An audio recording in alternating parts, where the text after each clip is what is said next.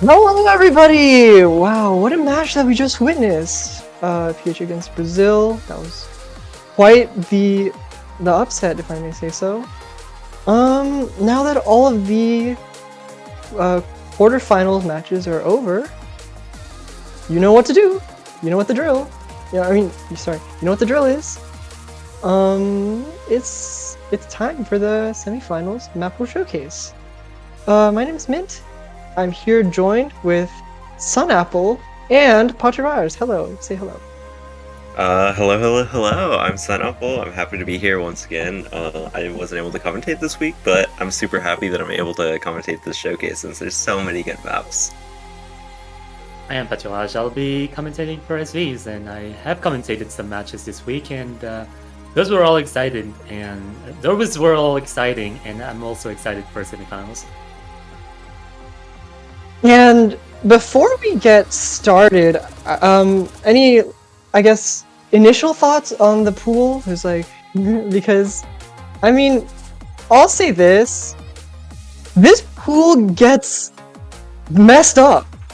It is really messed up. Yeah, I definitely agree. This map's difficulty, all the difficulty for every map is just over the top. It's insane. I can't believe that this is in the pool. And like, honestly, this map pool probably has some of my most favorite maps in the entire tournament. Oh, absolutely! Really, some of my favorite maps are in here. This is I'm actually shaking because some of these maps are gonna be insane. Oh my goodness. Patra, your thoughts? This pool is a pool, and yeah, you're gonna see why. Yeah, definitely. Yeah, we're already gonna throw some, I guess, surprises at you really early on. So I guess let's start. Let's start us off. All right, the first map of the semifinals pool, Rice 1. This is going to be streams. This clocks in at 353 BPM. Saraba Hitoshiki Hanashimi Tachiyo by U East, 1.05. This map is, I guess you could compare it mostly to Genova, I think. It's very, very similar in BPM, and the patterning is, I think, sort of similar, but it's definitely shorter in terms of like the individual stream sections. Yeah, I definitely agree. Also, a little thing to note is that this map has a lot of, I guess, implied mini jacks all over the place, which can cause some problems. Honestly, I don't think it's that huge of a deal, especially if you have played these kinds of really difficult stream maps, because normally they do have kind of those little mini jacks all over the place. But we are going to be continuing in this trend of anime in the map pool here, and just starting off with this.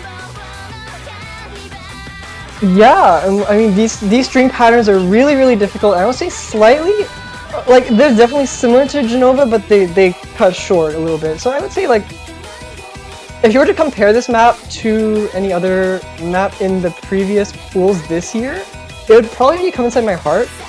That one is also kind of like this, like, where it goes, like, in and out of these 1/8s and into 1/6. This is obviously a lot faster. This is obviously... like, that was like 310 BPM. This is 350. There's a huge, huge gap. So we've gone up 20 BPM every single round, basically. But yeah, that map is pretty much over. Yeah, I guess something to note added on is that you will be seeing some anchory patterns in this map, so be sure to just stay on top of your game whenever you see those, because it can be hard to coordinate easily, and you can find misses or even 200s just off that alone. Yeah, and I guess we can get straight into Rice 2, which is going to be our streams, jump streams, but it's speed this time. So something we're going to be doing for this semifinals, because of the fact that we have two new slots in the map pool to make room for first to 7. So it was first to 6 before, but now it's first to 7. We're adding a extra jump stream pick. And don't be alarmed, 272 BPM. Yes, I know this is really fast. It is really fast, but it's fairly short, fairly comfortable. You get a lot of breaks, so it's only fair. And the next map. So this is very important here. I don't want to mention later maps unless it's really necessary. But yeah, so this map and the next map, they're both jump streams, but they're going to be very different. This one's faster, lighter, shorter. Next one is slower, denser, and much more stamina draining. So that's going to be the new addition. So basically, 2 new slots in semifinals compared to quarterfinals is going to be an addition of the stamina and the addition of a new LN slot. So yeah, that's what we're gonna. That's basically what this is. That's why this is so fast, but it's also very light. Yeah, it being really light makes this map honestly kind of comfortable to play, and you have been seeing these these long jacks as well as like kind of trilly patterns, and honestly, having played this map a few times before, they actually feel quite comfortable to play, so I would not be too scared seeing those, and I would be more scared about the BPM itself, especially if some player is getting to this level. Not everyone may be able to actually play this kind of BPM, especially at this such high level, being able to get such high AC. It can be super physically demanding, so I think maybe this will be kind of the more physical pick of the map pool like we have been seeing in past pools, especially in last map pool with Rice 2. Yeah, I mean, if we do compare it to Rice 2 from last week, like 247 to 272, that is a big jump. But again, it's significantly lighter, significantly shorter compared to the stamina pick, and we will be getting into the stamina pick. Wait, what's happening? Oh, what's happening? Oh my god!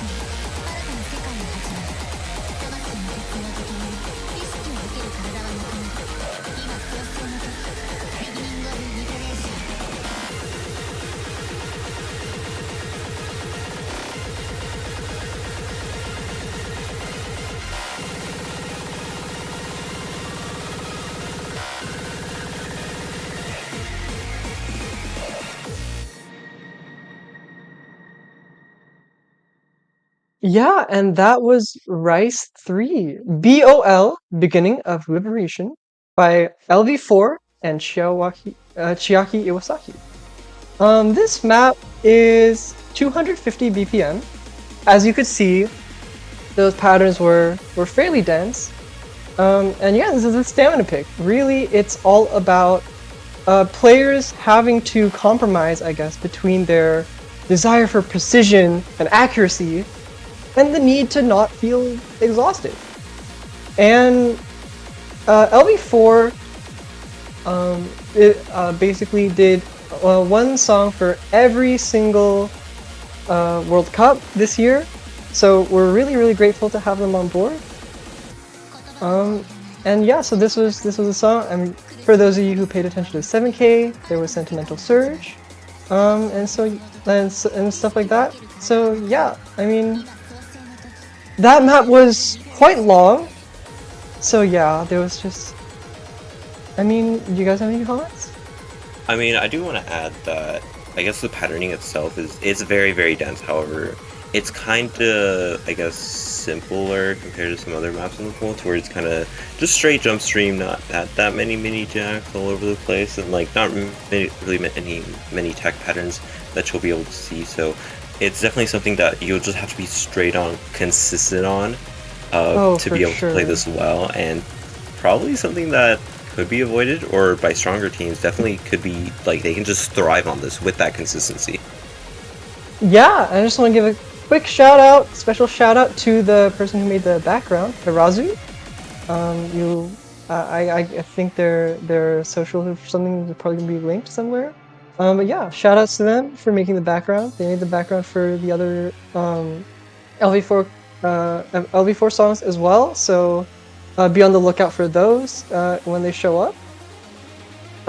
And with that, I think that's everything. I hope that's everything, so that we can move on to Rice 4. This one's exciting. Core Jacks.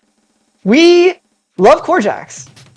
And we also probably, I'm sure you're familiar with this song. Yeah, I mean, Silver.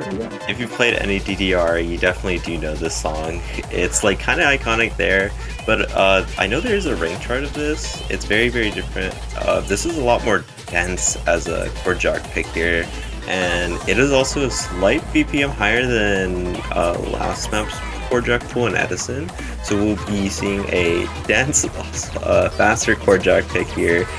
So hopefully players will still be able to play this. Yeah, and for those, I guess, like low perfect count fans out here, we're sorry, but we did have to throw in those like bursts and such. But we hope that you can still get insane accuracies on this. But yeah, these core jacks are, I think it's a fair step up from our previous pick. Yeah, we're getting into this break section. Don't mind the flams. I guess, like, watch your step, right? Like, don't step over the yellow line and such. Yeah, they really are just 300, 200 bait to mess people's accuracy up, but after that we should just be going straight back into the little jacks with the kind of 1, 2, 3 note patterns. Yeah, these patterns are very. I guess you would say this is like technical core jack. We get this long jack here, funny.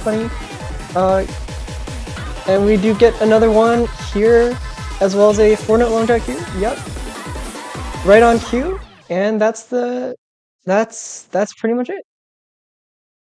I mean, yeah, very straightforward. I think very technical sort of core jack pick.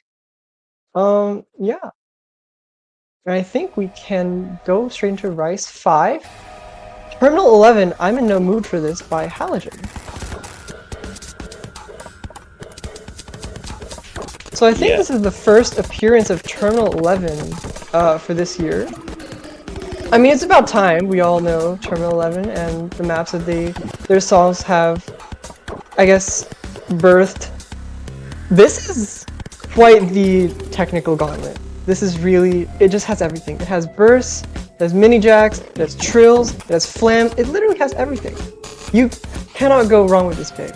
It throws everything at you. It's kind of, I think, most similar to probably, I want to say Staple and Smile, but I feel like this is more. I actually don't know how to compare these. It's actually really hard to describe these technical patterns. You really have to play it to feel it. Yeah, it definitely is like your most, not really straightforward, like your most obvious tech map in the pool that we see. There are a lot of bursts in this map which can just cause some issues being able to transition from regular like kind of calm patterns into really, really difficult bursts just constantly throughout this entire map, kind of on a dime at times. And generally, I feel like this is going to be an interesting pick just to play in general, since it has a lot of just 300 or 200 bait, miss bait, and it's just all over the place, honestly. Not really, it's kind of hard to describe in one, like, sentence, really. Yeah, for sure. I feel like this chart is also a microcosm of, I guess, how much preparation we put in to these pools. This chart was completed on March 19th. So this was 6 months ago that we finished this, and it was just like, isn't that incredible? Like, we've been working on these pools for 6 months. And I do want to give a special shout out to Haojin, just for finishing this chart so early on in the process. And also just like, for sticking around in the community for as long as he has. Like, big props, honestly. Yeah, super big. Yeah, these bursts. Ooh. All these bursts throughout this entire map is super nasty, and I feel like we may see some chokes, especially on this map specifically. Hopefully, For sure. nail-biting moments just throughout the matches, because they're most likely going to be so close, especially on this map, which is just so difficult to play. Yeah. And with that out of the way, our tech pick out of the way, we're getting into our dump pick. Hollywood Squares! We finally picked it! We did it! Woohoo! I feel like, honestly, I felt like this map was always an MGC map, but I guess it wasn't until now. Yeah, I mean, we were supposed to pick it in 2021, but I think that fell through because this was too hard at the time. And now we're using it in semifinals. Isn't that lovely? Really shows the big step up in terms of difficulty from the past years that we are seeing right now. But as you did say at the start of the map, this is a very, very dumpy map. We do see, like, I guess, a very bursty intro right here. And we will just be, like, getting introduced into these streams and, like, dump patterns right now. But after this, we just go, it is constant. And it's something that you will have to be looking out for consistently while playing this map. Yeah, I mean, this follows up from Celsius and Bakumitai in the previous pools, but make no mistake, this map is so much less forgiving. These stream patterns, they're technical, they're unrelenting, it's just absolutely, like, all over the place here. This is just pure, unfiltered, unadulterated dump. And, I mean, this long stretch of jump stream here, this goes on for so long, and it just keeps going. It does not stop at all until we hit the third quarter mark. It's just like, it's going to kill whoever's stamina is, I guess, low. Picking this near the end of the match will probably, like, destroy some morale at some point.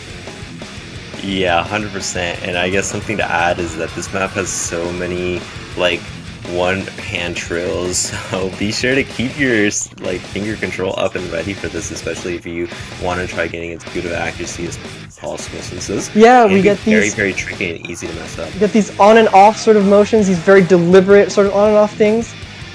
Those can be very, very tricky because a lot of players, I guess, are more used to, like, a smoothened out sort of like play experience, and this just like on off, right? The bursts and such. So that part is going to be very tricky for a lot of players. All right, and I think we can go to Rice 7. MDR QNX Tagon by Mathia. Mathia jump scare. Mathia jump scare, and immediately we get jump scared by some long jacks right now, and Yeah, this is another one of the tech picks here, and we've already kind of been seeing it with a lot of these flams as well as those early long jacks. Yeah, and I mean we're not stopping with our from streak. Yeah, we pretty much had a from song in every single map pool.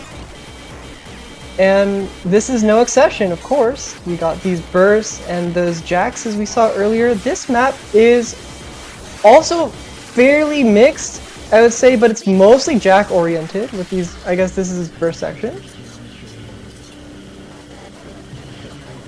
And yeah, this burst right here, this gets nerfed a little bit, but yeah, it's still very, very difficult.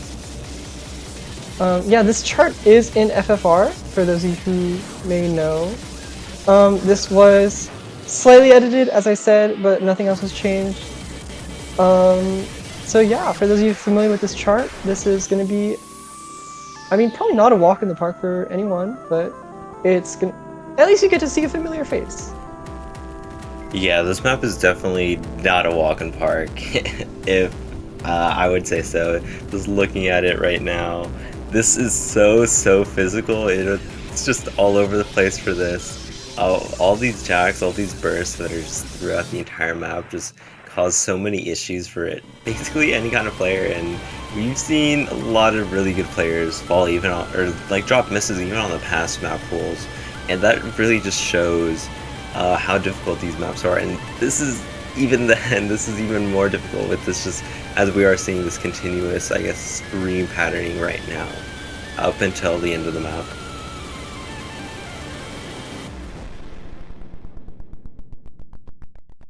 And yeah, I mean, wow, well, quite the map. I mean, for those of you who know, Mathai is one of our test players, and to have a map featured by them is quite something. It's not really something you see every day. And I suppose that closes off the rice pool. We're done with rice, no more rice. We're getting into hybrids. This is Kango Kurako by Uden. This map is hard.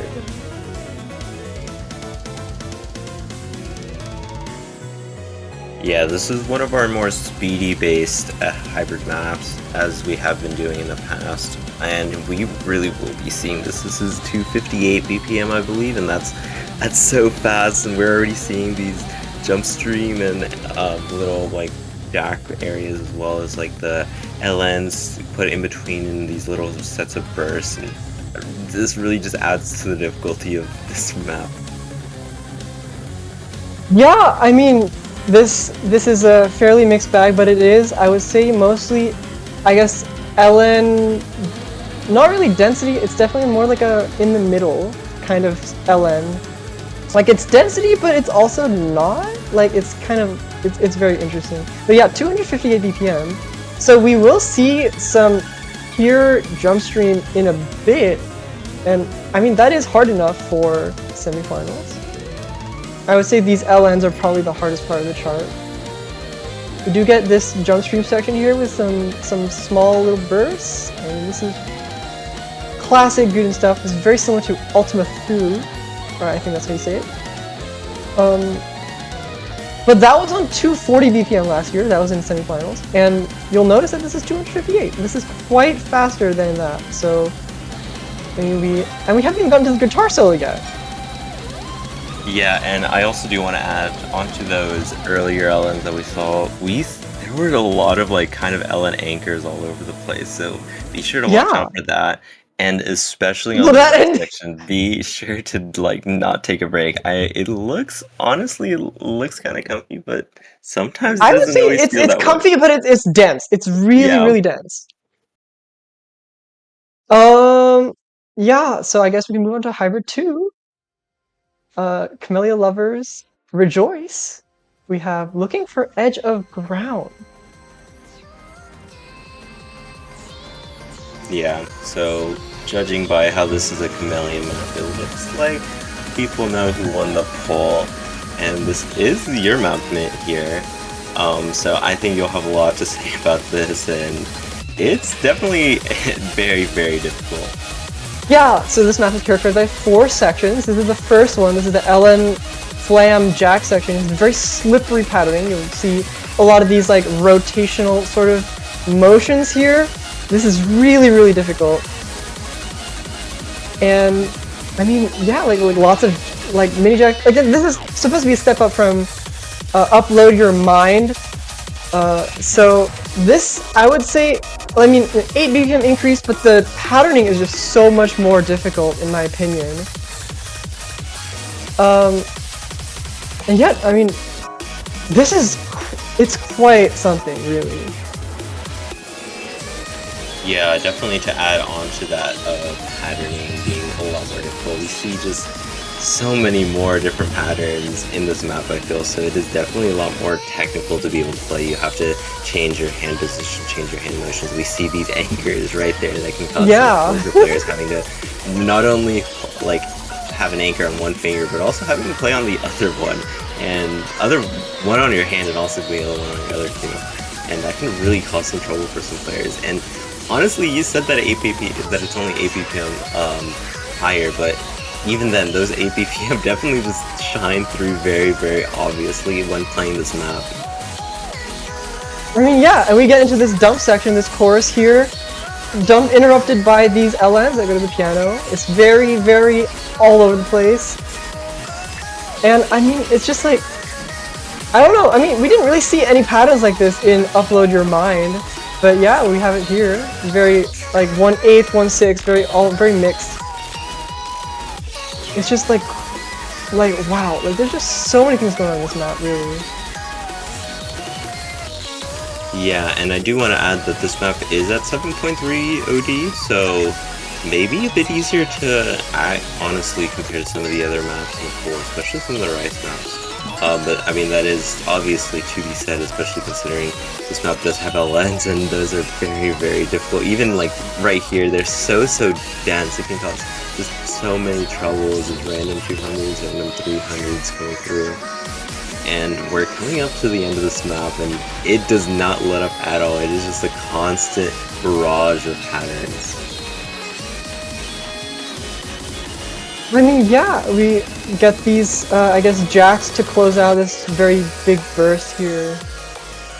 And yeah, that's Hybrid 2. Oh, right. Hybrid 3. This is hard. I don't know how else to say it. I really don't. I wish I had more to say here, but this is a technical hybrid, and it's all over the place. It is crazy. Just, you'll see. Yeah, we do see the return of Fola here, adding a step up in difficulty from their map from last pool in Calculator, and really, his map is just over the top with technical. I think Calculator was more like really hard to be able to play consistently, mainly because of those jacks kind of things. But here, it's not just those jacks ones, it's the LNs being on different snapping, it's the Rice being on different snappings as well, and also having to like play them right after LNs. And it's just so difficult to be able to really play consistently, really be able to have a good score on. Yeah, and honestly, it is easier than it looks, but it is still a significant step up from Calculator. Honestly, Calculator was kind of on the easy side, in my opinion, and this is probably on the hard side. So we're gonna see, like, I guess, if you compare the two maps directly, you're probably seeing a 1.5 gap instead of, like, 1.5 round gap. So this is gonna be really difficult. So yeah, I mean, I don't know, these like long jacks, those like long jacks while having to hold down on LN. This chart is, wow. I mean, like, I'll also say that Fola's song choice has also been like compared to every other custom mapper, has been pretty out there. This is a featured artist. They're now known as Supire. You may know some of their songs, such as Aquaphilia, for those of you who played in 4DM 2023. I mean, yeah, these long jacks is this part is super technical. You really have to get those rhythms down, and I mean this section's pretty much over. We got a little rice like respite here, but it just does not this is definitely the hardest hybrid in my opinion. Yeah, especially on this map, there's always something there just to, I guess, mess you up just at every single moment. I know at that end there, though, you said that it was kind of the respite, but immediately, like, after you said that, there was, like, this little, I guess, not, like, this little flam section that was just there, and it just seems so annoying to be able to play, especially after having played everything else in this map pool. Yeah, and I mean, as I said, so those are the three hybrids. We're not adding another hybrid, we are adding another LN. So we are going to get straight into it with Lemming Ming by Kreiserling. And I mean, for those of you who have been paying attention, who have been taking notes, I guess, you'll remember, of course, that Kreiserling mapped the quarterfinals LN coordination Astro Walkthrough. However, this is significantly different. This is like this plays like a Juan map and even looks like a Juan map, like aesthetically with the background and the song, and I mean this is your mini timing hell. Yeah, I definitely agree. Definitely just think about this map. I had completely forgotten it was actually a Chris Erling map. It is such a significant difference from Astro Walkthrough that we will be seeing here. We don't see necessarily pure coordination, we see more of that timing hell patterning where it's like kind of anchory all over the place, as well as like having to play multiple notes at the same time and like this while holding a singular LN.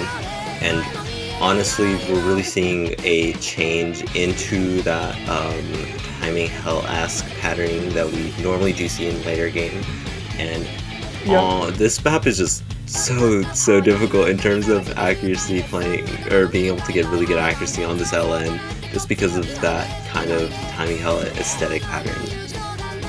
Yeah, I mean, you'll notice that a lot of Quan's timing hells are around 270 to 290 BPM, but this is 250 BPM, so it's a lot more approachable in my opinion. Like with that speed change alone, right? Oh, right here, this like funny staggered pattern here.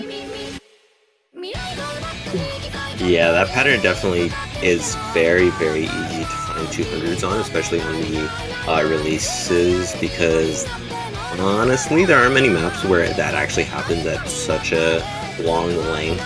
So I guess for not as experienced LN players, or not necessarily not experienced LN players, if you're not like a super top tier LN player, I would say that you will most likely find yourself having 200s, and you may have to practice that pattern once or twice alone.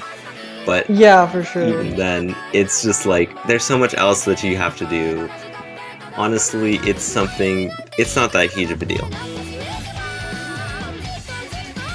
Yeah, I mean, like this charges go on for this clock in at 3 minutes and 9 seconds, so it is a little bit longer than maybe what some players will be used to, but I mean, timing hells have historically been fairly long, so I think this will not be a problem. You really have to maintain coordination and full focus for a long time, so it's really like I hope that it will feel natural for players, I suppose. Yeah, and also, I guess I would like to say how this is kind of like Secret Sleuth, honestly, from last year's semifinals pool. However, this is definitely significantly buffed, just because Secret Sleuth was kind of more, I guess you could say, backloaded, where this is just a constant level. This is just hard throughout, yeah. Pretty much. Yeah, and I mean, so that's the coordination out of the way. Let's get into density. We have U-East appearing again, this time for LNs. I mean, we know U-East more for LNs anyways. This is LN density, 209 BPM, Super Nuka World. Yeah, and honestly, this is probably one of my favorite maps in the pool. This is super fun to play. It is on 1.1, so it is quite difficult around that 210 BPM density range, which is, I would guess, is where players really start to fall off. And it's definitely something. This is If you did play 2Ys last year, most likely you have since it was super popular, honestly. This is kind of like that, but honestly, this is a lot more fun to play for me at least because it's quite a big difficulty jump just in patterning alone from 2Ys. Just because there's, unlike 2Ys, I guess some of the shorter long notes are kinda awkward to play at times. Yeah. I mean, this is very unrelenting. It's very similar to 2Ys. I mean, from 2Ys from last year, and I mean, this is like significant step up, 9 BPM higher than that, and also the patterns are harder, I would say. And yeah, 2 minutes 30 seconds. This map really doesn't feel like 2 minutes and 30 seconds. It feels like forever because of how long you have to maintain your composure for these really, really like just overwhelming LN patterns. Yeah, I definitely agree. This map, especially if you're on like a full combo and you kind of aren't used to that, you will find that this map just doesn't end. You can get to like the third quarter and just be like, when is this gonna end? I need this to end right now. I'm on such a good run and stuff. But really, there's just so many places where you can maybe just misread a pattern, and as a result, you kind of just break immediately because you have to keep your composure up for the entirety of the 2 minutes 30. And this map at OD 7.5 can definitely cause quite a few troubles because that OD is honestly quite high for these kinds of LN maps that we have been seeing, especially with these short long notes, which can cause some 300 bait to come out for a lot of players. Yeah, for sure. And actually, I think this is probably like I would say like the third map in this pool that was originally supposed to be in quarterfinals, and we moved it up and uprated it. I think this was made for quarters on 1.0 actually, but it was too easy, so we moved it up. Yeah, it's definitely interesting to see. And I guess we can go on to the next map Yeah, since here's another map that we I believe uprated. that was the same. Yeah. Yeah, we have this map. Man, I think you'd be better at saying it than me, honestly. Yeah, this is Kono Hiyori no Konjiki Teigen, and this is I mean, 2DX players are gonna have some fun with this one, I think. Yeah, honestly, playing this map, this was one of the earlier LN maps that did come out for like test players to play. And Yeah, this this map was like is mapped in May and so something. much fun to play, honestly. It is so fun! It It's is very, addicting. This very song and map chatty. is addicting. Yeah, definitely. And as I was saying, this is very Jacky, so it's honestly not too difficult to necessarily play, and it's kind of easy to get a full combo on. However, getting a good accuracy run is definitely something to look out for, especially on this uprate where these short long notes just become even shorter than they normally are, and it's a definite map. I feel like this is going to be a fan favorite though, just because of how addicting it is to play, as you were saying. Yeah, I think this is like between. I mean, I don't know. The LNs are all so solid that like it just feels like I don't know. Honestly, it's hard to say. Yeah, But yeah, definitely. it's like I mean, You can yeah, go. very Jacky, as you said. Lots of verse, lots of mini jacks. I mean, I hope people don't bring out the Black Princess comparison, but I mean, I don't think it works here, but I mean, kind of. Honestly, this doesn't really feel like Black Princess at all. It Since Black doesn't, Princess yeah. has like But I'm I sure guess people are gonna main. see Ellens and Yeah. Jackson are gonna be like, oh yeah, no. Yeah, Black Princess is definitely a step up in difficulty in like patterning alone. This map, I feel like it's more intuitive in terms of patterning, and Yeah. just because like the song itself goes with it really well, and it's definitely something that I'm excited to see, and probably my favorite map in this pool overall. Yeah, honestly, like this is probably one of the more iconic picks. And yeah, that's LN3. As I said, we have a fourth LN, and we have Nostalgia, Yeah, mapped by yours truly. this is another. I feel like honestly, I looked at last map's LN pool and I thought, like, this LN pool could not be top. And then I immediately see this map's pool, or this round's pool, and I'm like, holy guacamole, it got top. That's insane. Holy guacamole! Yes. These maps are so much fun to play as an LN player, and especially this map. This is, I guess, a more mixed LN map. It's definitely has just every single patterning. Yeoman is definitely known for having, I guess, more density-based LN, and this, it definitely is that, but also has a layer of coordination that you will have to practice sometimes.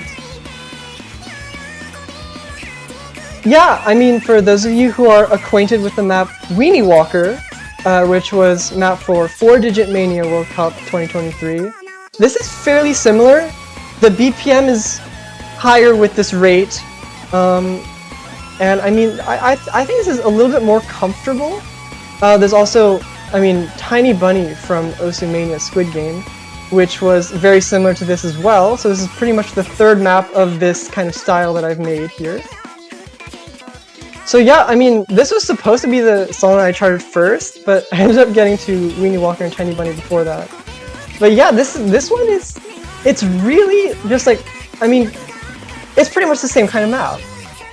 It's just very flowy, releasey. It's just like, yeah, I mean, there's nothing really much to say. If you know Weenie Walker, you know this map. Yeah, and I guess that is definitely a good thing to note, that if you do know Weenie Walker, you definitely will have practice on this kind of patterning. And right, this is a cut version, so we did upgrade it slightly to the 1.15 rate, and that really adds to the difficulty alone. Just the density alone, it is definitely something to look out for, something that can cause some trouble for some players, especially if you aren't as physically capable as we get into this later game. For sure. And I mean, like, this is just, I mean, it is quite insane, in my opinion, right?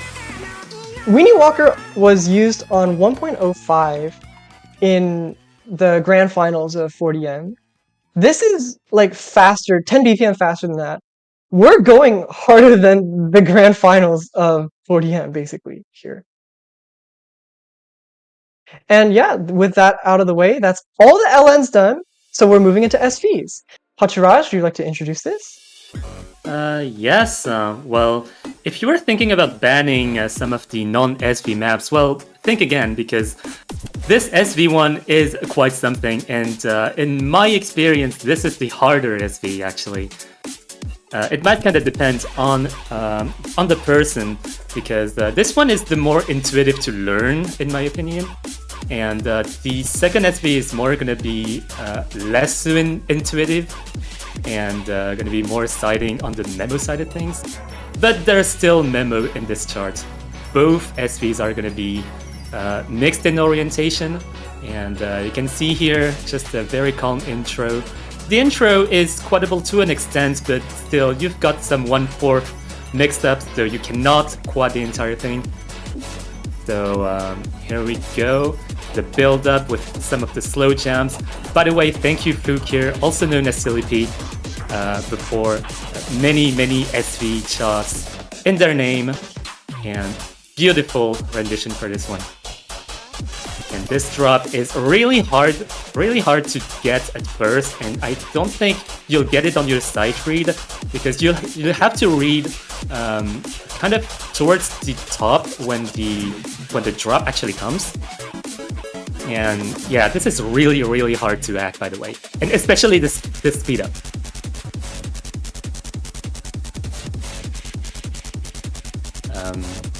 Yeah, this is all the same snap, by the way. This is just visual unsnaps, and you might lose yourself while reading this, by the way. And this is like the most extreme slow jam. In this part, there's so few notes, but this part is actually the hardest part of the map to me. This ending, I've dropped so many chokes in this ending, and Walter as well, by the way. Thank you, Walter. Well, no, it's not Walter, it's Odyssey who did this replay, and thank you for that choke on the last note. Yeah, I mean, you definitely will have to be practicing this map multiple times. It isn't the memo map, as he did say, and that really goes to show, or I guess it isn't as memo. It definitely does have a lot of memo sections, especially as we did see at that end. And something that you will notice in this replay was that there were a lot of ghost tapping. So for those experienced L1 players, I know you will be doing it, but maybe for some of the newer ones that are somehow still in this map or still in the pool, definitely something that you will be wanting to look into. Yes, completely correct. And we're now going into the second SV. In quarterfinals, the second SV was more gimmick oriented, which was kind of experimental. But this has its fair share of gimmicks. We start with a reading-oriented kind of intro, pretty simple to understand, pretty simple to learn, but you'll see where the trouble is very, very soon. Thank you, Nova Sagittari, for this map and wonderful collaboration here. Many mods, and those teleports are not side tradable. You'll have to study this. You'll have to play this over and over again. And yes, those are long jacks. Those long jacks are at 130 BPM, which we deemed was appropriate for semifinals. And honestly, this map looks absolutely wonderful visually. And the way Nova lays out the SVs and all of those transitions is so smooth. Oh no, I have to play an SV map over and over again to understand it? Oh no. The horror. Yeah, I mean, this map, I remember seeing an older version of it, and it was... I mean, the patterns were quite something, that's for sure. Yeah, the last part of this map, I think, is the hardest part to understand and is the least intuitive. And some of the snaps as well, you have to be very careful. This long jack here is not an entire long jack, it's memo.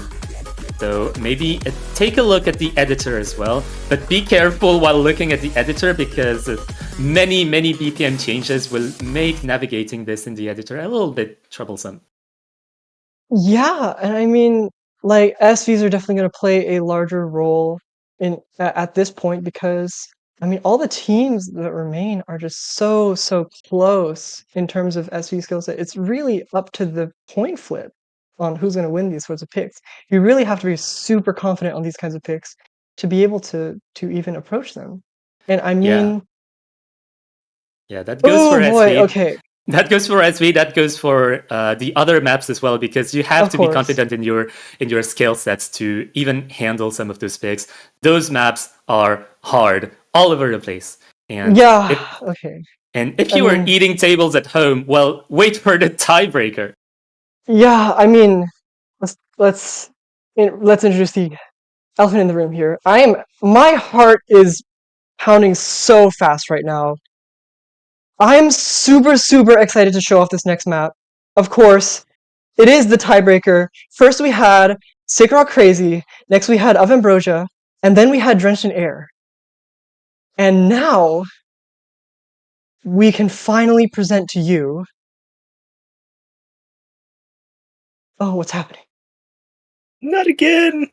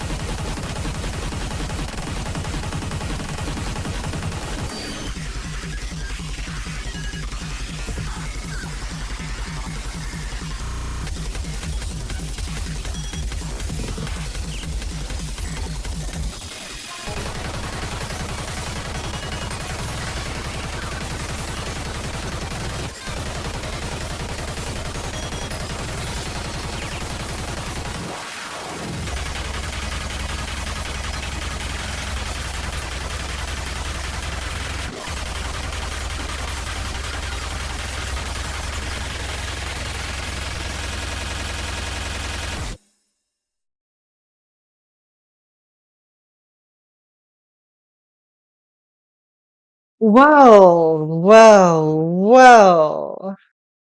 That was quite something, wasn't it? Yeah, that was definitely a map of all time. That was intense, honestly. It Yeah. was so many places to choke, so many places just do everything in your mind. Yeah, and I mean, this chart was a collaboration between me and Guden. We worked really, really hard on this, and I mean, it turned out. It's crazy. It is crazy. I mean, I cannot I cannot express how grateful I am to be able to work with Frums and all the other artists who have worked on OC Originals this year with us. And like, I'm very humbled and honored, and it's just like, honestly, this year has been really, it's been it's been a blast, and I've been, yeah, I'm getting a little emotional, honestly, and it's I'm so I'm just in. I have no words, honestly. Like this map is the culmination of everything that I've worked for the past 4 years or 5 years of map pooling. By the way, it's Yeah. only semifinals. Yeah, I was about to say. Yeah, this is only semifinals. We have two more tiebreakers. It's so like good, and we still got so much left. I think that just goes to show how this much staff has actually worked on this map pool. It's my first year staffing so far, and it's been just such a blast. And we are only on semis. We still have 2 weeks left. We still have 2 weeks left of matches. It's only going up here, honestly. There's so much left, and yeah, I hope everyone is liking these map pools. This is 8.4 stars, as some people were asking about. So, interesting to see. 8.4. I mean, it's not our fault. It's star ratings' fault. This map, you guys saw it. It was balanced. It was balanced. You guys, come on. Not our fault that it's 8.4 stars. I don't know how that happened. Yeah. But yeah. But I mean, it's 8.4 stars definitely for a reason. It's definitely not an easy map to be able to play. I'm not sure if FCs are too feasible in terms of in match. I think FCs are feasible in general, but in match is a different story, definitely. I mean, yeah. I mean, this was harder than the finals TB of last year. Tremendous. I mean, this is quite the map to keep up with. And honestly, like, it's just like, wow. Yeah, I mean, there's not really much else to say, really. I mean, I guess we'll roll things out. Yeah. Map pools and stuff. Yeah. The last thing that I want to say is that we have the banners now, so be sure to be banners! Support your favorite team and the OSU staff by paying $2.50 for the banners. I love banners. You should too, and you should buy one right now.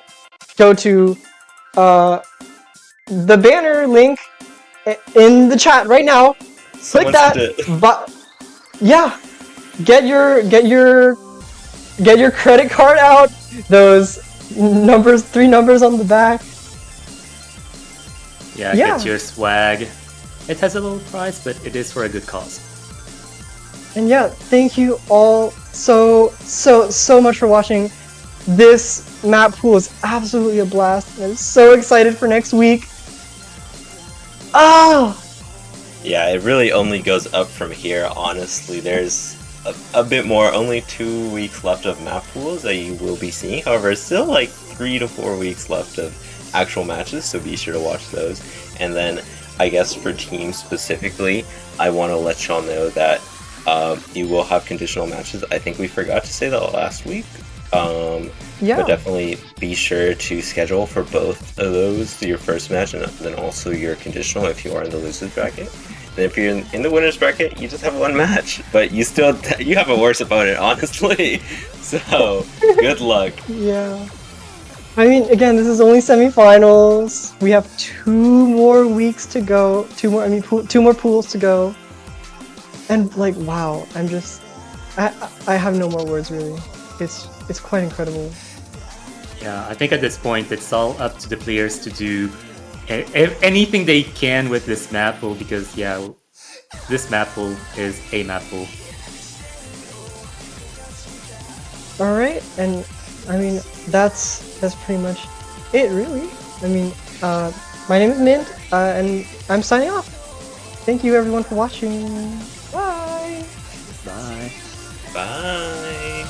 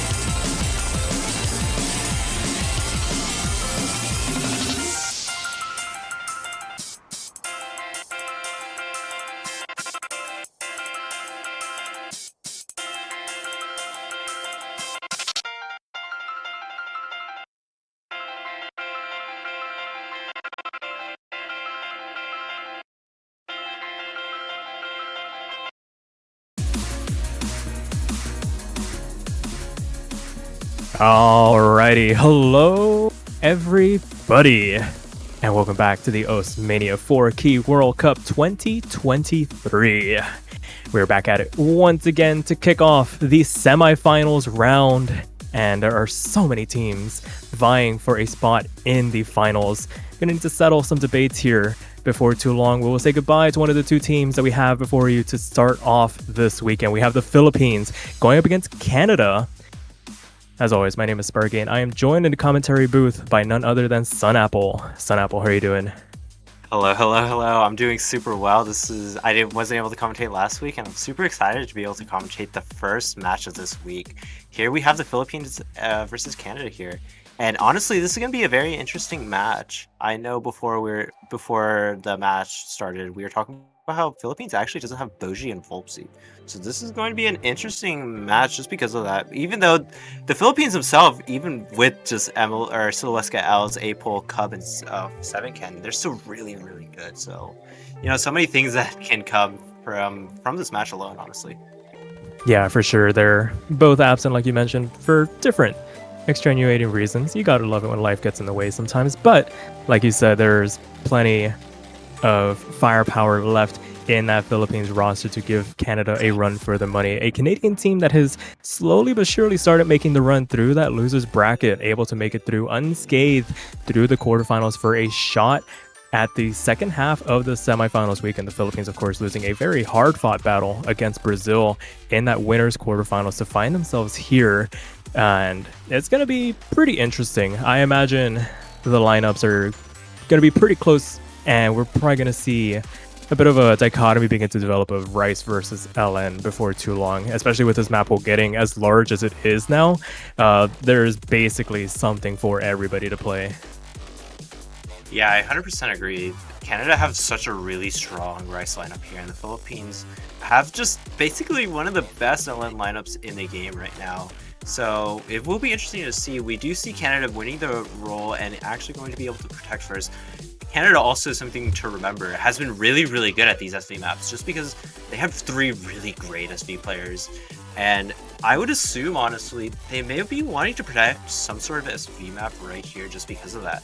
Though, with that being said, Philippines also has been really star-studded with their SV team, so it's honestly not as black and white as it may seem for these protects. Yeah, for sure. It's definitely one of those situations where in matches prior, we've clearly had a SV front runner that's definitely looking to stake a claim in that bottom half of the map pool.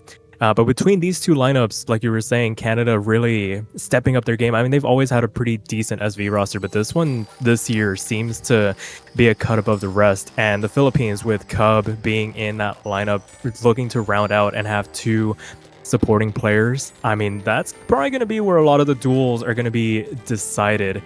And I mean, they're not as up for grabs as they have been in weeks past. It'll be very interesting to see if they get looked at, protected, or banned.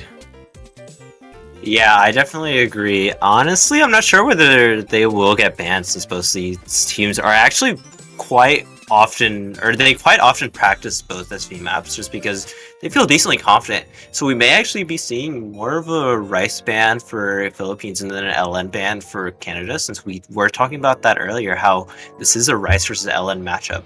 Probably for the Philippines, honestly, going for something a bit harder, like the From song, Rice, I believe, 7. That one's definitely something that could easily get banned for the Philippines just because of the difficulty alone. Yeah, for sure. And while we were talking about that, Canada did throw out their protected. It is going to be SV1, and Philippines responding with Lemming, so an LN protect as well. So currently focusing on this lower half of the map pool, Philippines up to ban now. You wonder if maybe they'll flip the script a little bit, maybe get rid of SV2, and sure enough, Showdown does get removed from this pool, maybe limiting some of the options from Canada, not really wanting to get into an SV duel, if at all possible. Yeah, that's definitely true. Honestly, this ban definitely makes a lot of sense, but I'm not sure whether it's definitely the best ban. I will have to see how good Philippines' Rice lineup is right now, just because of that. But I feel like having the option of SV2 for that Philippines team can definitely help them out, especially in the later game of this match, considering how many points you need to win now that this pool is just so big. Yeah, for sure. It's already growing exponentially in size, and Canada actually wanted to ban SV2 also, just based on the conversations we're seeing in the chat. Either that or maybe just getting some confirmations there. But it looks like they are just starting to fill in the latecomers to see what is going to be the plan of action from here on out. Yeah, I think there are some troubles in the lobby right now, and as we did say earlier, Canada protecting SV1, Philippines protecting LN1. Canada will be banning actually Hybrid 1 here, and then just like to re-say it again, for anybody who's just come in, Philippines did ban SV2. So now it'll be, I believe, Canada's pick here. So most likely going to be going for the Rice side of things, since, you know, something that could be chosen pretty early on, especially since a lot of people kind of feel confident in these first few picks. Maybe something like Rice 1, or you want to go for something a lot more difficult in like Rice 5 or Rice 7 right here. Yeah, for sure. So for right now, just waiting on that first pick to come out. And I mean, we could probably go on forever about just how open this map pool is for both of these countries, but I imagine some final deliberations are probably going to be taking place here. And despite the fact that we are talking about how this is probably going to shape up to be an LN versus Rice matchup, the fact that Canada got rid of one of the hybrids instead of one of the dedicated LNs tells me that they at least feel somewhat confident going into the full breadth of that LN pool, the different stylings, and adding that 4th LN pick, maybe not deterring them as much as something like Hybrid 1, for instance. Yeah, I definitely, just looking at the Canadian roster themselves, I kind of feel like there's two modes of the Canadian roster to where there's more of a Rice and more of an LN mode. So maybe they just don't really want to pick in that in between for the hybrids, or they want to have less options for the Philippines to be able to pick in that later stages if this does go like breakpoint after breakpoint or whatever, so that they have kind of the easier hybrids that they feel more confident in. And we will actually be seeing just the straight protect from Canada here, SV1 and me. Yeah, it seems like a pretty good first option to get into. Go into that protect on it. You've practiced for the entire week, feel pretty comfortable on. Sure, the gimmicks get a little bit harder as we move on through the pools, but with how consistent these two lineups have been, it'll be very interesting to see how both teams stack up. Now we've gotten rid of SV2 as well. Yeah, and I believe these are going to be the lineups for both teams, Dale, Piggy, and May for Canada. And interesting enough, we won't be seeing Cub, who I believe has been playing the SVs for Philippines. Instead, we'll be seeing 7 Ken, Soloska, Els, and Apol right now.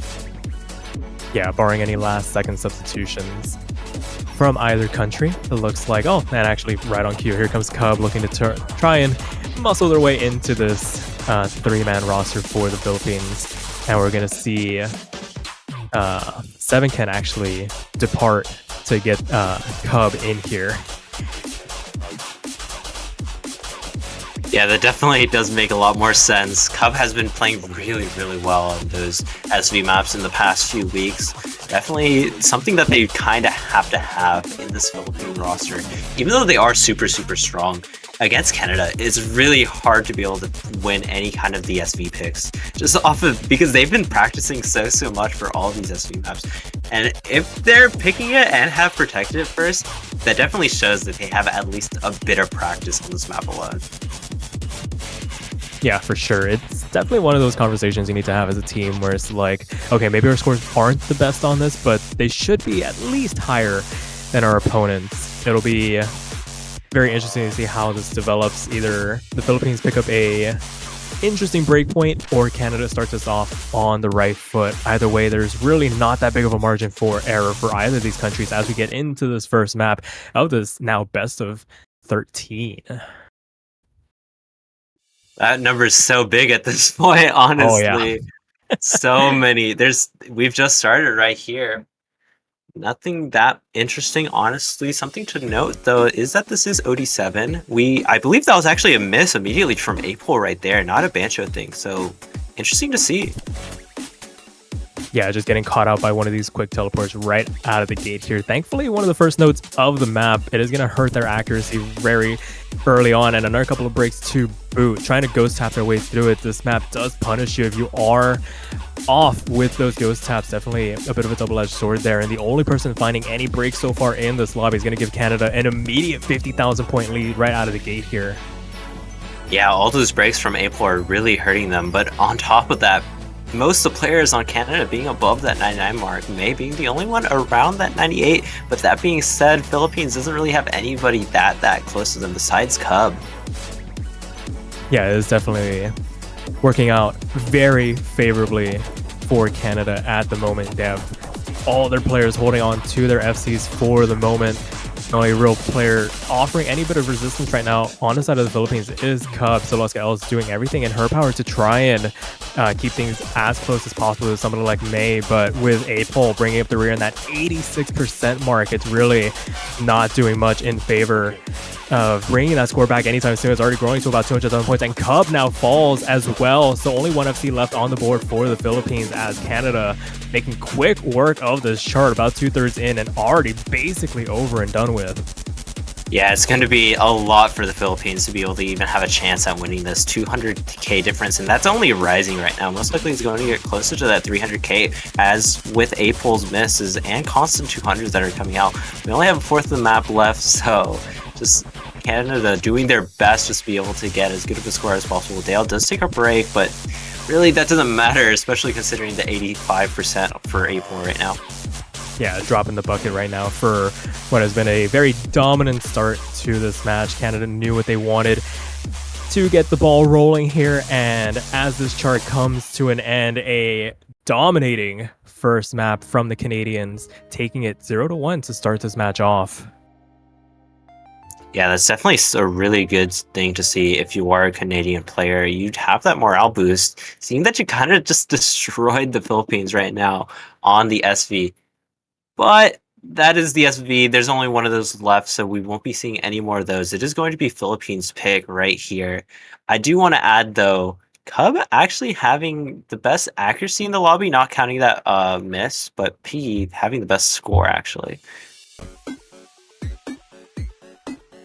Yeah, for sure. And I think the Philippines know what they want to go for already. They're already picking Lostology here. So sticking to what we were describing when this match started, Philippines going to opt to linger around this lower half of the map pool. Going to go for LN4 to try and right the ship a little bit here. That was... Usually I would say that'd be a pretty decent licking to take at the start of a match, but I don't think the Philippines was in any real headspace to go into SV1, so maybe just an opportunity to brush things off, get the nerves out, kind of cleanse the palate a little bit before getting into the actual match proceedings. Yeah, I kind of agree. Playing the LN here right now is basically what we're going to be seeing a lot for the Philippines, especially with just such a good LN roster with Celestia, Els, Apol, and what is most likely going to be 7ken, just because I think it's gotten to the point where the difficulty is hard enough so that Cub isn't going to be able to play the maps as well, but instead 7ken will actually be able to play super well, especially with their combo ability. But on Canada, something that we've been seeing a lot as this roster right here with the Walmart, Dale, and May for all the LNs. But honestly, it will be based off this third player for both the team. Really being the deciding factor for these LN picks that we will be seeing. Yeah, for sure. And judging by the way things are going, it doesn't look like we're going to have any substitutions, so it will be Cub staying in for the Philippines as opposed to somebody like 7ken. It's just bears reminding Philippines running a little bit light here, so going to have to make do with what they have and see if they can put their best foot forward here on their first pick, try and answer back, or see if Canada can pick up the first break point in this match. They definitely have the roster to do it, as they have been so far during this tournament. Yeah, and here we go. Starting off, we are actually seeing a slight lead in favor of the Philippines, mostly off of AK. Dale having a slightly lower AK compared to everybody else, most likely just finding a few 200s at this intro, which is very understandable. Even this intro alone is really easy to find 200s on. But as we get further into the map, this lead is actually growing slightly for the Philippines, most likely just because of a bunch of 200s coming out from all the Canadian players. Yeah, their average accuracy for their top players hovering about that 99.6 mark. Dale, like you mentioned earlier, picking up a couple of extra 300s, 200s for the road, lingering in that low 99% mark. Still holding out to their FC very importantly, but right now the Philippines putting on a bit of a clinic here. 99.7s across the board. Definitely a much stronger performance compared to that SV1 run, and they're starting to pull out a bit of a lead here just based off of this accuracy alone. All 6 FCs still left on the table as we make our way into the second third of the chart.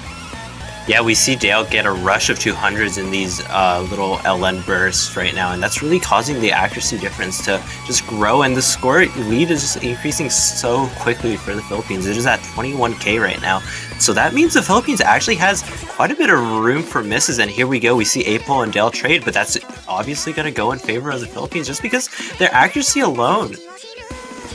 Yeah, for sure. That was starting to quickly become the lowest accuracy for the Philippines, so it didn't do that much damage, and the fact that they got traded with Dale definitely helped mitigate some of the bleeding. The one good thing about these LN charts as we get further and further into the tournament, and as Cub finds a drop in this bit of a quote-unquote calm section before things start to pick up once again, it doesn't feel like you get any sort of breaks, but the 10 does let up a little bit. These trades do favor the Philippines when all is said and done, despite the fact that that one didn't get traded back from Cub, from either Walmart, May, or Dale. The fact that they have such an advantage in terms of their accuracy from Celestia, Els, and the supporting combo from Apol and Cub as May finds the next drop as well, and that's going to help balloon this lead in favor of the Philippines. It's basically smooth sailing and a pretty decent answer back for the Philippines to try and put up some sort of resistance against its Canadian roster. Yeah, this lead is just too strong for the Canadian roster to be able to take, even with a few breaks from Cub or Apol right now. We are getting at the end right here, and Philippines will be able to take their point right back, making it tied at 1-1 right now. Yeah, very strong showings across the board. A couple of breaks, but a couple of FCs surviving as well. Stand-up performance to Loeska Elves, of course. The forefront of the LN scene so far for the past year or so. Only 6 200s to their name, best ratio and accuracy as well. Yeah, but now it's going to be Canada's pick right here. They don't have any more SVs left, so it'll be a bit trickier to be able to understand really what to pick. But Rice really is just what kind of the easiest thing to pick. Maybe hybrids if you want to try, but honestly, just looking at that LN squad or that LN score, I feel like it'd just be better to stick to this higher side of the pool. Maybe going for something super, super hard, and I'm in no mood for this, or Rice 7 here. Yeah, for sure. Both of those are definitely on the more abrasive side. There's definitely very varying levels of abrasion for both of those charts, but both definitely trending on the upper end of the needle for the Rice charts in the semifinals pool. That, or they can go for something more bog standard. You can go for stuff like Rice 1 or 2. It really just depends on how high you want to push the BPM. And it is going to be Rice 2 here, so thinking of you going to come out for Canada. Yeah, we will be seeing the lighter jump stream pick to be chosen right here. A lot of room for error, especially on this map alone. There are quite a few, I guess, mini jacks. They're more implied mini jacks, so they're a bit easier to place. But still, it doesn't mean that they're really easy, and especially with this Philippines roster not having kind of their star-studded Rice players, it'll be interesting to see. Sevenkin will be replacing Apol here, and then Walmart or GDM will be replacing Walmart for the Canadian roster. Yeah, some final adjustments being made from both sides. This is starting to push the ceilings of the players. I think we'll see it develop more as this weekend goes on, where you see combo breaks happen a little bit more often, and players generally falling off towards the ends of these maps as they try and push hard through the beginning to maintain good accuracy. And then maybe if the physicality just isn't there, especially with the way these Rice picks have been ramping up, we'll start to see some players fall by the wayside. But for these higher end teams, these higher seeded teams, we'll probably just see more of the same as we have, and just a bunch of 990,000 scores, and we'll probably be yelling about how good the accuracies are, and we'll wonder what we have to do to finally push some of these players. Yeah, that is definitely true. Some of these players are a bit insane. I would be looking at May here for the Canadian squad if you want to be seeing some really good scores as long as they don't miss, which has actually been happening a lot. Something that I do want to talk about is the consistency for May hasn't really been there, especially compared to some other players. So can definitely help the Philippines here, especially considering having actually a decent Rice lineup, even with the loss of Volpsy and Boji. Yeah, for sure. And this is basically going to be one of the better consistency tests outside of maybe something like Rice 1 for both of these lineups to really kind of square up each other in terms of the more bog standard Rice picks going forward in this match. And right now we see teams basically neck and neck inside of about 1,000 points, give or take about a couple of hundreds of a percent in terms of accuracy. But in just an instant, all you need is one tiny little hiccup and a couple of trades back and forth. May, Soloweska Elves, and Cub all falling going into the second quarter of this chart. That trade helps on Canada in this regard, but it's going to be the road to recovery that's going to make all the difference here as we get later into this chart. Yeah, and I do want to let know one, Soloweska Elves does take a break. However, Philippines did actually have the advantage right before all those breaks happened. So if Canada does continue to take those misses, it can actually go in favor of Philippines, but it's looking like the Philippines is actually going to be the one that are taking more misses. Cub double breaking right there, and maybe not able to keep up with the physicality, continuing to take these drops, and this lead is looking just really, really good for Canada. They can take probably 2 to 3 misses at this point. Yeah, density being relatively the same, just speedier. And I think we were seeing it in the IRC chat before the match started, Cub lamenting the 271 BPM. It does definitely push you to your limits, and we can see a couple more breaks coming out from the side of the Philippines, helping grow this lead for Canada. And despite the fact that May being the only casualty for the Canadians, highest accuracy for them, really picking up the pace here as GDM finds a couple of misses as well, but this lead has grown to a point where it would take a lot more than that to give the Philippines any sort of chance back into this map. In fact, it might already be in the room of insurmountable as we approach this last sliver of chart. Cup finding out a couple breaks for the road, and when this map is going to be done, Canada is going to be able to take their second point and make it 1-2 now. Yep, and that's really good for that Canadian map or roster here. This is probably one of the more simple Rice maps, probably one of the more physical. However, something that is good to see for Canada, seeing that you have quite a big advantage on these Rice maps. But you also got to think that Philippines did have a pretty big advantage on that LN map as well. So really will be interesting to see. It is now Philippines' pick here, most likely going to go back into that LN squad or LN map pool right now. Yeah, for sure. Wouldn't be surprised if we saw maybe the Protect come out for the Philippines. That, or I mean, they do have LN2 and LN3 to work with, but as I say, LN3 is actually going to be the choice for the Philippines. Yeah, it looks like Cub may not be fully warm. Some Philippines most likely won't be opting to pick LN2 as soon as possible, just because that is a bit more physical LN map, being very, very dense and taking a lot of, I guess, just raw physicality here. So most likely we'll be going LN3, then LN1, and then LN2, just while they get Cub warmed up. But I mean, we do see LN3 right now. It is a bit more of a technical-esque LN map with a lot of, I guess, jackish patterns, a lot of shields, a lot of reverse shields that you will be seeing. Yeah, for sure. One of the, dare I say, lesser appreciated LN skill sets, being able to handle your reverse shields, your shield patternings, and it ends up making these LN picks a lot more jack oriented, like you were mentioning, and can definitely take you for a bit of a ride if you're not to keeping your fingers pressed down when you're going through your jack motions.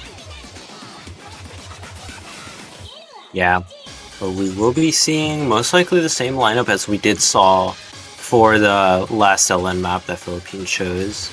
Cub, Celestica, Els, and A-Paul, and the same for Canada, Walmart, Dale, and May. And I would really be looking at Dale here. If they are able to get a really good score here, I think that can definitely lead to a breakpoint for Canada. For sure, there's definitely potential for Canada to kind of just pop up and take one of these LN points, and that really throws a spanner in the works for the Philippines to try and find a way to work one of those points back in their favor. But that's a conversation for after this map. I'm going to get into this fourth map of this best of 13. Philippines looking to try and maintain parity. Canada looking to try and get their first break point, get the first leg up in this match on LN3 here. Yep, and those eyes on the banner for Kono Hiyori are kind of scary, honestly. But we will be starting off right here. No lead necessarily, but we also really haven't gotten to the actual map. We'll be seeing these LNs right here, and they really just don't stop whenever we do see them. Philippines seeming to have a slight accuracy advantage, but that's really not that far, honestly. Yeah, some of these near inverse-like structures, these outer column anchors can definitely take you for a bit of a ride, and it did take Dale for a bit of a ride as they find the first break in this lobby. And a pretty significant one to boot, down into the 98% range. The second one for the road now, and the lead grows to 16,000 in favor of the Canadians. May the next one to fall. Only person holding on to an FC right now is Walmart for the Canadians, but A-Paul finds the next drop here, trading it back, and another couple two. So this one's definitely not over yet as we make our way into the back half of the chart now. Cub falls next as well. Yeah, we're seeing breaks left and right for all these teams. This lead is only 6k. This has been the smallest it's been for the entire match. And really, this means that 1 or 2 misses for this Philippines roster can definitely switch the lead over to Canada, but May is actually going to be the one to drop. So that lead is actually going to be increasing for Philippines alongside Walmart, the last FC for Canada, taking a miss as well. We are at this last third point. Celestia L is doing their best to hold as high of accuracy as possible, and that's been doing wonders for this Canadian team. Yeah, for sure. 99.85, a dominant showing on this chart, really putting the team on their back at the moment to try and get this LN point, and having all 3 FCs down for the side of Canada definitely helps in that regard. Walmart being the only person really able to contest in this regard, but now May has taken over in terms of the accuracy front, and as this chart comes to an end, it will be Philippines maintaining the tie here, making it 2-2. It Well, is 2-2 right here. However, that map was a lot closer than LN4 there. And I think, as you were going to say, that score from Celestia Els is insane. That is probably going to be one of the highest scores on this map for the weekend. 995k, a V1 double S. When your team needed it the most, that is exactly how you do it. And of course, the Canadians offering a bit of resistance there. It was pretty close to start this map off, but slowly but surely, all 3 of them finding their breaks at different times helps solidify that lead. And it goes back over to Canada. Yeah, and we did see quite a big difference in terms of score for Rice 2. So, I mean, honestly, I would think something like Rice 3 going for a stamina map.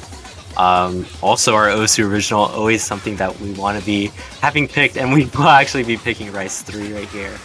Let's go, thank they heard to you. Level 4 for making the song. It is a fantastic piece of music. Glad we get to hear it right out of the gate this weekend. I imagine it is going to be one of the more popular picks, hopefully, as we get deeper and deeper into the weekend. One of the longer maps in this pool, at least on the right side, clocking in at just over 3.5 minutes. 250 BPM gauntlet for both teams to go through to really put them through their paces and really test how consistent they are. Not really diving into the tech yet, and not really staying in the speedier sections of like Rice 2 or Rice 1, but definitely gonna put the players through their paces as we see some substitutions coming through for both teams. Yeah, and as you did say, this is 250 BPM, so it is around 20 BPM slower than Rice 2 Thinking View, but with that being said, it's going to be interesting for this Philippines team. Yeah, for sure. But I mean, that being said, all it takes is one person having a bad run on the other team to give that breakpoint over. But with the way Canada has been playing so far on these Rice picks, it'll be a bit of a tall order. Not impossible, but definitely going to need a bit of work here. As we see the lineups here, it's going to be GDM and Piggy and May staying in for Canada, and so let's get Ellis Cub and 7Ken for the Philippines. Yeah, but as I was going to say, actually, I've kind of lost my train of thought before, but this 20 BPM difference actually may be in favor of the Philippines, honestly, since they are a bit less physical. However, it being 3 minutes and 30 seconds definitely isn't going to help all that much for the Philippines, just because stamina becomes such a big issue on this kind of map because of how dense it is. Yeah, for sure. A very common theme with these charts is you see lower BPM, expect higher density, especially if you keep jump stream and hand stream in mind on this upper half of the Rice pool. So it'll be interesting to see how this map develops. There's definitely quite a bit of time for both these teams to make an impact. And we are just starting off, no real lead necessarily right now, no breaks either, but really this map doesn't start until a few seconds. And I believe it will be happening soon. Canada having a slight accuracy lead for now, but as I did say, it doesn't really matter until these jump streams start and don't really stop. They have one small break, but even then it'll still be it'll still be really difficult to be able to get to that break. And Canada's lead has actually been staying in their favor, but it's only by less than 1,000 points, so it really doesn't exist, honestly, especially if any of the Canadian players get even just a 200 or a miss. Yeah, I think that is going to be the main tail of the tape for this map, for this match, and for the rest of the weekend. Is going to come down to whoever blinks first and finds that first miss, finds that first rush of bad judgments to help swing things one way or the other. And right now, the average accuracy for both these teams is probably within 100, maybe 1,000% as we get into the second third of the chart. All 6 players holding onto their FCs for the moment. Canada starting to pull away a little bit here within a couple hundred points. Grew to about 1,000 before people started finding their little slip-ups here and there, and they're not even the biggest of slip-ups. It's just 300 counts separating these two countries right now. Yeah, I feel like this is literally just based off a ratio. Siluska Els does take a few 200s, and that does swing the lead more in favor of Canada. But even then, it's only by 4,000 points. This lead is slightly actually increasing, and we do see Cub taking a break, and that'll move the lead immediately in favor of Canada right here. It has grown so fast. All the players on Canada are just staying as consistent as possible. We will be looking for Piggy taking a lot of 200s though right now, but Cub taking more and more misses is definitely not going to help that Philippines roster as we get into the break right here. Yeah, a chance for the players to recompose themselves, and those K9 amongst two might have been seeing Cub starting to drop in terms of their accuracy as they tried to strain to hold on to make it to the break. Unfortunate not to be able to make it there with their combo intact, but there's still about a third of the chart left to go here. But the fact that all 3 Canadians holding on to their FCs going into this next section gonna make this a bit of a mountain to climb for the Philippines at the moment. Yeah, it is also interesting to note that Canada also has 2 99.86s basically, whereas Philippines only has 1, and that's really been hurting them. Even with those misses, I still think that Philippines still would be in a bit of a deficit. It is a 13k gap. We do see Piggy taking a miss, and that is one step further into Philippines getting a lead, as long as all the Canadian players, even just a miss or 2, and GMM actually taking a pretty dirty drop right there. This lead is slowly moving in favor of Philippines as we get into this last bit of map. Yeah, for sure, Canada can't afford to find any more breaks, but there goes Siluska Els trading one of those misses back, and any window of opportunity that the Philippines might have had might have just closed on that break, as 7Ken falls as well, and that one definitely will shut the door on this potential comeback from the Philippines. GDM takes one more for the road, but I think the damage has been done on the chart. Last burst to read through, all 6 players make it through it, and Canada will make it 2-3 now. Wow, this is really gearing up to be an interesting match. GMM 2 200s, and then 2 100s, 2 50s, and 4 misses. But May, 2 200s alone, having a really good ratio. This is really an interesting match right now. All the players on Philippines did take a miss, but honestly, up until the ending, this map was super close. Yeah, that was the slimmest margin we've had for quite a considerable amount of time for these two countries, but so far 5 for 5 on both countries taking their own picks. So, I mean, so far as things stand, these two are in a deadlock, and we're going to need to find a way to break it before too long, whether it come via breakpoints or with that tiebreaker coming through here. But it is going to be Super Nuka World, so going against what we were predicting for the Philippines in terms of their LN strategy. We were thinking LN1, then LN2, but it seems like they might have warmed up enough to feel confident to take this LN density chart and gonna roll the dice here on it. Yeah, honestly, I'm not a huge fan of Philippines picking LN2 first. I mean, honestly, it really doesn't matter. But Right. I would much more prefer LN1 being a bit less physical. But as I said, it doesn't really matter all that much. We do see 290 BPM kind of jump stream LN here. And I would assume this is still going to be... Actually, we'll be seeing 7Ken instead of A-Pole for this LN roster for Philippines. Yeah, it might be just fast enough to where you can kind of get away with having maybe a more Rice-oriented player get in there to deal with these LN streams. Sure, you kind of have to pay attention to those releases, but you can finagle your way to a good score, especially if your more LN-oriented player doesn't have the speed to keep up with the density requirements. So it will be 7ken backing up Cub and Silhouette Els. They have been holding their own on these LN picks, and like we were saying, maybe not the most optimal pick in our opinion, but you got to rip that band-aid off before too long. They were going to have to pick this one way or another if they wanted to really play to their team's strengths for this match. Yeah, but it's looking like everybody is ready right here. This is going to be the lineup. Canada continuing with this LN roster.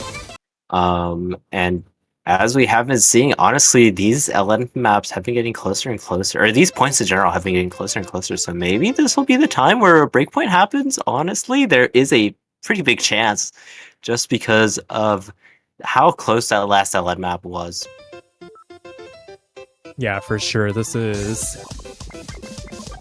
quickly teetering on a bit of a knife's edge. I feel like Philippines playing with a little bit of fire as we get deeper and deeper into this match. But I mean, you can't win if you don't buy a ticket. So you're gonna have to get through this. And right now, it's a pretty even start for both of these countries, just separated by tenths in terms of accuracy. 7ken bring up the rear, and that 98-99% mark, followed closely behind by all three Canadians right now. But Cub finding the first break on that transition out of that burst, and that's gonna give Canada the lead for the moment here.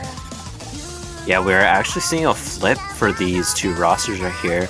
Normally, Dale is actually the one having the lowest accuracy in the lobby, but we actually see the Philippine players having that instead, and that's really keeping this lead in favor. Though even with that miss from Cub, the lead is only 2,000, and that is not honestly that much. We will have to see a few more breaks if Canada wants to have even better lead.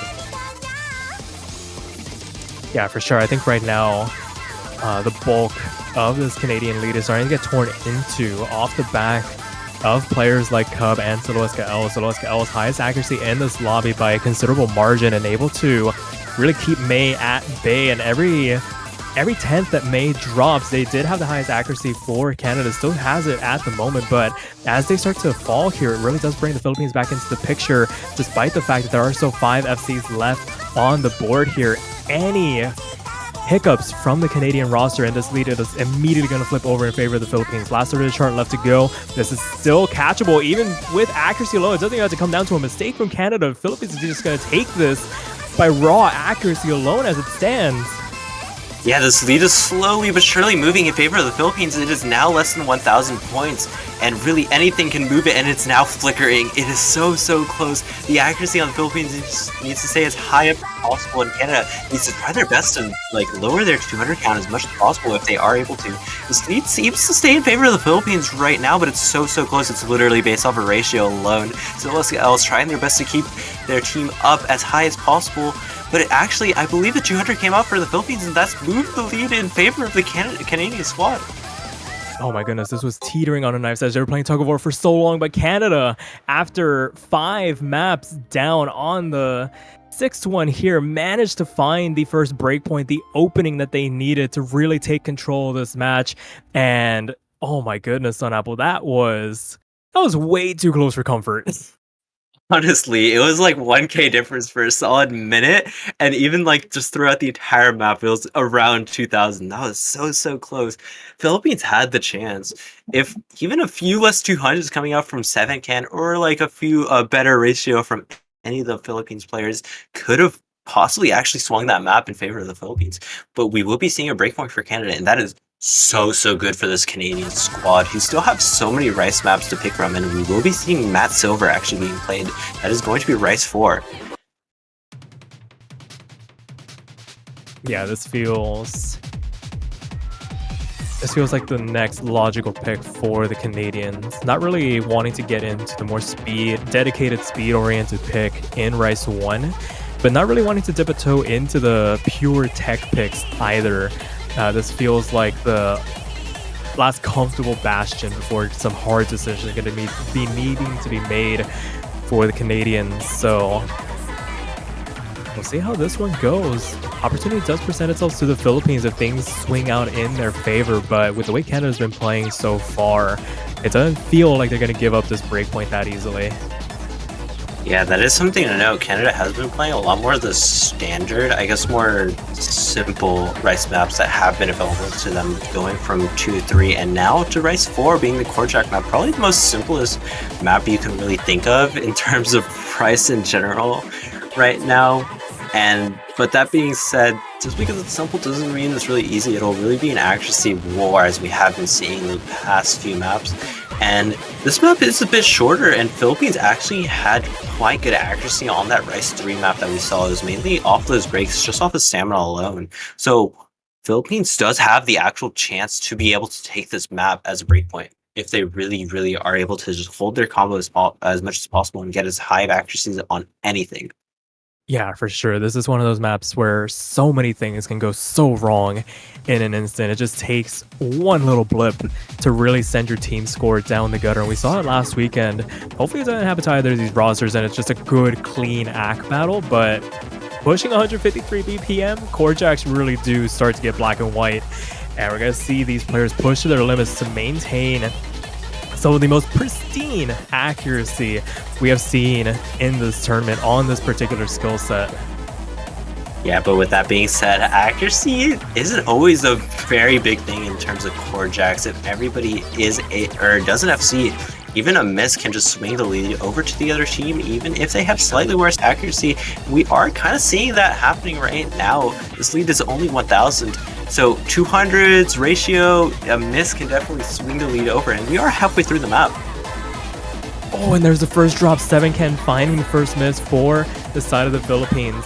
And like you were saying, all it really does take in the face of pristine accuracy is that one miss, and it immediately skyrocketed in favor of Canada. 9,000 points in their favor as we make our way into the back half of the chart. A bit of a scattered flam race notes section to kind of cleanse the palette before we dive back into the core jacks, but everybody navigates it beautifully, and it does give 7ken actually an opportunity to get back over that 400 combo cap before diving back in to the core jacks before this transition into the last quarter of the chart. So not out of the woods just yet if you are Canada, but looking very good to try and take this point. Yeah, and this is the densest section of the map, a big chance for Canada to take a break or two, and I think that's going to be needed for Philippines, but 7ken taking a break is definitely not going to help them as much as possible. This lead is leading up to 20k, and 7ken taking a third miss, and I think that'll be it. And with Soloska L's breaking, I think that's going to be it. Canada should be able to take this 5th point right here. And indeed, they do, successfully capitalizing on that breakpoint from LN2 and really taking control of this match as it stands, putting the Philippines in a bit of a predicament here. And they're going to opt to go for the protect here. LN1 right off the rip. No deliberation needed. They know what they need to do to get themselves back into this match potentially. And it's going to start on LN1 here. Yeah, and really, Philippines is to try their best to get as many breakpoints as possible, because after this, it'll be really, really difficult for them, considering if Canada even are able to take 1 point, because they will be on their breakpoint. This is Philippines Protect, so definitely something that is really good for them. They will most likely be able to take this win, hopefully, and if that's the case, then morale will be as high as possible as they probably can be in this Philippines roster, especially considering how good of a leader Soloska Els has been in like other tournaments. Yeah, for sure. At the very least, they'll be able to keep their heads up. I think the worst thing in this sort of situation is getting down on yourself and losing confidence in your ability to potentially claw this back. It's not over yet. There is an extra point needed to get for both countries. So it's always a case where that last point's the hardest one to get. So it's going to be up to Canada to prove that they can clinch this. And for the Philippines, really just putting it out all on the table. They can't afford to find any more break points lest their tournament run ends here.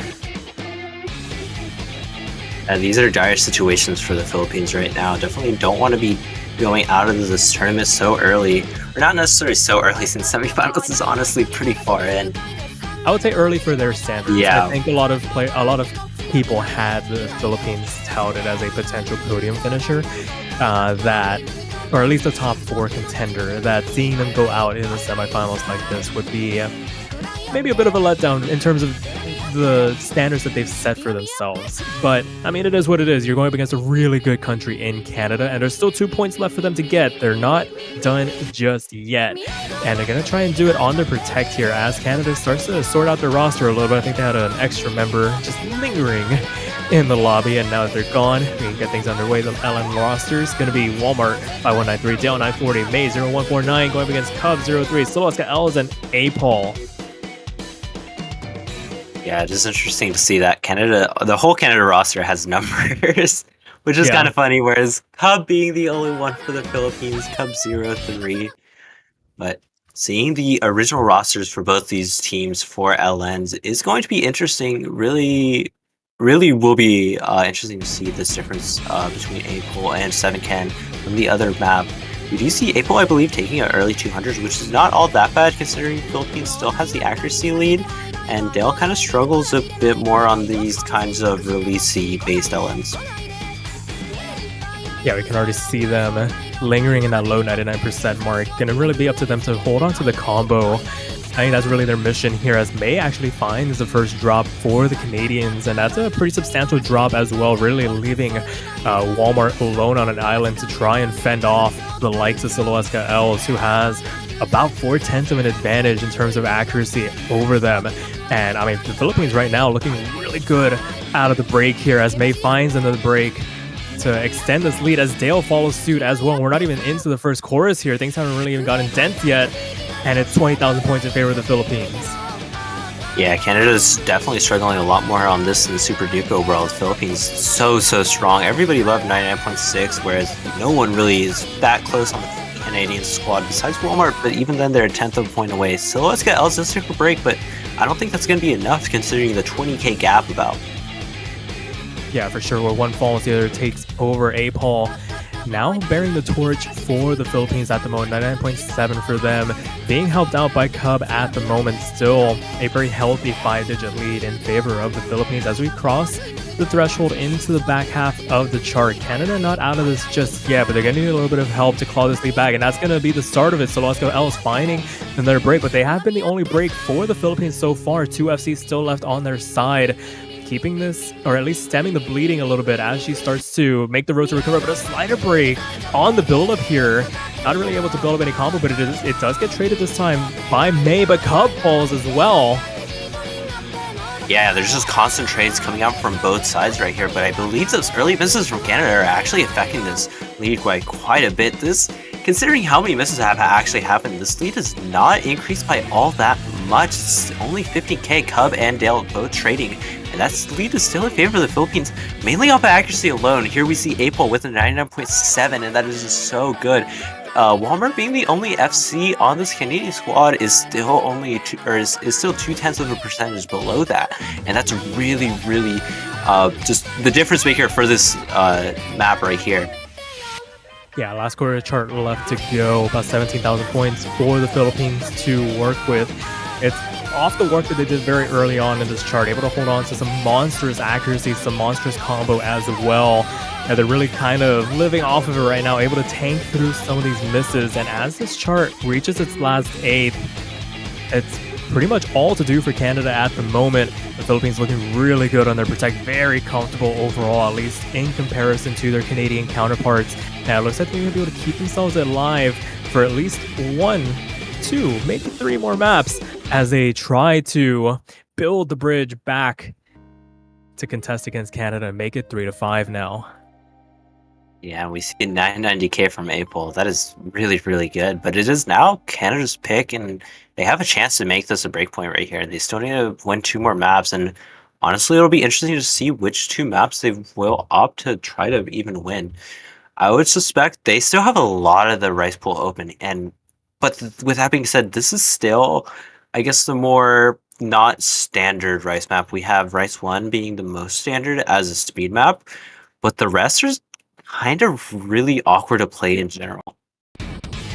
Yeah, basically the decision needs to be made here and now. Do you want to stick with the more standard rice picks, or do you want to dive into that tech pool of the rice pool? And those are 3 very abrasive charts to read through, especially at this late stage of this match. you start to wonder if stamina becomes a bit of an issue. Not for the length of the chart, but just for everything that gets thrown at you. It's basically a bit of a gamut you have to slog through, and navigating this portion, like I said, the last points in a match are always the hardest ones to get because you start to really pinch the comfort levels of your team, and finding the right one is always the hardest thing to do because you don't want to give that breakpoint over, and it looks like it's going to be Hollywood Squares coming through. So right 6 for Canada to try and make this a match point situation now. Yeah, and this is definitely something that I was kind of thinking of. This is more of our dumpy pick for this Canadian squad, so it is, I guess, a bit more simple. That's really a hard word to say in terms of this map, just because of how it's really hard to be able to get good accuracy on this map in general. And it is decently short at 2 minutes 19 seconds. We did see Philippines actually having a decent scoring even on Matt Silver in those early sections, as long as they didn't miss.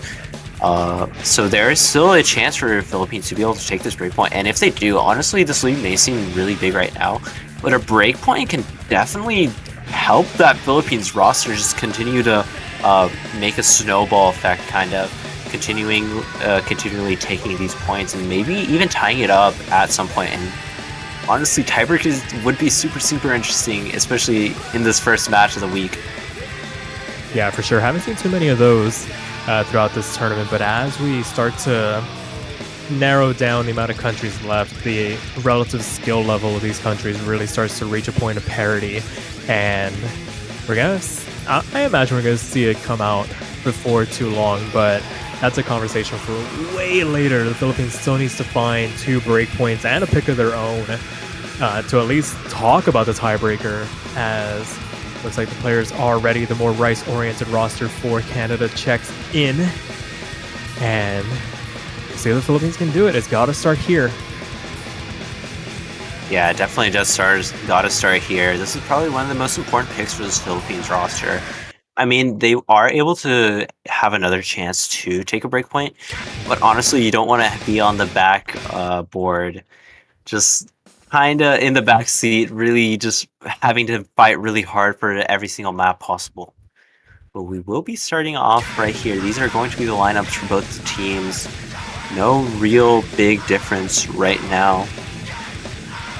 Yeah, some real aggressive bursts to start this map off. Not the hardest to read through, just a bit of an appetizer for what is to come. Like you mentioned, this is a bit of a more dump-oriented pick, so there's going to be some real off-the-wall snappings for the players to try and read through on that. On that elevated OD 8.3, it's really going to test your precision as you get deeper and deeper into the chart. And right now, the Philippines up to the task for the moment. 2,000 points in their favor through this opening gauntlet. This is arguably their best opportunity to try and get one of these breakpoints back, especially with the start that they're having. Oh, but Celeste Ellis finds a break on the transition, but it's not by that big of a margin. It's a relatively clean break, but it does give Canada a bit of a margin to work with now. Yeah, but with that being said, this lead is so small. We do see a flicker in favor of Philippines, so there is still a chance a break can happen on the Canadian squad. Their accuracy for Canada is actually not that great, and compared to the Philippines right now, this lead is only 3,000, so a break can still definitely swap the lead in favor of Philippines, or even a rush of 200s alone could do that. And we are halfway through this map. Cub actually being the one to find a break, and that is not what you want to see if you are rooting for Philippines. Celeste Els again dropping, and that is not great. This lead has expanded so quickly to that 19k mark. Cub taking another one is not helping it at all. All the Canadian players are just standing so strong in the hardest section of the map, and accuracy really doesn't matter at this point. Yeah, a couple misses for the road. The Canadians being able to bolster their lead off the back of these 3 FCs as we get into the only real break of the chart. Dale actually finding a break on this calm section, maybe just overhitting a little bit, getting ahead of themselves, but it only puts a small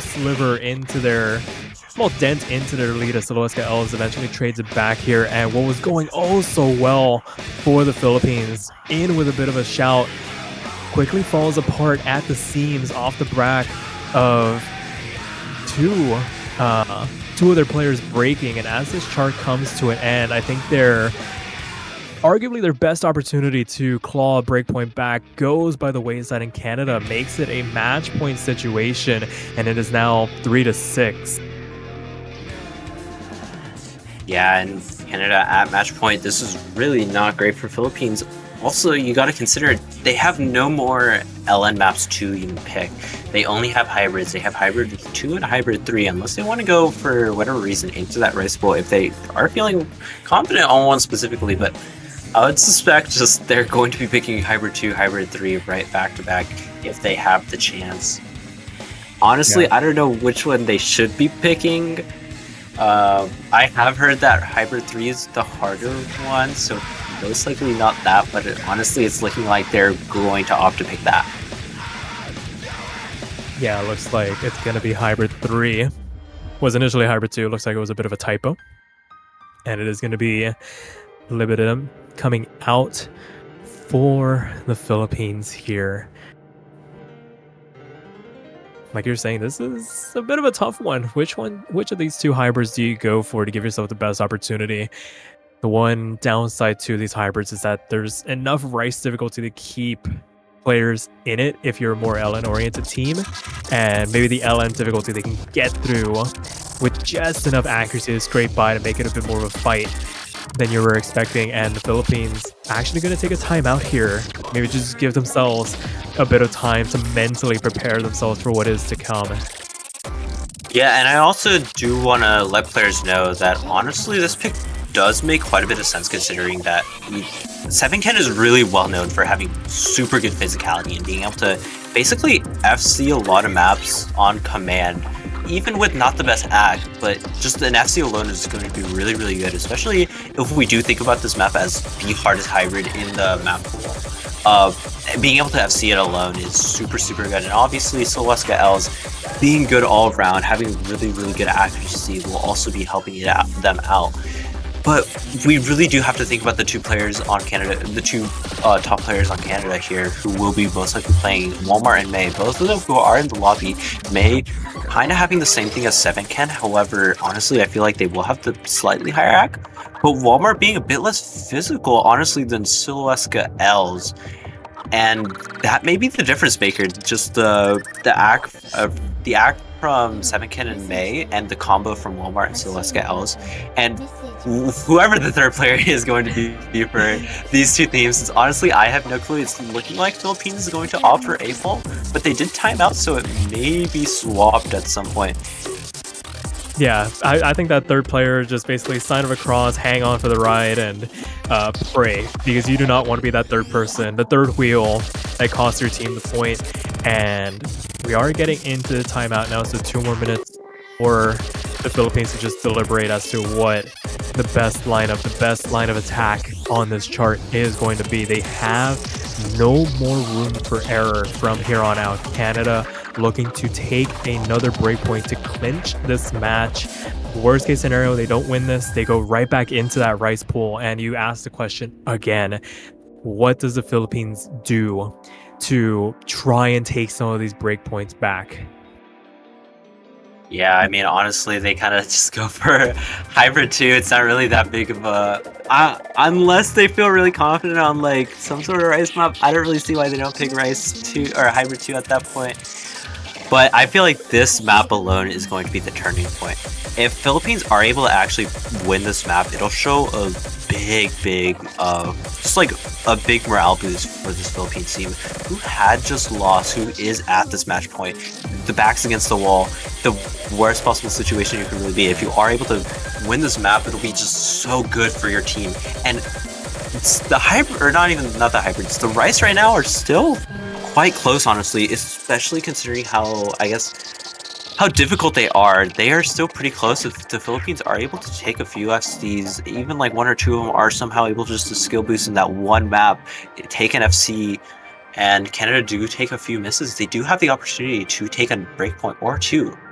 And Yeah. But it really all needs to start right here.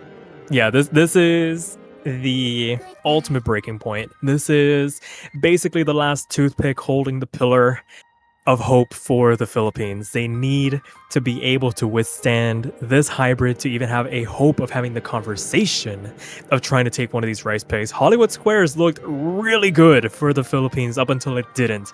If they can repeat that performance on something like Rice 5 or Rice 7, they do have a chance. They're not out of this yet. Canada needs to prove that they're good enough to knock out a powerhouse like the Philippines out of this tournament.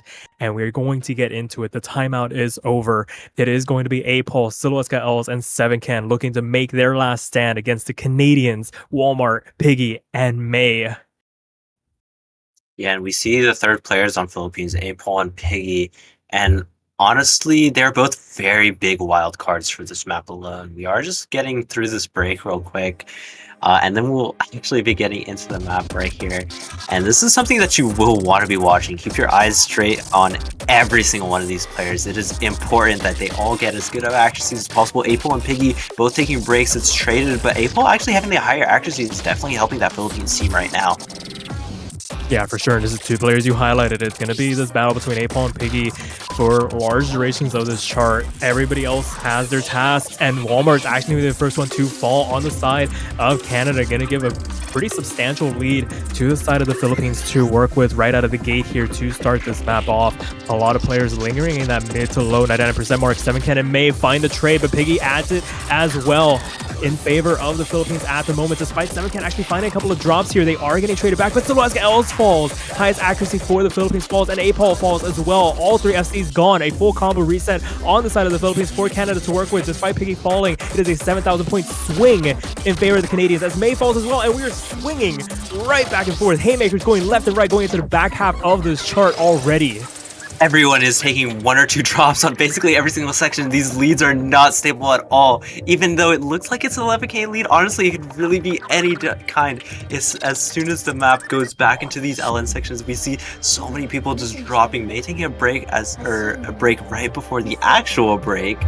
And honestly, this lead seems really big, especially compared to the other maps that we have been seeing, but it really isn't that massive. Piggy taking another break, definitely helping this Philippines roster have the ability to take as many misses as they can. And we are getting to this last quarter. Apol taking a break, which is immediately traded back by Walmart. And I just want to add, Silhouette Els having this 99.6 is definitely helping that team so much. 7can and Piggy also trading, but this is just constantly staying in favor of the Philippines. We make our way into the last sliver of chart, and I think the Philippines has done enough. There were some wild swings to start this map off, and despite a final miss from 7can, it is still a 28,000 point victory in favor of the Philippines, and they keep themselves alive for at least one map longer, giving the ball back to Canada. And bit of a big decision for the Canadians to work through now. They are on match point. They do have the virtue of a couple of breakpoints in the back pocket. So they do have some leverage here to work with, but which rice map do you want to go for here? Yeah, honestly, it is a decently difficult decision on Canada. They have what, Rice 1, Rice, I think 5 and 6. Honestly, I would be in if I was in this okay, so they have Rice 1, Rice 5, and then Rice 7. If I'm in this Canadian roster, I see that I've been doing really well on this more physical kind of map, especially considering just like how much they've been playing it. So I would be going Rice 7, but also Rice 1 has been looking appealing considering how much they have been playing this more simple map. But we will be actually seeing Rice 7. Yeah, Rice 7 comes through. One of the two froms charts we have in this pool, and I mean it was gonna have to come out one way or another. And I mean, Philippines, like I said, looked really good on Hollywood Squares. Maybe they're up to the task of taking one of these more tech-oriented rice picks. And if they do, then, oh boy, I think Hybrid 2 is on the horizon right afterwards. And some pretty interesting conversations about a potential tiebreaker coming through. But they're gonna have to win this. There is no other way to go about it. Yeah, I mean, we saw on that Hybrid 3, a lot of the technical patterns were kind of getting to everybody on this player list. So there is a chance for these players to take breaks, especially the Canadian players to take breaks and kind of swing the lead in favor of the Philippines. And if that is the case, I'm not gonna say it, but there is a chance. There is a chance, and honestly, I believe in this Philippines team to be able to get even just 1 or 2 FCs. If they are able to get 1 or 2 FCs, I actually do think this Philippines team has a chance of being able to get to that tiebreaker point, winning that hybrid 2 if they do opt to pick it.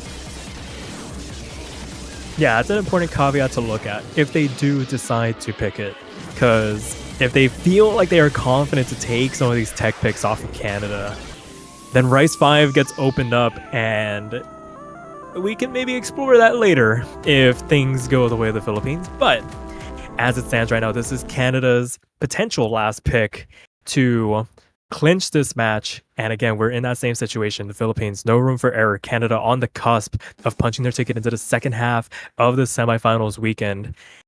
Can they do it? Or is Philippines going to continue the ball rolling down the hill? Remains to be seen. Yeah, just starting us off, 7ken taking an early break. It doesn't really matter all that much, especially considering how difficult this map is, and it being in the first 400 notes isn't that huge of a deal, but we will see a lead in favor of Canada just for the start. Yeah, as we cross that 400 combo cap, then we can start talking about accuracy, but Canada right now riding off of that singular miss. At the moment, all 3 other players holding accuracy is above that 99.7 mark. That being said, 7ken aside, both Cub and Siloeska is able to cancel out Dale and May for the moment. And as the BPM starts to feel like it ramps up later and later into this chart, it gets harder and harder to read through. The ability to maintain combo on a chart like this is absolutely paramount, because if you start finding yourself slipping one too many and you immediately swing that lead back over, we've already seen some really impressive swings back and forth between these 2 countries. It is 8,000 points in favor of the Canadians going into the back half of the chart already. There is not a lot of room for error, especially as we cross into this later half. A miss this late on would be absolutely devastating one way or the other. Yeah, and keep in mind, May has actually been struggling a bit more physicality on consistency, so there is a high chance that they are able to take a break or 2 in this last quarter of the map. So Philippines is able to just hang tight as much as possible after that break, if it does come. And I actually do think there's still a chance. The lead is only 8k. That is really, really small considering how difficult this map is. We are getting into this last section of the map. Everybody hitting it super, super well. But as I say, the Siloeska and Els and Cub taking a break at the exact same time, and that just swings the lead in favor of Canada even more, and it's going up to this 30k point lead. Yeah, it is incredible how quickly leads can spiral out of control. 7ken falls, Cub falls, GD Men falls. Everybody is starting to find their breaks in this last burst. But when all is said and done, Canada will be the ones moving on from this matchup by a score of 7-4, knocking one of the tournament favorites in the Philippines out of the Mania World Cup. Man, that's crazy to think about. Canada is actually going to be the one to move up into this next next round for the semifinals. Honestly, this match was super, super close considering the kind of circumstances that Philippines did have. Canada played super, super well on those LNs, so honestly. Yeah, for sure. Able to take that one break point, and it really did feel like that was the turning point in this match. So once again, congratulations to the Canadians. Not done for the weekend just yet, but one step closer to that finals weekend. Commiserations to the Philippines once again, putting up a valiant effort given all the circumstances presented before them, and doing it with the professionalism that they have been known for. And with that being said, that will do it for this match. We'll be taking quite a hefty break before we bring you guys more semifinals action. But there's one order of business left to take care of. Sunapple, is there something that people watching at home can do to support any of the countries in the Osmania 4K World Cup? Honestly, I'm really bad at quizzes. Don't worry. I'm not good at these pop quizzes. Sparky, No. can you tell me what people can do to support their countries? I am so glad you asked. You can support your countries by going over to the OS store and buying yourself a banner. For the low cost of $2.50 USD, you too can support your favorite country, even if they have been eliminated from this tournament. Help grow the prize pool that little bit more to really show the appreciation to the players for putting in the countless hours, the blood, the sweat, the tears, to bring you guys the most heart-stopping action imaginable. But Yeah. with that being said, there will be about a 9-hour break. The next match will take place at 11:30 UTC between Thailand and China. And Sunapple, I don't know about you, but I think we should say goodbye for now. Yeah, I kind of just want to say be sure to watch the next few matches. They're all super, super interesting. But that's going to be it for me. Goodbye, everyone. Have a good night, morning, evening, whatever time zone you're in. Goodbye. Take care, y'all.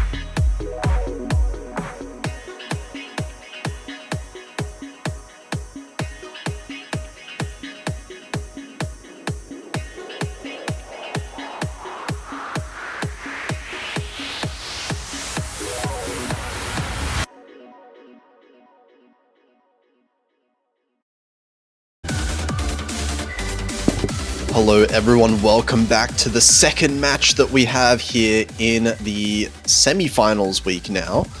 We're here with another losers bracket match, another very interesting one that we're seeing here between Thailand and China. I'm Potassium F, going to be casting alongside Patraj. How are you doing? I'm doing just fine. This is the first match of the day for me, and what a way to wake up to Thailand versus China. Thailand's team has been so impressive this year.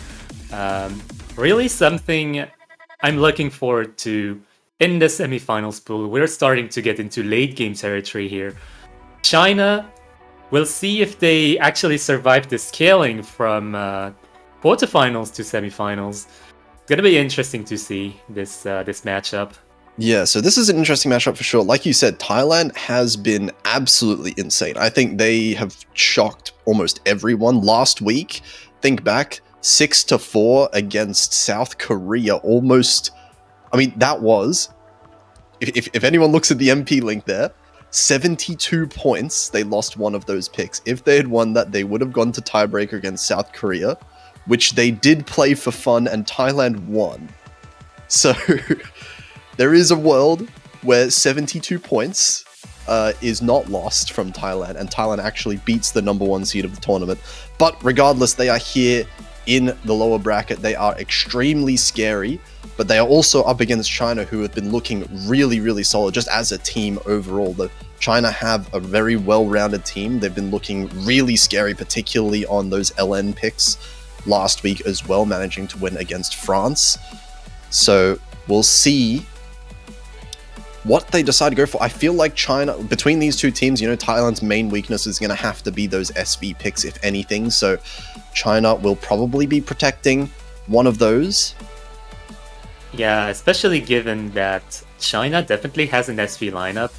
So Thailand versus China is probably not going to be focused on the SV except for 1 point.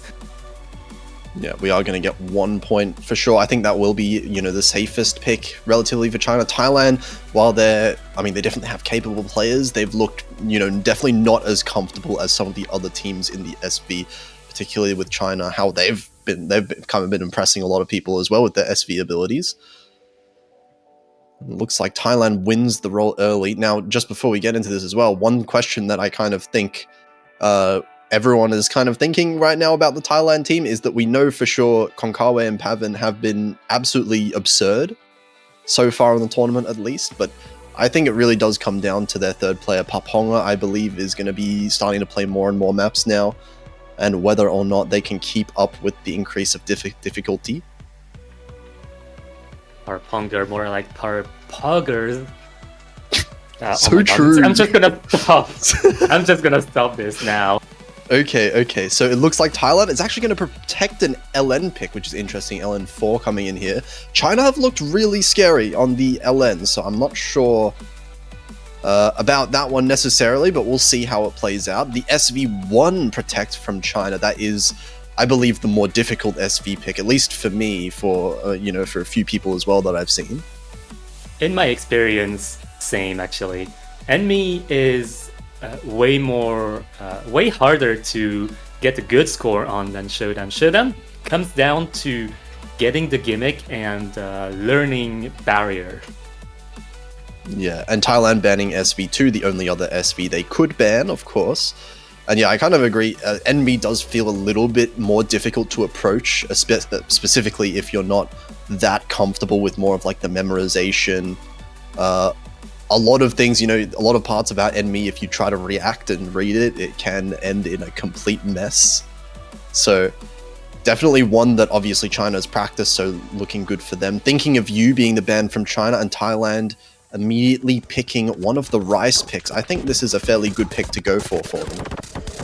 Yeah, I think in this match in particular, Thailand versus China, we're gonna see a physical team against an anti-meta team in general.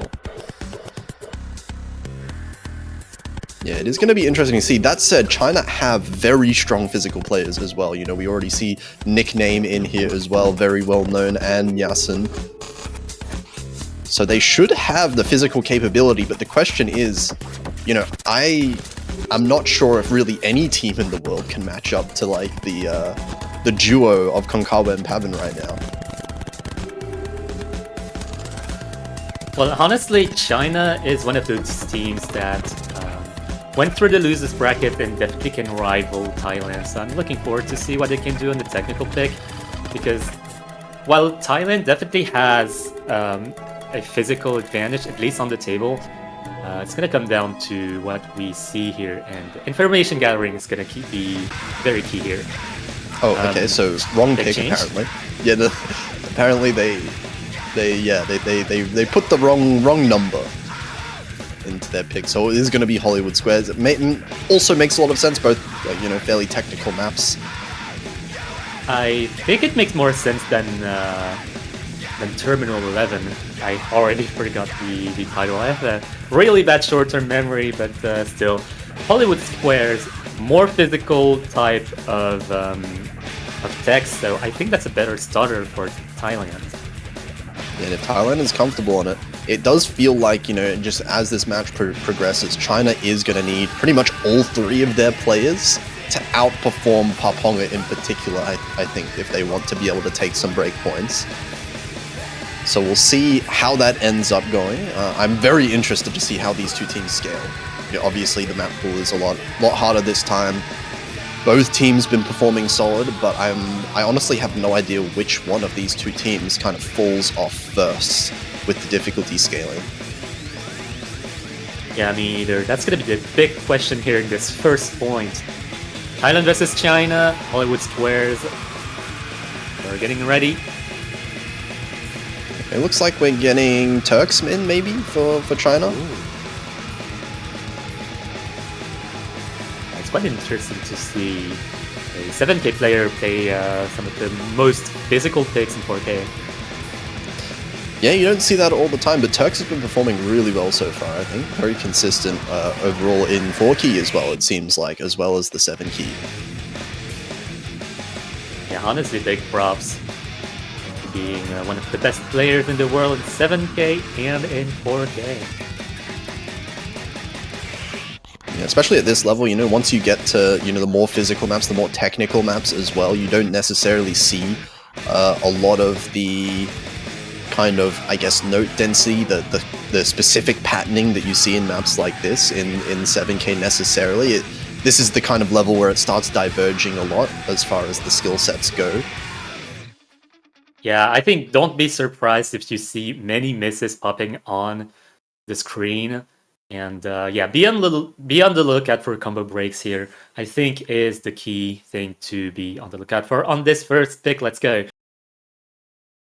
Okay, Thailand's first pick.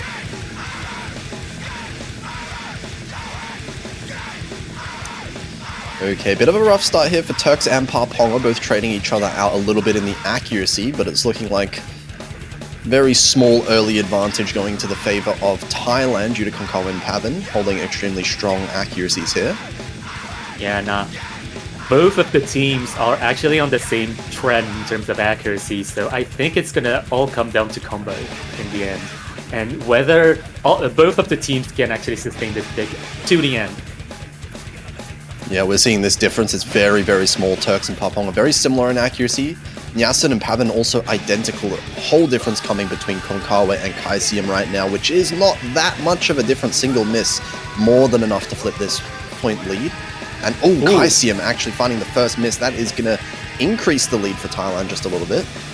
Yeah, that was a dirty miss as well, going from 99.7 to 99.5. That's giving Thailand a lot to work with, especially if Konkawa is leading 99.88. That's a substantial advantage to have against Nyasin. Yeah, Pavan does drop a little bit of accuracy compared to Nyasin, but overall still the accuracy lead due to Kaisium's earlier act drop, of course. So Thailand still maintaining a solid 10,000 point lead, but still half the map left. We'll see if they can hold on to these 3 full combos still. Yeah, just holding my breath right now, going into the last third of the map. This is a relentless map, and almost all of the lobby is holding a full combo. That is a very good sign for scaling. Yeah, this is crazy. What's going on here? You're not supposed to be holding, you said earlier, you should expect a lot of misses here, but we've only seen one from both of these teams combined.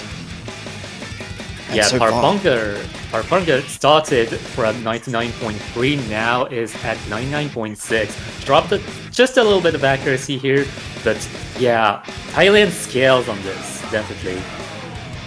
Yeah, it is looking good so far for Thailand here. Turks dropping a little bit of accuracy down to 99.4, despite holding the full combo still. And it is looking like a very... Pavan actually finding a miss in the last pattern there, but it's not going to matter. Thailand win 14,000 points. And, 99.85, 99.82 for Nyasin as well. These are some gamer accuracies coming out from both teams, but overall, I would call that a triple FC from Thailand, honorary. That was a really solid lobby performance from both teams, actually. I think that while Thailand definitely has a physicality advantage, it is not as defined as we thought before. China definitely scales on this pool, and Hollywood Squares being one of the most physical picks of the pool, Thailand definitely has something to be worried about in the other picks. Yeah, and I mean, as you said, if Thailand can pretty much triple FC one of the most physical picks in the pool, it seems like their physicality is perfectly fine, like you just said. China struggling a little bit more in terms of the accuracy overall, and obviously the one miss, but you can't really put too much weight into a single miss there. It'll be interesting to see. Now China, they get their own pick. I do think that Enmi is their best pick so far, but we have seen teams, put off the SV just for a little bit. Maybe pick in the middle of the match instead, and that's looking like what they're going to do. They're going to go for the LN pick first. Yeah, stunning the 11 guy LN. Good choice. Good choice. Yeah, I mean, so far, China have been holding up some extremely solid performances across the board. Their LN scores, if you look from last week, they are not only very high as a whole team score, but like each individual player is just very close to each other. They don't have any weak links, I think, as far as their individual LN players. So if they can pull out, very strong combo, avoid the misses, then I feel like China definitely has a strong chance. But at the same time, Thailand, of course, we've seen the accuracy advantage that they potentially have on a map pool like this. So we'll see if the same level of AC lead can be built up on an LN pick. Yeah, I think it's going to come down to their long note lineups, and it seems they're not changing players from their Rice lineup.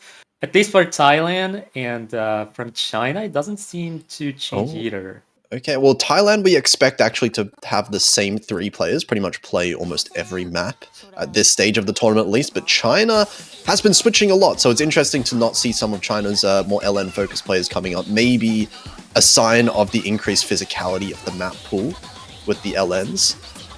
So we'll see how that works out for them. Yeah, let's see what the results are on this pick, especially since it's China's first pick. Concave dropping the first miss, but Turks dropping soon after to trade. Konkawa with a fairly large AC drop as well. That's going to give China a little bit of a lead. Paponga now missing as well. That's going to be China in the lead a little bit more now, so only 1 FC to 2. Yeah, I think some of those coordination elements are tripping the Thai team up compared to China. China running away with the lead right now, almost 10,000, but they cannot let up. Konkawa missing on the trill there. Yeah, that's going to increase the lead even more, but we're halfway through the map. It's not too long.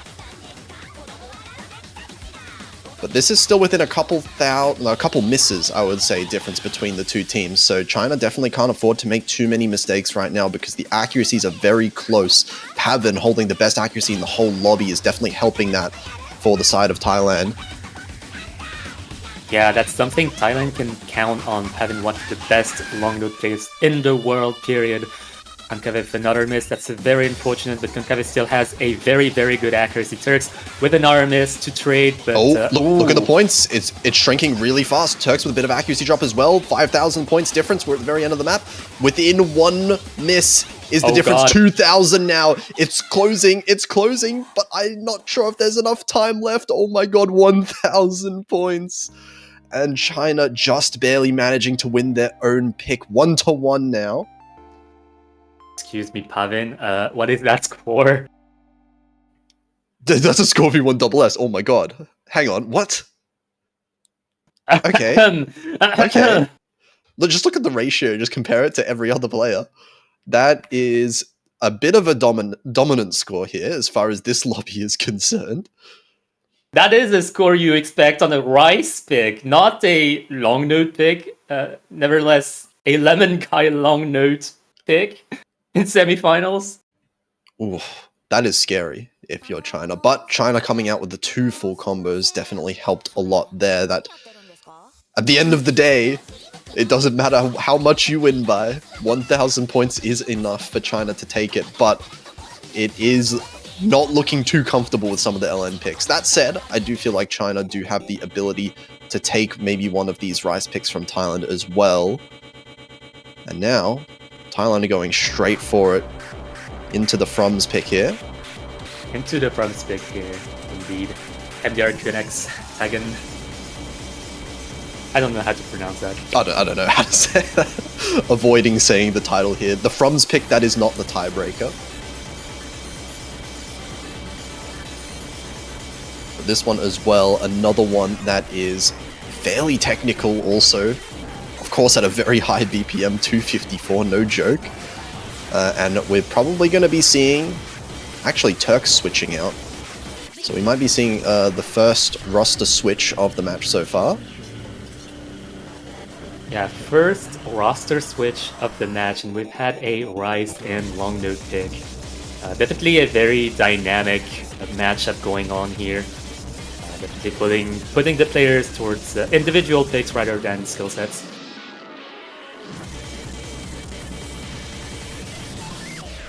Okay, gonna get Sunny in here.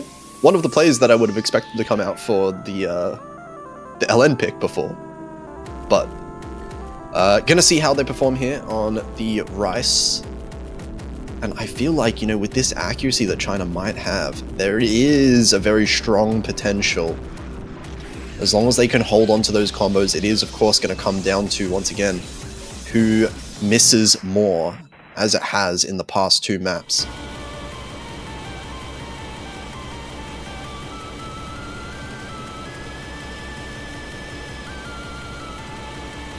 Yeah, I'm just kind of wondering if China can catch up to Thailand, because it was definitely manageable for the previous Rice pick, and they're definitely in quite a situation in regards to long notes, seeing how close it was before. Oh, okay, nickname coming in here. That makes a lot of sense. Oh yeah, that makes more sense. Yeah. Very strong Rice player, of course. So let's get into it now. Thailand's second pick. They're going to want to keep the trend of both teams winning their own picks going for one more.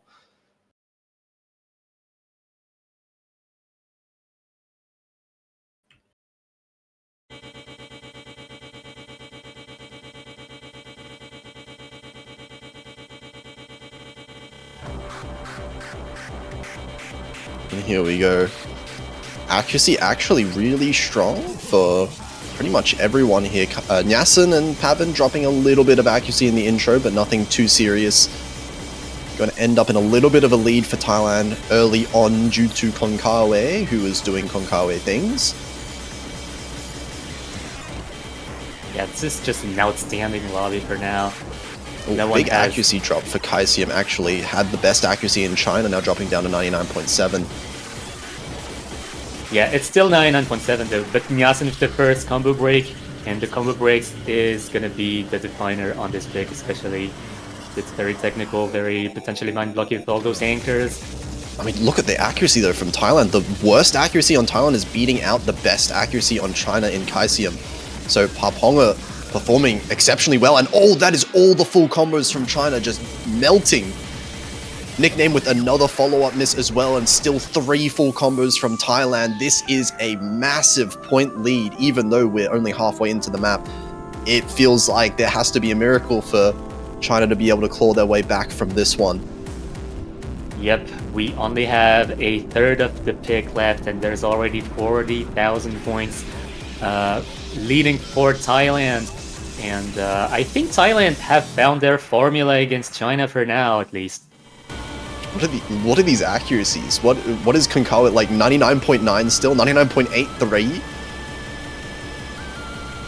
Never mind that. The entire team is just doing outstandingly well. And Paponga for the first miss from the Thai side, but it's coming way too late. There's just not enough time in the map, and there is no accuracy drops at all. Okay, another miss from Paponga there, but ultimately, again, at the very end of the map, that does not matter once you've already done that. That's 2 Score V1 double S's from Thailand. Oh my god. My god. It's just an accuracy pick for Konkawa and Pavin at this point. I mean, that's actually crazy. That's what I'm saying. I'm not even sure if any team in the world can beat this duo if they're performing like this through the whole tournament. That is actually crazy.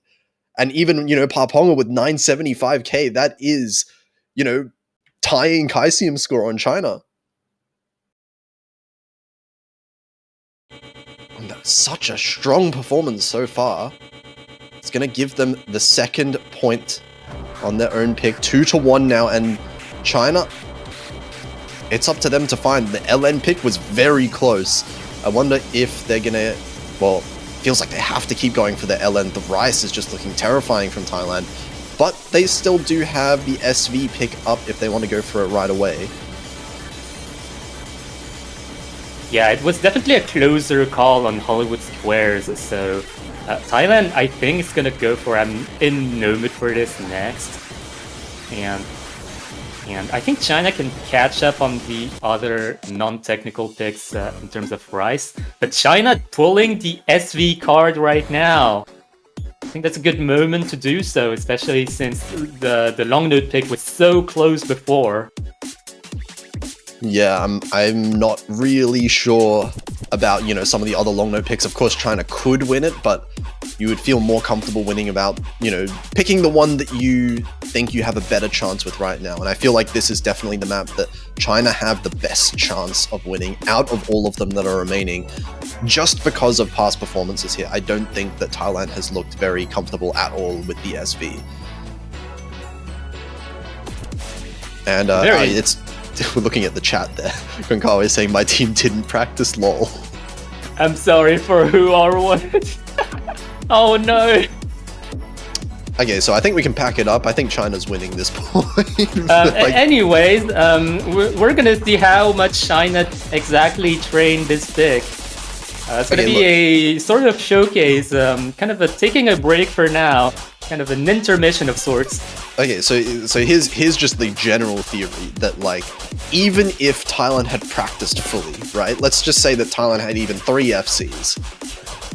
If China is protecting Enmi, the harder of the 2 SV picks, they know the map, right? They are good at it. That has to just be a fact.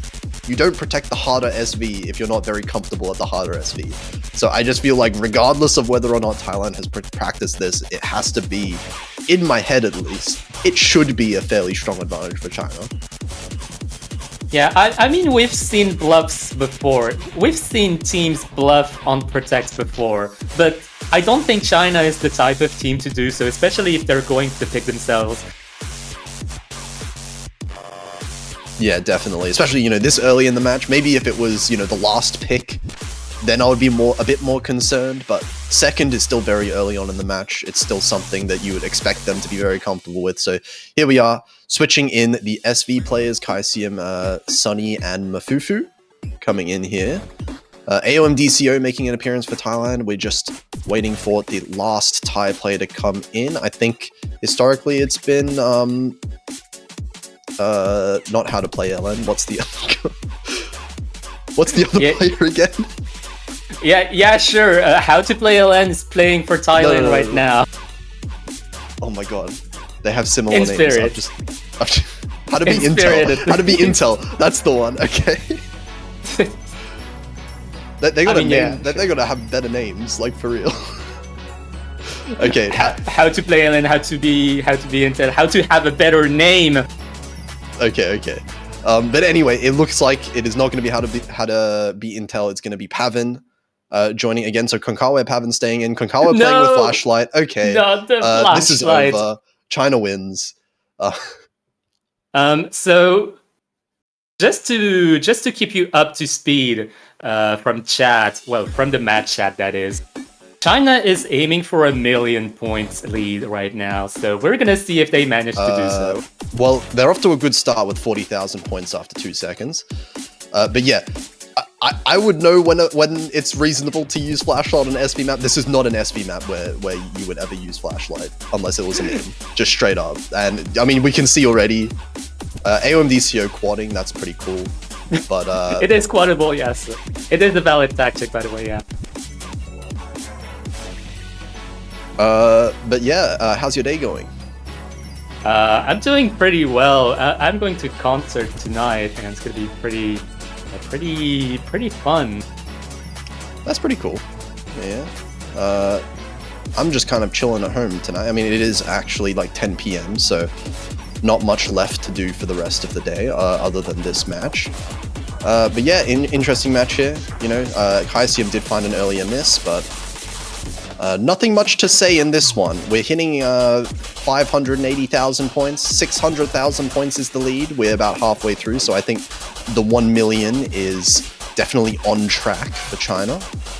Yes, we only have 300,000 points left, and it seems we are on a good pace to reach that with the third of the map left. Are they going to get the transition? Every single Chinese player is getting the transition. I'll just say that Sunny and Mafufu are performing like extremely well. It's really hard to get 99% FC on this map. Yeah, honestly, Enemy is one of the harder SVs to get good accuracy on, and we definitely see the ramp up going from quarterfinals to semifinals. And the hardest part of the map, at least in my opinion, oh yeah, that's a drop from Kaisium. Yeah, this part is just so easy to like freak yourself out on in a way.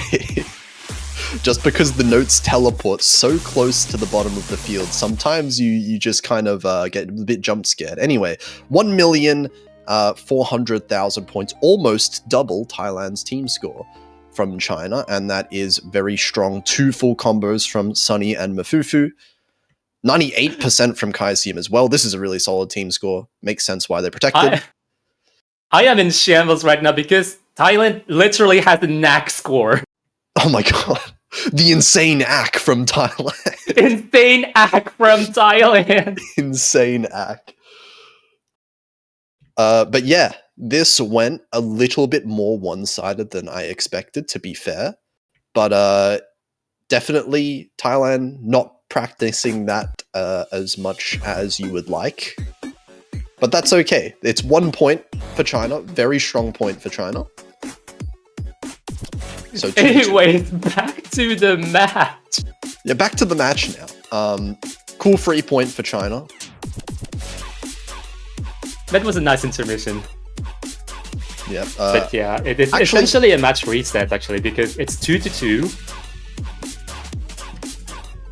Yeah, 2-2. So yeah, now it's Thailand's pick again. They're going to go for the rise. So one thing that I've been thinking about as well is that, you know, maybe it's kind of a good idea to save SV for like the middle of the match, because in a way it kind of gives the players a bit of a break, right?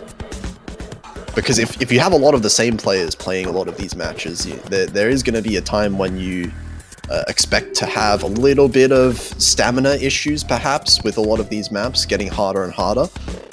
So maybe giving the players a little bit of a break halfway through the match, playing the SV map, doesn't require much physical ability, might be a bit of a nice moment there. Of course, this time also just letting everyone from the Thailand side basically chill out for a little bit as well. Anyways, getting back to the regular lineup right now, having Paponga and Kave, the lineup that we love so much. And Kaisen, Nyasen, and probably Nickname on the other side? Or maybe Tux. It'll be interesting to see who comes in. Nickname, I would expect Nickname, perhaps from China. And there we go. So the usual 3 from Thailand. We're going to get into another one of these more technical picks. So Thailand so far with a very dominating ack on these Rice picks is going to help them out a lot if that continues. I think China, if they want to win a bit of a break point, they are going to have to avoid the misses as much as possible. It does feel like China almost needs 3 full combos if they want to be able to take one of these points with the way that Thailand's playing. Yeah, it wasn't exactly looking good on the Prem's pick. I'm wondering if the Terminal 11 pick is going to be a better fit for them, for China, that is.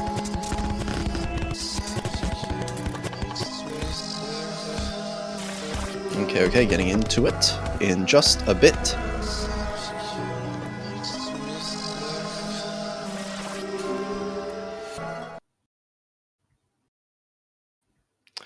Okay, and I would say you should expect a lot of misses on this one, but we haven't seen many misses at all on any of the Rice maps so far. So apparently the players just disagree that the map pool is hard. Yeah, I mean it's okay. It's challengeable. Yeah, bit You of can a trip bit up of on some stuff. Yeah, for sure. it's slightly harder than group stages for sure. But anyway, so far Pop everyone off. Ooh, bit of a drop below 99%, but drops from China as well, just a little bit from Nickname. And overall, it's going to be a fairly similar point lead. Yeah, it's only in the first 400 nodes so far, so the accuracy is going to be very brittle for now. So we are waiting for it to stabilize to get you a definite lead. And now Paponga and Nickname both tying each other's accuracy. That's going to help Thailand out a little bit because Pavan, with the highest accuracy in the lobby right now, 99.83. But Nyasa not too far behind, and actually Pavan dropping a lot of accuracy there as well as Konkawa. So China actually with a bit of an acc lead right now. Yeah, no, this is not a straightforward pick at all. It definitely can go one way or the other. So Thailand definitely has things to be worried about, but they don't know that. They are looking at their playfield right now. They have to focus, keep all their full combos. Yeah, 2,000 points is the lead as we reach this little bit of a break section at the halfway point before we get back into the patterns in the second half. But this is the first real accuracy lead we've seen so far from China in the match, it feels like. Aside from the SV pick. But last Honestly, third here. Okay. Honestly, if China can get a breakpoint here, that's going to be very major for their strategizing. Because seeing how close it was for the long node pick, they definitely need a breakpoint for peace of mind, I would say. Yeah, it's looking very possible. Actually, Paponga with the first miss. This is looking like it's going to China, actually. Last few patterns of the map coming up here, and this lead is growing. 15,000 points for China, and they have the accuracy advantage as well. Maybe this was not the pick, actually, for Thailand. Yeah, well, I'm in no mood for this. Is probably less physical leaning and more technical leaning, and it just takes a full combo, a team full combo from China to take it over Thailand on this one. And never mind that, they also have the accuracy advantage as well. So Thailand definitely going to be a little bit shook by this breakpoint, but nothing is lost yet. Yeah, China with the first breakpoint, 3-2. So now China get an opportunity now to grow their lead. They get their own pick. They have the LNs left up, and it's kind of just what do they want to go for out of these three remaining LN picks. Maybe even a hybrid pick thrown in there as well. But I feel like LN1, okay, then we're going to go with the coordination style, more of the timing hell style mapping style that we've seen in previous World Cups. Yeah, I think this one in particular, at least on paper, has more chances to go towards China than the long node number 3. And we see a new player on the field, Monplug. Oh, this is interesting. Hang on. So I'm thinking back to the previous matches. I am not sure if Monplug has played. Maybe I haven't had a too close a look at some of the qualifier scores, so maybe they did play in the qualifiers, but I believe in the matches so far I haven't actually seen Monplug playing. So we'll see how strong they are with the LNs. Coming out specifically for the LN coordination pick is interesting. Maybe a bit of an LN specialist in the late game side of things. Yeah, we definitely have some of those in the tournament. I think teams going from an accuracy-minded play in early game to a late game-minded play here, starting semifinals is a very interesting dynamic to see, especially if you've been following the teams from the beginning of the tournament. Yeah, also important to note Mafufu as well from China joining for the first time in this match. definitely a very strong, like, particularly in LN accuracy. A very strong LN AC player. I think struggles a little bit with some physicality, but you know, if they can keep up with a pick like this, they are going to be a very strong force for China. Yeah, long node number 1, the coordination pick, at least theoretically, is the least physical of the long node picks. Definitely one of the most affordable picks for Mafufu in particular. But yeah, I'm waiting to see what Monplug is going to bring to the table. Yeah, after a little bit of a shaky start from Monplug dropping below 99%, actually, still dropping a few 200s. But it actually looks like Thailand have basically a tied score with China right now. Overall, this accuracy from Pavan and Konkawe, the highest in the lobby once again, it looks like. That's counteracting Monplug's accuracy. This is looking very nervous. A very nervous situation right here. Oh, combo break coming from Konkawe. That's the first one of the lobby. That's going to start swinging things towards China. Now China with a bit of an accuracy advantage themselves. As Monplug stays below that 99% range. Still with the full combo though, importantly. So this lead is only staying at around 6,000 points. But Pavan finding another miss.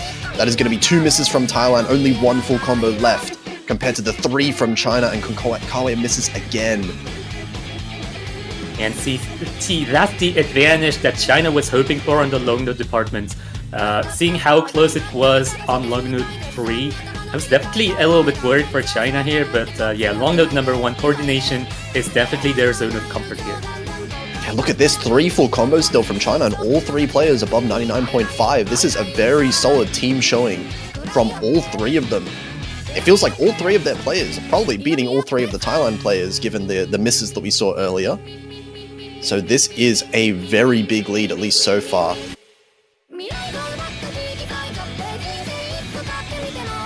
That's just a beautiful, beautiful, beautiful team performance coming from China. 3 full combos, very unified performance. I think we've seen a lot of that coming from China. They have the means of putting 3 exact copies of the same player next to each other. Oh, and Monplug really struggling with the little bit of a downtime section in the map. Actually dropping all the way down to 98.2. That was a big act drop with those misses, but that means Thailand, 0 full combos. China, all 3 full combos, still up in the last 5th of the map. And it is looking like this one is pretty much done. Even if there is, you know, a couple misses, even if there's a few misses from China, there is just not enough time in the map. There's just not enough possibility right now that Thailand could come back to win this point. Yeah, honestly, that's the equivalent of the Prems pick coming from Thailand. A 40,000 point lead as well, so definitely one of the more polarized picks won by China. But we'll see if Thailand can do the same as on I'm in no mood for this, the Terminal 11 Rise, on another long node pick against China. There's definitely a possibility of that happening. We've seen things come close on long node 3, that it could come close again on long node 2 or 4. Oh yeah, we see the accuracy coming in from Pavan and Konkawe actually beating overall, you know, looking at the 200 counts in the ratio, beating all the Chinese players but not getting the full combo. So all 3 Chinese players, 985k for almost all 3 of them, is not really much you can do about that from Thailand's side. So it is going to be China 4-2 in the lead. They are 1 breakpoint up, so Thailand need to win all of their picks as well as 1 breakpoint from China if they want to get back into the match. And the interesting thing now is they're out of the more technical Rise picks, that is. The Rise picks remaining, we've got, you know, speed, we've got a bit of a jump stream pick, and the Jack map. Ooh, hybrid! Okay, Yo. we're going with Hybrid 3. Now this is a bit of a wacky map. If you've ever seen Folar mapping, this is a Folar map, just straight up. There's not much else to say about it. It is also very hard from what I've seen. from some scores from different players. I think that's a really good pick for coming from Thailand because I think the general sentiment is that this hybrid in particular is the hardest hybrid of the pool. So if Thailand is going for the hard picks, at least on theory, it spells advantage against China. If they're going for the rest of the rice picks, which are more straightforward and potentially more affordable from China, it's definitely a risky situation. So this hybrid in particular is probably the best pick for them. We'll have to see because, so far China's been winning based off of, the full combos that they've been managing to get the past couple maps. So Thailand definitely hoping that China find a couple misses in this one. And also, at the same time, Thailand have to start holding on to their combos. They've found quite a few misses recently. So they have to be comfortable with their picks from now on, I feel like.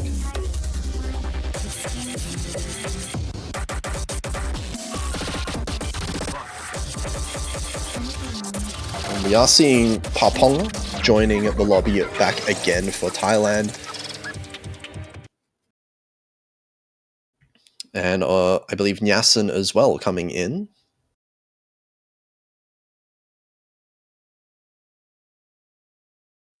Same lineup for Thailand. Pavin Konkave Paponga.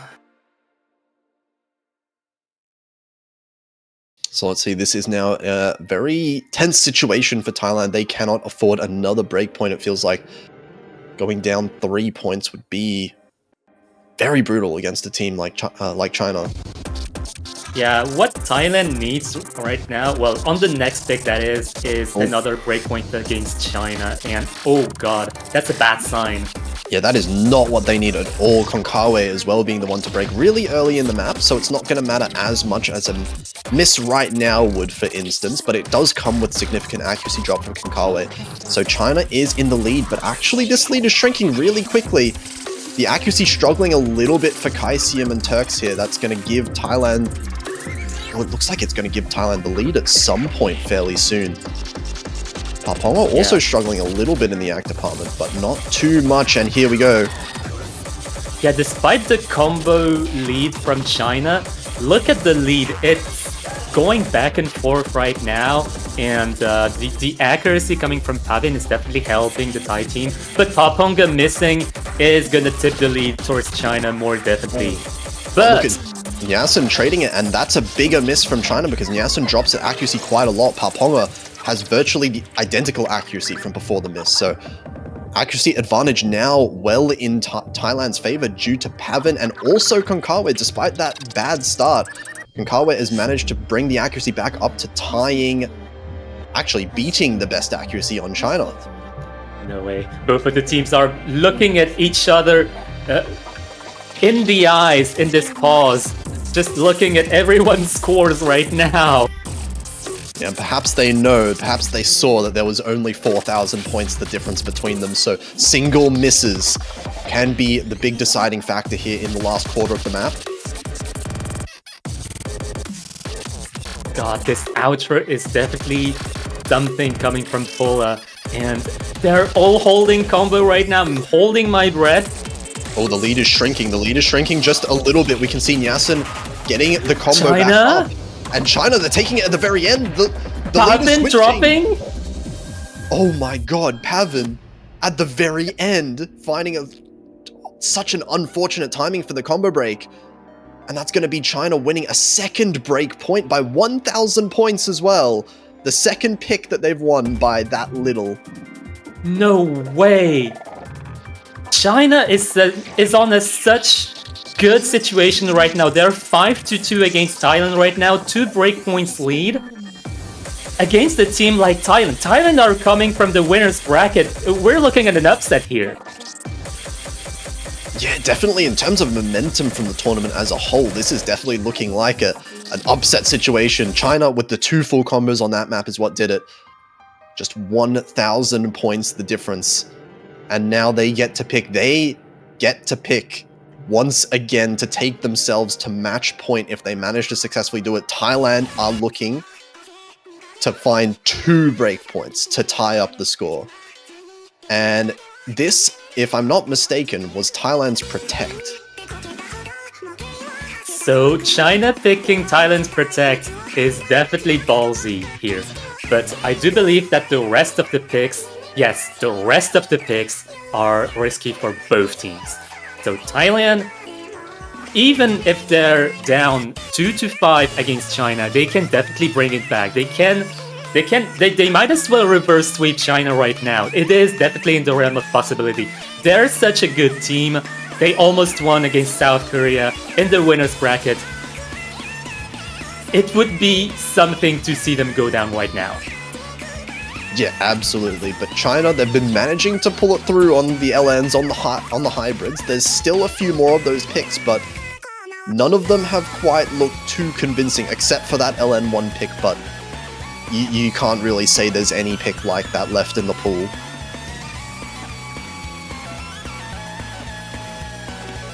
This one's definitely going to be an interesting one. Mafufu coming back in for China.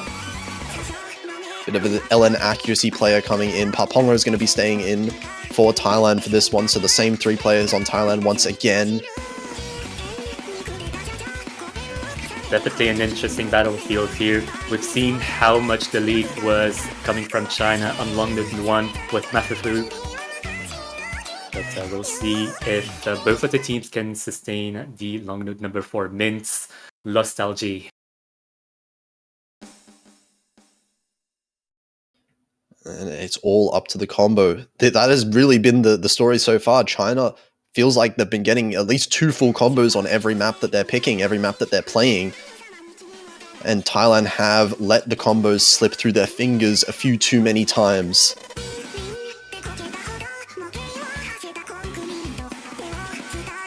Yeah, honestly, I'm really looking forward to see how not China, how Thailand can bring it back, coming from this situation. It's definitely a challengeable situation.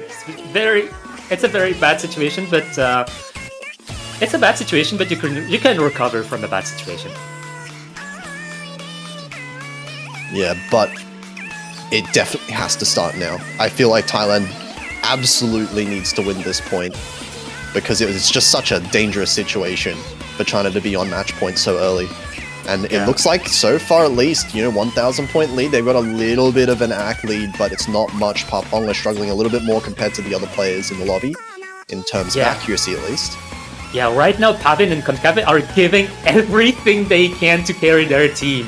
It is up to Paponga to damage control in order to keep that small lead, that 3,000 points. It can swing in one instant.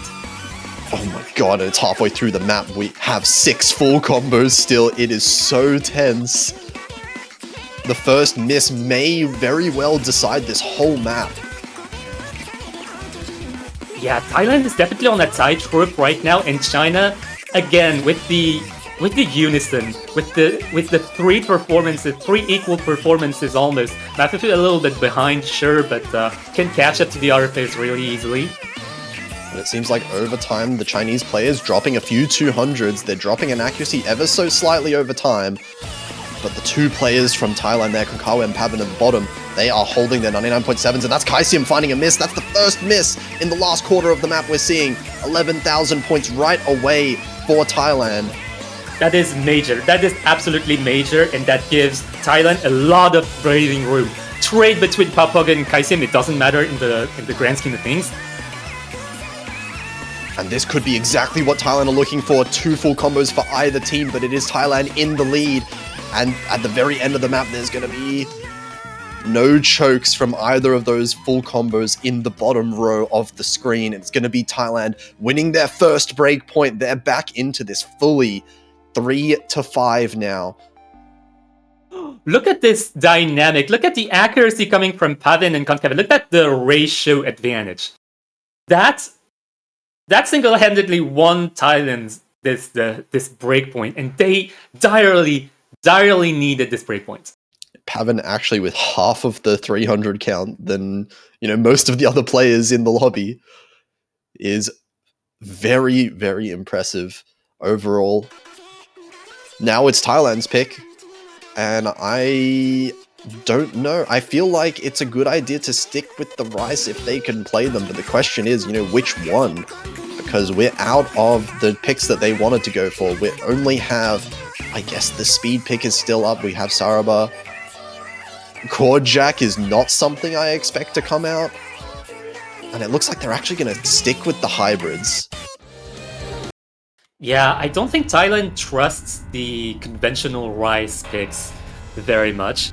I think they're under the impression that China actually scales in semifinals and can definitely full combo Saraba, for example, which is the speed pick, Rice 1.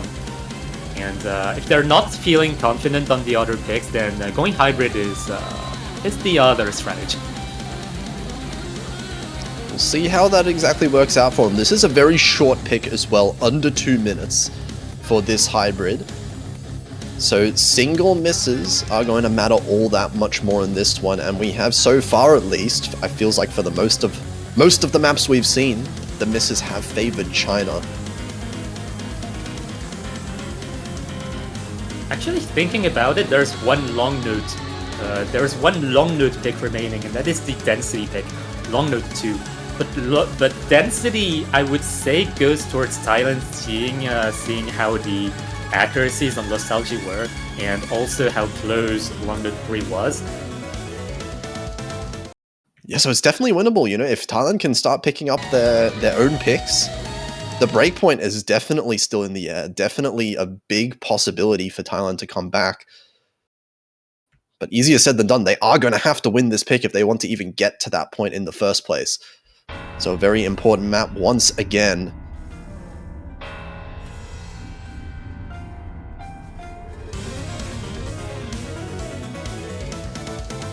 That is the speedier type of hybrid. Going into it, we can expect many chokes, many potential chokes. Yeah, but so far, all players holding on fairly well. And Yasin actually with the highest accuracy in the lobby here for China. And that's going to keep things tied up for the most part. Yeah, I find it interesting that Kaisian is not playing that one. Yeah, we are seeing Sunny instead here. But now looking like the lead is slowly switching, but Konkawa finds the first miss. That's going to give it right back to China. And that's not a pretty miss either, going from 99.8 to 99.6. Definitely, Konkawa's accuracy on combo was something that Thailand definitely needed. Powerpunker dropping combo as well, but Sunny trading. But look at Konkawa's accuracy. That miss from Konkawa, the second one, dropped in so much accuracy, down from 99.6 down to 99.1. And now this is 17,000 points. Paponga finding another miss. We're in the last third of the map. This is a short one, as I said before. So there's not that much opportunity for comeback. Yeah, nah, that is still a bad situation for Thailand. And if China wins this pick, it means that China is going into match point. Only 1 point remaining for them to win the entire match. But nothing is lost yet. Nothing is lost yet until the 7 point is put into the tally. Very solid win once again for China. This is another breakpoint. They've been winning all of these breakpoints so often off the back of their FCs. 2 FCs once again. Only 1 FC from Pavan. I mean, Pavan getting the match MVP, the map MVP for that one, with very strong accuracy once again, but the accuracy is not quite enough if you can't hold the full combo on as many players as China is right now. And also, I want to say Konkawa definitely has to definitely feeling the weight of the situation here, but definitely cannot afford to give up here. Remember, this is a losers bracket match. The loser goes home. Yeah, loser is eliminated, and China is only 1 point away from eliminating Thailand from the tournament right here in losers semifinals. Thailand need to win 3 in a row, including 2 breakpoints from China, if they want to force a tiebreaker. I also want to say something. Konkawa has been doing incredibly well this entire tournament, but you gotta understand that even if you're one of the best players in the world, it's no exaggeration to say that Concave is one of the best players in this entire tournament. Even if you're very skilled in that matter, once you're in a tough tournament situation, it is definitely very hard to sustain as well. There's also a lot of mental fights going on right now. Yeah, absolutely. Especially for the team right now that's on the back foot. Thailand, all the players on that team have to be feeling so much pressure. China, well, not to say they don't have any pressure, but China definitely have a little bit more, wiggle room to work with here. They can afford misses. They can afford to mess up 1 or 2 maps here.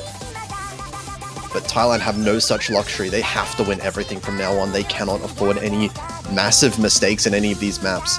But this is one that, as you said before, this is one that Thailand could definitely potentially win.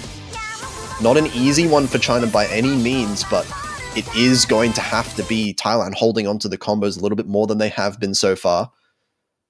Mafifu not playing for China, so that means there might be a chance in terms of accuracy in terms of Thailand, especially if Favin and Concave have been holding the fort in that regard.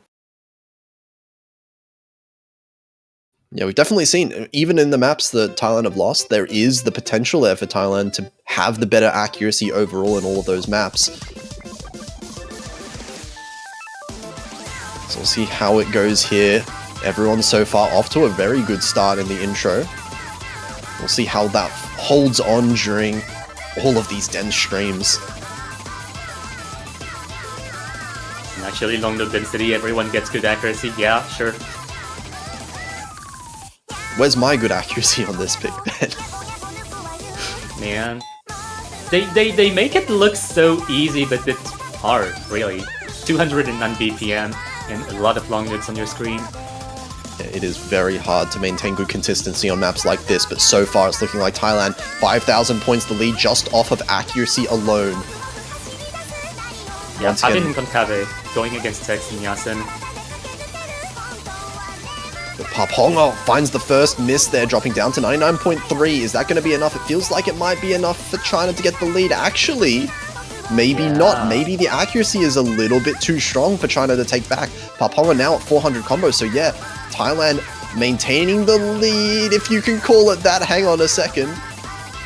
My god, that is so slim. Oh, and it's flickering back and forth now. Yeah, China is gaining back accuracy, especially on Yasen's end. And it's slowly coming back to a triple China unison team effort here. Yeah, very strong accuracy across the board. Actually, Turks leading the fort. Oh, I shouldn't have was said cursed. anything. I am so sorry, Turks. That is going to be the first miss from China in this map, and that's going to give Thailand the lead back. 5,000 points. It's one miss per team, but Thailand with the accuracy advantage. Pavan and Kakawi with the highest accuracy in the whole lobby. That is what's doing it right now. Yeah, I don't want to say anything. Anything can break. We cannot say anything because if any combo break happens, it can swing the balance towards one way or the other. Yeah, 7,000 points. That is not a safe lead. Even in the outro here, you can't afford to let up at all. My god, my eyes are glued to the screen right now. And Nyasen with another miss, giving more comfort zone for Thailand to get this breakpoint. Once again, the match continues. The match continues, guys. And I mean, at this point, it feels like we've had more breakpoints than actual points being won by their own teams. Maybe Thailand should have been picking the LN and China picking the Rice. Who knows? But now, this is the last opportunity. This is the last pick that Thailand will get in this match. They have to choose carefully now. But it feels like there's not really much left. I don't know if they should go back to hybrid again. Ooh, Concave with the throwing a little bit of a taunt here. So going mental warfare here against China. That is that is a ballsy thing to do in a disadvantaged situation, but sure, valid. Oh, it looks like actually Thailand's gonna go with BOL. No, okay. said stamina. Apparently that means Rice won. So Saraba, we're going to get out the speed stream pick out of the map pool.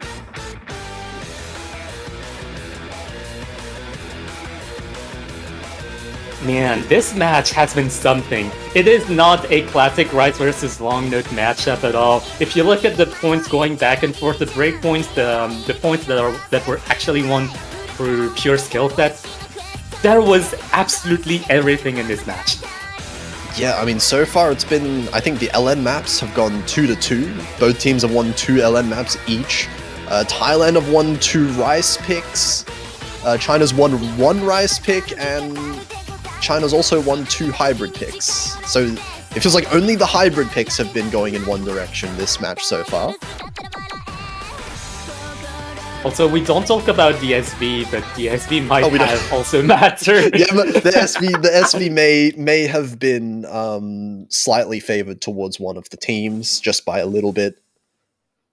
We forget that one happened, but of course, China being very strong at SV, you can't really discount their ability there. That was a very solid win from them. But now it is the Rice. This is the last pick that Thailand is going to get for themselves, and of course a must-win. Everything is from now on.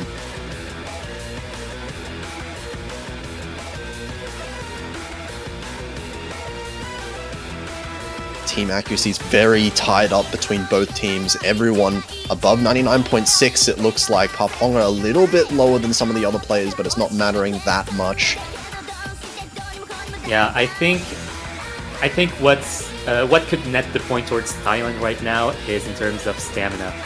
This map is not entirely long, it's only 1 minute and 52 seconds, but going into the chorus, we can definitely see, we could potentially see a swing one way or the other. Actually, Turks drops down the act now, matching Paponga in the accuracy, and of course Konkawa and Pavan slightly beating, actually Nyasen's tying Konkawa right now in the accuracy. It's just Kaisium that's a little bit below Pavan. That's the entire difference in the accuracies right now, and that's only enough for 1,000 points. Yeah, and it's not looking safe for either of the teams. And thinking about the remaining picks, I think it's going to be that close when the entire remaining the match. And we're already at the end of the map. This is a very short one, and there is a fact that I don't want to mention. All 6 players are holding something. Oh god. And it's the very end of the map, 4,000 points. This lead is growing ever so slightly as Kaisium drops a little bit of accuracy again, now below 99.7. But oh my god, hold! And it's 6 FCs? 6 Don't miss the FCs? endings, oh my god! This entire lobby, please? Oh, whoa. Pavan, Konkawa, and Yasin all with score V1 double S's. Okay, we are seeing a little bit of a performance coming back. Thailand finding their groove once again, and I just can't believe we're seeing six full combos on any map at a semi-finals level. Yeah, map pool easy, am I right? Three double S's should never happen in this stage, but here we are apparently, and now, oh man, this is a tense one now between both of these teams, because we are 1 point away from a potential tiebreaker. China, they get the last pick, but it is not a comfortable one. Look at the maps we have left. Oh my god, thank god for the timeout. That was absolutely needed, and that is the single right moment to pull the timeout, especially for China. China with the last pick of the entire match. This is the last remaining pick before we go into a potential tiebreaker or a Chinese win. And oh my god, looking at these last maps, it feels like you would want China to pick the hybrid map. Given how the hybrids have gone so far, that may be their best option, but it all depends on what they feel comfortable with, right?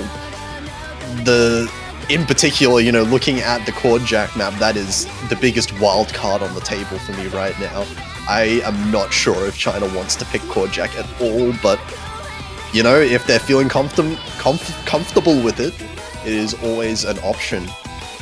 Yeah, honestly, I think Court Jack might as well be a coin flip, because at 153 BPM with harsh patterning, combo breaks are definitely gonna happen on for either team. So I don't think Court Jack is a pick that any team wants to go forward with. And I feel like if China wants to gamble on a coin flip, then Court Jack might be the play. But it is a tough one either way because, you know, we did mention earlier, pretty much none of the skill sets has been particularly favoring either team, from the regular pools at least. So, you know, even though I probably like the idea of a hybrid pick from China, it doesn't feel like they definitely win it. It doesn't feel like a massive advantage that they have either way.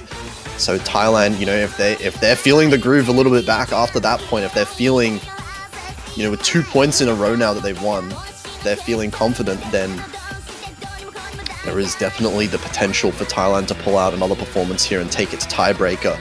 And I'm sure a lot of people do want this to go to tiebreaker as well watching right now, but China definitely don't.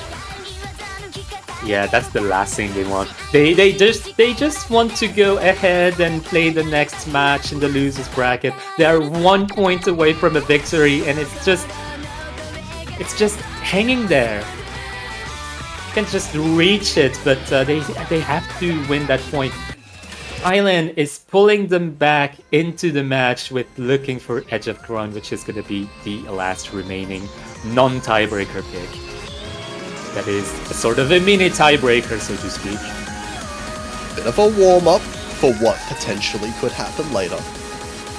But we'll see how they perform on this one, of course. It's very rare that we see every LN and hybrid being picked in the same match. I'm not sure if I've ever actually seen that in recent times.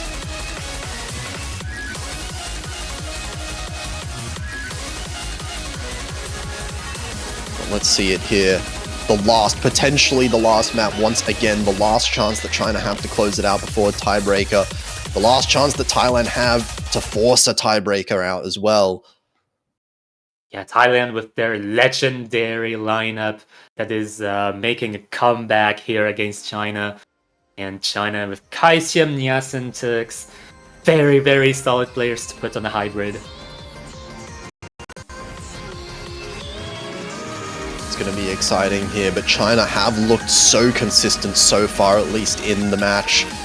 We'll see if they can keep it up here. So far, everyone off to a fairly good start all the way around.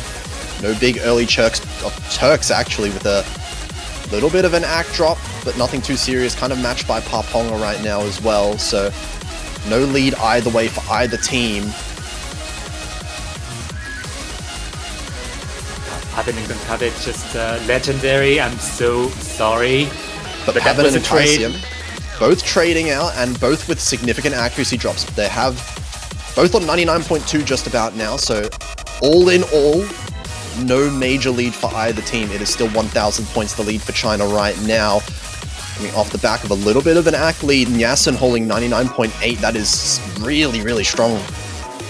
Yeah, it might as well be a tie right now. Like 1,000 is nothing. Kaisium dropping, tipping the advantage towards Thailand a little bit and more. Nyasen as well. That was the highest accuracy on China's side, and now Thailand is starting to gain a little bit of an advantage. And Turks, the only FC left for China, is also holding a little bit worse accuracy than some of the other players. Paponga finding a miss. Very clean miss from Paponga, that is to be sure. So it is still going to be a lead for Thailand at the end of the day after all of these misses, but not a very convincing one. There's half of the pick remaining, and anything can happen in this very dense section. It all comes down to the individual misses. 3,000 points the lead. Half the map left, and we still have one full combo on either team holding it together. There's just no way this is happening. The lead is so little. It can swing in one single instant. The map is so intense. How are those people still holding on? This is the last remaining This is the last remaining pick before the potential tiebreaker if Thailand takes it. Oh my god, it is so tense right now. Everyone No, holding the Calcium! That is a miss. It is going to extend the lead, but not by that much. It's still just 8,000 points. It is definitely recoverable if the chain miss happens in the end. These numbers are high. These combo numbers are very high. It makes me very nervous looking at this one. But we're towards the end of the map. It's still 9,000 points the lead. Still one full combo per team. We're coming to the end of the map, and the more we go, the more we can just sing at the top of our roofs right now.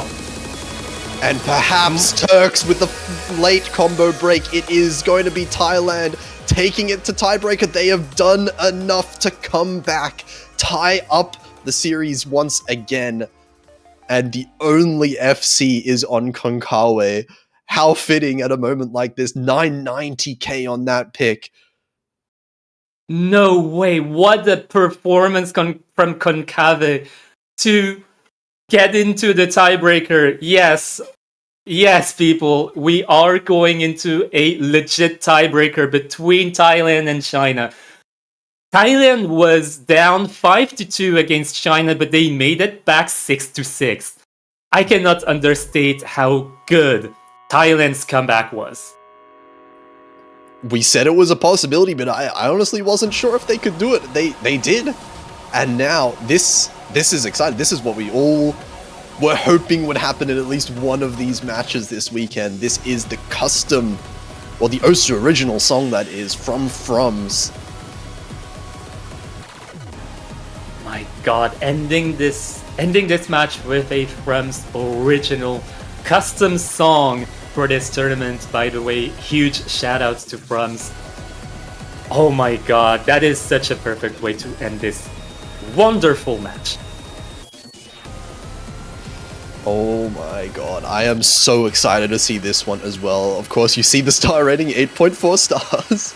It's a little bit high, slightly. That's a little bit but 6 minutes long. This is an absolutely brutal one, and it is so hard to tell who is going to end up with the advantage. Yeah, now we've seen back and forth between the two teams, and especially on the hybrid picks. The hybrid picks, I think, were pretty close between the two teams, and it's gonna come down to each player's individual idiosyncrasies on the map itself. Hall is a very unique map, for lack of better words. There are so many patterns in this map, and also there are so many repetitive patterns. So many places where one player can just chain miss, and maybe perhaps 2 or 3 players can chain miss and just put the lead everywhere on the board. Oh, and here we are. The very start here is that's a lot of 100% we see at the start there. Paponga with a really early miss, but that's within the first 40 notes it looks like, so grand scheme of things doesn't matter. Actually, Thailand's still holding the lead despite that miss. A little bit of accuracy difficulties from Turks and Sunny.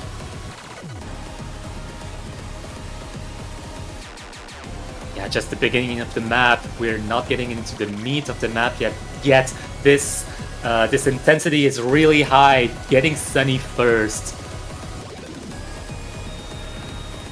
Yeah, the accuracies in general in Thailand's favor right now. The usual 2, actually Sunny finding another drop now down to 98.7. And oh my god, this dense LN section, Turks, oh, that's a lot of act drop, as well as Sunny dropping in combo once again. Turks with the FC, but 98.3 is a little bit low compared to the rest of the players. Yeah, but wait, the accuracy could swing back in this polyrhythm section. This polyrhythm section can get people on nerves, and 2 full combos drop there. This looks so easy, but it is not. That is absolutely evil, that section, and we see it right there, Pavan and Turks trading. Yeah, you cannot just put that in the tiebreaker. Every single player is so nervous. They're playing for their lives right now, especially in the losers bracket. So far, 9,000 points is the lead from Thailand, mostly due to the accuracy difference here. Turk struggling in accuracy, but actually Paponga as well. Paponga dropping the full combo now. Matching Turks in accuracy, this lead is shrinking. The Turks trading back. Oh, and it's so tense. Looking like Turks and Paponga actually cancelling out each other's scores, all things considered here. Nyasin and Konkawa also tied. It's the difference right now between Pavin and Sunny. Both players finding misses earlier on in the chart, but Pavin, overall, the better accuracy. That is most of the difference, you have to feel like. Yeah, I think in terms of lineup, Pavin's definitely making the difference for Thailand. All that said, Pavin finding another miss. That comes with a bit of an act drop down to 99.3, and the lead we can see has shrunk immediately down to 5,000 points. Maybe even shrinking a little bit more as time goes on before that combo mark is hit. Yeah, honestly, it's up to both the carries, Konkawa and Nyasan right now. They're on the same trend, same combo. They might as well be the same player. And oh my god, every time we get to one of these extremely dense LN sections, it just makes you so nervous, because the potential for score loss in some of these sections is so high. One slip up can drop your accuracy like a brick. Yeah, both teams are walking on tightrope right now. There's a battle of attrition between the two teams, just playing the best they can. Oh my god, 7,000 points. It's so close still. Paponga and Turks both still holding identical accuracies just about. Sunny has recovered the accuracy quite a lot to above 99%. Yeah, going into a break section, kind of a release intention, but the release intention might as well be the hardest part of the map for those players, despite the lack of physicality. Oh, you cannot afford to rest. You cannot afford to rest. If you loosen up your muscles a bit too much, then this next section coming up, you could mess up entirely. But it looks like so far everyone holding on. Yeah, we're still on a 7,000 point lead for Thailand. That has been looking stable throughout. But oh my god, it's so long. Oh my god, we still have a third of the map left. 6,000 points. This point lead has not been growing or shrinking at all. Actually now, Pavin finding the miss. Maybe this goes down to 4,000 points. Yeah, let's just wait for the 400 combo to build back up before saying anything. I think that's gonna be more or less 4,000, yeah. Need more misses from Thailand for China to recover, potentially. But we are going into the last quarter of the map, which is very much more physical. Paponga dropping some combo. Oh my god, trade happening between Konkawa and Sunny. That is very major. Konkawa dropping combo, it's very, very major. Yeah, Konkawa had the FC up until that point. Now there's only one FC left, and that's Nyasin on China. And oh my god, what is this? 500 points, and it's shrinking. No, oh, it's impossible to tell who really has the lead at this point. We only have a fifth of the map left, and we have a 3-digit point difference. Oh my god, what is going on? We're going into the last physical part of the map with a blank slate, essentially. We're playing this. Turks! No, Turks! Turks finding an early miss just before we get to the hard part, and that is going to extend a lead a little bit for Thailand, but it is not safe at all. That is just one clean miss, and Paponga trades it back. Konkawa is missing. No. Now China, this could be their opportunity. Do they have enough time? No it looks like it's way. flicking over to them ever so slowly. 100 points. There's absolutely nothing China has to hold here. China have it. They have the lead. No. Maybe they don't, but they have? What's I going on? don't even know! Nyasin dropping the full combo at the very end of the map. That might be enough for Thailand. There's absolutely nothing remaining in the map. China losing some more combo Turks. And oh my god, now 6,000 points in the lead for Thailand. They're holding on. They're holding on the combo. They just have to get through these jacks, and it's going to be Thailand taking the match off of China in the losers bracket, staying alive. What was that ending? Oh my god, I see it. Almost. That is absolutely insane. Nyasin holding the full combo up until the very end. 984k. What are these scores overall? The lowest score in the lobby being 961 with a 99%.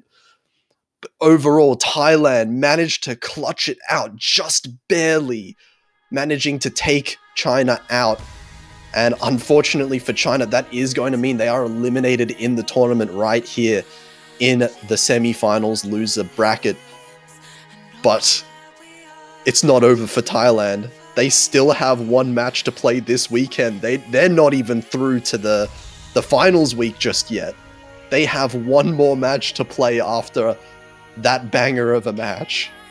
Yeah, that was their first match, by the way. They have a second match, yeah, that's for sure. But what a way to win a match, Thailand. What a spectacle. What a show here. Going from a 2-5 situation against China to an entire win, and what a tiebreaker, back and forth tiebreaker that was. But commiserations to China as well. China fought their heart out. They put everything they had. They had such a solid team, and they definitely had the lead. They showed that they scale on this semifinals map pool, and wow, just what a showing. That was just incredible from both teams. The number of FCs we saw from China as well was extremely impressive, even, going far as that tiebreaker. Think back at all the maps that were decided by 1,000 points of difference and how the match could have gone differently. But at the end of the day, congratulations to Thailand. They are going to be moving on, and I believe that Thailand are going to be versing Canada tomorrow to find out who makes it to finals week in top 6. So another exciting match there. And yeah. I need to calm down a little bit after that one. Yeah, but we do have a match in like 8 minutes or so, which coming out of this match, it's kind of a recoil going to that. But yeah, ups and downs. It is a roller coaster. This weekend, this entire weekend is going to be a roller coaster of emotions. We're going to go with Indonesia versus Hong Kong in 7 minutes. Just take a little bit of a break. Take some water. Hydrate yourself in those hot days. And we'll see you later.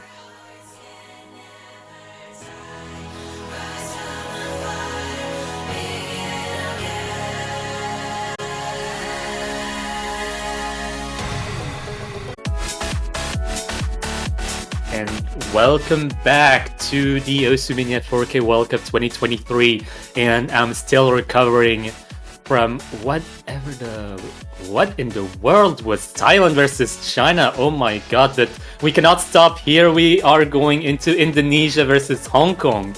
And oh my god, this weekend is just getting started, man. I am Pachiraj. I commentated the last match. I am so tired, but we ball. I am gonna be commentating with Mifa. How are you? Hello. I'm absolutely doing fantastic. It was an amazing match from Thailand versus China. It was a 4-point comeback, which is surprisingly did make everyone's R on their edge of their seats. So I think this would be the same for this particular match, which is Indonesia versus Hong Kong. Yeah, Indonesia versus Hong Kong is another type of matchup, and I do believe it's definitely an interesting matchup in the losers bracket as well, on the semifinals pool, nevertheless. And yeah, I'm very interested to see how both of those teams are scaling on the semifinals map pool coming from quarterfinals. It's probably going to be a different dynamic than Thailand versus China, but yeah, both of the teams definitely have some weapons to throw against the other enemy. Yeah, the thing is that I don't know where are their superior strengths coming to be for both of these teams. They have shown some scores that they align with their strengths, really. Like Indonesia, you could go with something a little bit more on the rise-ish. They are also decent at LNs, but Hong Kong also does cover them pretty fine, I think. So it's probably an even matchup, more or less. Yeah, you cannot rely on Rice versus Longnote. While theoretically, maybe Indonesia may have a physical lineup for late game, it all comes down to information gathering. And in terms of information gathering, some picks are better than others in order to kind of gauge how your opponent is scaling on the semifinals map pool, and that's what we're gonna see today, right now. Yeah, I think in particular, Indonesia and Hong Kong are truly veterans of like the World Cup. Really, it's just a matter of where experience, how far they can take with this World Cup, especially because I know for a fact that Indonesia hasn't progressed even further than semifinals. Like they're just kind of stuck there in the semifinals, either like being in the top 12 or top 8. This in particular, Hong Kong doesn't. I think that hasn't progressed much further than I think semifinals too. So whoever actually like wins this, they will progress to top 8, but they still have to win one more match to progress to the finals. So it's pretty interesting.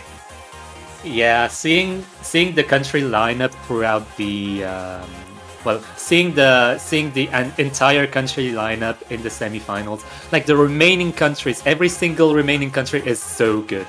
How can you pass semifinals against some of the best countries in the world in terms of lineup, some of the best players in the world? It is already very impressive that Indonesia and Hong Kong are in semifinals to start with. And yeah, we're just getting things set up in behind the scenes, and yeah, I think that's a pretty good introduction to what Indonesia versus Hong Kong is gonna look like. Yeah, I've seen through the map pool for the semifinals. I mean, let's be honest here. Given the raw skill of these players, I'm actually still surprised to see how we're actually getting still V1SSs for for the majority of the map pool. Not entirely all for like the high. I mean, I've seen like quite a few V1SSs on like the jump stream chart or core jack chart or something like that. It's still unlikely, but somehow these players have done it, and it just surprised me more to see how they would scale up to like the finals map pool, for example. Yeah, I feel like especially the Southeast Asian countries have a lot of improving players. For example, I can talk about Ray, also known as Bad HD player. This lineup, their captain. I think Ray is their captain, right? Yeah, it does. Yeah. Yeah, I think that's one of their most physical players. Adisa as well has shown their physical prowesses in other tournaments of the mania scene. Hazuki Fanboy have shown their prowesses on SVs rather. On Tabegasi, all-rounded player, but we are going into the rolls. That's a very high roll. That's a very high roll from Ray. Very high, 92 points for Indonesia. So, okay, yeah, Hong Kong definitely will have their second option to go, and Indonesia will start the protecting first. Not sure what they will actually going to be protecting for this particular map. It's pretty diverse, all things considered. Yeah, everything is possible here on this board. I do believe that Hong Kong might go for SVs, but at the same time, Indonesia does have sort of a lineup as well. I'm not absolutely sure how they scale on SV. SV is kind of an unknown every time. All right, we gotta see. Protect for the technical pick. I'm in no mood for this. Not entirely surprising. Indonesia has been showing their progress in more the technical picks, so it's gonna be Terminal 11 protect. Yeah, Indonesia banking on their Rice prowesses, not necessarily on the physical end, but on the technical end. That's for sure. But what is Hong Kong gonna answer with here?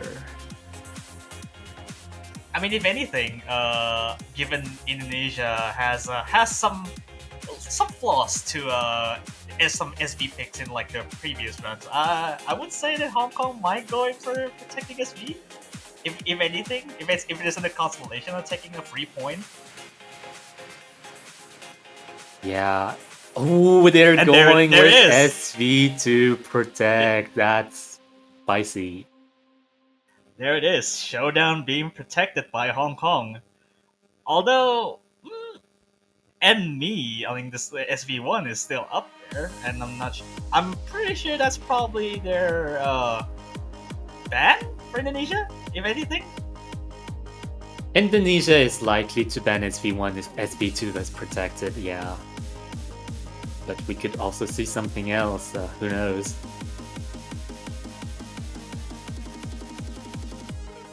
Still deliberating on who's actually going to ban for Hong Kong. Oh, gonna banning the stamina pick, the BOL.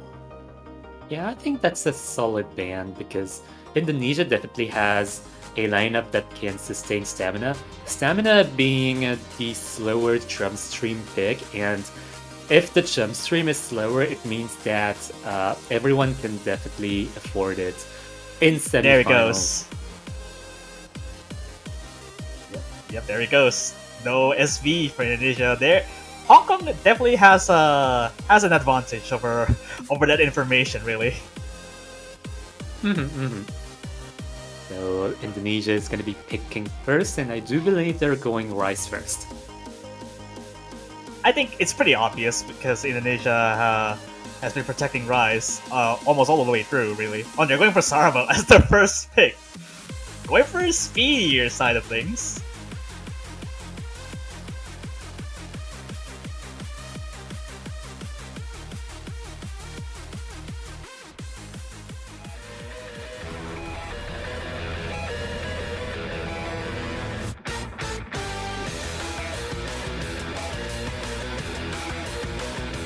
So in the last match, Ireland versus China was a full lobby full combo. Oh yeah, six SCs on like the previous match was it's beyond words, really. I never expected to see 6 players literally full combo on a screen pick, let alone this is like comboing at 353 BPM. Yeah, it's gonna be interesting to see how both of the teams scale on this semifinals pool, because we might have seen a full lobby full combo before, but it might not happen here. Seeing Indonesia, as expected for their Rise team, managed to play Albert, Digital Labyrinth, also known as Adiza here. So, I mean, it would be their primary roster for mostly the Rise picks in general. Hong Kong does have cushion Murasame or Defense Stage and Racksack. Interesting to see how they will actually stack up for most of the Rise picks. Yeah, I'm very curious to see the scores then, and that's gonna be spelling. I think that's gonna be spelling the field, the strategic field, the field in terms of strategy, physical strategy, that is. Yeah, once we do sync up, and we should be good to go here.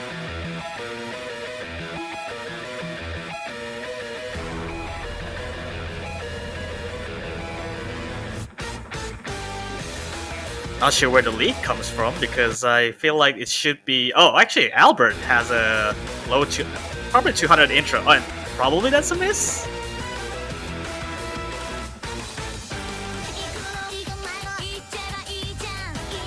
Anyways, it's looking pretty stable on the Indonesian end of things, and they do seem to have sort of a never mind. It's kind of difficult to calculate, but the lead is definitely going a little bit back and forth as Racksack is looking a lot of accuracy, keeping combo. Yeah, Racksack is getting lost. Actually, Albert did find a miss in the first 10 notes or something, so the combo might still a bit lower, but the only saving grace is that the score difference is really pretty much in Indonesia's favor because of the accuracy. Oh, first combo break coming from Racksack. Racksack was definitely a little bit behind in terms of accuracy, now behind in terms of combo. That's kind of unfortunate coming from Hong Kong. and that spells a potentially 30,000 points lead for Indonesia, coming with a good start. Yeah, the other two players from Hong Kong literally matching up with the was actually with Adiza or Initial Labor and finding a miss there. That's the first miss coming from Indonesia, but that was a Oh, very wow, clean miss. 3 That was misses. not a clean miss. 3 simultaneous misses. Literally only 1 FC for Hong Kong and 1 or maybe 2 actually, because Albert missed up the first 10 notes. And there's no FCs for Hong Kong now. Oh, and even in the ending. Well, that's the first pick. That's Yeah, the we do first pick see out of the way. amazing FC from Ray, or bad HD player, literally. And I mean, I guess honorary FC for Albert because of the miss at the very intro. Yeah, Question definitely doing a good job of carrying their team on the Hong Kong side of things. But yeah, it's definitely looking like something in terms of physicality. Indonesia has sort of an advantage, so they can go for some more rice picks. Maybe Hollywood Squares next, potentially. But Hong Kong can answer with their own information gathering with their next pick. Perhaps before long notes, perhaps they're gonna just go straight for SVs. Yeah, I mean, they protected SV, so I just think they're probably going to be saving it for later. They're probably going to go with something of an unexplored territory a little bit, hybrids or maybe LNs. Or maybe going to go straight into Cortex if they want to be feeling adventurous.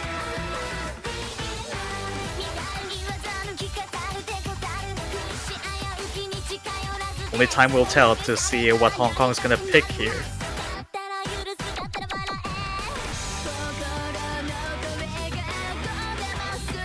Yeah, the clock is ticking for Hong Kong. They do not have all the time in the world to pick, but they also do not want to rush their decisions, especially early on in the match.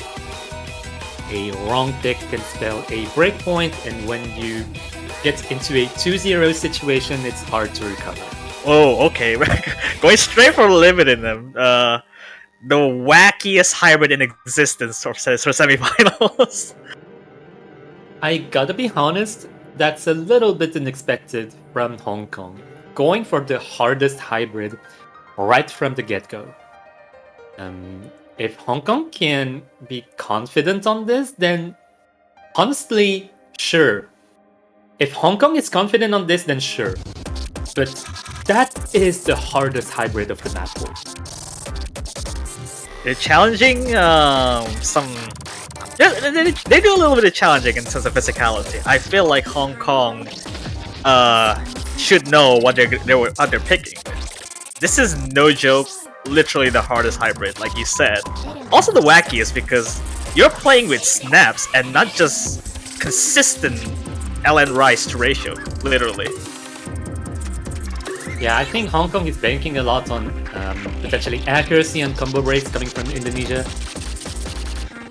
and they hope to get a point this way. Maybe they're hoping to survive better than Indonesia, and putting such a hard pick on the table is a statement.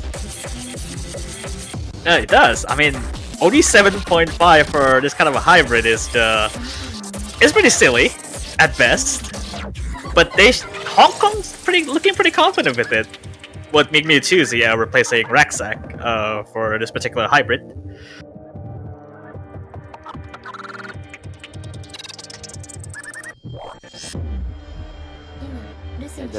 Definitely very intrigued at this pick, and we're gonna see why exactly Hong Kong picked this. Just buckle up, because this is literally the hardest hybrid being picked straight up from Hong Kong.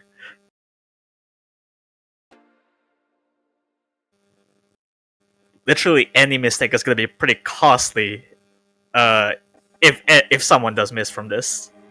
Same lineup coming from Indonesia, lineup changes coming from Hong Kong, so different dynamic than in the first map. Oh no, bad signs coming from Quotient! 97%, like 2-3 drops, literally. Pretty severe, all things considered.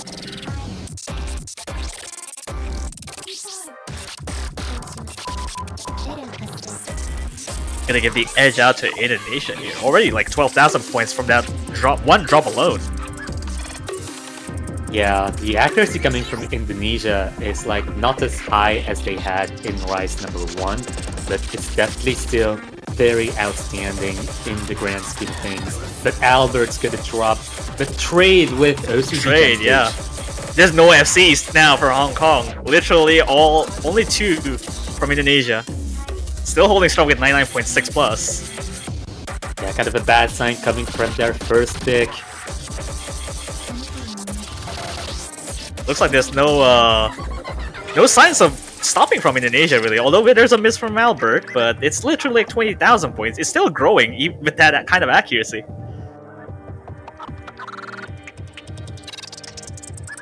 There's still the last half of the map remaining, and especially the break where people can just look at each other in the eye, look at their scores and so on, look at the lead. Pretty well-established lead from Indonesia right now. Although there's still a lot to go. Yeah, Mewtwo dropping like twice there. And those 3 gen stage continuing to drop as well. All these snaps are really crazy. Yeah, bad HD player takes the second hit from Indonesia. Only 1 FC remaining from Nisha. Yeah. As all things considered, this is looking pretty clear that this would be Indonesia's point. Yeah, it's all up to the remaining players, see how they can handle the rest of the map. But we are coming to the end of the map, and that looks like a first breakpoint for Indonesia.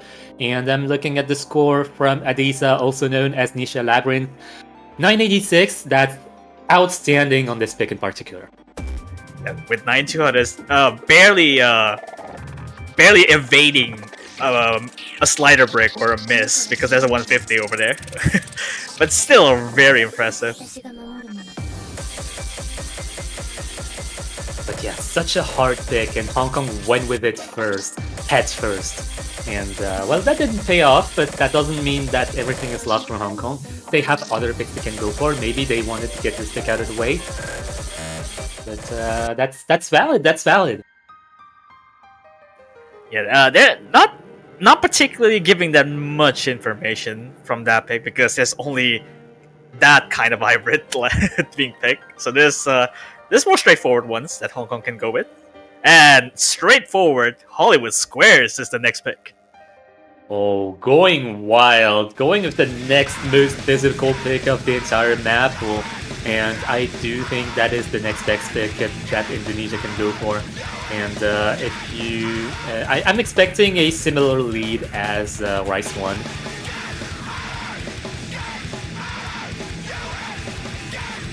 I mean, I think this is most likely what Indonesia's strategy go with. You just go with the hardest Rice picks out of the gate just to tire out Hong Kong, because of how exclusively hard for what they are.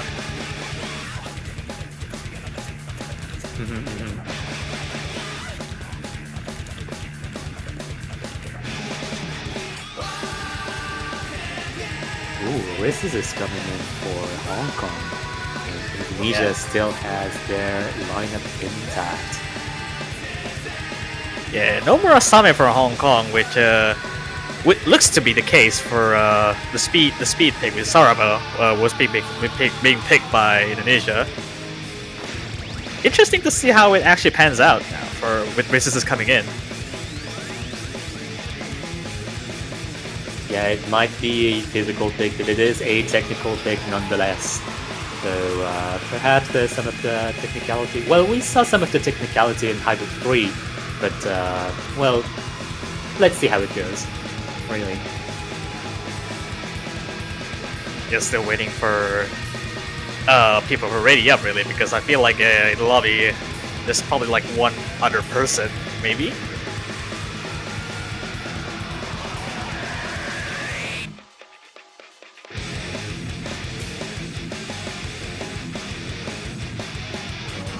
Alright, here we go. We are getting started on Hollywood Squares, a shootgazer map.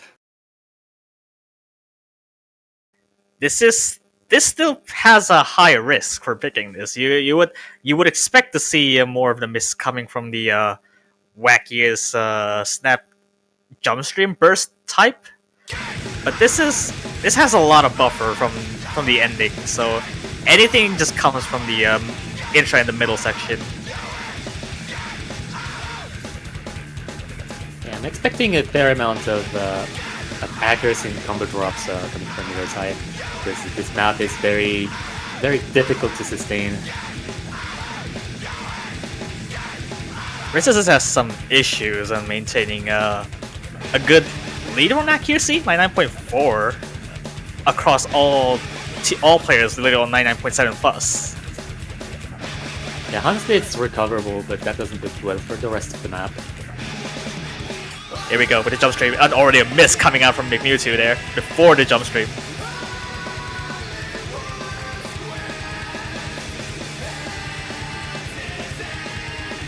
Coming to a 15,016, well, almost 17,000 point lead versus this with another traded by Adiza.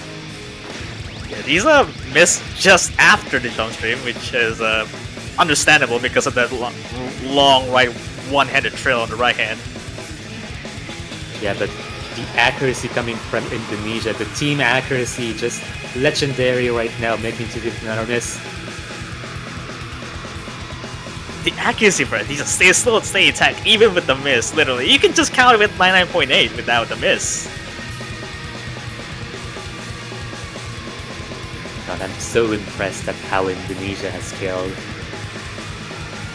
And Indonesia is one of those teams that definitely can shine in late game, it seems like. And I think we saw that coming right from the qualifiers.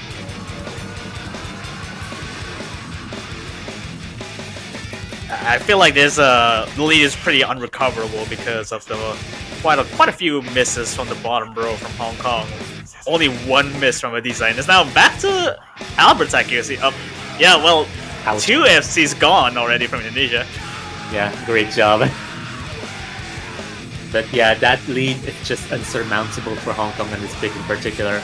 And yeah, another point for Indonesia, 3-0. But look at Koshin's score though, 994k. Just pulling, not necessarily laying out, just being MVP of the lobby despite just going against a really good Indonesian team. Quotient had the most points despite 1-200.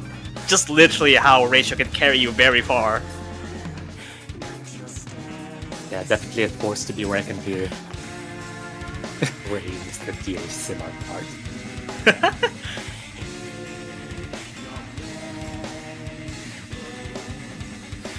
Alright, that's still Indonesia's points. They're 3-0, and Hong Kong still has some chance to take over. Probably Showdown coming up. You don't want to waste time about that one.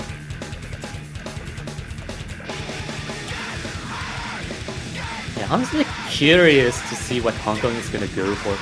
Are they gonna go for long nose or are they gonna go for SVs? Because I don't think the hybrids are a good idea coming from how Hybrid 3 went. The two other hybrids are easier, sure, but not exactly more affordable. And the right section is just kind of dangerous coming from a physicality disadvantage. Going for Lemming? Huh. Alright.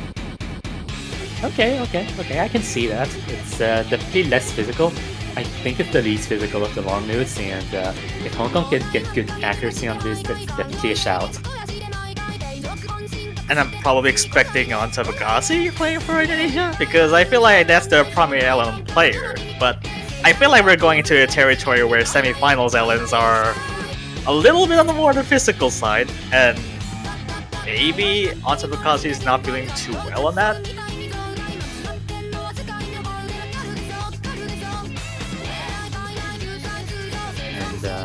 I think that's the first roster change coming from Indonesia. And on Tabekasi, I think he's definitely better on the long note side of things, so definitely a roster change that is warranted for Indonesia in regards to how the lineup works. Yeah, it's not it's not the best pick that they could make, but I understand why. This is just literally how timing hell. It's a baby timing hell. just put it out there. I think that Hong Kong has to pick this no matter what, somewhere in the match, so might as well pick it now than later, I guess. Also becoming a bit, I'm just gonna say Seoul 1 from Hong Kong. Actually, I've never seen Seoul 1 being played on the match so far, I feel.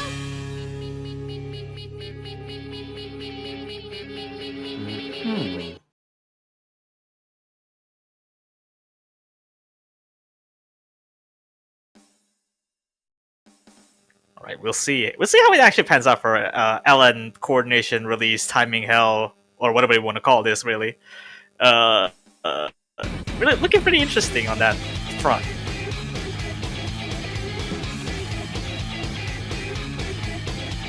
Ooh, first hits coming from Quotient early on, with a accuracy drop to boot. Still, relatively minor mistake to make. It's not that much of a drop. Even it's a combo break regardless, but the lead is already established pretty early on for Indonesia. Yeah, Ontabekase is actually leading Indonesia. I think that Ontabekase is going to be there. Long note carry for his pick. Quite a long song to make up with, yeah, and Albert actually taking probably a trade from the Quotient, but the accuracy are just so much higher that it still makes it the lead. Yeah, honestly, Quotient making a great job at recovering that accuracy, going above Albert in terms of accuracy, and Seoul has to hold the combo if they want to have a chance at this. If Indonesia drops some more combo, it can tip the lead towards Hong Kong. Big Mewtwo is challenging on Tabakasi on a one-on-one fight, really. Literally 99.7 across. Someone is doing a very good job to be keeping up with Albert, but Quotient is literally what makes it the difference between Medici player or Ray. But literally, the score difference is nothing. And Big Mewtwo missed it already. Unfortunately. Ooh. That was a very unfortunate miss as well. Magnifici was the leading score from Hong Kong, and losing that leading score definitely puts a harsh hit towards Hong Kong. Albert dropped trading that actually, but it's still one person dropping a lot doesn't equal the same as like two person dropping. So 7,000 really is still quite a lot. Yeah, anything can still happen in the last third of the map. The map is 3 minutes long, by the way, so quite a long pick. Definitely can see something happen in the last course. Yeah, 2 SCs to 1, which the accuracy is pretty much favoring Indonesia right now. But any single mistake from any of the 2 FCs from Indonesia is really gonna cost them the lead quite a bit.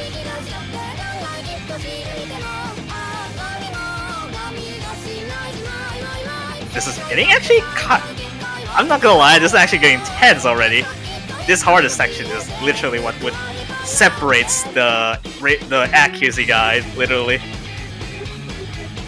Yeah, Ontabekase just invulnerable, such a bastion of accuracy and combo. And looks like it doesn't look like it's gonna be so dropping at the end though. There's no FCs around there. Unfortunate, but regardless, that's a break point for Indonesia. Yeah, solid breakpoints as well. Ontabekase with an outstanding 9-9 TK. Very good performance on this, and also Ray, also known as Bad HT player, with a 987, not too far behind as well. Pretty close in terms of accuracy, a little bit more 200s though.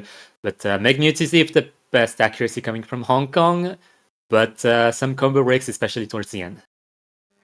Valiant effort from Hong Kong, actually. It might not seem like that much of a score difference, but taking note that Albert scored lower than So won, which it might give him some information that maybe the LM picks aren't so bad after all from Hong Kong. Yeah, if some of the remaining Hong Kong players are watching the match, were watching the match and were watching the lead almost tip towards Hong Kong, it definitely means that they know that Hong Kong has a chance on the long notes, depending on how things go, because Indonesia's long note lineup is not invulnerable. Yeah, although they're in such a good position, such a good advantage to be like 4-0, and they're going for Dragon Tegan from pick.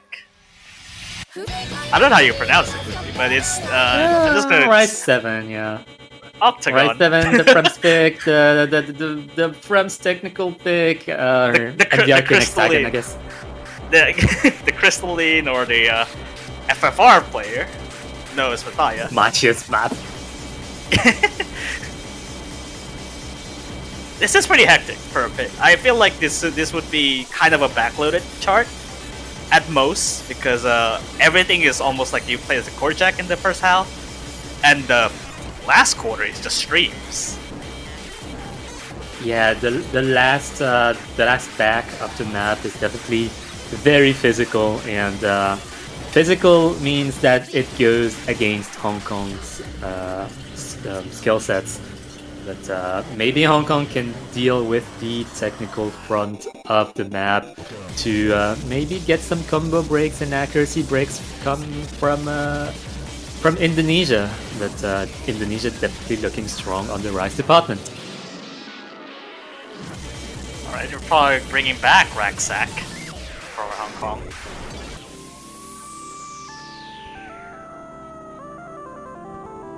Looking like comfortable for Indonesia. I would say that almost all the Rise picks being picked by Indonesia, it doesn't seem like one miss could trigger like a lot of score difference. It's just a clean miss and nothing else.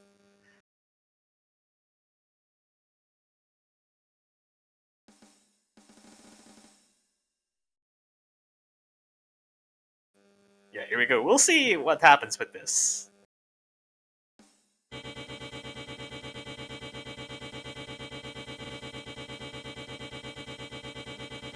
Yeah, nice anchor. Not getting anyone with the mind block yet. Maybe sometime soon, actually, because this part is kind of. It might be fairly easy on paper, but it's not really. Ooh, Like that, Albert taking the first drum already. And I think with the accuracy drop as well, that's very major for Hong Kong. Definitely puts a little bit of hope towards their end to get a breakpoint of their own. Although, I mean, this is literally just one of the 3 difficult sections. There's still 2 left. Yeah, 5,000 points lead. Is Actually, nothing in the grand Adiza! scheme of things, but yeah, that's gonna put more advantage towards Hong Kong, and Hong Kong has a lot more breathing room to sustain the last back of the map. Yeah, Hong Kong needs to hold because Rucksack is actually having the lowest accuracy on the lobby, and it probably might hurt him in the long run, especially on the streams later in the last quarter. Yeah, remember the Rucksack on Rise number 1, the stream spec, was playing more for combo rather than accuracy, exactly speaking, so we might see some accuracy drops, but if Rucksack can sustain the combo, then we might see a break point. Yeah, watch any misses coming out from anyone, because this is where lots of material coming from the Rise. Yeah, honestly, Hong Kong has to do their best to damage control. Alright, here we go. Get some combos here. Here we go. Lee shrinking ever so slightly. 5,000, 4,000. Actually, Mursame is losing it, and he's now on Indonesia's point now. No way, that ending was... Oh no. Oh my god, the chain miss. That was so unfortunate coming from Hong Kong. They definitely had the chance to take it back from Indonesia. But no, this was not it. Quotient though with 994 going against Ray on the other end. Almost the same score. Literally V1 double S too. That's insane. Literally. Almost like Nisha Levin or Adiza literally have one miss just before the another section of the core jack-ish hybrid section, but regardless, the ending is proving to be too difficult for Hong Kong, and they're now going for showdown. This is getting interesting. They don't want to waste any time, and they're going for SB2. Yeah, I think if there's any moment to pull your protect out, it's now. Because 5-0 against Hong Kong, and it's Hong Kong's pick right now, means that if if you don't win this pick, then it's Indonesia's pick next, and Indonesia has a lot of choice to close the match with a 7-0. This is the first. I think this might be the first time we've seen this on. I mean, I guess in the context of semifinals pick, I feel like we have seen SB1 and then now we're seeing the SB2. So glad that this was picked. Yeah, all of the SVs were actually picked. Yeah, we love that. Yeah, although I mean, I don't know about the next round, but yeah, yeah, yeah. That's all I can say. Yeah, map will showcase it tomorrow, somewhere after 15 UTC, I want to say.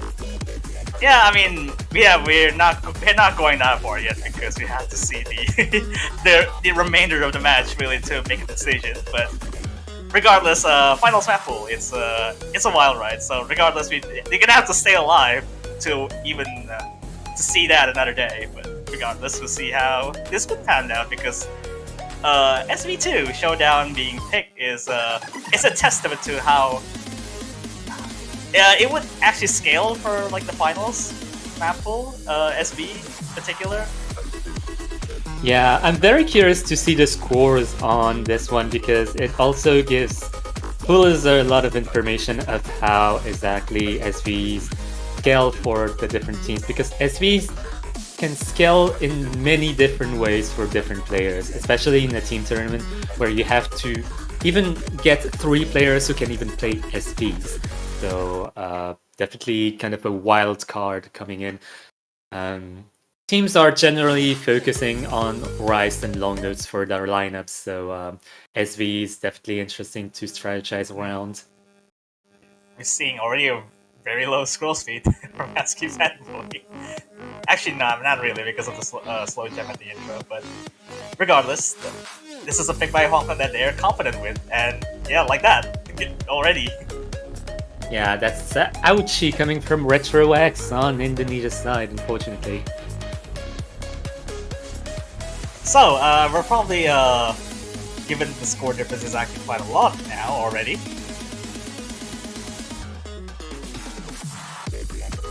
And already, losing the S ranks for both Onta and Retro EX. Yeah, outstanding team performance coming from Hong Kong with still full combos intact on those teleports. Askew Fanboy is doing...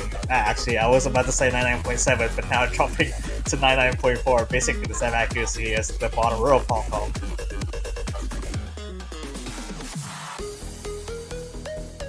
Yeah, but well, I guess we'll just maybe just literally watch as the chart unfolds.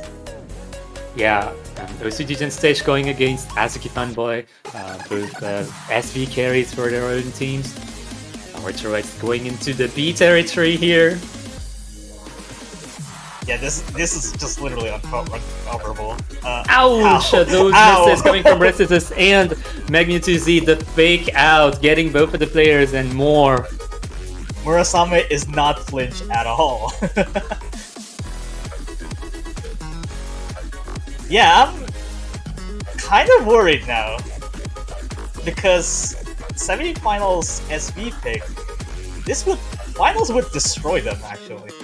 So I don't know what to say about that one. Oh yeah, that was a 518,000 point lead for Hong Kong. Definitely a point that they need, and probably a point that they knew they were gonna get. Yeah, absolutely. Also, a very good FC from Murasame too. Literally, like 13,200s on that is absolutely insane. But they would have to survive to the finals sample to even get to that, and they still need to take like 4 points to break even.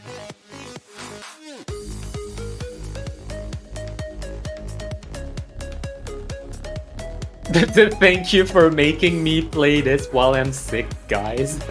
Good night.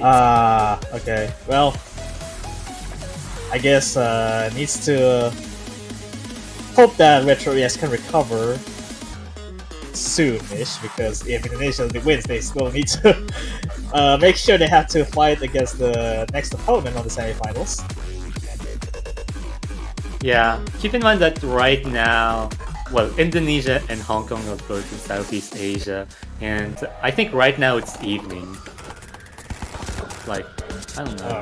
Must be like I was about to. I was. 8 p.m.? My brain went to thought. I was like, why are you mentioning evening? Oh, no, not evening the mapper, no!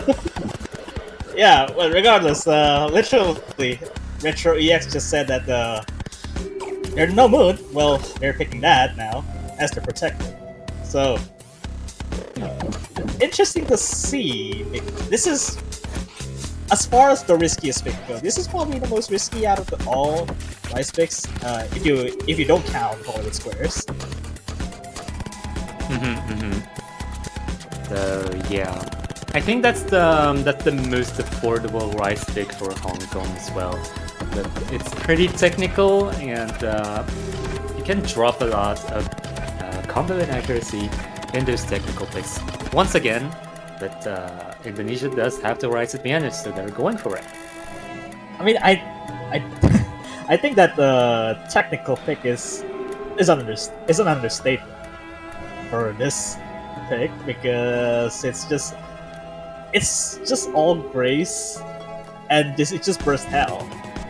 You're in for a treat if you call this a technical pick, because you just have to making sure that it also applies to like the hybrid 3. In a sense that you need to combo as far as you can.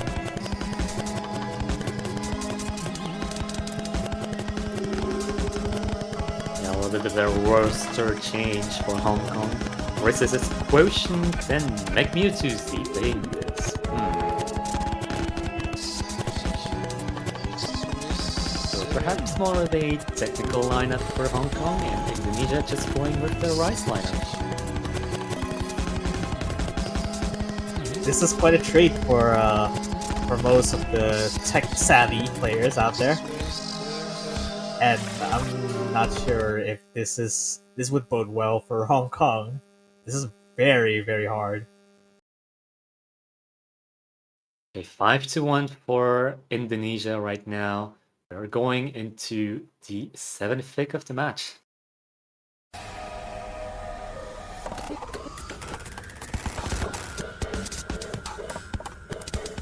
Literally, the background is just screaming. Oh, actually, Yauchi, dropped twice there. That looks very Yauchi for Magnitude right now. And Risset is not starting up to the Indonesian team's accuracy right now. So, but giving an early lead, even coming into the 600 combo mark of the song. Yeah, all abrasive transitions to this part is absolutely insane. You could almost just slam that as a hand or a free note chord instead of just playing as a legitimate clams. Wow, just looking at Indonesia nailing this pick is beautiful. Just really beautiful. 99.6 is the lowest from Indonesia. That's... I mean, Question is not doing bad himself, literally. He's just matching with Adiza right now. Yeah, Quotient definitely scales on this. He just scales better for Indonesia. I'm just in awe from looking at this now. As far as music goes, this doesn't feel like a music, but they're still like doing well on it. This is with the combo break, giving more lead to Indonesia, maybe reaching the 40,000 point lead. course, yeah. And yeah, wow. Actually, managed player Ray is actually just going up and up. It doesn't get lower from that transitions really. Yeah, Indonesia is actually gaining accuracy on this back half. Albert dropping a tiny bit below 99.7. Adisa This is again with the miss, but it's very clean. It's literally no miss at all if you just don't look at the miss now. Yeah, we're coming into Oh, wow. 70,000 point lead. A trade between Narcissus and Adisa. How are you still getting 99.6 with like 3 drops in total? That's just like it's just bizarre. Look at this, like 200s from actually player initial labyrinth. Quotient with FC as well. It's very commendable, but the consistency, literally, only 9 200s being dropped by all 3 Indonesians. But yeah, look at this Rice lineup coming from Indonesia. And the team that is potentially going to fight Indonesia in the second match of the losers bracket is probably shaking their boots right now. And now they're going for LN2, literally on the denser LN side. So this Yeah, I one think is that's okay. This one is okay. Yeah, I think that's reasonable. I think Hong Kong definitely has some comfort going into Longwood City, especially in terms of accuracy. It's less physical than the Rice map pool.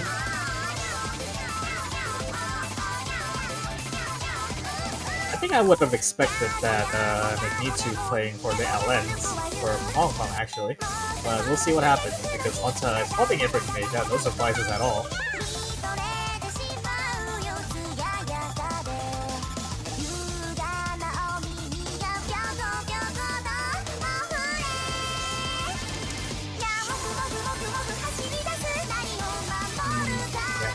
Well, I'm seeing like the GLHF already, but I thought it was Indonesia's missing third player.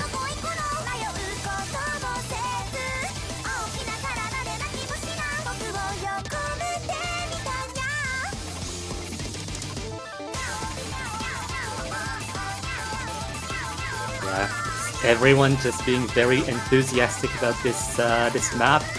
Good luck, have fun. Start 5. We are going into it. All right, this could be possibly the last pick for from Hong Kong to make if they mess up with this. So it would be interesting to see. This is not a bad pick at all, especially with the rest of the remaining picks from Hong Kong. Yeah, I feel like Hong Kong is never gonna go for Rice. In any case, so going for long notes, especially this pick in particular, definitely a good move.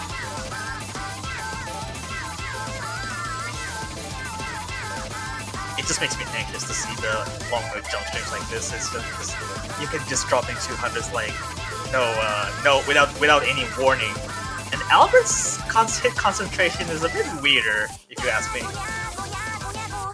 Oh yeah, definitely a little bit spread out, yeah. It's like it just like went like 6 straight lines without any sort of like deviation.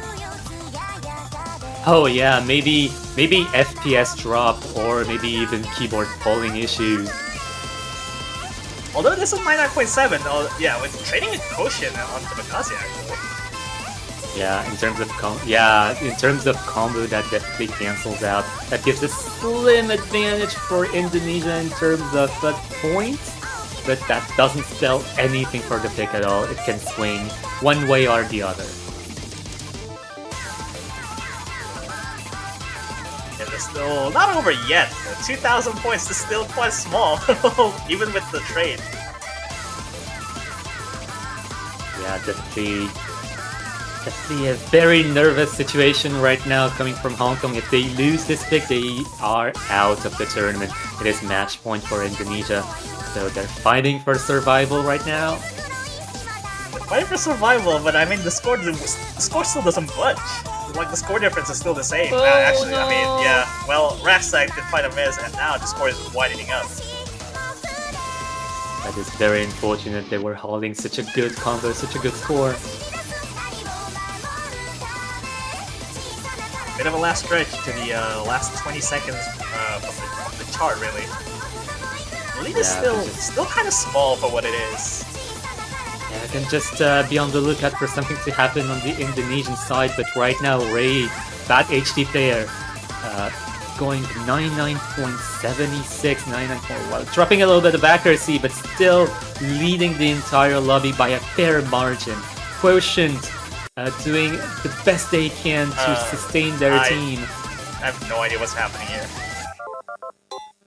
A little bit of lag, just a little bit of lag, yeah, we're but getting into regardless, the I think final Albert, results.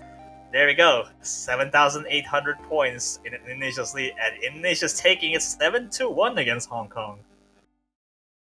Yeah, Indonesia showing that despite having a clear rise bias and advantage, they are also very decent at scaling on the long node department. That is a great team score coming from Indonesia on long node number 2, and long node number 1 was also pretty good, seeing as they actually got the points. And yeah, 7-1 against Hong Kong. Congratulations to Hong Kong for making it this far in this tournament, but unfortunately that's gonna be goodbye for now. Indonesia is gonna play another match, I believe tomorrow. Yeah, it does. Yeah. It does actually, because well, Indonesia is still in the top 8, but they're not out of the running from the to the finals round, because they will have to face the next opponent. And the next opponent is not easy, especially considering they still have to look after China. Like there's also China and Chile is also still in the running. I feel like Chile versus Vietnam is also one of the matches they want to have to look out for, especially because Chile that's gonna happen in Vietnam. 36 minutes. Chile versus Vietnam is very interesting. I think those are very, very different team dynamics, and we're gonna see which kind of team dynamic is gonna come on top of the other one. And the winner of Chile versus Vietnam is gonna fight Indonesia. I believe that Chile and Vietnam are kind of afraid of Indonesia at this point, but it kind of depends also on how they scale on the semifinals map. Yeah, also still need to also look out for Canada versus Thailand as well, but I feel like Canada versus Thailand could be another of the Thailand versus China situation. Yeah, because of how different their team dynamics are, but I also feel like Chile versus Vietnam is also the one thing that maybe Indonesia versus Hong Kong has, which it could be interesting because we have to see how it actually pans out from them. Yeah, but that's not gonna be now. That's gonna be 1 hour and 30 minutes from now, I believe, if my math is correct. But yeah, I believe that's it. You have anything else to say? I mean, if anything though, I think an hour from now, from Chile versus Vietnam is a must watch. I think it's a decider of between whether Indonesia is gonna face next, and Chile versus Vietnam has a different composition of what they're strong at. So you don't want to miss that match, especially when considering you have to fight against Indonesia after that. Yeah, so save your calendar. Just put yourself on Do Not Disturb on Discord or whatever, and tune into this match upcoming next. Yeah, we'll be right back, guys. See ya.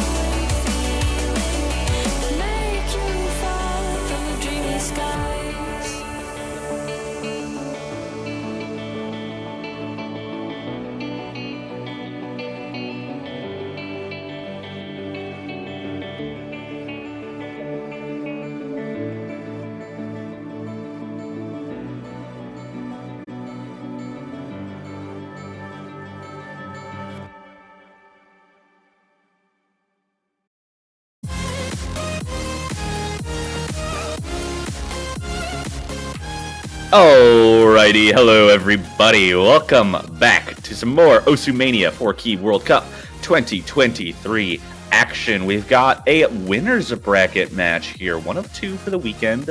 It's going to be the United States versus Japan. We got that Seed 2 versus Seed 3, making it all the way to that winner semifinals matchup, and these two teams are a doozy.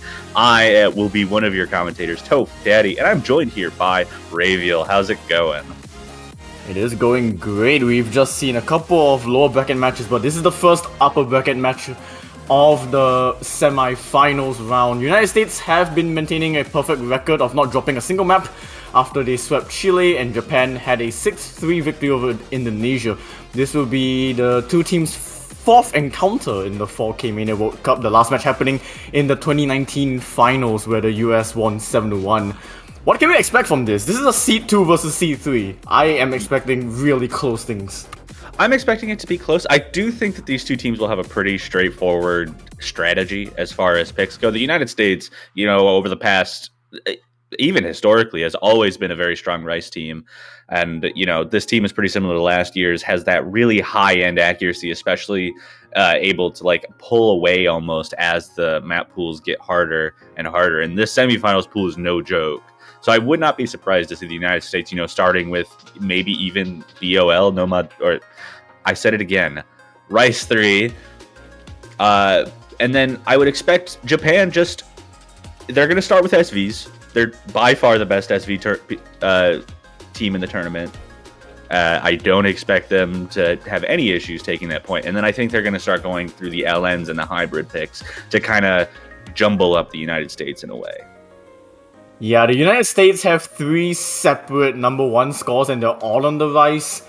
Japan banned Rice last weekend, so this should be a United States going for Rice all the way, Japan going for anything but Rice. Japan are obviously protecting SV, that is SV1 Enemy. Yeah, that's not a surprise. I imagine the United States will probably protect Rice 3. Either that or Rice 7 is what I'd expect. Okay, there's Rice 7. Rice 7, maybe, and just having watched through it, it's the hardest map we've seen so far. It's absurdly difficult. Yeah, and it definitely fits the United States team caliber of just having really strong players for this kind of... We're getting the late game at this point, basically late game. And United States banning SV2, I mean, I can't say I'm surprised or not surprised. You're not. You have to ban one against Japan. Those are 2 guaranteed points for Japan. Yeah. If you leave them both open, and Rice 1 getting the ban out, no speed coming out today. But that will be Japan's first pick. I can't imagine them just not going straight for SV1 here, right?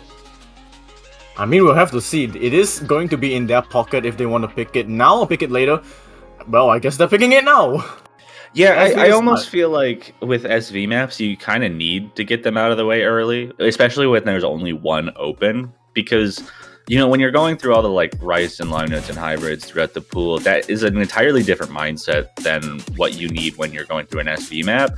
So interrupting the flow of the match with an SV map might do more harm than good, even if you're guaranteed to take that point in the case of Japan. Or, well, quote unquote guaranteed. I don't want to act like it's all over, but it's fair to kind of say that Japan has a huge advantage on a map like this. I mean, you say guaranteed, but there was only a 3,000 point difference between both these teams' SV1 from last weekend. Japan having a 2,973,000, United States 2,970,000. That was also with a miss on the Japanese side, so... Yeah.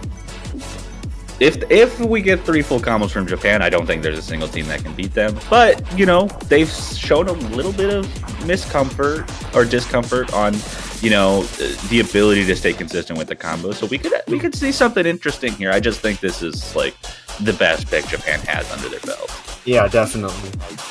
It's basically the safest pick to just begin the match off. Okay.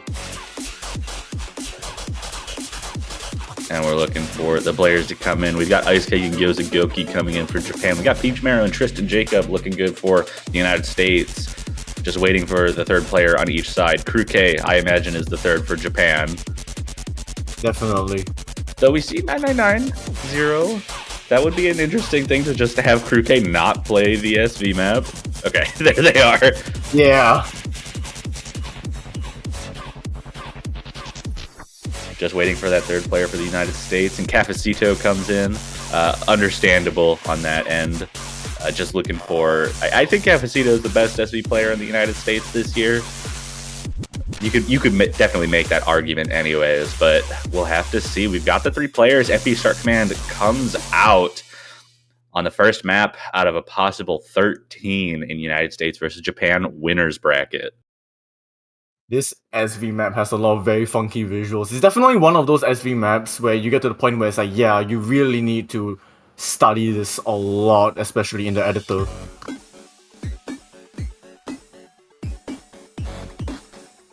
And already we see a very early miss from Peach Mario and actually just completely forgetting the rhythm down to 70%.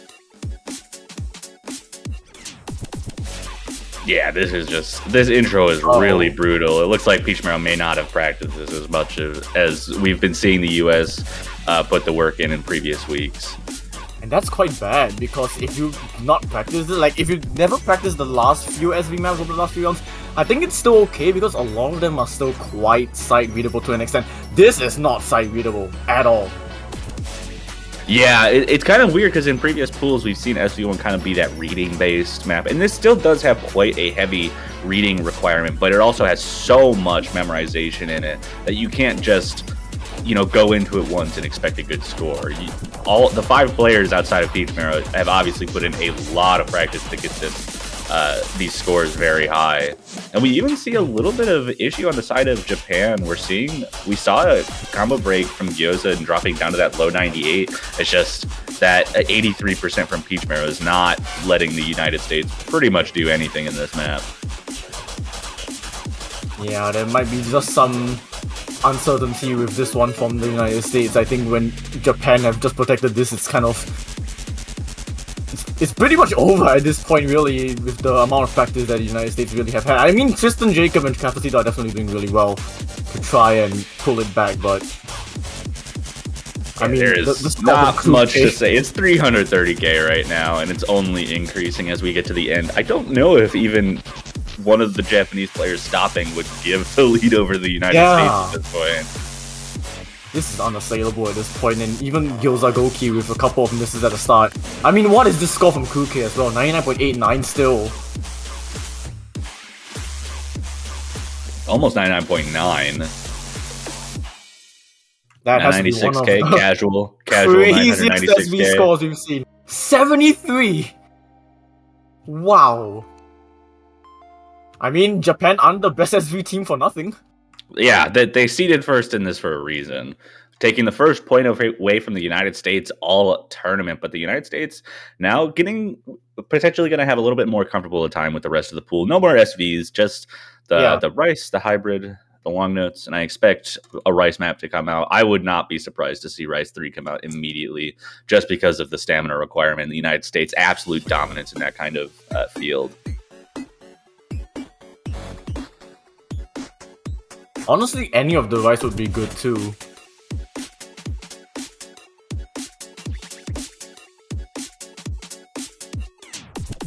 I think one of the tech maps is already like a really good start. Like any of the tech maps, really. Yeah, I think the one map that I probably wouldn't pick in the United States shoes is Rice 4. Matt Silver might be a little bit of a risk with a team like Japan, because you already know that players like Crew K and AMD are going to have like absolutely insane accuracies. Oh yeah, Kojak, of course. I think that's probably like last second pick. Yeah, it definitely is like the riskiest pick for the United States. I would almost expect them to go for a hybrid over Matt Silver in this match.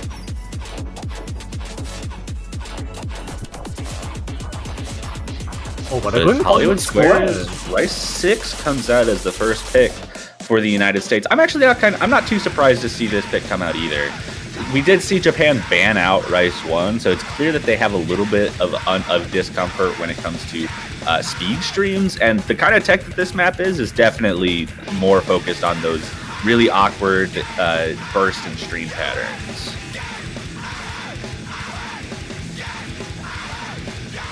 My eyes aren't deceiving me because I guess a father. Yeah, AM Dusker changed their nickname. Oh, we've got a father back. The name returns.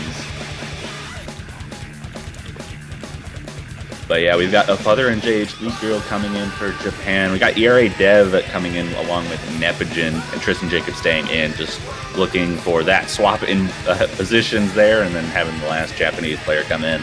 Yep. It's either gonna be 9990 or Kuke. Yeah, I could absolutely see 9990 coming in for this. I think Kruke is definitely more of like that hyper precision accuracy type of player. So I could see them being in for something like, Rice 2, Rice 3, Rice 4, and then maybe for the tech maps, throwing in 9990. Yeah, definitely. For the US side, Tristan, Dev, and Nepogen, these three played Nisimono last weekend. Yeah, I mean, this is just the Rice squad for the United States. They're just so good at what they do. I mean, it's quite interchangeable, honestly. Looking at some of the squads that they used for some of the Rice maps, there was Hello Sun for Rice 1 and Rice 5, there was Cafecito for Rice 3. They have a lot of, interchangeable Rice players. It's quite interesting. Yeah, the depth of this Rice squad is just insane. And I mean, Japan, like we've been saying, also has a little bit of depth there. 9990 could easily come in for any player who feels a little uncomfortable on some of these patterns, but it does look like Kruke is going to be that third player for Japan on map number 2. Yeah, and MP started. It's time to see what United States can bring to the table with their first pick of this match.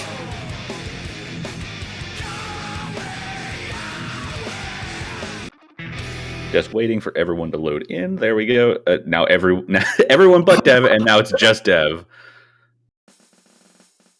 All right, okay, there we go. We've got everyone in. Client's getting there.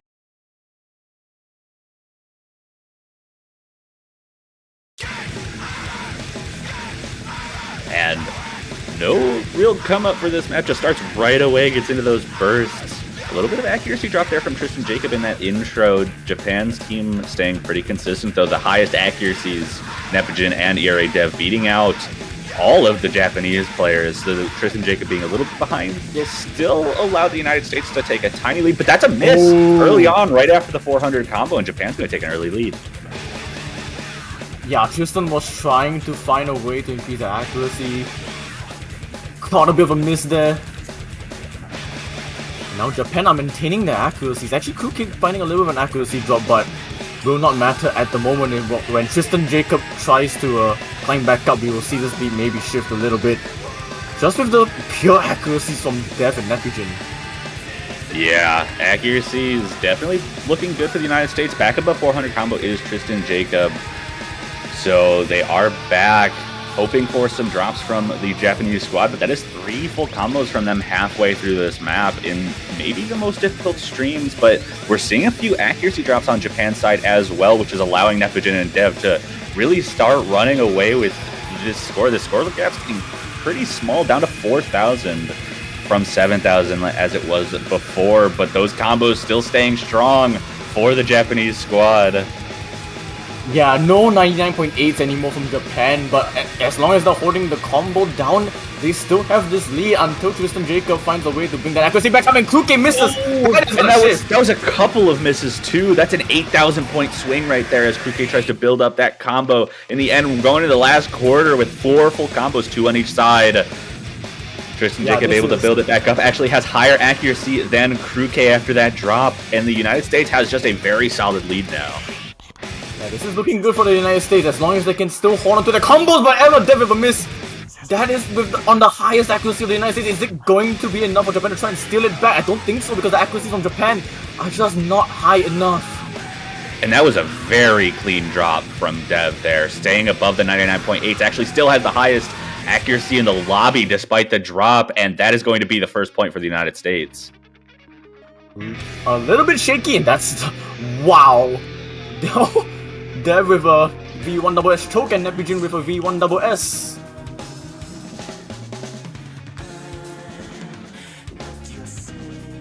It was slightly shaky, but United States got the job done. They did get the job done, just the 2 breaks. That was almost a V1SS from Dev there. Just the miss, unfortunate. 2 full combos, though, from Japan to just Nepogen's 1. But that accuracy is just absolutely dominant in this match. Yeah, and we're now going back to Japan's pick, and since there's no more SVs, it's probably going to be either hybrid or LN. Now the question is, which one out of the 7?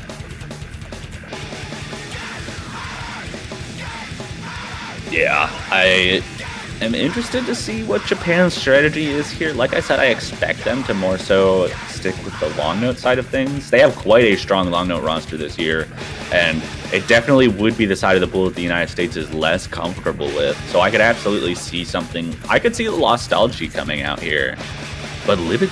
Whoa, this is an interesting pick. I don't know if I'm a fan of this, but if Japan's second, if this is their first non-SV pick of the match, I'm excited to see these scores. That is a hybrid 3 pick right there. I don't know what to expect out of this. I don't either, because the United States, they did play one hybrid from last weekend. That was a Bloomin'. Japan played the other 2. Oh, so we have no information about which team would be better on the hybrids. I guess that makes sense why Japan kind of wants to push for it, because no information might be more comfortable for them than, you know, knowing that the other team is better than you at long notes. Like, I don't know what the exact scores were on the LN picks between these two teams, but the United States is strong at everything as well, so I wouldn't be surprised if they were just a little bit intimidated by the overall scores that the United States put up. And this map is definitely really easy to drop on. Like, you can drop combo literally anywhere. And that might be the strategy here for the Japanese team, is go for something that the United States won't be super comfortable full comboing all the time. Hope you can keep your combo stronger and, you know, take the score lead. Yeah, so for my notes, there's a lot of flams, difficult to coordinate LNs, long jacks. It has a lot of weird patterns, that's for sure. Yeah, in all reality, this map is basically a tech map with some really difficult flam long notes. Yeah, in a complete shake-up from Japan's side, we see Ice Kick and 9990 and Cafecito for the United States.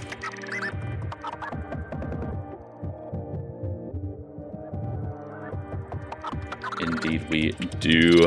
I think this actually is probably the strongest hybrid team that the United States have. I could almost see Hello Sun coming in for something like this, but I guess Tristan Jacob or Nepogen just feels more confident in it.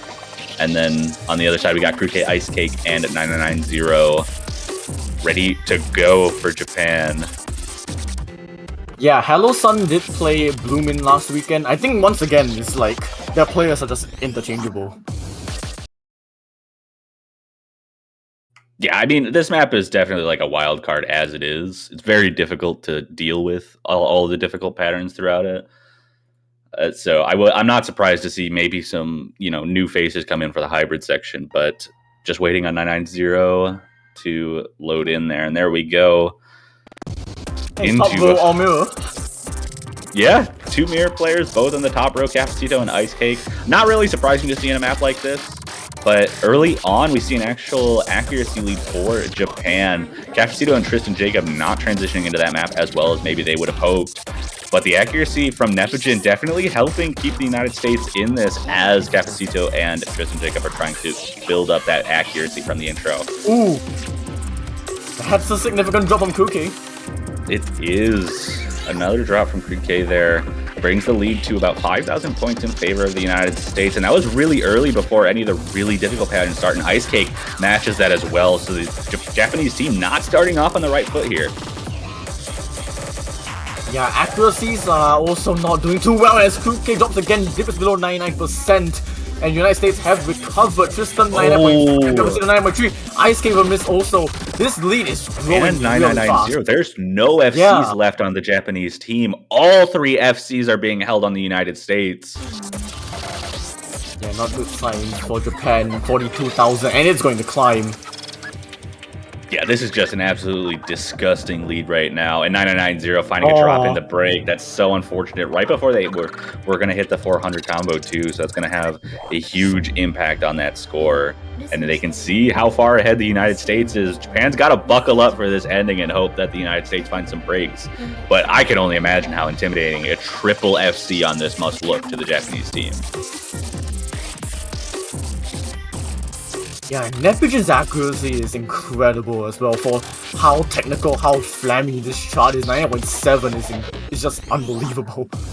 Yeah, with how all over the place the releases are, and OD 7.5, that is an illegal accuracy, actually.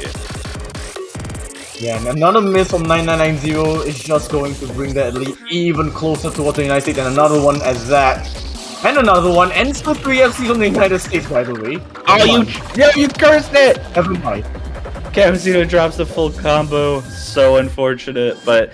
Oh no! Tristan Jacob also misses the full combo. One full combo on this map, and that comes from Neptune 200s? Oh. What? I'm arresting this man. I don't understand. How do you only get 2? That's not real. That map, I think getting anything less than 10 200s is illegal on that map. Well, United States are scary on hybrids as well. Japan will have to take note on that.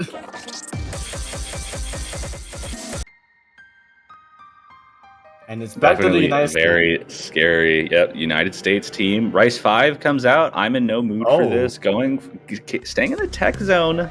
Keeping, I guess, I don't know how to pronounce that. The From song, Rice. I'm just gonna call it Rice 7. I don't know why I don't do that.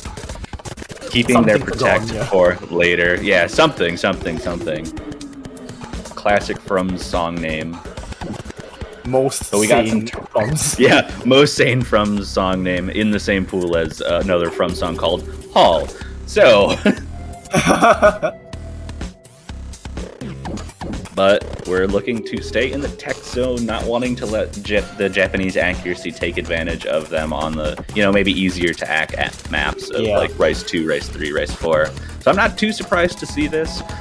We've got the Rice team back in for the United States, Tristan Jacob, ERA Dev, and Nepigen. And then we've got the Rice team for Japan back in, Kruke, Afother, and JH Lead Girl.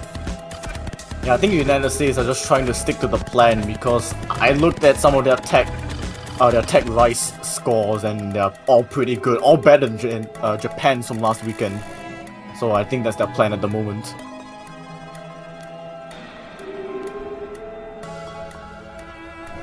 And we've got our MP start command. We've got all 6 of our players.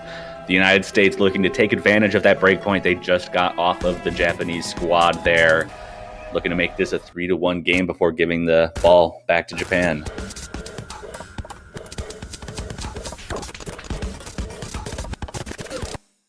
Oh, very early miss from Afother. Yeah, it's not going to have as big of an impact as if it was after 400 combo, but it still is a very early miss and allows the United States to take a break. Oh! And a trade there from ERA Dev, so 2 drops, 1 from each side. It looks like the accuracy from the United States is slightly higher right now, though, like I said, Afother's drop is going to be a little less impactful, so this lead will basically be nothing by the time they all get to 400. Yeah, so far so good from the United States. The other 2 players, Tristan Jacob and Nepigen, all trying to climb up to 99.75, 99.8. Japan's other 2 players still hovering 99.7. Yeah, honestly, it almost looks like Afother's accuracy might be pretty comparable to Dev. It looked like they had a little bit worse of a break early on, and they're just building up that accuracy. But that's another combo drop from Afother there, and that's going to help the United States keep the lead with their 2 full combos to 2 right now. Just a few more misses and act drops coming out of Afother here. Yeah, there was an accuracy drop from Tristan Jacob, but I'm also really surprised to see Dev up to 99.8 with the miss. Yeah, that's absurd. Dev has this real interesting way of playing the maps where I think they're just very good at recovering from misses. So when they find drops, it's usually not like major accuracy drops, and that is absolutely showing here, having higher accuracy than all 3 Japanese players and one of his own teammates, despite having that combo break. Yeah, and the map is about to pick up once again. It has to be a significant drop from the United States for Japan to claw this one back, because I don't think Japan are going to beat the United States on accuracy.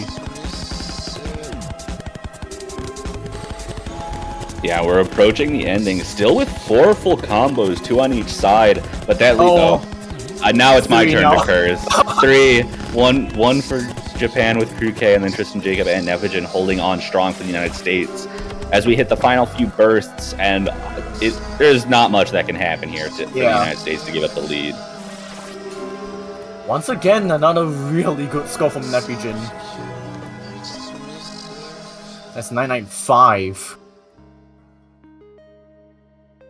Whoa, all single 200s across the United States, just a single miss from Aerodev. Yeah, that's absurd. Though Japan scores also nothing to shake at, still 3 SDGs. That's still incredibly impressive. Just having a little bit more accuracy problems in terms of like ratio, and then those 4 misses from a Father and JH League Girl definitely giving the United States the advantage there. But yeah, back to the drawing board for Japan. Hybrid didn't work out. I'm very sure they want to look at L-Lens now. Yeah, I don't think there's much else of a choice that they have. Maybe I could see Rice 4 coming out if they really don't like the long notes. But I imagine either Nostalgia or Lemming is coming out here. Rice 4 would be such a curveball, but I would be very, very excited to see that one.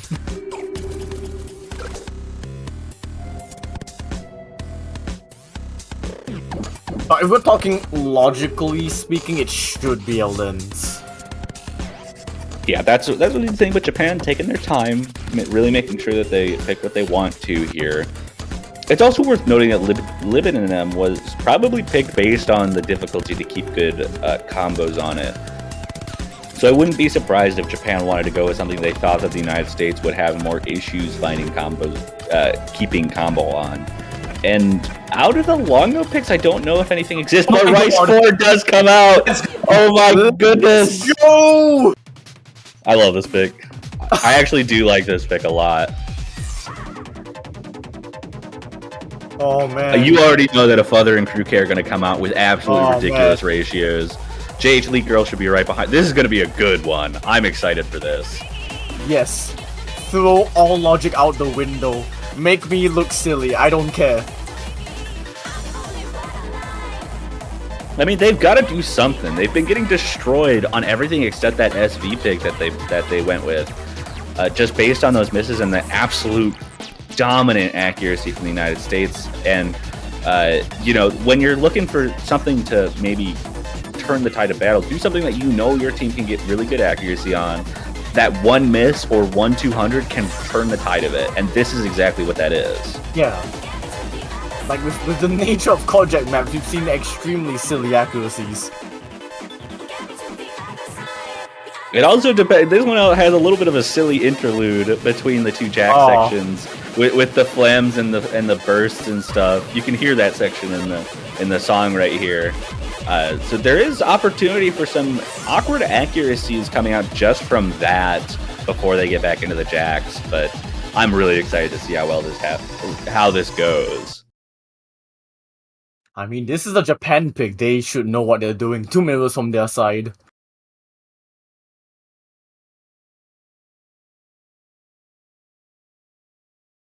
And here we go. No one having any problems loading in. Client catching up, and here we go. Pick number 5. Japan's third pick in the match, looking to keep the United States from getting a second breakpoint in this match. Off of sheer accuracy, and we see a 200 from Nevijin right in that intro, and that's already going to give Japan a little bit of cushion. That said, ERA Dev's accuracy might be helpful in pulling that lead back, though. Very consistent all around here. 5 players above 99.9. It's just that 200 from Nevijin that is giving Japan the slightest lead in this Jack map. Yeah, I mean, these accuracies are just... I don't even know what to really say. Oh, Nevijin found another 200! That's not good. Gonna look good for the United States here as Japan holds steady, though. Having a couple of accuracy drops. ERA Dev, like I said, still with that dominant accuracy, 595 points. Yeah. It's really just Dev trying to pull Napujin up. Is it actually going to go over to the United States? Because Japan's overall accuracy is slowly dipping. No 99.9s. Oh my goodness, this is so close. We got out of the flams, no combo breaks. Oh my goodness. Tristan Jaco actually finding a drop down to the night. Actually, almost everyone finding a lot of accuracy issues in that section, except ERA Dev. It's just Dev. Oh, Tristan did not have a good transition in that section, and Japan is taking a little bit more of a lead, able to stay calm and collected. Going into this ending, there's 2,000 points of difference right now, and Japan might just be able to take it off of sheer accuracy, but it's getting closer. It's not over yet. So much can happen leads down to 1,000 just off of Dev. Oh my goodness! I think Japan just dropping. Oh, 1 point! 1 point! Are you actually serious? What just happened? Are you serious? What? Is this real? Is this real? Am I actually seeing this I'm right? so sorry to anyone whose ears just got blown out by my scream there. What just happened? Like, can we actually get the math? Is it actually 1 point? Yes, it's actually 1 point. MP Link says it's 1 point. What? This is the first ever 1 point difference show in any 4K World Cup ever. It's been 10 years. Oh my goodness. We have not seen a single point difference. Has there been a 1 point difference in any game mode? Taiko, maybe? I mean, Taiko World Cup had like a 1 point. Maybe it was a tie. Yeah, I don't know, but Taiko has those rounding errors, but that never counted in my eyes. I mean, this I'm is shaking. What just happened? I think this is the first actual true 1 point difference split, and not an actual tie. Also, United States going for the protect, as we are going crazy. I have to apologize again if I hurt anyone's ears after that. I was genuinely waiting for that lead to just go all the way down and then swing over to the United States side. And then as soon as it didn't, and I just saw the 1. Yeah, like that can't be real. That's just unreal. we're still talking about this. It's gonna be so hard to transition back into this. Yeah, we still have a match, believe it or not. The United States picking their Protect Rice 7. I'm not surprised to see this. Yeah. How are we gonna get through the rest of this match? Gonna take some time to breathe. I mean, I'm very sure the players are having some time to breathe as well when there are like, what, 3 players, 4 players in the lobby right now? I think everyone's shaking right now. Imagine coming out of that and seeing blue team won by 1 point. I'm very sure the Japanese were like screaming until. Oh yeah, I'm waiting for that Crew K clip to come on Twitter. It's 1 a.m. It's 1 in the morning. Oh, and they're still screaming. Absolutely. They're probably still screaming. Alright, Alforda's back in. Still waiting for the 3rd player. Probably gonna be Crew K or 9990. It's Crew K. Goodness. Alright, we got the teams back. I'm surprised anyone even swapped out in the first place after seeing this pick come out. We got Tristan Jacob, we got ERA Dev, we got Neptune for the United States, Classic Rice Squad. And then for Japan, we got a Father Crew K, League Girl, Classic Rice Squad.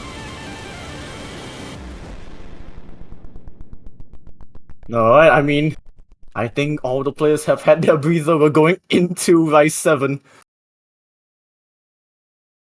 And here we go. The players are going to have to figure out how to recover somehow. Yeah. Crew K with the mirror. Crew K does have the mirror. Only mirror player here. The United States looking to get that momentum back after maybe the most insane thing that's ever happened in a World Cup.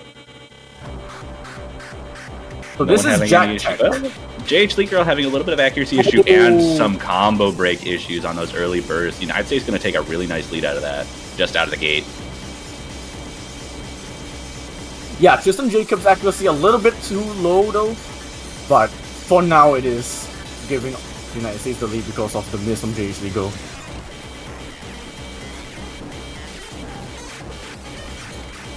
In His accuracy JH from League Girl. there. Yeah. I mean, Wow. oh, it's even better than the Jack map. How do you do... What? I don't know what's going on. Really good Jason accuracies Go- from everyone around. Jay Schliekro just with that miss trying to build it back up, but Yep. the United States just showing their dominance in terms of this tech accuracy like they have been throughout the entire match.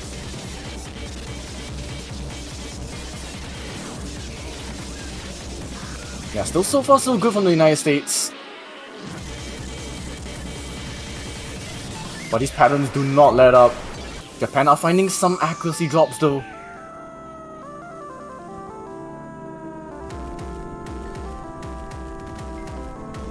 Dev and Nepijin are just holding United States' lead together. They really are. Those are two incredibly good accuracies. A Father right behind them at that 99.85, and Crew K matching with Tristan Jacob right now. It really is all coming down to JH Leekerl's early miss and kind of not building up that accuracy as well as they maybe hoped to as we get into this ending. ERA Dev not transitioning into that well, but again, a very clean break, staying above the 99.8. But Uh-oh. another break. Now we're getting into a bit of the jitters. They're finding This two ending is misses with the also highest accuracy. insanely hard. These streams are so hard. How is everyone comboing through this? Dev's still holding really good accuracy, and the lead is still increasing for the United Ooh. States. And they managed to was a take clean- that point. Really clean ending from all. Oh my goodness. 69 300s. Ratios. And Nepijin with 85 and a V1SS. What? That's... I don't know about that one. Well, it is a point to the United States, and it is going to be back to Japan.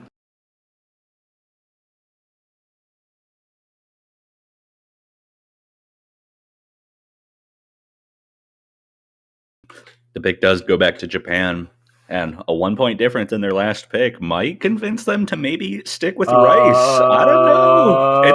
It's only Rice 2 and Rice 3 left.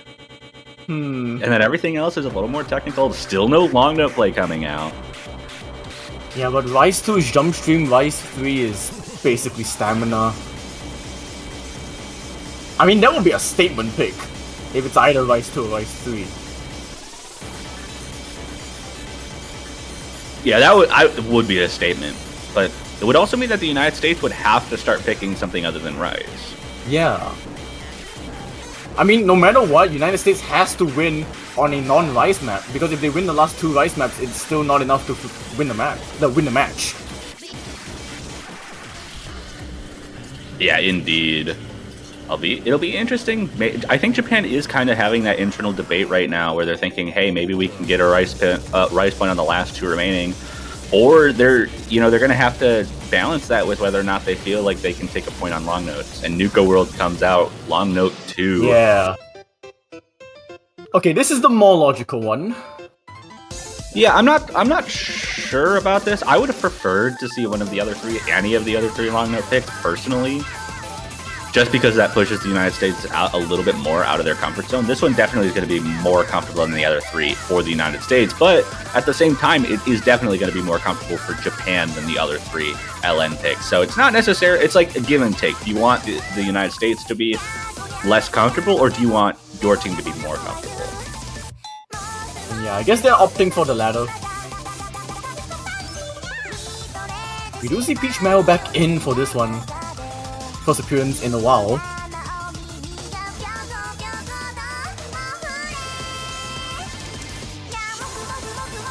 And surely Crook has to come in. I would imagine Kruke comes in for this. I don't know would about the imagine for the United... I could see Hello Sun coming in for this. I could also see Cafecito coming in for this. Yeah, it's either or. Okay, it will be Hello Sun. So first appearance from Hello Sun in this match, actually. Yeah, first time a pure long no pick has come out. Not surprising necessarily to see Hello Sun's first performance here. Hello Sun and Peach Marrow's first, actually, for this match. Well, actually, that's not true. Peach Marrow played in SP1. I mean, you can basically discount that. Yeah, we'll discount that for now, because it didn't... that was just a win for Japan. But first real performance from Peach Marrow, I think. Was one where United States can really mount a challenge.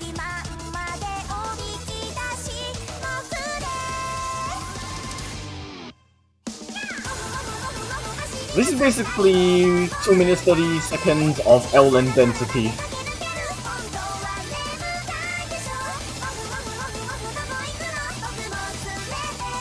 All right, and we've got everyone in the lobby here. Got the MP start command from our referee, and the fourth pick coming out from Japan, looking to continue their job of just not letting the United States get any more break points. The United States looking to complete this match as quickly as possible and take another break point. But after a 1-point loss on Japan's last pick, anything can happen here. Yeah.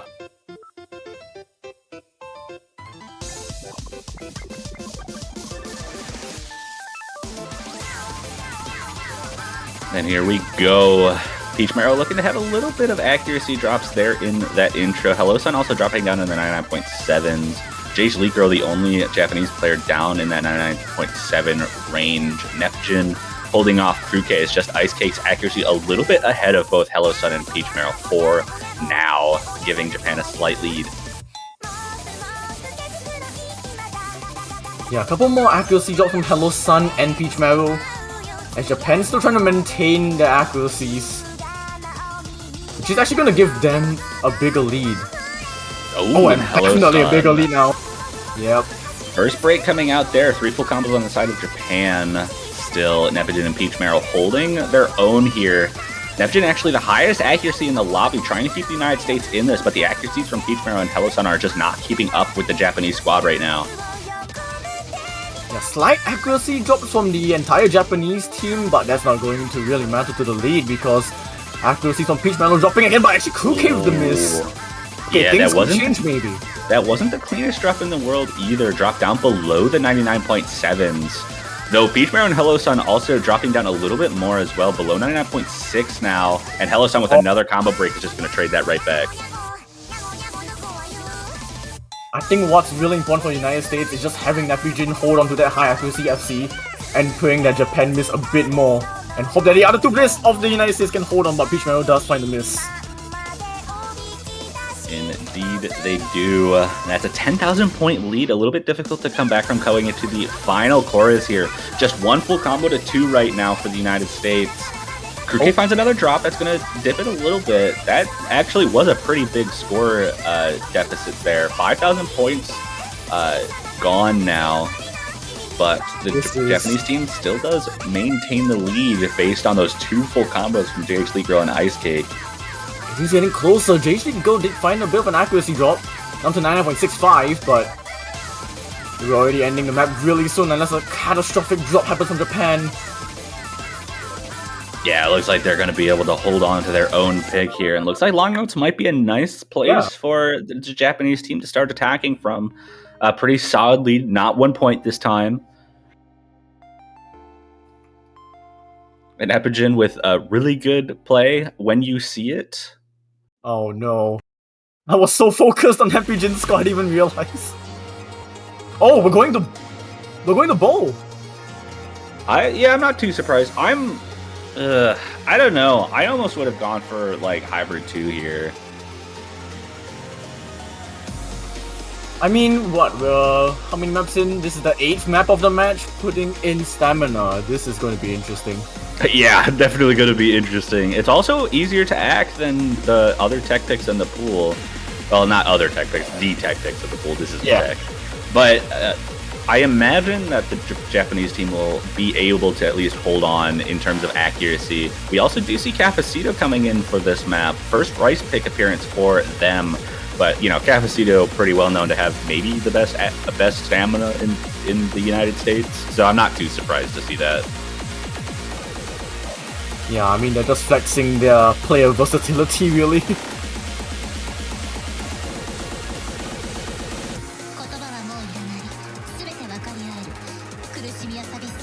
We should see a fall for this. But the third play, I'm not too sure. Is it still Kruke?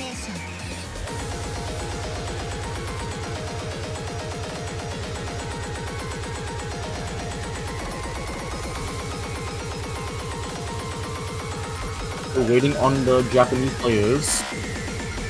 Looks like Kruke might be staying. I would imagine Kruke is staying in. Also, a Father has to be one of the players for this. Yeah. Speak of the A devil. Father is in. There's a Father. I imagine Kruke is the last one. Okay. And that will be the Japanese squad for BOL, B-O-L. I don't know what that stands for, but I'm sure it's something really great. And it looks like Capacito, Dev, and Epigen is going to be the right squad for the United States on this stamina pick, and we've got our MP start command there. United States looking to bring it to their 5th point. Kruke and the Japanese team looking to get a breakpoint back and bring this to a 4-all match. Bring it to a best of 5 in the final bits of the map pool.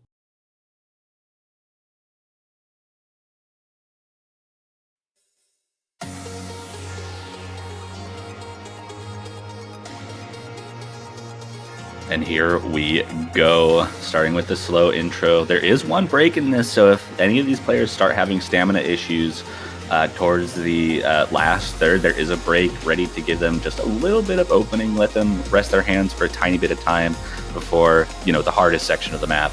But outside of that, this map is pretty consistent. There's a couple awkward bursts, but for the most part, it's just 250 BPM, really, really dense jump stream throughout the entire thing. And I mean, we've seen the United States absolutely dominate on stamina maps like this, but the Japanese team also has very, very good accuracy and can easily keep up with them. Yeah, and like the Japanese have those accuracies where if the United States miss, it's just instantly in their favor.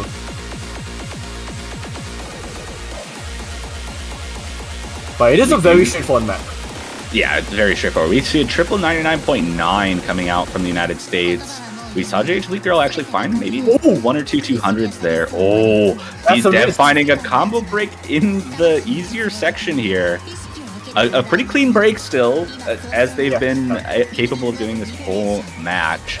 Still at 99.88, but that's going to really help the Japanese squad who got to get some free combos, some free accuracy, while Dev broke and gave them some score advantage. But it's still so close, and the accuracy advantage from the United States might be able... I mean, this map's long enough, they could easily take this back on pure accuracy. The concern right now is JH Lead, though. I mean, they are definitely doing their best to really hold the combo. Error Dev with another miss. Yeah, not having the best time there as we pass through the halfway mark. About a 3,000 point lead in favor of Japan here off of the 2 breaks from Dev. And Dev gets back up to the 400 combo. Another relatively clean break. Still has higher accuracy than 2 of the Japanese players. Oh no, Capacito! That was a drop on like nothing. I think they just took their hands off the keyboard. But that's a triple full combo for Japan so far in this break. Nepijin the only one left on the United States. Japan's got to hold strong through this ending. They do get that stamina bonus here. Get a little bit of it back before the hardest section of the map. Capacito building back up to that 400, and it's about 7,000 points of lead. There is definitely still a lot of map remaining for Japan to kind of make some slip-ups, but it is really on the United States' hands as well if they can just hold onto the combo and accuracies. Yeah, I think there's been enough misses that even if the United States holds through the rest of it, Nepijin doesn't, and that might be it. That could be it, yeah. That's all 3 gone. Japan still have all 3 FCs unless if all 3 Japanese players miss, then we could see something. Yeah, it would have to happen like right now, though. The United States, despite dominance on all their tech picks, look like they're a little bit weaker in terms of potentially keeping combo on these maps. The Japanese accuracy and Rice squad looking very strong here. Final few patterns. This lead's shrinking really fast. It is. Accuracies are slightly dropping from the Japanese side of Order and JH League in particular, but what a triple full combo will take that breakpoint for Japan, and we're back to a tie game. Best of 7. Kruke with V1SS, but Nepijin's ratio is something.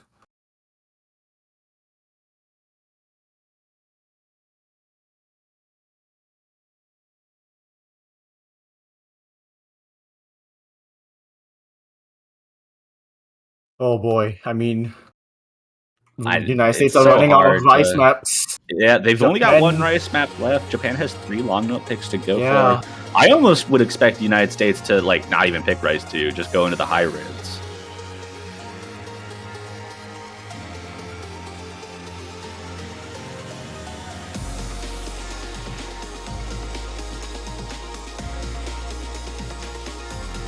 Waiting for that pick to come out from Japan. Honestly, given their performance and a nice safe lead on LN2, I could see LN3 coming out as, maybe the most comparable there. Yeah, LN3 has some Jackie bursts.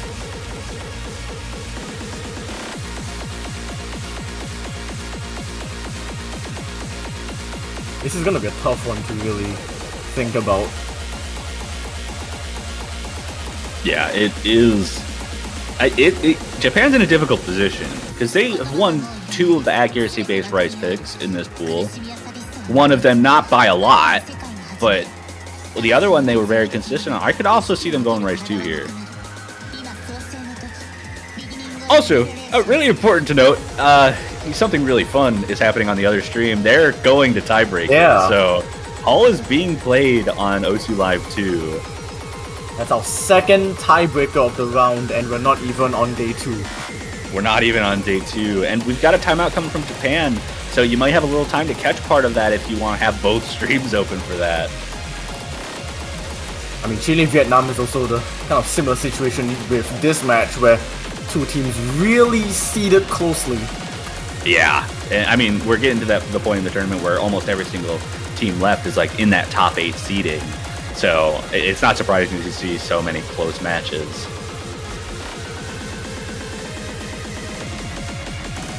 Okay, Japan still has about a minute and a half to go.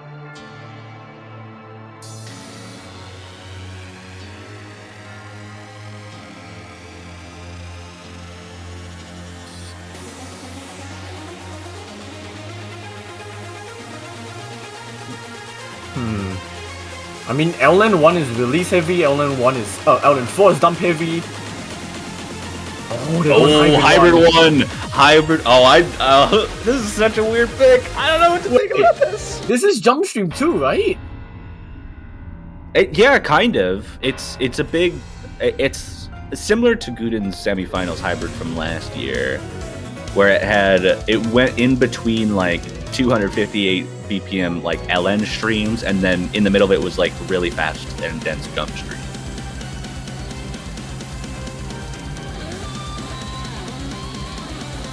It's going to be interesting to see how this goes. I think it definitely is the most approachable hybrid for Japan.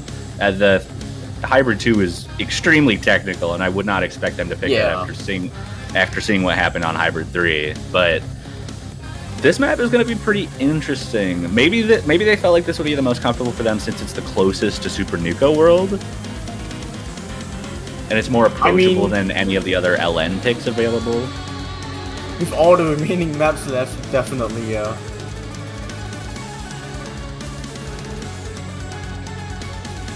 So Kuke, Ice Cake, I assume 999. Oh, actually no, JHD Go coming in for Japan. Cafecito Nepijin for United States, so missing one more. Ooh, this is going to be a tough one to decide. Hello, son?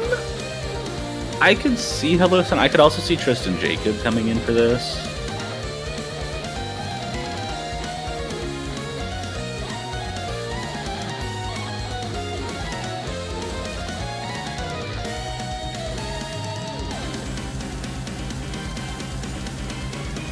Waiting on that third United States player.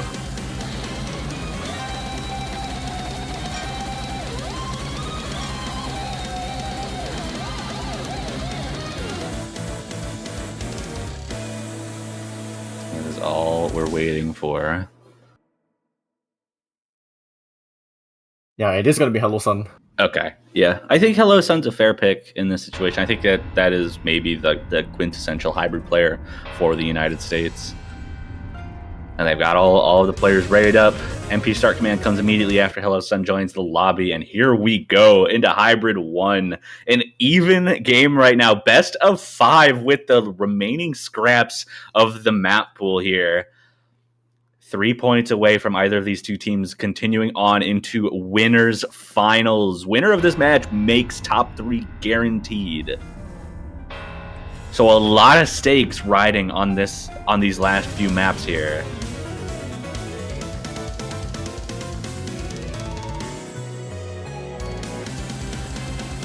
Early accuracy drops from Cavacito. But the accuracy from Hello Sun and Epigen keeping United States ahead of Japan for now. Indeed, they are. Kruke finding a little bit of accuracy drop as well. Cavacito now in line with Kruke as they start to try and build up that accuracy. But Ice Kite and JH League Girl definitely a fair bit behind Hello Sun and Epigen right now as we're just about to pass the first third. But Hello Sun finding some more combo issues like we saw in Rise 3. JC Girls' accuracy dangerously low compared to the rest of Japan. Ice Skate also dropping a bit, and actually that's gonna give the lead to the United States for now. Yeah, that's 2 players on the Japanese side finding some issues with the accuracy. Hello Sun's drop was not the cleanest in the world. Cafecito matches it though and gives Japan the lead. That's a huge one too. Cafecito dropping to 9.5. Yeah, that was a very unfortunate drop there. Builds up to 400 fast, but Jade Sleek Girl with a huge drop there. Down to 99.2. Hello Sun trades it back, but it's a lot cleaner there. And it looks like the United States might be able to hold on to a lead. Ice Cake trades it as well. And Hello Sun drops it again. Gosh. 2 full combos, 1 on each side, and 7,000 points of lead. Oh my goodness. Oh my goodness, what is happening? I think it's still fine for the United States. Like, these misses from Hello Sun are clean, and Japan's accuracy are they're just dropping. Ice Skate with another miss. Yeah. Epigen's still holding onto the high accuracy. 99.86, that's ridiculous. And the last full combo drops. Oh, that lead just skyrocketed at the end. Yeah. 47,000 points. Epigen, what? What is that? V1 double S? He just keeps doing this. 1-200 from Hello Sun as well. Kruke and Cafecito both with 5. And it looks like Cafecito's drop wasn't even a miss. It was just a long note break. There's a couple of 50s. But now the United States breakpoint back to their pick. Back to their pick. Rise 2 is available. Rise 2 is available. Hybrid 2 is also available. Hybrid 2 comes out. Oh! Well, you are saying.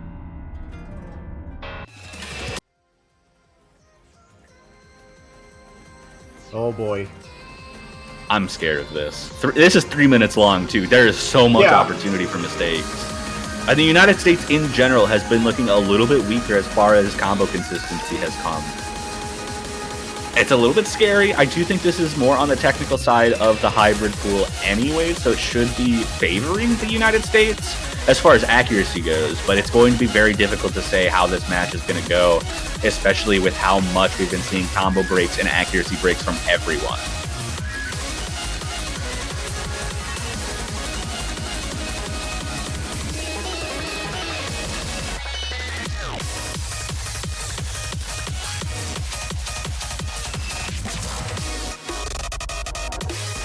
Are we gonna see a couple of swaps for this one? We see Cafecito go into the Japanese side. What? That's not the swap I was thinking of. We saw Kruke leave the lobby as well. Hello Sun comes back in. Yeah. I imagine this is going to be the same. I imagine it's the same squad for the United States. Japan's a little bit. Yeah. I think Kruke is going to be back in for this. It's just about that third player for Japan. It could be 9990. It could definitely be. Kruke does come back in, just waiting for that third player for Japan.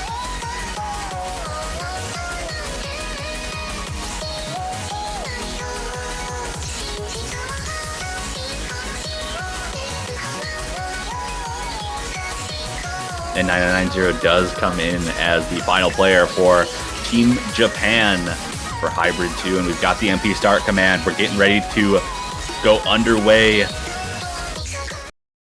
The United States looking to bring this to match point. Japan trying to get another break point here. All the stakes still alive.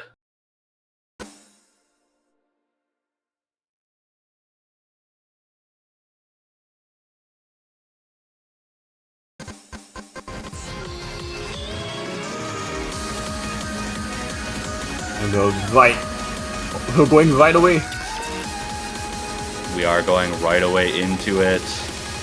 No early drops coming out of anyone. We do see a little bit of accuracy trouble from Cafecito and 9990, both in the 99.4 range.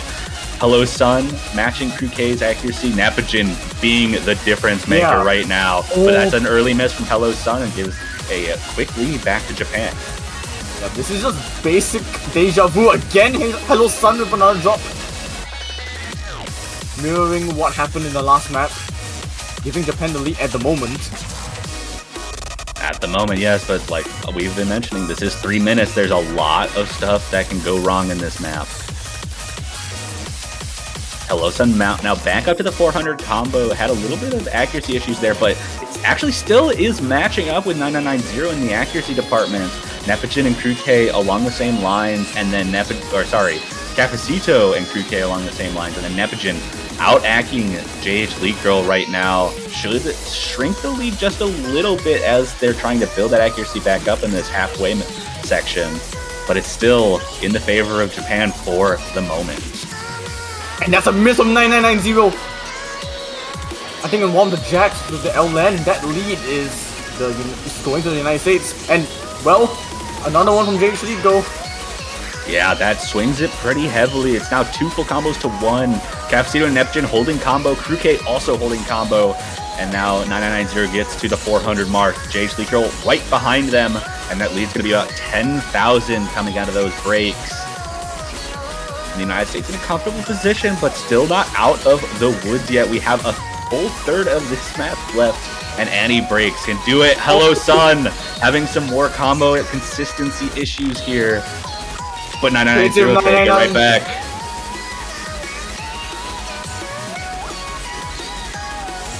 Once again, this is just an incredible performance from Nepijin. JC go miss again. Yeah, not to mention Cafecito and Crew K both having roughly the same accuracy, both on that full combo, trying to keep their teams alive. But JH League Girl gives up a little bit more accuracy with that miss. And Hello Sun's actually matching that accuracy as well. So the United States in a quite comfortable position going into the final few patterns of this map. Have a little bit of cushion room as 9990 drops, and just the last few patterns of the map left to go. And looks like the United States might just bring this to match point. Yeah, this lead is way too huge for Japan to steal it back. It is match point to the United States. And there it is, 6-4. Japan has a pick left. What? I am Matt. How do you V1 double as this too? I don't get it. Guy's I don't inhuman. get it. He's inhuman. Are the map pools just that easy to them? What? I guess. Well, this is Japan's pick now. It has to count. It has to count or they will be knocked into the losers bracket. Like I said, LN's kind of feels like the move here. LN3 may be their best bet right now.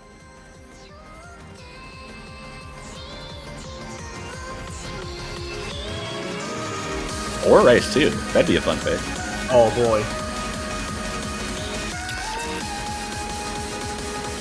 That would be a very wild toss of the coin.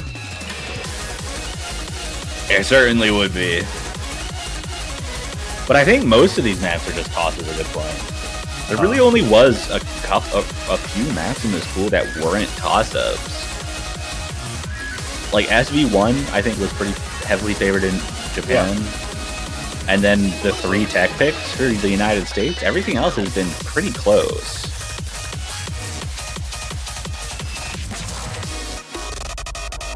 Which one of the LNs remaining would be the best?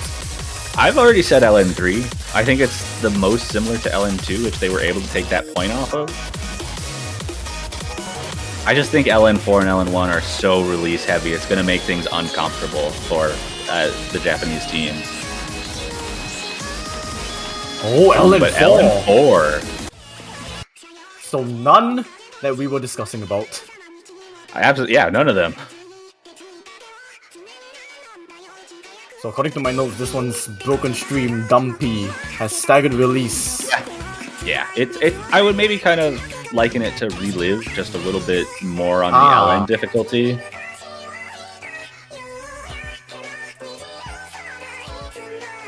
The physical requirement is quite high, but those releases you cannot just ignore.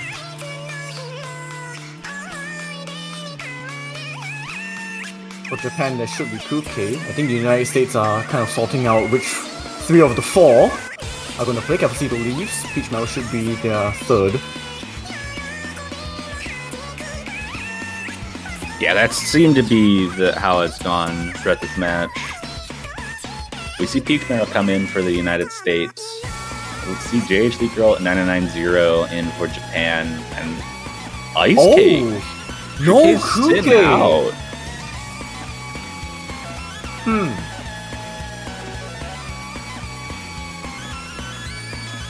I don't think Kuke has set out for an L lane in a while.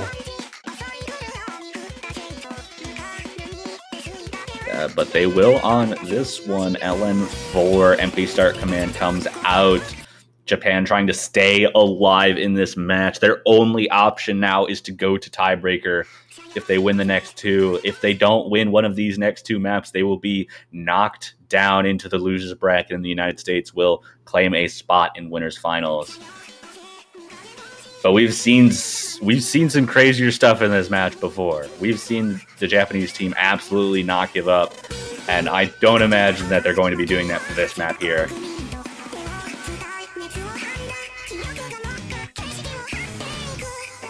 A bit of an anomaly accuracy from the start with 9990, but otherwise, Japan doing their best to keep behind the United States. Accuracy from Neptune, absolutely insane, but Yeah. this map does take a little bit to get going, so this intro shouldn't cause too many issues for anyone, and it really doesn't. We see a little bit of low accuracy from 9990, and here we go as it starts building up. The US team just has a very slight accuracy lead. Very, very slight. I think accuracies are slowly stabilizing. Yeah, it looks like they are starting to stabilize as we get into this actual meat of the map.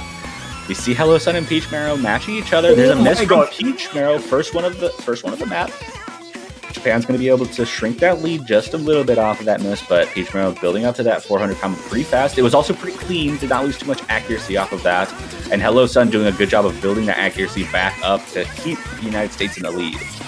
Yeah, speaking of accuracy, Ice Cake dropped quite a bit, actually dipping below Peach Marrow's, and Nepijin already dropping down to 99.81.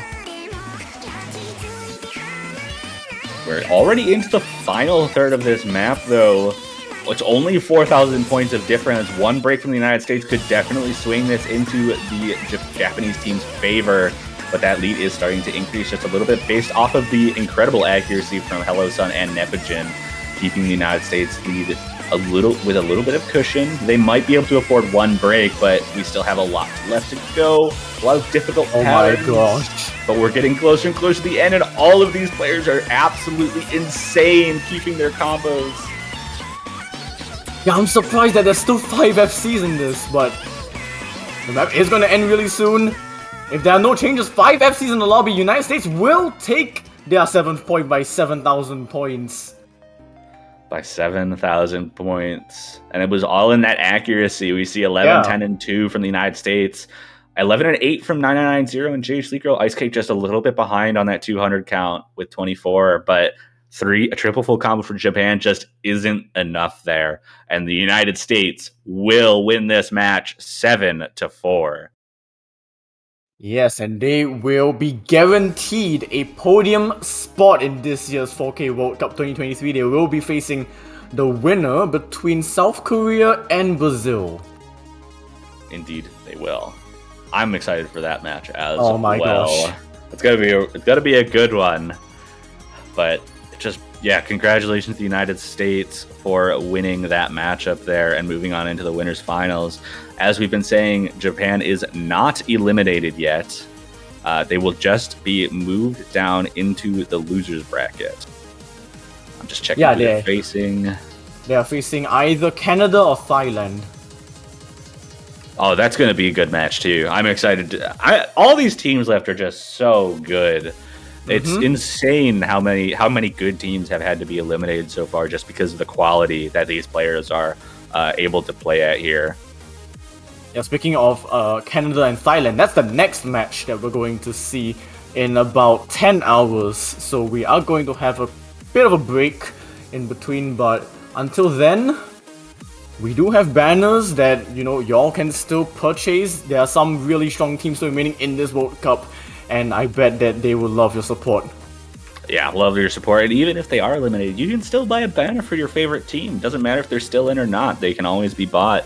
And I think we've said this multiple times, but if you do predict the winner of the tournament with your banner, you get to keep it for just a little bit longer after the tournament ends. But I think that's about all we've got here. Like you said, a match between Canada and Thailand in about 10 hours as our next one for the semifinals here. Do you have anything else to say before we sign off? Nope, I bet we are gonna have banger matches tomorrow, so stay tuned for those. Absolutely. We'll see you guys tomorrow.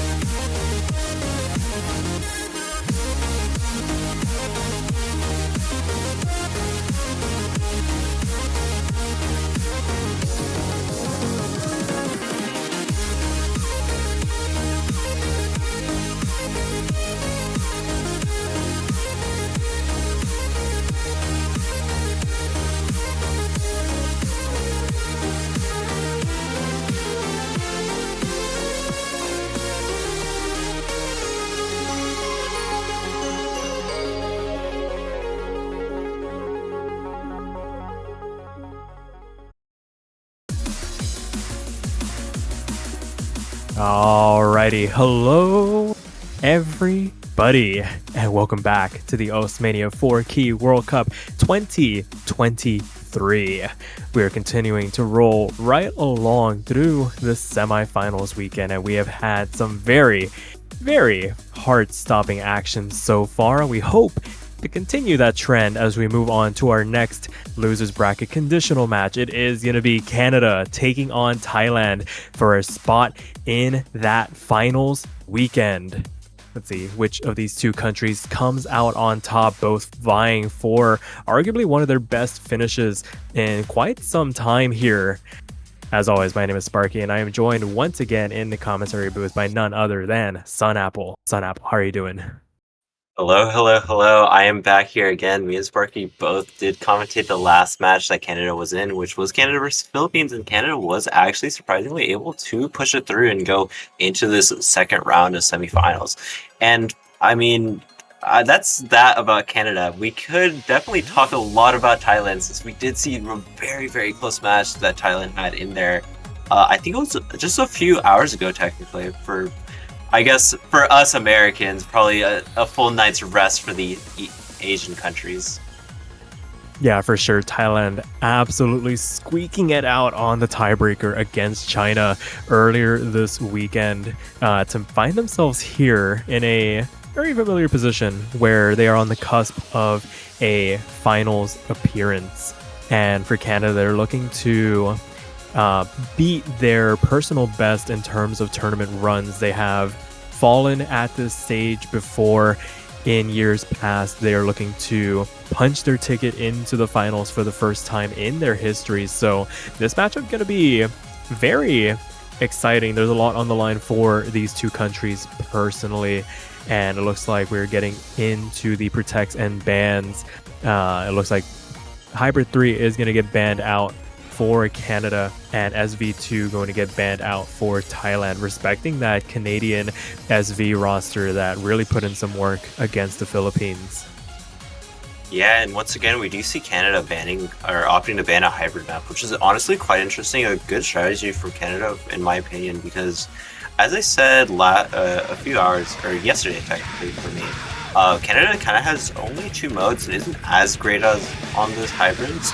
But we will be seeing Thailand here picking up our first map, and it's going to be Hollywood Squares. One of the rice maps and one of the more techier dumpish maps here.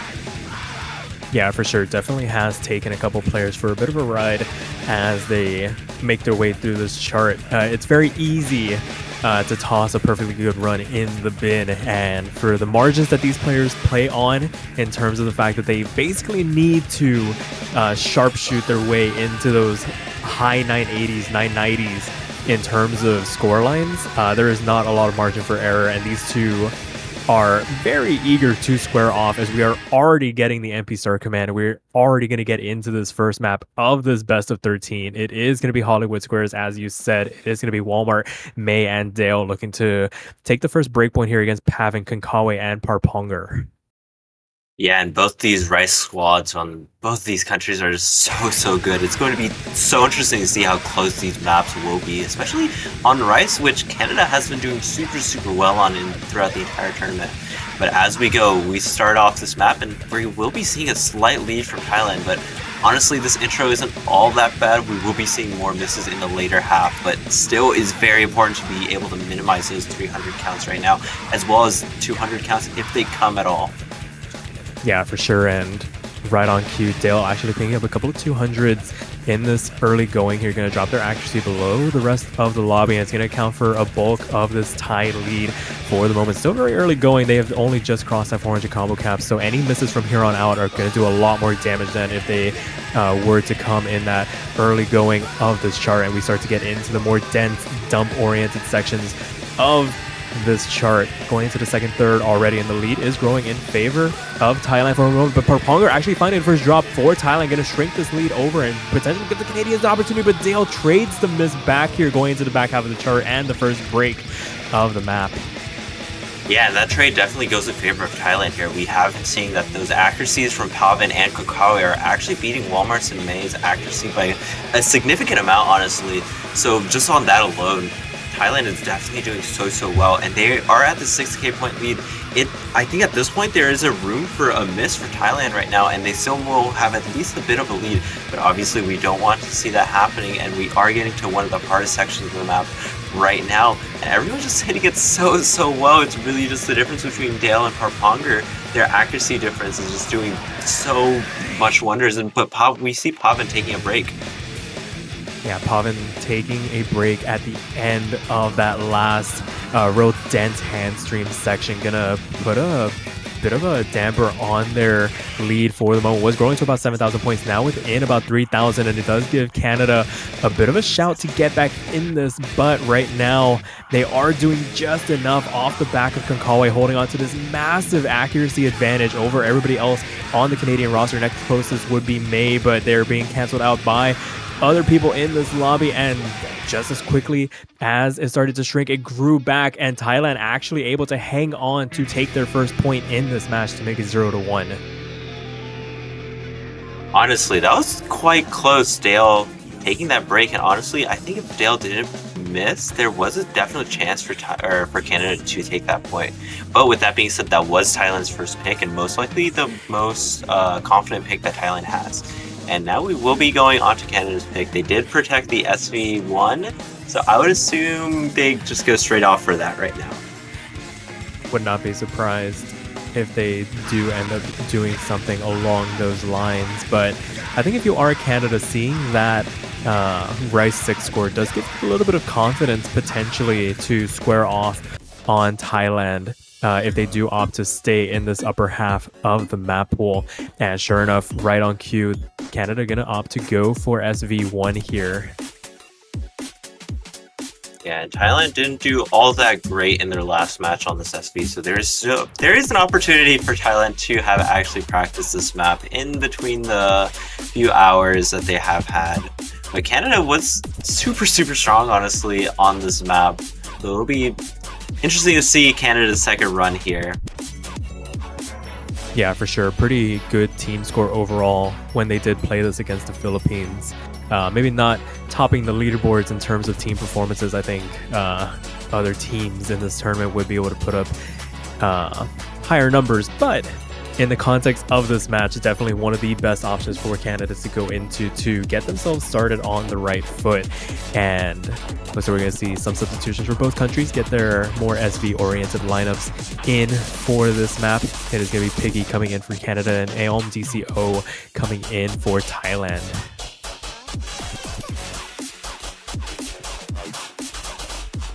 Yeah, and I think we're just going to be waiting for these players to ready up right now. They are talking to lobby chat about how we'll be having no fail, so maybe, I hope they practice, honestly. Please practice SV. Yeah, SV is a very underrated skill set sometimes, especially as you make your way deeper into the tournament. Can definitely net you a point or two against certain opponents as you make your way through. So it's always nice to have it in the back pocket. And a last second substitution that is going to be having subbing out for Monpluck here. Yeah, I mean, Canada themselves, they've been doing super well in this tournament, having a really solid Rice lineup, as well as having that ability to take a point on SV has been super crucial. When maybe you don't feel all that too confident on one of the Rice maps, you can take SV whenever you need to, or whenever you like desperately need a point and don't want to go into that hybrid category, you still have that SV that you can pick, and it's been really it's been working out super well for Canada, and we have been seeing it. I mean, obviously they're here in the semis, second round of semis in the loser bracket. Yeah, for sure. We're already seeing some interesting exchanges very early on. Monpluck finding a bit of a nasty break very early on, traded by Piggy here, but able to mitigate a lot more of the damage as we see a triple miss coming out from Thailand in the early goings, and that lead immediately skyrockets in favor of Canada, 100,000 and climbing. I'm not one to call it very early, Sun Apple, but yeah. Yeah, I definitely agree. I mean, looking at the last map, last time Thailand played this, AOM did play with no mod, and now they're playing with hidden. So I'm not sure whether that's significant, honestly. Yeah, this is basically one of those kind of take it on the chin kind of moments for Thailand. Maybe just use this opportunity to kind of settle into the match for the moment. Let Canada have their fun on the SV. The lead already growing to about 450,000 points and climbing with only half the map elapsing here. And it is a lights out performance once again from Canada. All three players hovering in that 99% range. Give or take a couple of misses here for the road, especially on a couple players' behalf. But it pales in comparison to what is happening on the side of Thailand. This is about as close to a one-sided affair as you can get this late into the tournament, and it can only happen on the SV charts, honestly. Yeah, I mean, at this point, it's almost like the rare 1v2 capability that we don't really see in Mania, where a team can literally 1v2 or 2v3 right now, basically. And as we get to this 1 million score difference. Yeah, but it highlights just how important it is to have players on your team that can dedicate time and resources to learning some of these SV charts, because you can absolutely just pull the rug out from under opponents who don't dedicate as much time to it. As you can see here, 1.2 million points the difference, and Canada notches it up 1-1 as we see some very interesting results on the score screen. Yeah, I mean, Canada's score overall is honestly super good, so be sure to watch out for that. But I want to say that that's probably the biggest gap, one of the biggest gaps in MWC history. 1.2 million is insane. That's impressive. That's very impressive, but thankfully for Thailand, they would have never willingly gone for these SV picks of their own volition. And with there only being one surviving, they don't have to worry about that for the rest of the match. They can just focus on their game plan, what they were going to go for to start things off. And it looks like it's going to be Rice 7 coming out now, just sticking with these tech picks in this Rice pool before diving into the more conventional quote-unquote picks of that upper half of the pool. Yeah, I mean, we saw Thailand taking the win on Hollywood Square, so this is definitely something that is pretty easily chosen, just judging off of how, as you did say, this is another tech pick, and also probably one of the most difficult maps in this map pool. So definitely in favor of Thailand, having Pavan and Konkawi, who are super good at these really physical picks and are able to kind of act it at this point somehow, as well as Parponger, who has been doing really well on physicality. For sure. Parponger has been basically this unsung hero for Thailand, really just rounding out this two-man battering ram that has been Pavan and Konkawi for large swaths of this tournament. It's going to be up to GDMM, May, and Dale to see if they can kind of throw a spanner in the works for this strategy for Thailand, make them uncomfortable going into some of these Rice picks, maybe make them second guess whether or not it is the best option, and see if they can find an avenue of attack, especially on something like this where things can go wrong in an instant as we get underway with Rice 7. Yeah, we're starting off on these long jacks. No real score lead necessarily at this moment. I believe Dale had a slightly worse ratio, but honestly the map hasn't really started, so it doesn't really matter all that much. But as we go into it, we do see this lead expanding slowly but surely for Thailand as more of the tech sections come up.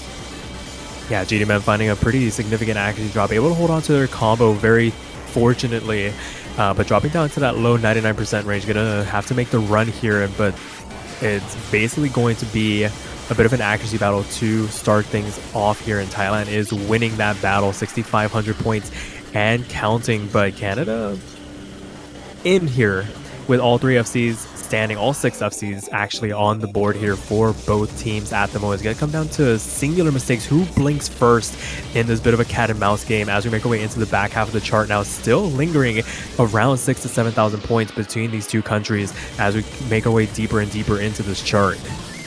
Yeah, and the 7,000 point gap isn't honestly that big. One really dirty drop, which happens really easily on these kinds of maps, can definitely just swing that lead right back. And honestly, that lead is slowly swinging over to Canada at this moment. So there is still a high likelihood that Canada can be able to take this first breakpoint. But we are at 1/4 of the map. Canada does also need to continually hold this FC, this three-way FC, if they can. And we are getting to the most difficult section of the map where so many things can happen. Yeah, for sure. Right now, we're just seeing cross-map battles. It's Pavan against GDMM, May against Konkawi, Dale against Parponger at the moment. All three of these players going at it toe-to-toe for the moment. Right now, Pavan winning the battle against GDMM is really accounting for the bulk of this Thai league. Can fade away in an instant as we make our way into this last real burst, speedy gamut of chart. It is starting to slip ever so slightly in favor of Canada, but not enough at the end of the day, and Thailand managed to hang on to make it 1-2 now. We do see 2 V1 double S's. That's really impressive, honestly. And we do see GDMM actually getting no 200s, only 100s and 50s. And I believe that was at the intro, correct? Yeah, that was at the intro very early on here. If they were able to make it a V1 double S to complement May's performance, potentially they had a chance to swing that back. But at the end of the day, it is Thailand able to take their first 2 Rice picks here. And now the question becomes for Canada, what becomes the next avenue to approach this match? I imagine they're going to start diving into the LN picks, similar to how they did against the Philippines. Would not be surprised if we saw something like Lost Algae come out here. Honestly, I'm not sure what Canada should really be picking at this moment, because both these teams are quite good at Rice. Maybe Canada is going to opt to go for more of those simpler kind of Rice maps that we did see them pick quite often. Something like BOL, Thinking of You, or Matt Silver. Or, as you did say, they could go to those LN picks if they feel really confident. We did see Dale doing, honestly, not that bad, being able to hold the FCs, which has been really good for that team, especially against somebody like Thailand, who may not have a super good LN team for these current LNs. Yeah, for sure. It remains to be seen. They do have a couple minutes to deliberate. They do also have the timeout in their back pocket. Should they decide to use it, maybe they need a little bit more time to deliberate as to what they want to go into. But you do bring up a really good point. They can go for these more standard Rice picks. And sure enough, Thinking of You is going to be the pick for Canada. So leaving the LNs by the wayside, leaving that for later on down the road, seeing if they can potentially kind of pinch Thailand's potential picks later on down this map. This is actually a really good pick if you think about it that way. Yeah, I mean, I definitely agree. It will be interesting to see because I know Proponger has had some, I guess, consistency issues. I mean, May has as well, but it definitely has been to the extent of Proponger. And especially on this difficulty of map being 270 BPM, it is a light jump stream, I guess. But it's still 270 BPM, so it's so fast and it's so easy to take a break just on the speed alone, basically. For sure, it's all fun and games until stamina starts to run out at the end of what is essentially a 2-minute gauntlet that really doesn't give you much of a break. And we are already getting into it, this fourth map of this best of 13. These two countries really know what they're set out to do. There is, once again, a lot on the line for both of them. A spot in the losers finals on the line as we get underway here. Very strong starts across the board once again as the players cross that 400 combo cap. The accuracy is basically even across the board, separated by maybe hundredths of a percent across all 6 players. Yeah, and this lead is so small, but we do see GDM taking a break, and that expands the lead so quickly for Thailand. It is now at 8K and only growing. But we can see a few more misses, honestly, from Thailand. We are only a quarter, or about halfway through the map. So many opportunities just to take a break, or even a bunch of 200s, so that lead can swing right back to Canada. Yeah, for sure, but it is once again this 2-man battering ram for Thailand. Kankawa and Pavin holding down the fort for Thailand here, really making this Canadian approach very difficult at the moment. Both of them hovering in that 99.9% mark. Parponger doing what they need to do to cancel out one of the scores for Canada at the moment, but really as it stands, we're talking about 2v3 performances. This is definitely shaping up to be one as the lead starts to grow in favor of Thailand once again here. 11,000 points just based off the accuracy alone. That early miss from GDM really doing a bulk of the damage right now as we make our way into the last quarter of the chart here. Yeah, and this last quarter of the chart is really where misses are going to happen most often, just because you are kind of loosening up just because you've been playing this map for so long. But we aren't seeing that actually from any of these players. Kankawa and Pavin both holding almost at that 99.9 range, and that's definitely doing wonders for this Thailand team right now. And we're getting to this last sliver of map, and honestly, it's looking really bad for Canada for this point. Yeah, they took a risk going for this more bog standard Rice-oriented pick, not opting to challenge them on the last tech pick in this pool, nor the LNs, and honestly getting burned for it here as Thailand takes the first break point in this match to make it 1-3 now, and really giving Canada a bit of thinking to do as to how they're going to approach the rest of this match now. A double V1 double S performance from Pavin and Kankawa with Parponger with 2 200s to their name. That is an incredible team score coming out from Thailand. Yeah, and Pavin almost with the double-digit perfect count here, and I think that is honestly insane. That is one of the highest scores on this map that we're going to see for the remainder of the weekend. And I mean, credit to Canada. They did everything in their power to try and contest May and Dale, putting up some incredible performances on their own right. It's just unfortunate that they didn't have all 3 FCs to really contest at the end of the map. But with that being said, it will be Thailand up to pick here, an opportunity to capitalize on that break point. Maybe something like Rice 5, just round out these tech picks in this pool, see if they can go 3 for 3 here. But instead, it's going to be Rice 4, so going for Matt Silver here. Honestly, I'm not too big of a fan of this pick from Thailand, since we haven't seen quite close maps or matches in Matt Silver, just because of how black and white Court Jack can be. I would have much preferred like the Rice 5 that you were saying, or maybe even Rice 4. But I mean, Thailand has definitely proven themselves so much in this tournament with their ACK ability, and Korchak is where ACK shines the most, especially just raw Rice ACK alone. For sure. I think I can agree with you here. This is definitely one of the riskier picks that Thailand can go for. But if they're going to stick to the strategy of clearing out this Rice section of the pool, they were going to have to go for this one way or another, and might as well ride the hot hand of Pavin right now, as they look to be overperforming even by their own standards. And if they can put together a three-way FC here against some of the consistency issues that you have outlined from this Canadian roster, at times, this could be a much wider gap than we're expecting. And to be fair, it could go the other way as well, where we have basically a dead heat and something happens again like what happened earlier today, where the US and Japan squared off on this map. And if you didn't watch that VOD, oh boy, you missed a 1-point victory for Japan on this map. That is, you can't get any closer than that without being a tie. Like, yeah, MWC is definitely making history with that 1-point difference, honestly. But we will be going into this map.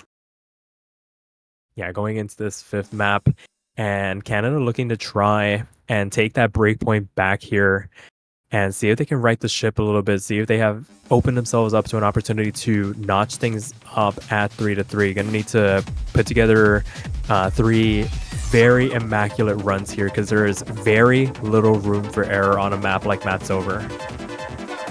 I mean, immediately on the start, we were definitely seeing a lot closer of a match than we have been seeing on the past few maps. Canada seems to actually have a better accuracy compared to the other, compared to Thailand here, but even then, it's swinging, so it's not even that close. This is quickly proving to be a map where it is not over until it is absolutely over, or unless somebody finds a miss. But all 6 FCs still standing as we make our way into the second quarter of the chart. 4 players hovering in that 99.9% mark. The 2 lowest accuracies in at 99.8, and they're going back and forth, 400% separating those 2 in Piggy and Parponger. It is inside of 1,000 points in favor of Canada for the moment as we make our way into the back half of the chart now. The lead starting to grow here. It is 796 points going into the second half of this chart now. Yeah, and this lead is so small. These just 300s alone from both teams are causing this lead to swing back and forth. We do see Canada, I believe, actually having the better accuracy right after that little dumpish section, going right back into the jacks. But it's so close. It's between 200s. If any team gets a 200, I think the lead actually switches immediately, basically. For sure, there is very little margin for error as we make our way into the last 1/8 of the chart. Again, it is hundreds of a percent separating these 2 countries. It is going to be flickering here until the very end. All 6 FCs still left on the board. Piggy starting to find a bit of a falter here, 99.7, but it's followed up by Parponger as well. It is off the back of May and Pavin going at it against each other, basically canceling each other out. And at the end of the day, it's 64! Oh that's How insane!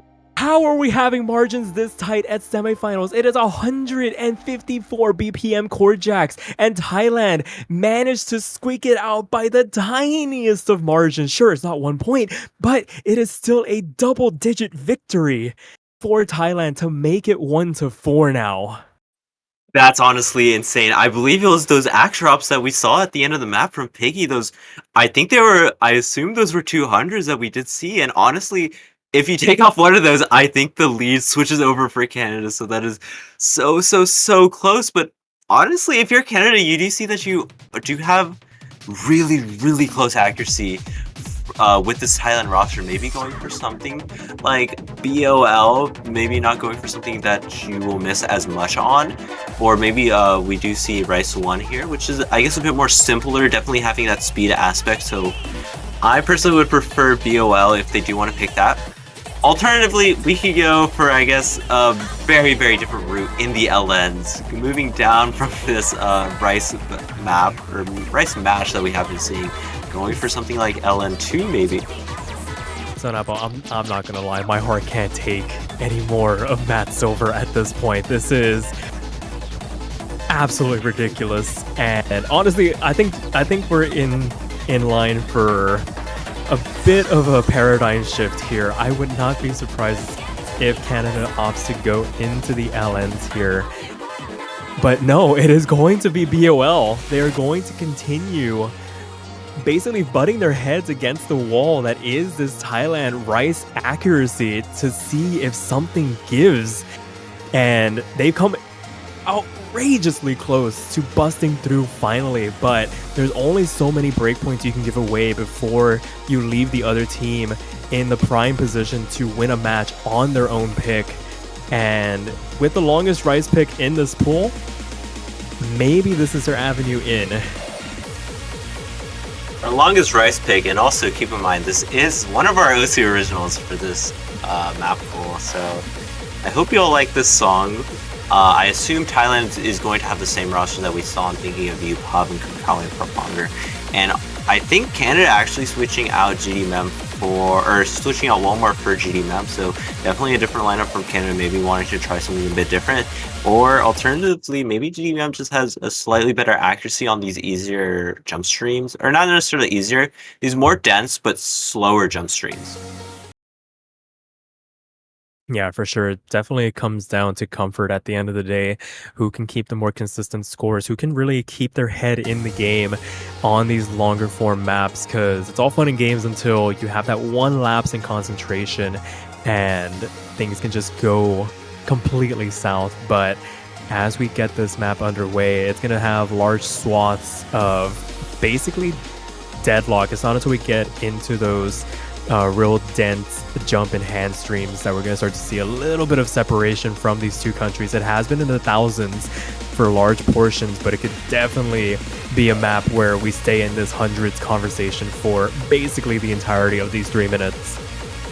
Yeah, we have been seeing very, very close maps on BOL alone. Very similar to Matt Silver, probably not to the extent of Matt Silver, but definitely similar like score differences in BOL, just because it's a bit slower, so a lot more people will be a bit more comfortable. But with that being said, having to play for 3 minutes is definitely something that can strain quite quickly. Yeah, for sure, especially if we consider Thailand. I mean, Pav and Konkawi, the eternal anchors for this country, have been in for basically the entirety of their tournament run. Perponger has been here for all the Rice picks so far. It's basically one of those where something has to give at some point, and it's up to them to really prove that they have the physical and mental stamina to be able to withstand some of these onslaughts. As Piggy finds the first break for Canada, is the lowest accuracy in the lobby, so it doesn't do that much damage, but it does give Thailand a little bit more of a cushion to work with. It is still inside of about 2,000 points as Parponger comes down to meet them, but still holding on to their FC very crucially here as GDMem and May try and hold down the fort for the Canadians. Yeah, Parponger for this Thailand team, not necessarily having the best accuracy. However, them having the FC is definitely helping a lot. But as I'm saying this, Pavin actually being the one to miss, Piggy trading it right back. But I believe this should stay in Canada's lead just for a bit, just off of accuracy alone for this Canada team. Yeah, for sure. Pavin falling from their perch here down to that 99.27 range does put a bit of a damper on their performance as a whole. But it does give the Canadians a bit more of a cushion to work with now. The largest lead they have had outside of SV1 to start this match off, and they're going to try and take this and run with it. There's still about a quarter of the map left to go, and after this little bit of a core jack build-up, we get right back into the stream, see if they can maintain the consistency. It's going to be off the back of GDMem and May to really lock in and bring it home, as May actually finds a pretty nasty drop on the transition back into the streams here, and it does shrink the lead ever so slightly here as Piggy finds the next drop as well, and things could potentially go from bad to worse. It's up to GDMem now to hold on to the Seoul FC, but they find the break as well as Piggy joins them, and the lead immediately shifts back over to Thailand's side. Yeah, and Piggy finding another drop, and it's really this anchor between Konkawa and Parponger that's really helping this Thailand just grow this lead so quickly. They have consistently stayed at this 400 combo max, whereas Canada have found this triple break, and we're getting to this last bit of map. There's still a chance for Thailand to take a few really dirty misses, but honestly, it's looking kind of grim for Canada right now. They were going up to the end. Konkawa at this highest accuracy. We find another break from Piggy, and I think that just seals it unless multiple breaks come out from this Thailand squad at this last section of map. Yeah, it doesn't look like it's going to happen. Thailand actually going to be able to hang on here. Looked a little bit dicey there for certain moments, but they are successfully able to take yet another breakpoint off the Canadians to make it 1-5 now. But oh boy, that one was... If that map were maybe about 30 seconds shorter, I think Canada gets away with it, but unfortunately not able to keep it together for long enough to capitalize on it. The double FC from Thailand, a little bit too much to overcome rather. Yeah, I mean, Canada just having a bit of a stamina issue towards the end of the map. Definitely understandable. 250 BPM for 3 minutes is absolutely insane to be able to play. And we do see Konkawa with the 992 playing it as if it's just like nothing, as if it's a 2-star map or something. For sure, it's insane the level to which these players push each other to, just constantly exceeding their own personal expectations. And Thailand basically, 2 picks away from securing themselves a finals position. Canada with it all to do now. They really don't have any more room for error to kind of mess around with these rice picks. They have come really close, but it might be time for them to change up their strategy here. If anything, they have succeeded in basically pinching off this entirety of the rice pool, neutralizing it for them to be able to potentially take some breakpoints back of their own if Thailand isn't too careful on this lower half of the map pool. But for right now, it is going to be Rice 1 coming out here. Seeing the speed pick get some love in this match. One of the shorter picks in this pool, clocking in at just under 2 minutes. But don't let that fool you. This is a very rapid map. Yeah, and we do see Thailand actually seeming to be avoiding Rice 5, so very interesting. Not wanting to play that very, I guess, straight up tech. Instead going to pick our speed map here, and this map is very difficult. It's like 300, I think it was like 320 something BPM speed or something crazy. But we will be seeing, as you did say, this map is very short, so misses can mean a lot, especially if they are quite dirty. Yeah, so it don't even have to be dirty. Just a singular clean drop can account for so many thousands of points in a map as short as this. And it looks like we're going to see Dale check in for Piggy here for the Canadians. And this trio for Thailand, Pavan, Konkawa, Parpong, they're looking to try and basically make this a match point situation, push Canada up against the ropes, and really force their hand to see if they can actually pull off not a complete reverse sweep, but essentially a reverse sweep in this context as we get this map underway. Yeah, this pick is definitely very important for Canada, considering that after this, there's only one rice map left in the pool, so it's going to be quite difficult to be able to catch points very easily, unless, especially if they aren't feeling too confident on the LMs, which I assume since they aren't taking it. As we get into this map, this lead is basically next to nothing. It's looking very similar to Matt Silver, honestly, but Pavan actually being the first one to miss after the stream.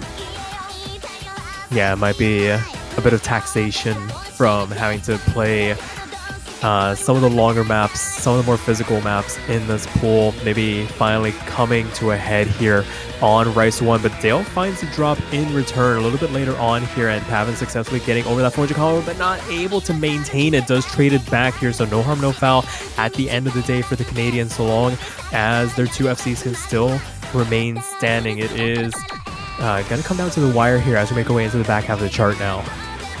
Yeah, and these streams just continually get longer and longer, so it'll be harder to be able to maintain focus. This lead is only 7,000 from Canada, so a miss or two can definitely swamp the lead right back to Thailand. As long as they are continuing to get this FC, we haven't seen Pavan take a few misses, even on the earlier sections.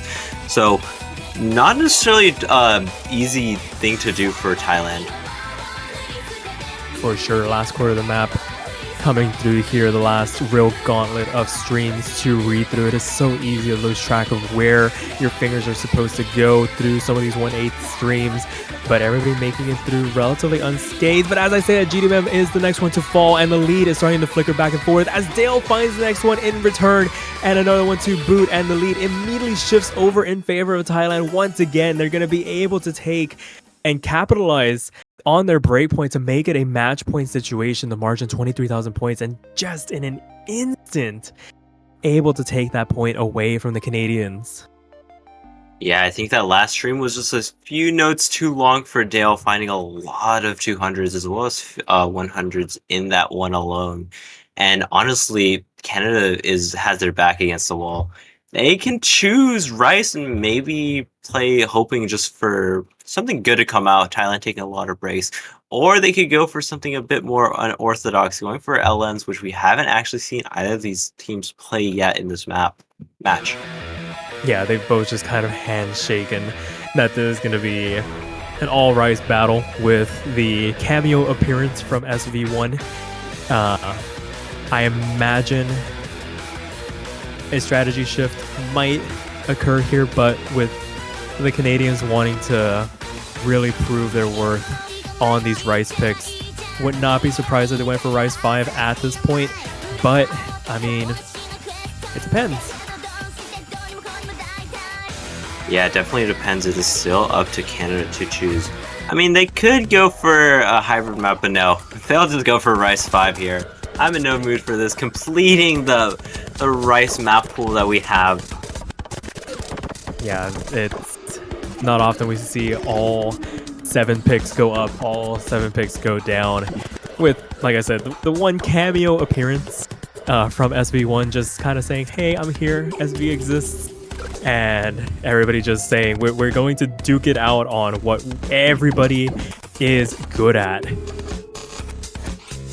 Yeah, and Canada desperately needs to be able to win this map, so they need to try their best to continually hold FCs, since we have been seeing actually Thailand taking quite a few breaks, not necessarily on air, but just all over the place from all the players, except Konkawi actually. I think Konkawi hasn't really missed at all at this point in the match, but still, Thailand has been taking multiple breaks, and that gives room for Canada to actually be able to take this point and maybe start this comeback, especially considering this is the last LN map, or not last LN map, last Rice map that is available.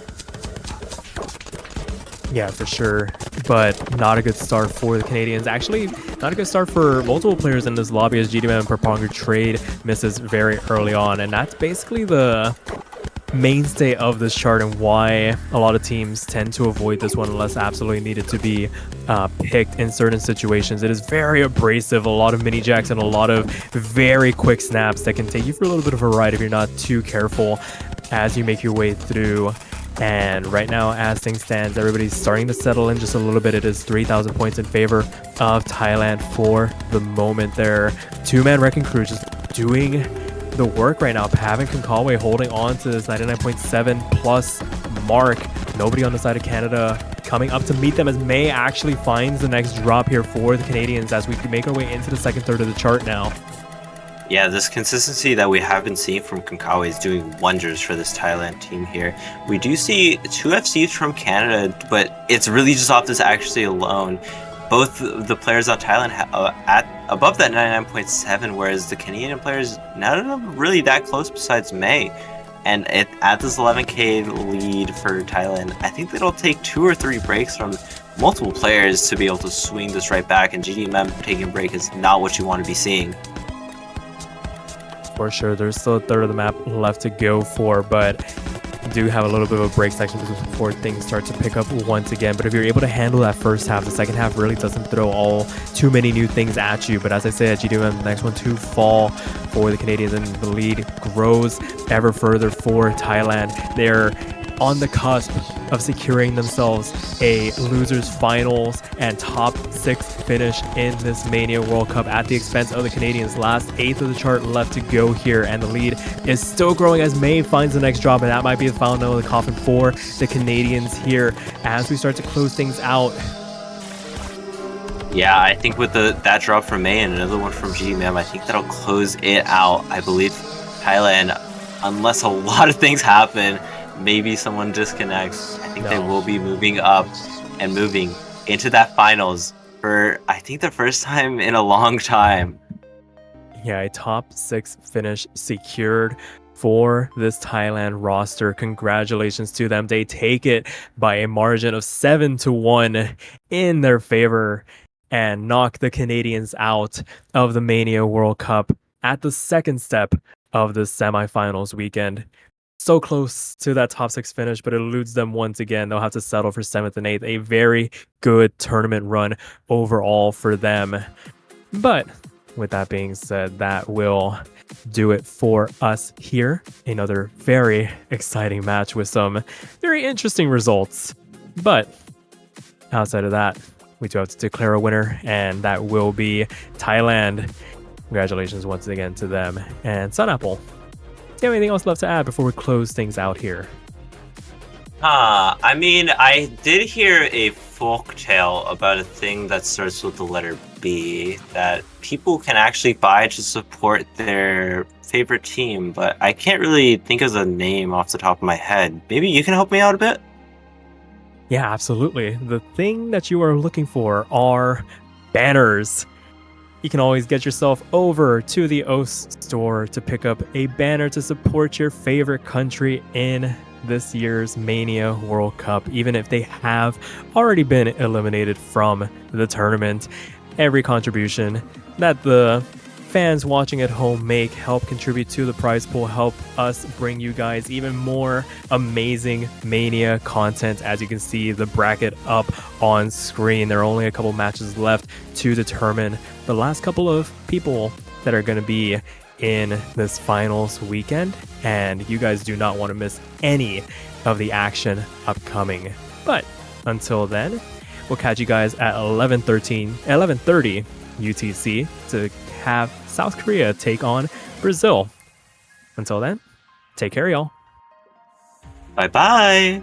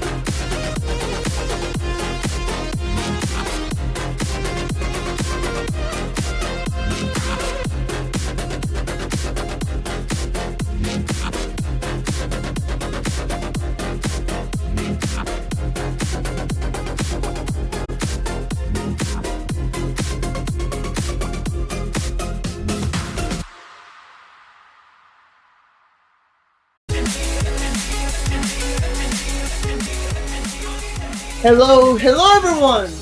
Welcome to the Oceania 4K World Cup 2023 edition.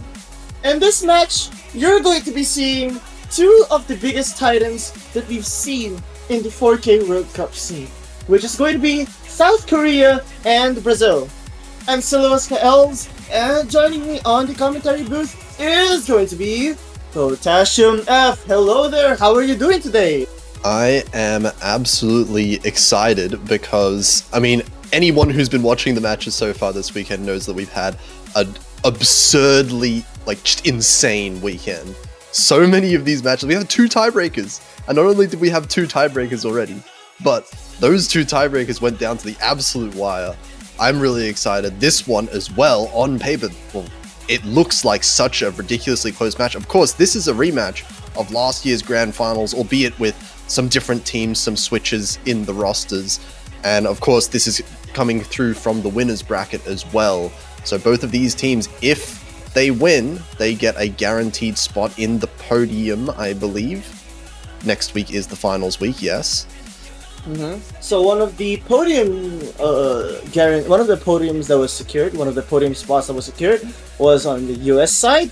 So United States is going to be waiting for their next opponent between these 2 teams. And honestly speaking, I kind of feel bad for Brazil because I think they're playing at a ridiculously early time. But this just goes to show how dedicated they are into being competitive in this whole tournament. And what is that roll from Marcinho? Nice. Nice. A pretty solid role, all things considered. But I just want to kind of mention as well, Brazil is a team that, I mean, definitely you would have to say it's a little bit of a downgrade. But that said, the way they've been playing so far, last week, the past few weeks, there's very few teams that can even come close to the team scores that they've been setting.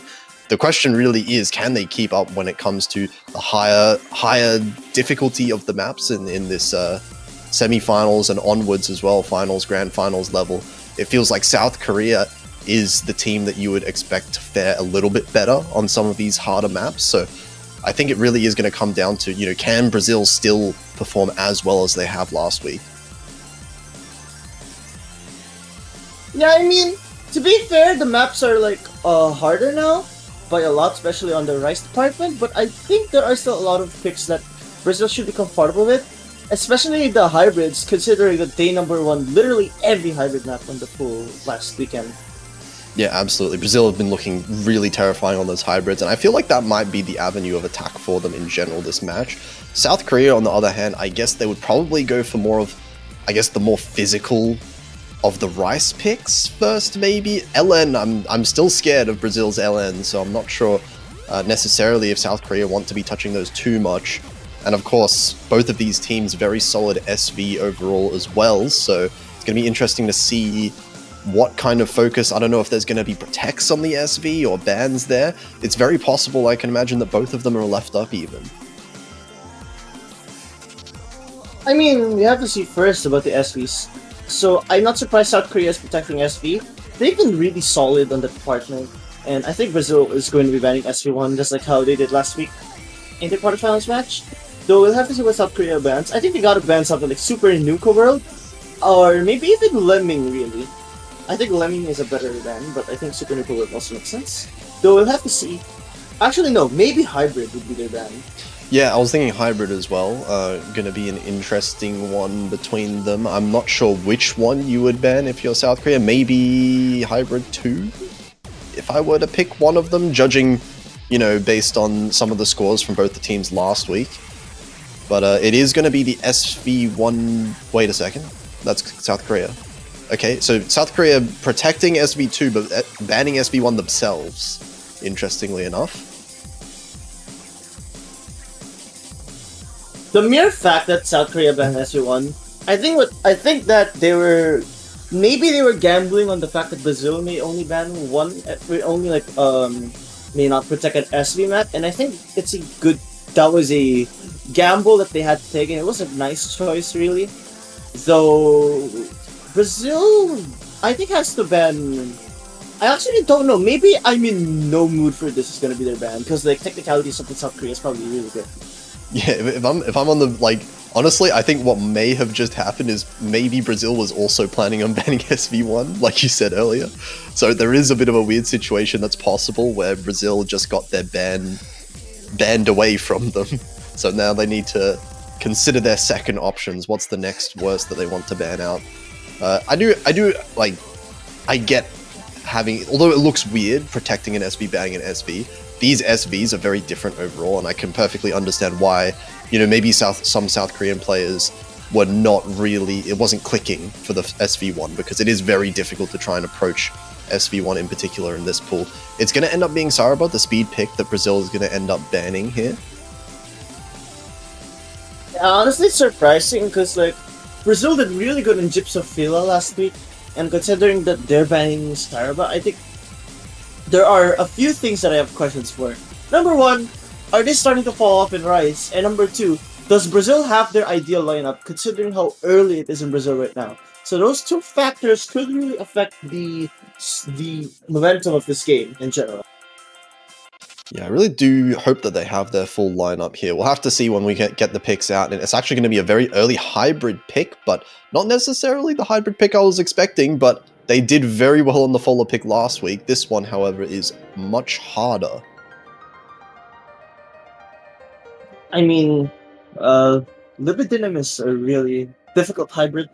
I've seen so many teams score low in this, regardless of what seed they got, so interestingly enough, I don't think South Korea is gonna score low on something like this. Especially, they do have Poka and Gaesol, yes, but YZ has been Korea's very consistent player, in my opinion. And now that Brazil has Marcinho and Demifine, I think we're just gonna wait on Silly Fangirl probably.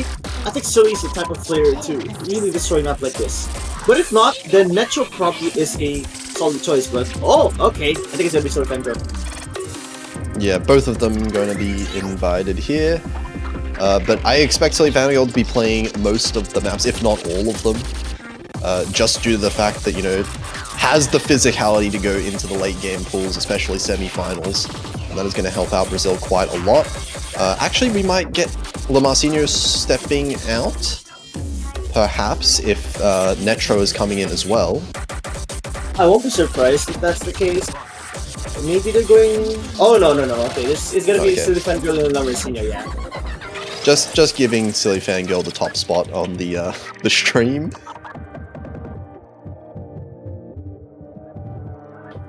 Okay, it looks like we have our lineups here. Poker, Gaesol, and YZ, of course, for South Korea as well.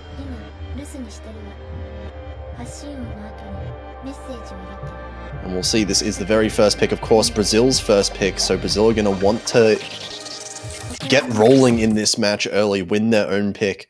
Early breakpoints are not what you want against a team like South Korea. Well, before we could even go to the specifics of this match, we have to make sure client actually works, and it does seem to be here, so thank you for that. Hang on, don't speak too soon.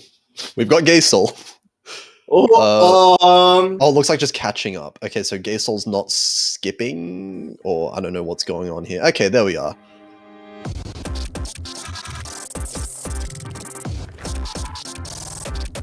Right, so to start things off, what makes this map really hard is the rolls burst and combined long notes. So, you know how in mini-jacks, sometimes you have the tendency to press an extra tap? With LNs, you have to be very precise with the amount of taps you have to do. And it looks like every team so far has been super good in that aspect, and everyone hits that 4-note anchor. Oh, first miss coming out from Marcinho on the Brazilian side. Not too big of an act drop. Still 99.5, still tying YZ's accuracy. So this lead is not that big despite it. But Silly Fangirl with a second miss now for Brazil. Demifine, I was about to say Demifine and Poker were just going 1-1. But look at the consistency of South Korea right now. I honestly think if this was an accuracy battle, I think Brazil may have had the advantage. But the name of the game is consistency, really. And they're exhibiting amazing consistency right now. Yeah, still with 3 full combos from South Korea. All 3 of the Brazilian FCs are gone now, and they came with a bit of act drop as well from Silly Fangirl's side in particular. So now we can see the accuracy lead due to Poker holding up an incredibly high 99.79. Of course, with their 3 FCs, this is 17,000 points in the lead at the break, 1/3 of the map left. Yeah, I mean, there's still a lot of time for things to happen, really. There is still around 1/3. But they really have to hope for a team miss from Korea at this point. Like, these long notes and anchors have really been killing Brazil's score. Meanwhile, though, We can Right? see the ratio actually is fairly good for Brazil. The accuracy is pretty close, all things considered. Silly Fangirl and YZ tying each other. We've got Gazel and Lamarcinho and Demi-Fiend only a little bit behind Poker, but more misses coming from Brazil. Traded one from Poker, but that is favorable for South Korea at the end of the day. And this lead is going to grow as we approach the outro of this map. The mere fact that we saw 2 FCs on this match alone, like we barely see any of that in this kind of map. Amazing performances from everyone. If we were to look at the ratio side by side, Brazil actually wins that. Though the misses have really hurt their chances on taking the first point. Yeah, 2 full combos, and the one player on South Korea that missed actually got MVP despite the miss. Just pure accuracy on Poker's side, only 1-200. That is an incredibly strong team score from South Korea. The consistency in the combo pulling them ahead at the end, and an early break point as well. They are going to start 1-0 in this match, and it's their pick now. I think South Korea has to pick their. I think they have to open up with a technical pick. Because, like, I get that they want a hybrid, but I think hybrid is, like, a very risky choice nonetheless. 25k may seem big, but it's not exactly safe if Brazil literally had some of the best act as a team overall. So I think they have to go with Aimin Nomu for this, or maybe even... I don't even know how to pronounce the Mathaya map, but let's go with that. From's. Yeah, but there's also the Hall map, remember? No, they're not picking tiebreaker. Sure, non-tiebreaker Froms. There you go. Rice 7. But yeah, I do agree. I think a lot of those technical picks very physically intense as well, and I feel like that might play into what South Korea might want. As far as we saw there, you know, the combo side of things as well. South Korea are looking very good with today.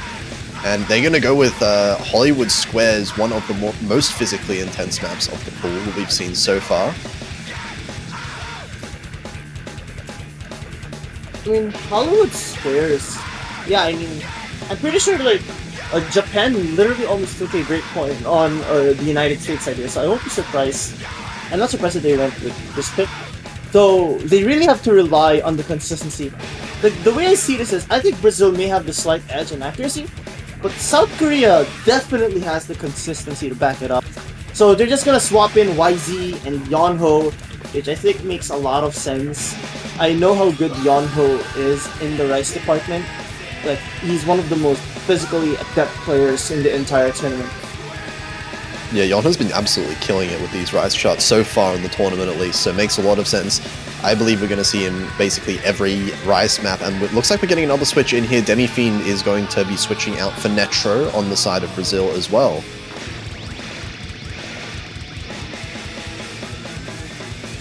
So Netro coming in. I think that's an indication to probably the physicality department. Oh wait, is Miko Mero gonna come in? Are we going to see two? No, Lamarcinho comes in again for Brazil, so just taking a step out momentarily, it looks like. Okay, but it is going to be Netro who's coming in. I think Netro is probably very comfortable with a map like this, so it makes a lot of sense. Absolutely, but it is going to have to be Brazil holding on to their combos a little bit more if they want to be able to take this. Especially if South Korea managed to hold on to, you know, a couple of FCs like they did in the previous one. Yeah, I think Korea really has... I think the only option they have really is to FC. I don't know about you, but something tells me YZ may be a better choice compared to, let's say, like, Polka. Because while Polka's accuracy is a lot higher, for sure, I think YZ can secure that FC no problem. Something just tells me Brazil's consistency might fall off a little bit. I don't know about you, but that's just me. Yeah, it is not that long of a map as well, just over 2 minutes, so misses can matter a lot. We did see, as you say, the other day, USA versus Japan almost won by Japan off of a couple of misses from the USA. So the combo does matter a whole lot in this case. Even if you have high accuracy, it might not be enough to counteract a combo. And so far, at least, everyone off to a very good start just in this intro. Yeah, intro isn't exactly the hardest part of this map. I personally think the hardest part certainly comes around here. Like, the rolls in general is just going to kill people if you're not careful. it's actually really close right now. I think Polka's been the difference maker here. The 99.86 is just ahead of everyone else. Everyone, lowest accuracy is right now above 99.6 still, so high accuracies across the board here. A little bit better on the side of South Korea. Poker is still holding on to this incredible ratio. Drops a little bit though. And actually, there's the miss. This might give Brazil a bit of an advantage. This is what I was talking about, Pitasha, man. This is why I thought Polka may have been a little bit of a risky choice. And while the lead is still in South Korea's favor, remember, there is a combo cap, but as he said that, Netro finds a drop. And that was the worst place to find a drop as well, because arguably that was one of the least physical parts of this whole map. Yeah, Netro was holding on to a really strong accuracy as well just before that drop, so with that comes with a bit of an act drop as well. South Korea back in the lead. Poker has completely recovered the accuracy there, but Yonho now finding a miss. It's another one actually. That's two misses on Yonho's side. Make that 3. Oh my god, Yonho struggling a little bit now with these sustained streams, and now Brazil are going to have a bit of an advantage going into the last quarter of the map. Yonho now matching the accuracy with Netro. Actually, across the board, it looks like a little bit of an advantage for South Korea overall, so they could start bringing back the score a little bit, but it is the combo, the misses from South Korea have caused it to go into Brazil's favor. Yeah, but Brazil cannot afford to make any mistake now. They have to keep this consistency. These rolls are no joke with full combos still, considering how they can still make it wrist unstable. And time is running out. Oh, yeah, don't find the drop it. That's it. Brazil takes the break point back. Oh my goodness. Oh, the misses. Just too many misses from South Korea. Basically the same thing that we saw on map number 1, just the other way around now. Now it's Brazil with 2 full combos from Lamasinho and Silly Fangirl. And break points, 1 each. Back to tied. Brazil correct their mistake earlier on in the match instantly. That was surprising to me. See, this is what I was saying. Maybe YZ was the better choice after all. Like, we're going for consistency here. The name of the game this whole match is really going to be consistency. And I think Brazil did a really good job countering South Korea's consistency with that. Yeah, that was just a really strong team performance overall from Brazil. There was just the 1 miss on Netro, but other than that, basically flawless from all of their players. And that's the kind of consistency that we saw, you know, the past few weeks from Brazil as well. So if they can keep that up with some of these other picks, they absolutely have a strong chance in this match. But now, this is a very interesting pick that Brazil have. What do they decide to go for now? Do they keep going with the hybrids? No, they're actually going to... Wait, Rise 6 was what was just played, was it not? I don't know Right, actually. Yeah, wait, Rise 6. I don't think that was their pick. I don't think that's their pick. Oh, okay, they're just talking about... Okay, yeah. Rise 7. Okay, yeah, okay. I was confused for a second. I'm like, hang on a second. I mean, yeah, if you just won that map, maybe you want to play the same map again. Fair enough. But, Alright. Another technical one. This one is very difficult. We've seen some very low scores as well on this one so far from very strong teams. So we'll see. Brazil, the goal of this one is, once again, they have to hold on to the combos as much as they can. Hope for some chokes coming through from South Korea again. I mean, yeah, chokes was the name of the game. Vanilla Latte coming in, I think that's a good decision. Yonho staying is a little bit questionable though. I feel like the biggest question was, or maybe the reason why South Korea is putting in this lineup is they're really trying to counter Brazil's accuracy in general. Wait a minute, so Polka's getting out? I think it's gonna be YZ who has to come. It has to be YZ, right? Gaysol? Potentially as well? I mean, Alright, Gaysol pulled off the Scorpio 1 SS on the previous map. Actually, like a really strong tournament player just all around, so that makes a lot of sense. Vanilla Latte, of course, is an exceptionally strong combo player, is what I know them as. Maybe not the highest AC on the South Korean team, but definitely one of the most consistent when it comes to holding on to more of the late game combos in a map as hard as this. So it makes a lot of sense for these switches from South Korea. Brazil, of course, keeping with their same team that just won the other Rice pick. That, of course, making a lot of sense as well. Yeah, I mean, it does make sense to pick Rice 7 after you win Rice 6. But this really begs me the question.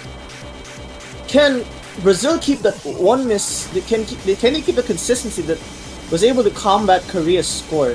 And right now, though, accuracy has been very good for Brazil. But remember, the ending of this map is really daunting. Wait, what is this act? This act is, I mean, it's still the intro, but I mean, my god, 99.85 is the lowest act on Brazil right now. Yonho and Vanilla Latte a little bit behind the other players, and that's giving Brazil a very small advantage, but still 6 full combos on the board, so anything is still on the table right now. Yeah, I mean, the combo has been really good overall. We have yet to see a single miss. And, I mean, I can't really blame them because this part is the break section. Though if the trend here continues... Oh, never mind. I was about to say that if the trend continues, Brazil would have had the lead, but looks like Korea is starting to get off just based on the consistency. Yonho's finally getting back on track. 219 points. Yeah, Netro and Lamarcino both had some fairly significant accuracy drops towards the end, and Vanilla Latte and Yonho have been slowly climbing up the accuracy since that intro. So basically tied we have right now. Silly Fango with the highest accuracy in the lobby is helping Brazil out, keeping it very close right now. In the last quarter of the map, we still have 6 FCs, by the way. Hello? 200 points? 200 points, but this can change within seconds here. We approach the Korjak part, and oh my god, Hazel finds the drop. The person who got the MP last map now misses, but that's it. Brazil traded back. 2 misses from Brazil, and that's enough. All 3 of these misses have been so clean. There is no accuracy drops, and Vanilla Latte finds a miss back. This might be going towards Brazil now. It's flipping back and forth, and it's just less than 1,000 points, 900 in favor of Brazil. They managed to steal it, and a really impressive score V1 double S from Silly Fangirl. 2 misses for each team. Those are the cleanest misses I've ever seen in a tech map. No one having any major accuracy drops. Silly Fangirl really showed why he was he's the most, like, he's regarded as one of the most consistent players in the tournament scene. Yonho did an amazing job countering that, but ultimately those misses from Gaisel and Vanilla Latte were a little bit too much. I think the fact that some of those misses it's probably the timing of the misses that really changed the scope of the victory here. Yeah, absolutely. The accuracy was so close overall between the 2 teams, but just barely Brazil winning their own pick. They're now up in the lead 2-1, and South Korea, they're not messing around. They're going straight for their own protect, which was this SV2, but this is still fairly scary. Despite South Korea protecting this, Brazil have shown to be extremely strong on all the SV maps that they've played so far in the tournament. I mean, yeah, we're gonna be seeing Poca and Poca Fanboy, of course. I'll be surprised if it's gonna be Demi, Zerg, and Lemarcino here. Yeah, that would definitely make sense coming in for Brazil. That's been fairly similar team that Brazil's had for all of their SVs so far, I believe, as well as South Korea, having, of course, Poca and Poca Fanboy, the duo. Oh my goodness, man. I think they're gonna put either Miku Meru or Demi Phoenix.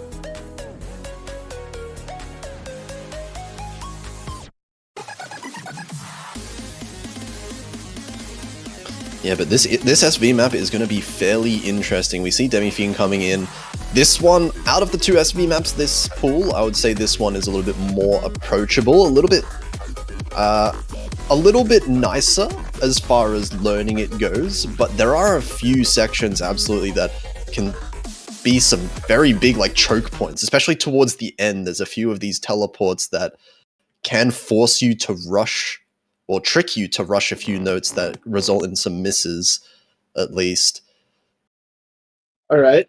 Also, you're seeing... This is what you're really seeing. It's not low scroll speeds. This is how the map really starts. Yeah, some extreme slow jam. Poker Fanboy off to a really shaky start.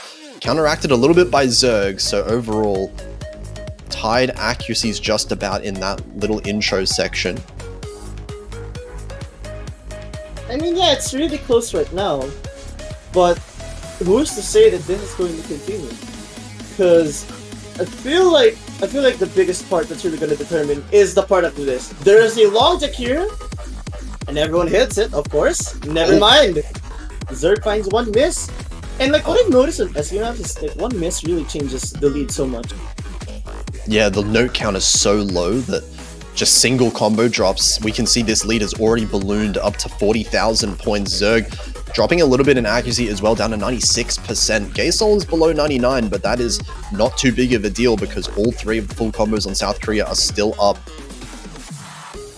Yeah, South Korea is far ahead, mainly because of Polka and Polka Fanboy being two of the higher acts. Limarcino is matching Polka's accuracy, actually.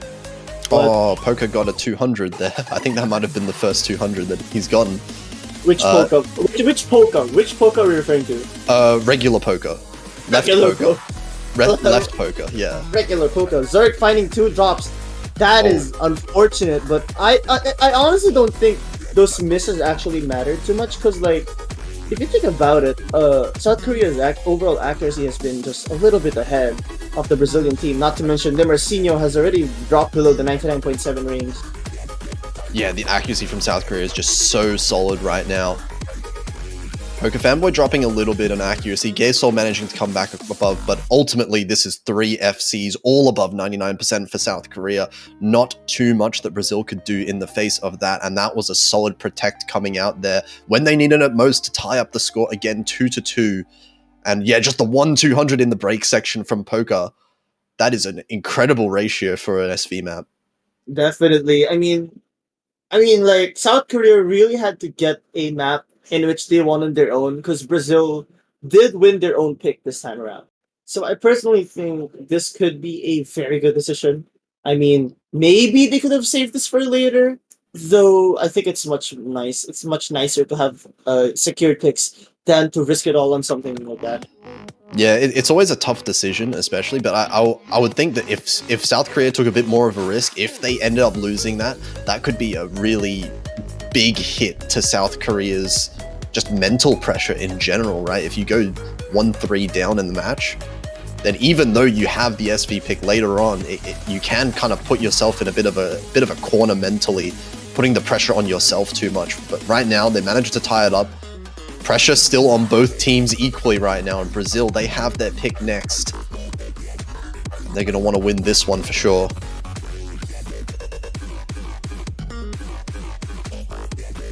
Well, we have to wait and see for now, actually. I think Brazil might want... They're either picking I'm in no mood for this, or... Honestly, I don't know. I was saying the whole time that I'm in no mood for this was a bad pick because I think Korea would be consistent. But wait, they're going for Lemming Ming for here.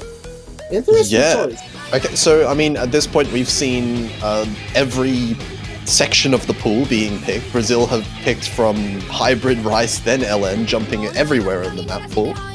But I guess this is just kind of what happens at the end. If, you know, Brazil have very strong overall ability in all of the maps. It really does come down to, you know, which maps they feel most comfortable getting the combos on. And apparently it's going to be this one. More of a timing hell style map that we're seeing coming out in the LNs. I mean... Oh, wait, are we seeing Nikomero here? Does look like it. Switching in the place of Silly Fangirl, actually. Okay.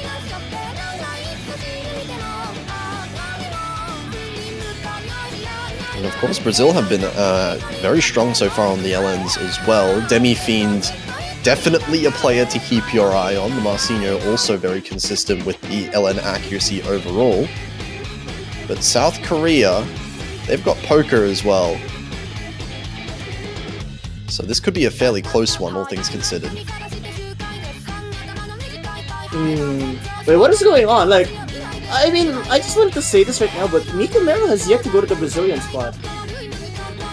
Yeah, a bit of a trade of players. Miku Mero for South Korea, YZ for Brazil. But they should be switching around any time now. Gonna be the forced move by the ref.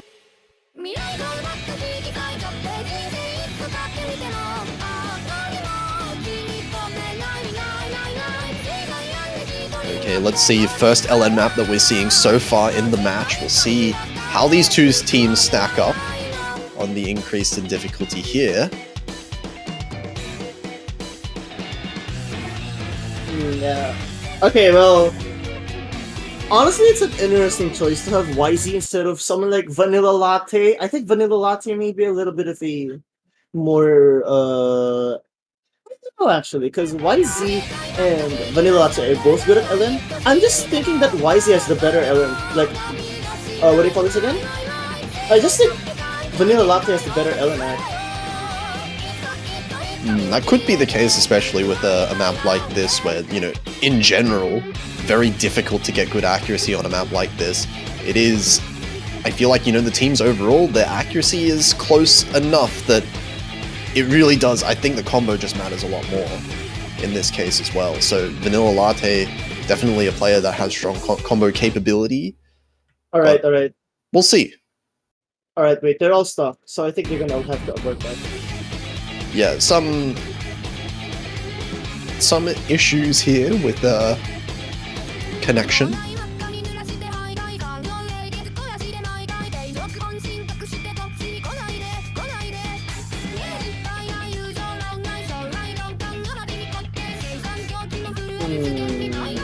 I think Miku Mero is just going to be resetting their piece or something like that. Oh, that's probably what's gonna happen. Got timed out. So just a bit of internet issues happens every match, it feels like sometimes. But are they actually going to have a player switch? Potentially. Oh.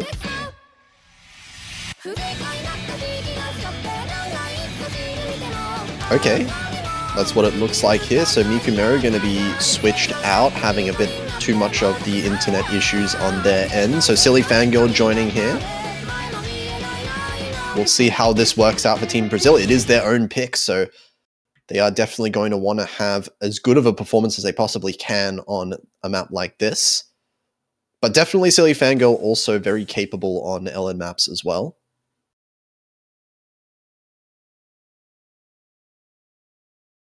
And here we go, starting the map now.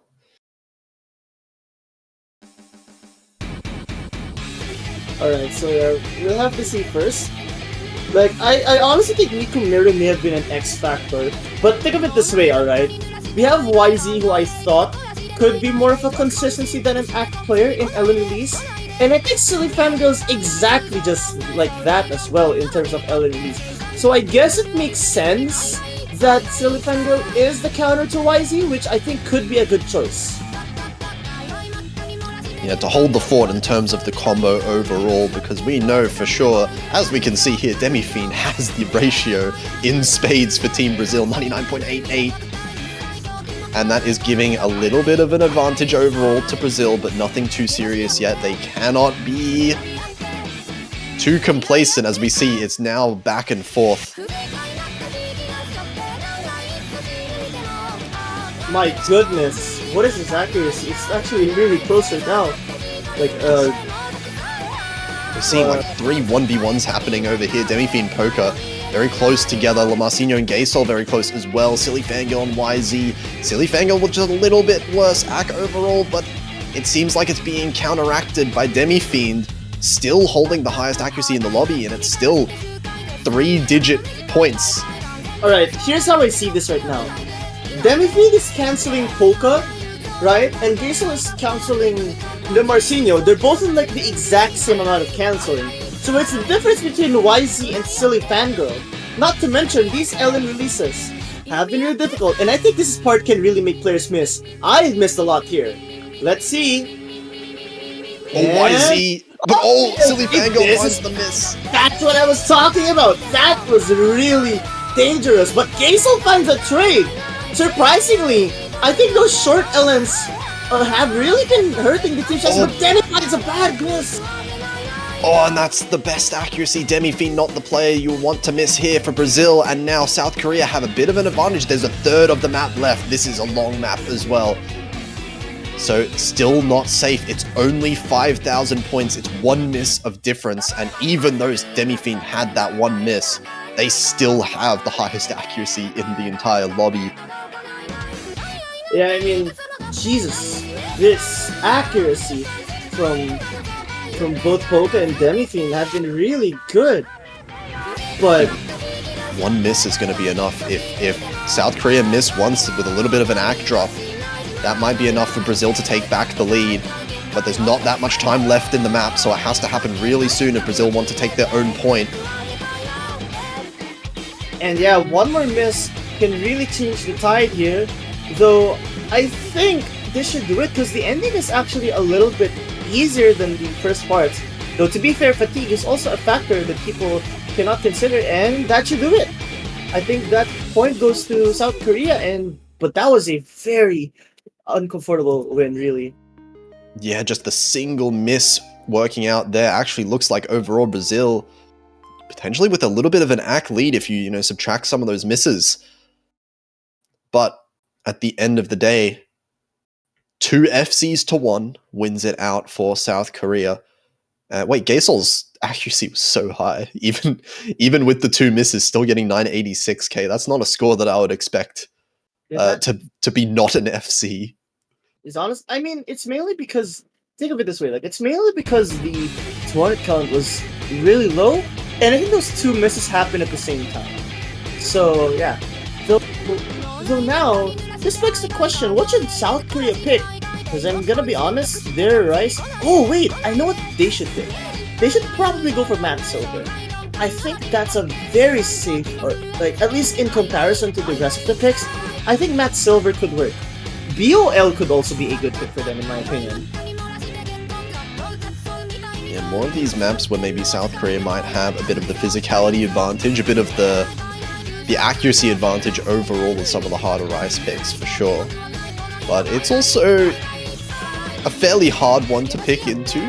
We've seen what can happen on Matt Silver on a core Jack map. Yeah, I mean, yeah, I just think core Jack's really something that South Korea is very consistent on. Though, if I were to pick, I may want to go for BOL, actually. Oh, wait, what? And the opposite side of the board is going to be picked instead, LN2. We're going to LN Density. South Korea picking LN after that LN win. I mean, you can phrase it like that, but that was not a very comfortable win at all for South Korea. This is one you can imagine Brazil has some chances of trying to break point back. This is such a questionable pick for me, though. Like, South Korea almost lost Lemming Ming, and arguably this one could be really on Brazil's favor, though I'm expecting maybe Mikumeru is gonna play this. Maybe. Okay, no, we're gonna be seeing Marcinho, although YZ and Marcinho are both swap. So maybe we see a similar kind of setup for the two teams once again, with Poker and Demi-Fiend cancelling each other out with their strong accuracies. No Gay Soul in this one this time though. We're going to get YZ and Vanilla Latte both for South Korea. And the same 3 from Brazil. So interesting one here. This is definitely one where you have to feel like Brazil has a strong chance if they want to tie up the score once again. And actually, so far, thinking about it, I think we have had 3 breakpoints so far out of 5 maps. So it kind of would be the trend if Brazil were to find another one here. I really... Oh, what? Please tell me that's a client, right? No, from Silly Fangirl's side? Oh, that is No, that's fine. Oh, That's fine. Okay, Woo! saved. I had a heart attack there. Not gonna lie. Well, okay. So obviously, Demifine and Polka are going to match each other. Marcinho and Vanilla Latte, I think, would be the E2, and Silicon Girl and YZ is going to be here. So think of it this way: South Korea has the advantage in qualifiers. I think. What were you gonna say, Potash? I'm gonna say, you say the 1v1s, but all three 1v1s so far, at least, at the early stages of this map, being won by South Korea, so that's giving them about a 3,000 point lead in the accuracy alone. But of course, Demifine actually finding the first miss in the first third of the map. That was a fairly big one as well with the act drop, so now 8,000 points already for South Korea in the lead. Yeah, and that's a pretty big lead if you ask me. Because, like, South Korea isn't exactly the country that's going to be missing on a map like this. Like, they're known to be ridiculously consistent on stuff like density. And if you give them a very straightforward map, they would just not miss at all. And we can see the accuracies as well. All three accuracies on Korea beating Brazil, and that's a miss from Silly Fangirl as well. Only one FC left for the Brazilian side. South Korea still have all three of them with such strong accuracies as well. This lead is ballooning very fast. We're getting into the last third of the map. There's still a bit of time, but there has to be something catastrophic from South Korea if Brazil want to come back in this one. I mean, time is really running out for sure. 8 in KF advantage is not it's not exactly the safest, but it's also just a little bit of time for you to catch up. Although there's like again not that much room for South Korea to make any mistakes. Brazil really has to fight hard and hope a miracle happens. They would need a team miss at this point, and it has to happen right now, but it does not seem to be budging. This is just incredible consistency coming from South Korea. They've had 99.85, 99.82. Those acts have not budged whatsoever, and YZ 99.75 as well, beating out the best accuracy on Brazil. So my goodness. This is a crazy team score. What, 2981? Wait, V1 SS from... That's 200s on the entire South Korean lobby, and that beat out Le Marcinho and Demifine. What? That is, I guess, why South Korea picked it. I mean, that is an absolutely insane team score. I don't think you can find many teams at all in the whole tournament that can pull off a score like that. Be that consistent on the longer, more consistency-based density pick. And oh my god, that's a bit of a statement from South Korea. They are gaming now 4-2, and this is the first real advantage we've seen in the match so far. 2 points the lead now. It is Brazil's pick though, so they get to try and close this gap.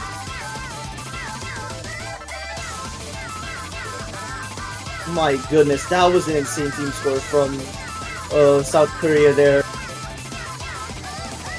But hey, Brazil has the pick right now. I think they may want to go for a hybrid, but they did lose a hybrid pick.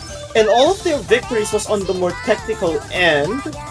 Even though I did say a while ago that this was a pick that Brazil may lose because of Korea's consistency, maybe I'm in no mood for this is the best way to go. Yeah, Brazil have looked very strong so far on the tech things. That does feel like one of them that maybe Brazil have to win if they want to get back into this, so maybe it's a good pick to go for now, but it's not. It's actually going to go for BOL is going to be the pick instead. We're going for the more stamina-focused jump stream. That's such a weird pick in my opinion, actually.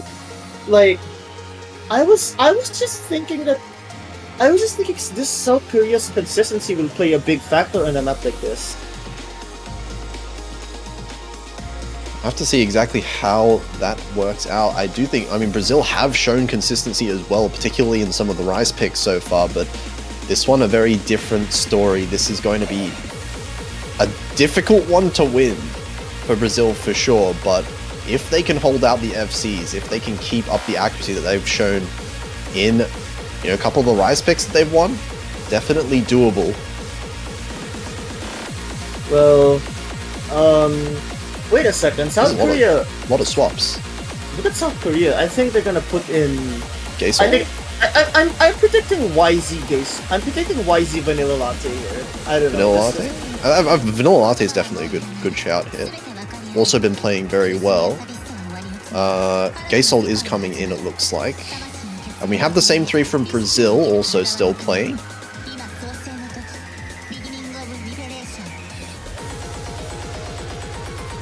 So just waiting on the last player here. We'll see if it is Vanilla Latte or YZ. I believe it would be... who's played the Rice so far? I think Vanilla Latte has probably played a little bit more. At least so far in the match, it's been between kind of Poker and Vanilla Latte, but I would expect the latter to come in. Yeah, I don't know. I was just thinking vanilla. If Gaysol's never mind. then YZ's not at first. Yeah, I think YZ makes sense. Okay, yeah. I guess that is also... Oh, never mind. Swapping out all the changes. That is also, one of the advantages that I think South Korea does have as well in this matchup, is they have a very deep roster. I think all 6 of their players are very strong. They could switch between a lot of different players depending on the individual maps that get picked. Gives each player a lot of break as well, while Brazil, they have been playing with these same 3 players for most of the maps. Eventually, you get later on into the match, there is definitely some concerns about fatigue, about stamina running out, especially now that we're into a bit of a stamina pick. I mean, yeah, stamina is definitely an interesting choice. I think Brazil, in general, should be fine with junction-ish patterns here.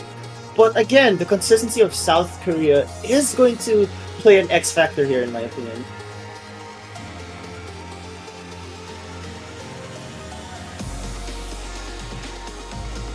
Okay, nice and calm intro here. No one having any difficulty, of course, just yet. We just have to wait until we get into the real meat of the chart, with the jump stream kicking in about now. Yeah, and here we go.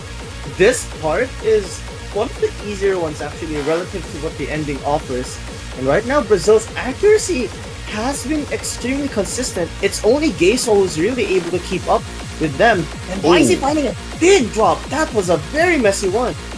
That was extremely messy, dropping all the way down to 99.3, and you compare that to all the players on Brazil, the lowest accuracy they have, it's 99.83. That is a very strong early performance here from Brazil, but still only a quarter of the way into the map, 6,000 points. It's a decent lead, but it's definitely not over. Yeah, and I mean, this is a ridiculously long map compared to some of the ones you've seen. YZ has a lot of ground to work on, but here's the silver lining. Brazil's overall accuracy has dwindled a little bit. Look at Gaysol though, 99.94. Gaysol, that just went up. It's rising a little bit, but that is definitely keeping South Korea in it. We can see this lead has shrunk just a little bit, but YZ finding another miss.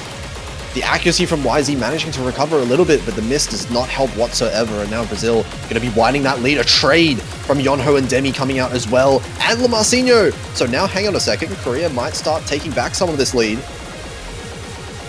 Oh, alright. This lead could really shift back to South Korea if Brazil is not careful. Look. Oh my goodness. Gaysol's been 99.91 after a long time. And here's the thing though, the combo cap has been reached for the most part, so the lead that you see here may not change that much actually. I think Brazil can still take this. Yeah, actually, you look at the accuracies and now it looks like South Korea, they might start having a little bit of an advantage soon if this keeps up. Brazil's accuracies will all drop down to 99.7 range, but Gaysol finds a miss. That's the big accuracy, a very clean one, but that's another miss for South Korea. I think Brazil now 2 misses in the lead. Make that 1 as Lamarcinho finds a trade. But it is another clean one. Here's the good thing though, silly fangirl. Oh my goodness, wait, I'm just noting some 200s from Demphine. That is going to benefit South Korea a lot. Demphine's working really hard to keep that consistency. As I say that, that's a drop. A very unfortunate one. And the fatigue at the end of the chart really kicking in. The accuracy drops from Brazil, looking like they're being a little bit too much, and South Korea take the lead for the first time in the map. YZ managing such an incredible recovery now, up to 99.66, increasing the AC as the map has gone on. Yeah, I mean, there's still some time, I would think. Silly Fangirl doing the... Wait, Yano finds a miss! This part is very fatigue-inducing, as he said that the Marcinho and Yono trade. Those trails are hard, and Silly Vanguard misses as well. Oh my god, that's a All lot the of misses combos from Brazil, everyone. they're all gone at the end, and there's just no time. South Korea managing to win it at the end of the map. Very strong recovery from them. No full combos across the board, understandably, with a map like that. But Gay Soul with 992k regardless, 99.85. That was easily the best accuracy we are seeing in the whole lobby. Honestly, that was actually that was very much concerning there. The fact that we only saw one 992k goes to show how difficult this map really is. Yeah, no joke whatsoever. You know, we're seeing that 250 BPM for 3.5 minutes, and at that density is just absolutely insane what we're seeing in these map pools now. But it is South Korea. They are taking another break point. It is 5-2 now. South Korea get their own pick as well. They can secure match point right now if they manage to pick well. Yeah, they really. I don't know, but like Brazil is in a tight situation right now because South Korea has the advantage here in 5-2. That's I think 2 break points considering things. Oh, they're going for the high pick 1 pick. Oh my! All right. Okay, so that makes both teams going for all 3 categories so far in this match. We've had South Korea picking Rice, LN, and Hybrid. We've had Brazil picking Hybrid, Rice, and then LN.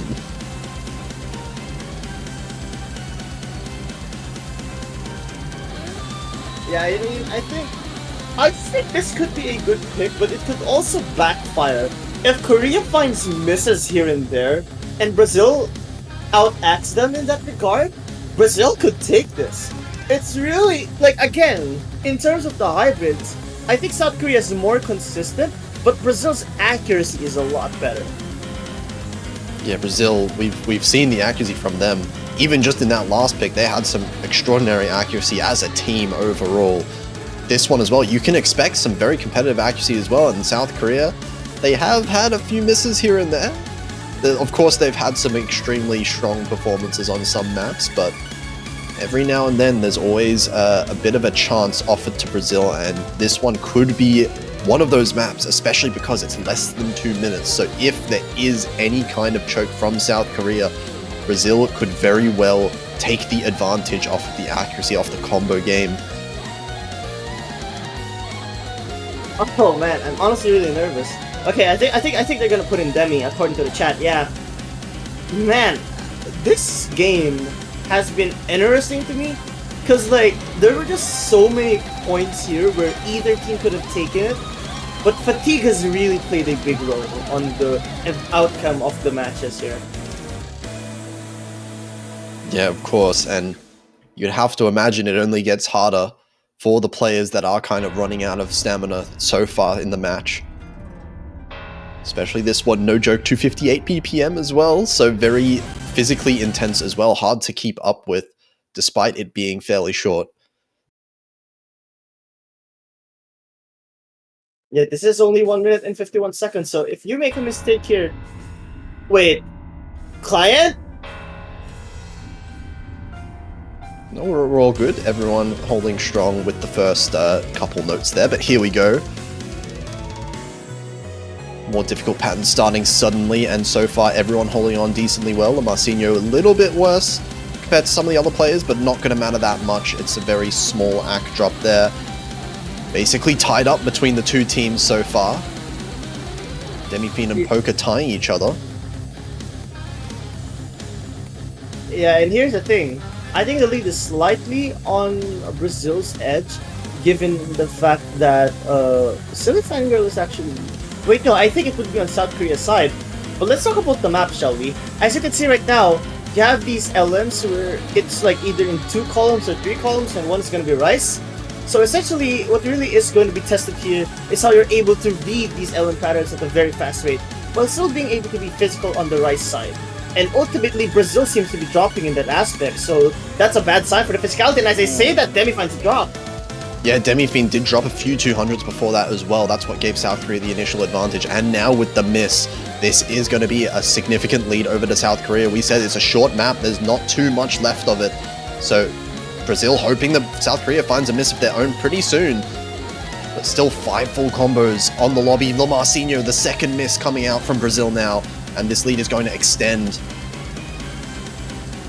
Yeah, I mean, it's going to become a little bigger. There may be time still. The ending is not the easiest here, but ultimately, Korea's just been really consistent. Poca finding a drop, but it's a little bit too late. Not to mention, Marcinho trades one back. What a score from South Korea, but Brazil did put up a fight at the very start. Yeah, another 2 full combos coming out from South Korea. Still one Silly Fangirl holding the combo throughout for Brazil there, but it's just not enough. And South Korea now 6-2. They're at match point. They only need to win one more, while Brazil are going to be fighting for the reverse sweep now. It's going to have to be 4 in a row to force that tiebreaker out.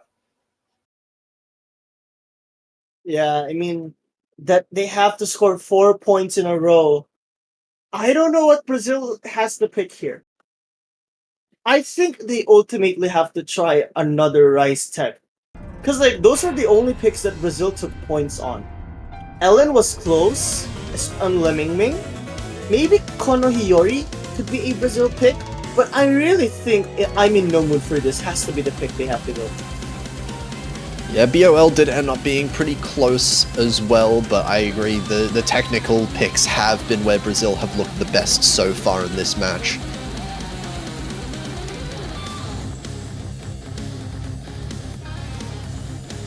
So definitely looking for that one to come out, if anything. The other one's very difficult to say.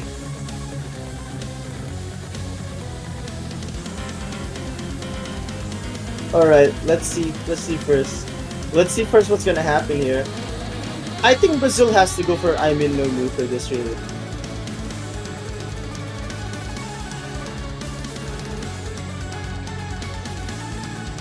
Yeah, it is an interesting one. The other LNs, I mean, both LNs being won by South Korea. South Korea putting up FCs on both LN maps as well, so very difficult to be able to punish on any misses if they're not missing at all. We'll see if that's the choice. No, it is actually going to be LN coming out again.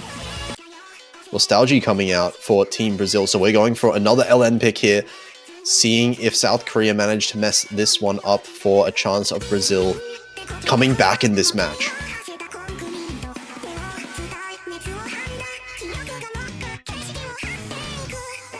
Yeah, I really think Nostalgia could be a pick. I mean, considering that they almost won, what do you call this again? They almost won Le Ming Ming, so I guess Nostalgia makes a lot of sense. It's the only pick that I can see being a little bit similar compared to that. Yeah, that was fairly close, all things considered, so that is fair if Brazil have seen that and want to go to try and emulate a similar kind of result, maybe if they're not that comfortable with the Terminal 11 pick. So we'll see. We're getting a couple of switches. It looks like YZ coming in. Not sure who they are replacing on the South Korean side, though.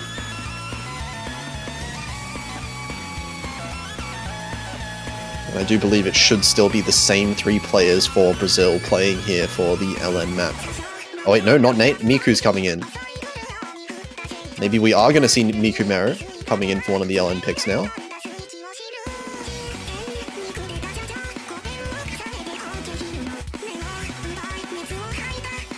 Yeah, I mean, wait a second. Okay, there we go.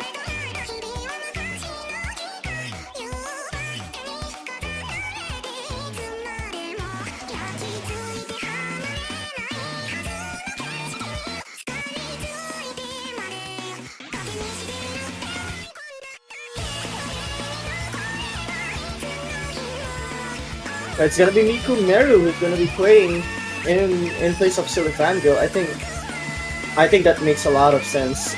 Like, if Miku Meru is actually really good at Ellen release, I think that's just the way to go.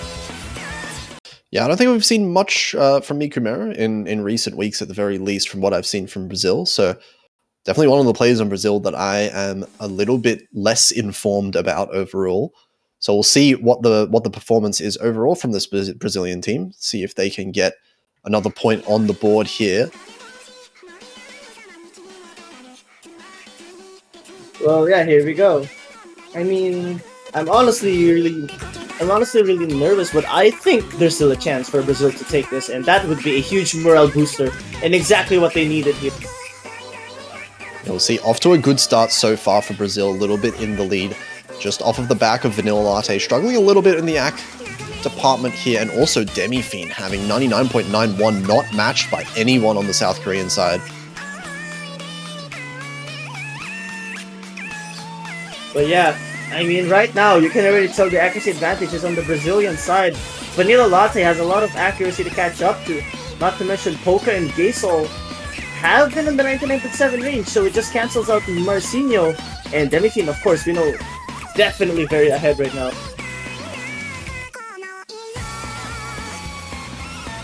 Oh, but it looks like it's flickering back and forth a little bit. Miku Mera dropping in accuracy just a little bit, now tying up Vanilla Latte. And Marcinho dropping to Gasol's level as well. It looks fairly close, but all things considered, Miku Mera finding a little bit of a miss now. And that's going to be South Korea in the lead. That came with a bit of an accuracy drop as well. So South Korea looking like they have the accuracy advantage ever so slightly now as well. Oh, another miss coming in from Demi-Fiend. Yeah, that's a very unfortunate drop. I can't really blame anyone here though, because these LM patterns are very difficult, especially for your wrists. Like, this really forces you to focus on the longer ones while hopefully being able to have the speed to be able to rotate them in some way. And right now, it looks like Korea has the consistency, but as I say that, Vanilla Latte finds a drop, and that's a huge one. Yeah, dropping down to 99.5 as well. This is giving a little bit of an avenue to Brazil, but the AC lead still falls in South Korea's favor. Polka and Demi-Fiend holding on. Oh, but Demi-Fiend finding a little bit of a miss. And now it's a fairly clean one, all things considered, only dropping down to 99.68. So still strong accuracy for Brazil, but it just looks like there's not enough. There's not enough misses coming out from South Korea. And one more miss from Brazil. As we're in the outro, that might seal this match.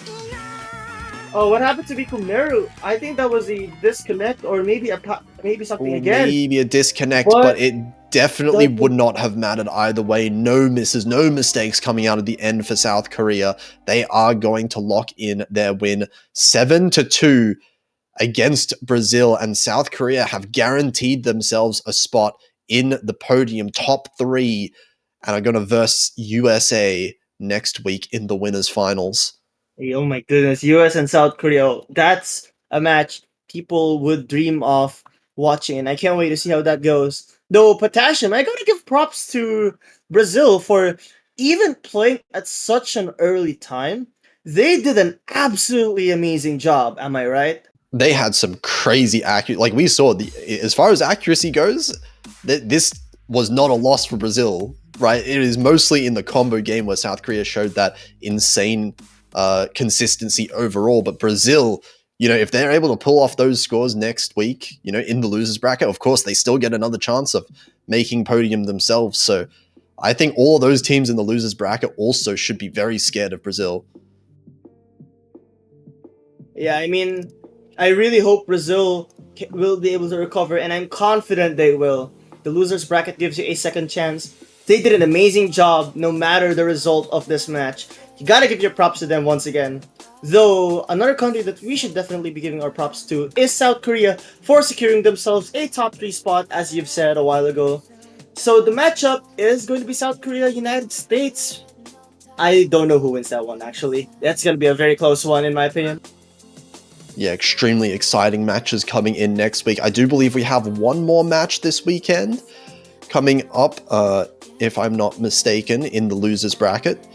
Yeah, we've got Indonesia versus Chile coming up later tonight, and that is going to determine who versus Brazil in the losers bracket next week. Every other match this weekend is done for, and oh my god, just looking at the teams that we have lined up potentially for next week is just making me so ridiculously excited, because we've seen such incredible performances from all the players. I mean, yeah. So the matchup we have remaining is Indonesia-Chile. Can I just say this? I'm gonna preface that by saying Indonesia and Chile have been facing each other since 2021. 2021 and 2022, they faced each other on the second match of quarterfinals. And once again, they're doing this on the second match of the weekend. Oh man, the storyline here is, can Indonesia go for 3 in a row? Or can Chile avenge the previous years? I can't wait to see the storyline here. It's going to be insanely exciting. Both teams, of course, coming off of wins themselves in their own match. So both of the players, or both of the team's players, are going to be feeling pumped for this one. And I actually don't know who's going to win it. I think it's up in the air, absolutely. So make sure you stay tuned for that one, 14 UTC. That's going to be in about an hour and a half. So we'll have to see you there. But until then, I think I have said everything I've said. So unless you want to close it with anything, see you next time. Bye. Always talking shit, took your advice and did the opposite. Just being young and stupid. Oh, I haven't been all that you could have hoped for, but if you'd held on a little longer, you'd have had more reasons to be proud. Oh, so many questions, but I'm talking to myself. I know that you can't hear me anymore, not anymore. So much to tell you, and most of all goodbye, but I know that you can't hear me anymore.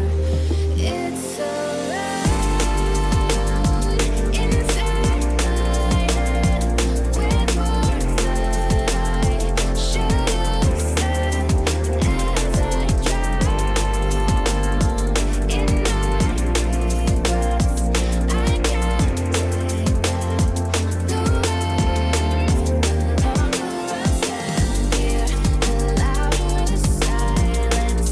I know that you're gone, but sometimes I swear that I hear your voice where the wind blows. So I talk to the shadows, hoping you might be listening, 'cause I want you to know it's so loud inside my head, with words that I should have said as I drown in my regrets. I can't take back the words I never said, never said. I can't take back the words I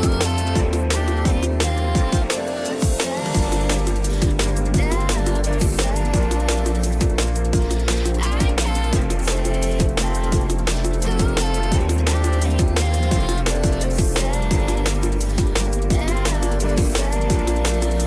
words I never said.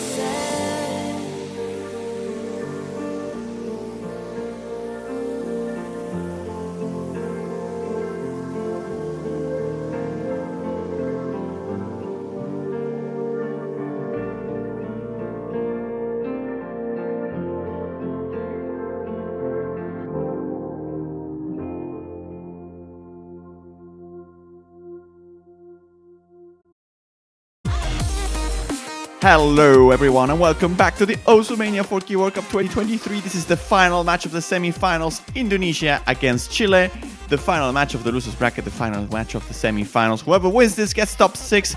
High stakes, of course. And I'm very excited, as you can probably tell by my voice. My name is Juan Cristo. I'll be commentating alongside no other than Ravi Lee. And I think I still don't know how to pronounce your name properly, which is very funny. I'm very sure But- you've gotten it right like once. Hey, once. That's and it's not once. times. Yeah, it's not this but- time. The thing yeah, is, I mean, it is fine. I mean, if you guys know who I am, then it is what it is. But Yeah. Indonesia, they want to try and get a top 6 finish for the first time ever in 4K. Surprisingly, they've never been top 6 before. This will be the match that, if they win, they will be top 6. They managed to destroy Hong Kong 7-1 yesterday, whereas Chile, not so much over Vietnam. They had to take it all the way to the last couple of seconds on the tiebreaker. to get here. They are looking to clinch their second top 6 finish since 2017, and this is the 4th time these two teams have been facing each other in the Oceania 4K World Cup. And Chile has never beaten Indonesia before, so lots of stakes. I mean, this will be a first for them, obviously. And judging by their performance on the previous match against Vietnam, I mean, taking them to tiebreaker, winning them on tiebreaker, actually, Chile is looking very promising. Of course, all eyes will always be on the elephant in the room here, Miyuchi, who, I mean, I don't think there's any argument that can be made about them not being the best player in the world. Like, they are clearly the best player in the world by, like, a long shot. Yeah. So that's always the main focal point, I guess, of matches where Chile is playing. But of course, I mean, themselves cannot do it alone. Unfortunately, they need their team as well. And the team has been up for the task. But as the pool scales up in difficulty, Chile starts to struggle. And Indonesia, it kind of feels like the opposite, right? Like the other way around. Every time the pools get harder, Indonesia just keeps getting better. Yeah, their So we'll team see. is really revolved around a couple of late game players. I mean, especially a bad HD player also known as Ray. They MVP'd quite a few maps against Hong Kong. For Mewtwo, they MVP'd 11 different maps against Vietnam, which is, kind of I mean, it insane. is Mewtwo. Yeah. And the worst part is that they didn't get it on 13 maps only because they like missed a couple times on 2 of those maps. And even on some maps that they missed, they won as well. They MVP, so it's quite ridiculous. Like, don't be surprised if you see like monstrous scores from Miyuchi on Chile this time around. I mean, I'm not saying we won't see them as well from Indo. I think we will see very, very nice scores across the board. And we see the Protexa already, which is well, SV2 from Chile. And Vice 3 from BOL, Indonesia. Yeah. Ooh. Well, both teams didn't get to play BOL in their last matches, so if BOL gets picked, then it'll be the first for both these teams. Also, SV1 gets banned as Chile protects SV2, so I think that should be a given point to Chile. I mean, I'm looking at the scores. Both these teams played SV2. There's a 500,000 point difference to Chile's favor. So we shall see. I mean, if Indonesia did some homework on SV2, maybe it would be a lot closer than just 500,000 points, but we will have to see.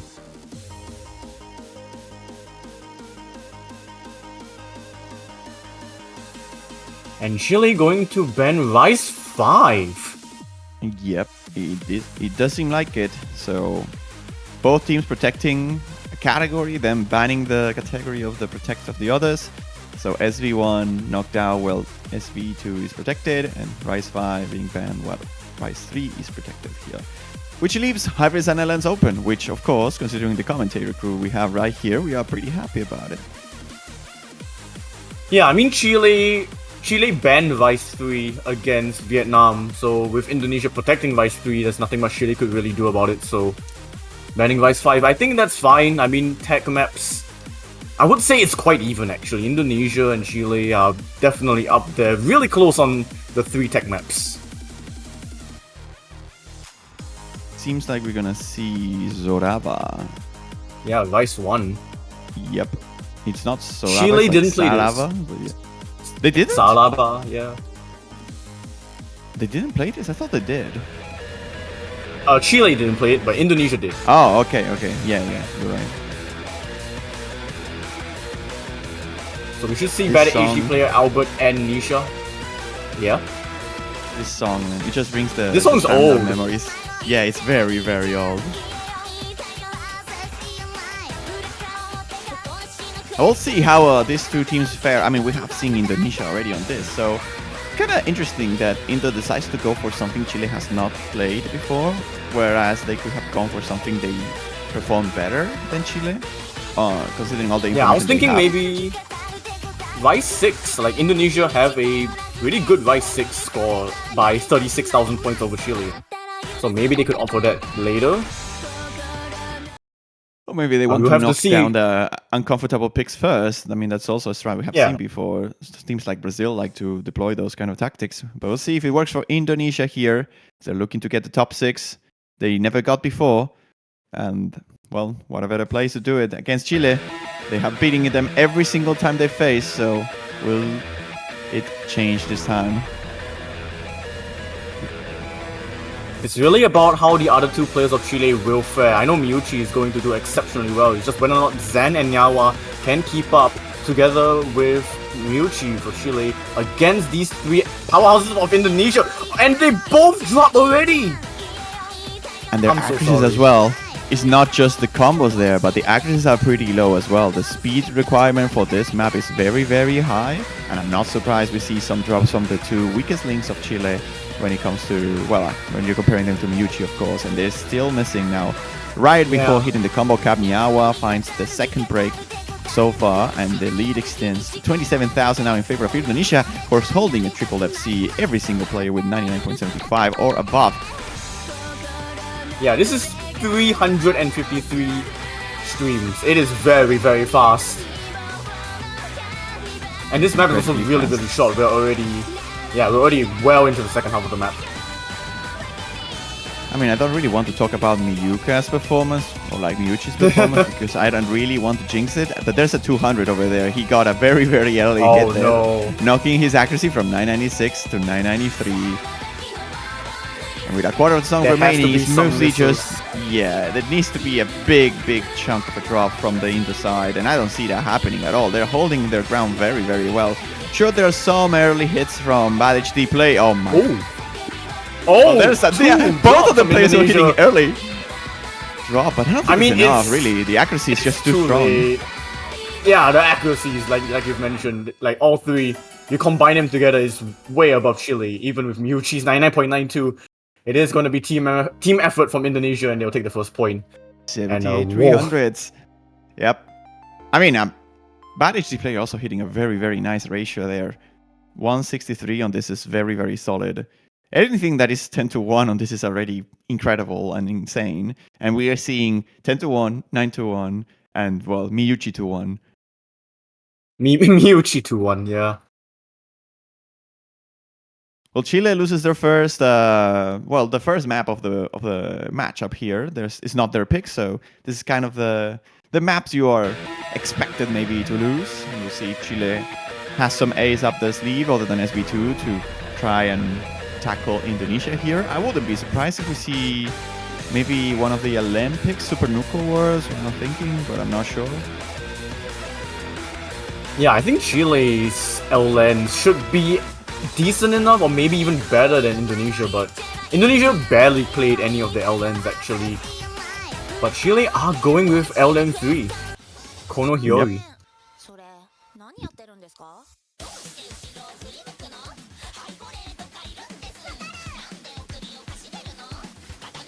Now, this is one of the maps that Indonesia didn't play, but Chile did play this. The strats, man. I mean, to be fair, Indonesia didn't play as many maps. So yeah, they only played 8 maps.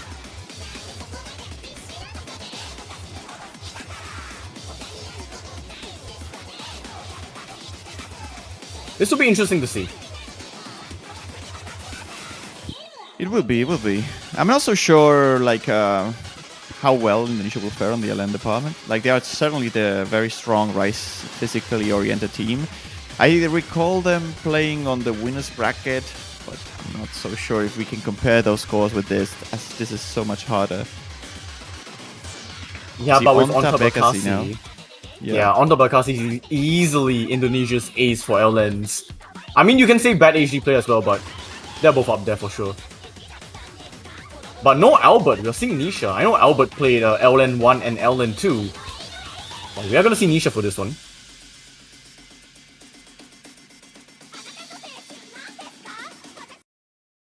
We see a couple subs, I think, as well from Chiles. Wait. Here, Bambi FNF. Oh wait, that's a... Oh. That's an abort, okay. I think. Yep, there it is. Yeah, I was wondering why did the match start with 5 players? It happens. Sometimes you want to press escape, I think, to check settings or something like that, and you like log off the room just before it starts. It happened in the past to me before, but local offset MP was start on jump 0. scare. Yeah, that was close. Well, I guess Bad HD Player manages to save a play with the offset. right in time for the avoid to happen. And as I was saying, Chile now holding the ground with My Angel, Kokomi, and Bambi FNF. I believe, was it Kokomi who held a very nice combo of the tiebreaker last matchup? Yeah, it was Keeping both Chile Kokomi and afloat. Miuchi. Yeah. So, well, I mean, this is arguably the stronger roster Chile can present on the LM pool here. We'll see if they can hold the ground here against the Indo.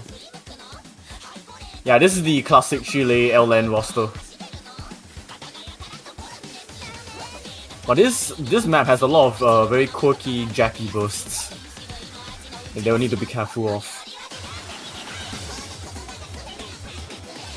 There's the first miss now by Indonesia. Nisha Labyrinth being the first one to drop. That gives an advantage to That's the huge. Chilean side. It's pretty big miss. Yeah, that's true. And despite the fact that Bambi FNF is a little bit behind in terms of accuracy, it doesn't really matter. But Miyuchi now drops. Oh. The one player who you wouldn't expect to be dropping finds the first mistakes on the South American side here. And the score is starting to flicker with Bambi FNF missed. Now Indonesia is going to be taking the lead. And that's as huge of a miss as Nisha did at the start. So dropping all the way down to 99.2, which means it gives Indonesia that very nice 8,000, 9,000 point lead. But as they hit the 400 combo cap. Yeah, we're only getting to the second half right now, and we have a bit of filler here to recover your accuracy, recover your combo. But Indonesia seems to be a clear favorite to win this now, as they are holding the ground fairly well with 9,000 points of Spanish, and the accuracy is staying very, very high. As much as Miyuchi is trying their best to catch up, the miss is going to hinder their scores enough, whereas Indonesia is just going to take this lead if they don't miss. Yeah, it's a similar situation with Saraba, with the map length being really short, just under 2 minutes. You can already see the map is already in its last fifth. There has to be a couple of misses from Indonesia and for Chile to hold on. Not seeing many patterns. Maybe Onta hitting a little bit early, but that's about it. I don't see Indonesia breaking anytime soon, and if they hold this combo up, they will be the winners of the first breakpoint of the matchup. And it looks like it is 7,000 points in favor of the Indonesian side, who's starting strong for the potentially first time into the top 6. Yeah, it was very close, honestly.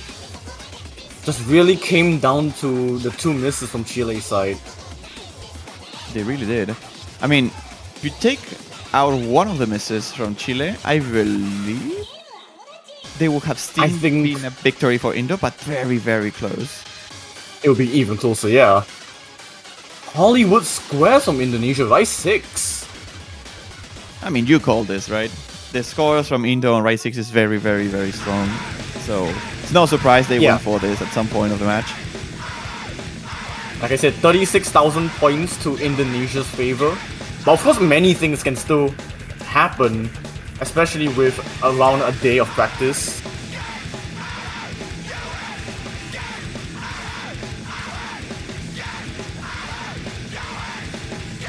We'll see if Nyawa is gonna come in for Chile. It is a bad HD player, Albert and Nisha from Indonesia that played against Hong Kong, so they are staying in. But Chile are actually opting not to have Nyawa in. Instead, Bambi FNF. That's an interesting choice. They didn't play last time, right? Against Vietnam. They didn't play Hollywood Squares. It was Nyawa that did. We'll see if this pays off.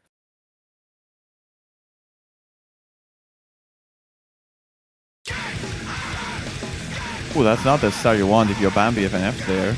I'm not sure what happened there, but that was like maybe 3-4 misses on one of the patterns. Yeah, this map starts really abruptly. But luckily it was all at the very, very beginning, so this lead isn't going to be that huge. And like I said, not a huge lead, which means with the miss from bad HD player, it's gonna swap over to Chile. It does pretty quickly, but this map has a lot to offer and it's very, very physically demanding. And if we saw some misses on that early pattern from Bambi FNF, if it was just like an unprepared thing, then so be it. But if it was a physical thing, the map is just gonna get more intense as time goes on. Yeah. Like here. I mean, we can assume that Bambi FNF was just caught off guard at the start. I believe so. The Yeah, accuracy that timing back up accuracy. again. Yeah, that's the problem. With 4 misses on the ground, that already hits your accuracy strong enough. The map progresses, the accuracy goes up, but this is enough. I'm not so sure. The score is flickering back and forth, and it's about 600 points in favor of Indonesia right now, and only a single miss from them. Oh my goodness, this is going to be This very, is very close. Into the incredibly second close. half now. Okay, Bambi has definitely done a good job to recover, but I think Indonesia, like Bad HD player, is also recovering very well. I mean, it's mostly going to come down there's to a the miss from misses. Bambi. Yep. There's the first miss again from Bambi. Well, the second, I guess, if you don't count the early mistake. And this lead is And going that's to another- extend in favor of Indonesia as the physically department gets too high. The stamina starts to kick in. Bambi starts to struggle. And with those misses, Indo will just take advantage. And a quarter of the song still remains, 16,000 points. I don't see this lead going anywhere. The ending maybe could trip Indonesia a little bit, but even so, will it be enough? I don't think so. I don't think it will. Like, these bursts do come and go, and you do have a little bit of break time. Already, as you can see, the map is already approaching its end, and it's a 17,000 point lead climb. For Chile, I do not think it's going to be possible anymore. Indonesia will take a third point. It's a big effort by Chile here, reducing this 36,000 points of difference to 21, and now we see, well, 2 B1 double S's, one from Yuchi, one from Albert, actually. A very nice score. Yeah, there by I like Albert. how Mewtwo's ratio is like 1/4 of Albert's. Also, immediately SV2, we do see their protect coming now. I mean, I'm not surprised. Chile needs to get back into the game. This is the kind of pick they have for it. Trying to, well, get themselves some momentum, get themselves some morale boost, trying to find the time where Indonesia picks one of the maybe 50-50 maps or like closer to 50-50 maps, then break. And I mean, if you don't use your weapons early enough, maybe it will become too late. I think this is the perfect time for Showdown to show up. If Chile want to get a, I would say guaranteed point on the board, it is now.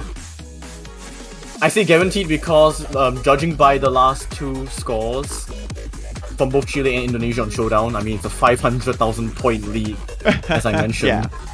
Unless Indonesia's cooking something, this should be an easy win for Chile. Maybe they could. I mean, Chile's team score isn't the best. It is 2,832,000. I mean, that's... So I think with enough practice, maybe Indonesia could try and match it, but I don't know.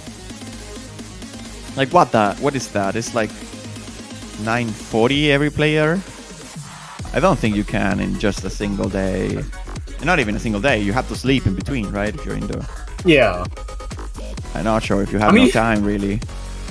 Funnily enough, Chile's score on Showdown is the second best out of the remaining teams.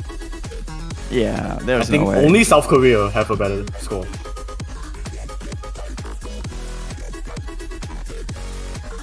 Japan didn't play this, right? So Japan didn't. They only yeah, they played played SV1. SV1. Yep.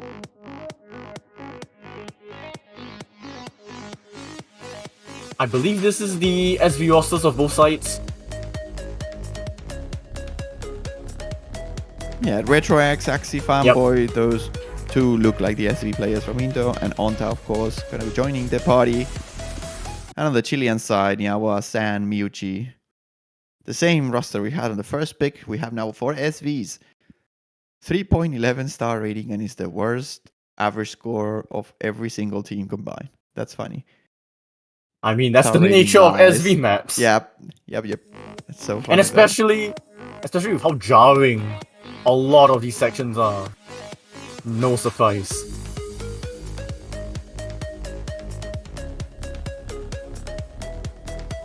A bit of a shaky start from Nyawa, but the map is just only beginning. And this is just a reading section. We will get into the memorization soon. Let's see if there are any major drops here. Onta hitting a bit of a 100 drop there, but Oh, there's a drop from miss Yuchi. Yuchi, actually. Yeah, but the accuracy from Onta. But Nyawa drops as well. The lead goes to Indonesia. But the accuracy from Indonesia dropping so much that lead slingshots back to Chile. This accuracy here from the bottom row of Indonesia is a bit too weak compared to Chile's. Despite the miss from Nyawa, he's still holding a 98.75, and that's good enough really to overtake any of the Indo players other than ASCII Fanboy, who's honestly fighting their ground with Sang rather than Miyuki here. Yeah, ASCII Fanboy is doing an amazing job. But Retro EX and Onta Bakassi 97s just do not compare with Chile at the moment.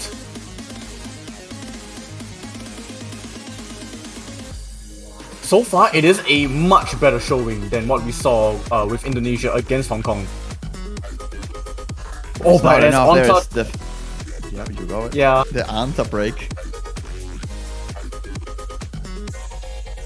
It's a 66,000 point lead, and it's just going to climb as the accuracy of Onta drops and another miss. And Chile have recovered really well. There are some accuracy drops from Nyawa, but still. The map will close, and it is a huge margin of victory. If Miyuchi drops at the end, we won't get a 100,000 point lead, but it is a point nonetheless. That's a really good score from ASCII Fanboy though, just a single 200. But Chile will get the first point on the board. Yep, they got the point I expected to win. Pretty much the free win, I think. In the SV department, Chile was clearly better than Indonesia. So they took this point fairly convincingly. They will now be waiting for Indo to make their own choice. And I will argue last map was close enough where I can see Chile maybe taking one of the Rise. I'm thinking, I'm not sure if we saw both teams play Rise 7, but... Yes, both teams did play Rise 7, but Chile only have a 2,000 point lead. Yeah, that's the map I'm thinking in the Rise department that Chile will have the better odds at defeating Indonesia. But to be fair, they also lost on a lens, so it was a bit of an unfortunate walkthrough, I think, from Chile there on the Rise on the LN3 department. So I can see Chile maybe winning on the remaining of the LN picks. But we'll see. Right now, I'm not sure if Indo's gonna swap the strategy. I bet they only really have Rise 7 as well. They have Rise 3 actually. Yeah, they could just go for BOL here. I wouldn't be surprised if they go for it. After losing the pick they were expected to lose on the SB department, you don't want to give Chile any like high hopes or anything. You want to go for your protect. You want to protect this lead that you have and drop the ball to Chile, so they are the ones who have to think how to pick. So I think my favorite pick here will be BOL. Yeah, I won't be surprised if BOL does come out now.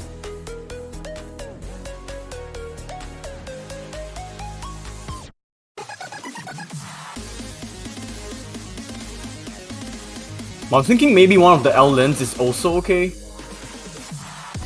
It really depends on what Indonesia is feeling. I mean, if they know they have a score that is very solid on one of the LNs, they could go for it, I guess. But I don't know. I think I'm thinking it's a bit too risky. You want Chile to be picking those, and yeah, as we were calling BOLs the pick. Not a big surprise here. It's honestly just textbook strategy here. Chile trying to recover their momentum, their morale with one of the picks they're guaranteed to win. And Indonesia trying to steal that momentum away and that morale away by picking their protect, the map that they are supposed to win the most, and forcing again Chile into this situation where they really cannot afford to make any mistakes on their picks. And yeah, we'll see if it works. We haven't seen any of the two. Well, actually, we have seen Indonesia playing this, I think, but we haven't seen Chile playing this. No, I don't think either team has played this. Neither team? Alright. I thought Indo played this. Well, it will be a show then. The first time seeing both teams. But Chile banned this in the previous round, so... Yes, Chile did ban this. Well, we'll get to see if this is the biggest brain play ever done by Chile by banning this match on the previous match, having an insane score on it, so they could win this breakpoint against a team like Indonesia. I don't think that's the case. I mean, I don't know, because they were against Vietnam. Yeah, but they won a tiebreaker. I wouldn't risk it.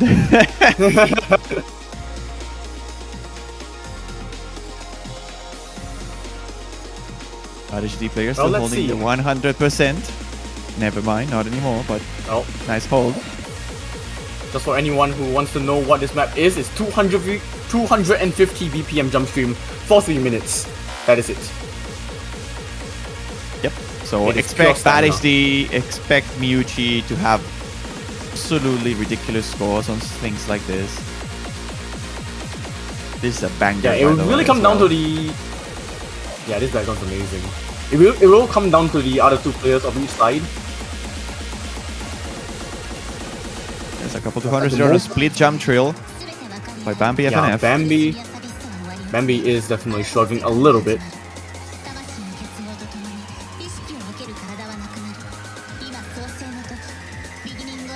Oh, there's Oh, the and miss. they struggle. No. Yeah, that's gonna give a bigger lead to Indonesia. A big accuracy drop as well, not just a miss. 99.40, Oh, and and there's that's another another- miss now. Yeah, the density picks up, and 250 is no joke, ladies and gentlemen. Bambi FNF struggling quite hard in the stamina department now. And Chile's starting to fade away, I think, on this map. Yeah, I think there might have been a good reason why Chile didn't want to play this, but Nisha does trade. It is one single miss. And the concern is whether or not Bambi has enough stamina to carry them all the way to the end as another miss comes out. This is looking ever more concerning for the blue side. Very dry here for Chile, unfortunately. Their scores are pretty good, don't get me wrong. It's just that the stamina is really affecting them. Bambi was holding very solid until the first miss, and that's the sign, this signal for a player who's struggling with stamina. This moment you hit your first break, then you just start falling apart. If your stamina is not up for the task, if it's not just a random mistake, you just stop keeping up with it. Like, you're doing fantastically well, and at some point you start dropping and dropping and dropping in accuracy and on combo. And even with the break here, Bambi had enough time to recover a little bit. That should carry him through this very, like, not so dense section for a bit. But as soon as stamina kicks again, expect more drops. I wouldn't be surprised that's the case. The miss from Nisha will not be enough here for Chile to recover this lead. And there's the miss from San as well now. So only a single FC remaining on the South American side here. Yeah, this is where stamina really kicks in. You had your break time and now it is just gonna be full jump stream all the way.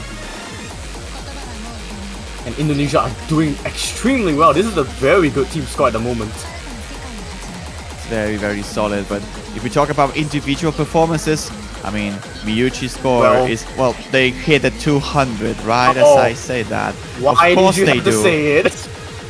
They were holding, I'm pretty sure, the V1SS, and now Bad HD as well dropping. Not gonna matter too much. 30,000 points of buffer will be more than enough for Indonesia to keep this lead in the very last moments. And the only FC after all will be Albert, who's been performing very well for Indo so far. The last couple maps that they won was mostly off of the back from him. And there is the Miyuchi Classic. What? 150, which was a miss for some reason, and apparently was not now. It was a client miss. What just happened? I am very confused. I am very confused. Huh? Huh? That's a Client? 41-to-1 ratio, by the way. But I mean, That was let's not almost talk about double-digit 300s, yeah. That score is just insane. And that 50. Wait, how was that a miss? I am so confused. How did we see that? No, that wasn't a miss. That was a 200. Yeah. No, it was just a 50. No, that's just a classic Miyuchi score. That's my bad. Well, I was like, this is how powerful Miyuchi is as a player. They successfully tanked my curse. Like, how? Because I was talking about them, and they just, instead of a miss, they hit a 50. That's how good he is. Lion made you think that you cursed them, but they didn't. They didn't break. Yeah. They are going for LN2. Oh, Super Nuclear. Let's go to Alens. I got some math right here. So Indonesia actually have a better score on this, but it's by 236 points. Yeah, that's gonna be fun. I mean, we saw a map being decided by a single point this round. Yeah, so I wonder who get closer commentated than that. Yeah. It was you and Tove, man. wasn't it? Yeah. It was That very was, funny because epic. it was like 1 in the morning, so I couldn't really scream. I hope we don't get to see it again. I mean, secretly I do, but I also hope I don't. Because my throat needs to be preserved. I can do the shouting for you, don't worry. I cannot imagine if this gets settled by less than 236. That would be insane. If this gets into a 3-digit difference, that would be insane regardless. Any map that is get decided by 3 digits is insane regardless of the mode, regardless of anything really. And it will be very insane to see that here. Chile's point now, rather Chile's choice. Super Nuka World, they went from LN to SV and now back to LN. And I think this is a map they have a good enough chance to take this. But it's going to be very, very intense. As you said, the scores are very, very close to each other for what we saw in the previous matches. And this is just the type of map that you either destroy completely or you fail miserably. Like, miss can definitely kill your entire score. Yeah, because it's basically jump stream. Well, mostly jump stream, but also pretty much stamina. It's 209 BPM. It gets very dense. Double 200s there by Kokomi, and actually Miyuchi's score is not so high either. To be fair, neither on the Indonesian side is getting as close as him either. Bad HC and Nisha Labyrinth both holding similar scores. And honestly, every single player is very, very close, yeah. It's like Nisha is the highest with 99.77. There's so many players that are really close to Nisha's accuracy, and Alba will drop a miss. Chile have the lead. Raise your Chilean flags here because they have the advantage and they're looking very solid. The hit concentration from the row on the bottom is very, very spread. But you can see Albert seems like they're having some polling rate issues. Look at the the hits are very chopped. That could be the reason why his accuracy is a bit too low and those misses are occurring. That's like such a weird hit concentration. And this happens a lot when your keeper is malfunctioning a little bit. And I'm only worried about him considering that. We'll have to see if they'll be able to pull through. We're in the second half.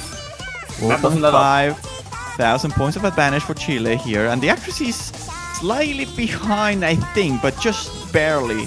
The average accuracy, Nisha and Bad HD are both carrying that up. And Miyuki is not making that big of an impact this time around, considering we have been used to see him on the 99.9.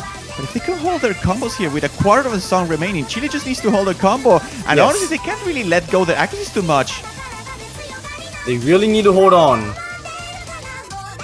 The map isn't over till it's over. The ending still has a lot of very easy parts to choke on. Very easy to mind block. This ending is so easy to mind block. Everyone is trying their best here and Chile is holding the lead. But they have to avoid any mistakes. It does look like it is a bit too late, but it's never too late when the difference is this low. And Chile will end up surviving this pick. 5,600 points of advantage on the Chilean side. The 200 count by Miyuchi. But the worst of the Chileans in terms of 200 count is Miyuchi. That's not something you see often.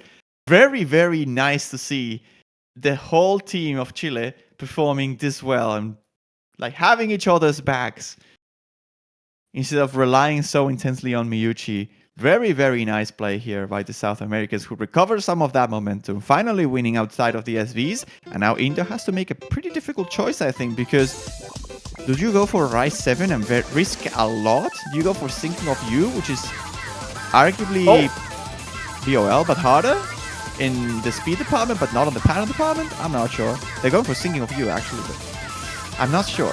This is such a tricky pick to make, I think. This is a gamble. Chile did play this, but Indonesia didn't. Chile have a 2,961,000. Thinking of Miyuchi? Thinking of Miyuchi? Pretty Possibly. much. There are very few teams that have actually played this map. I like how the shift of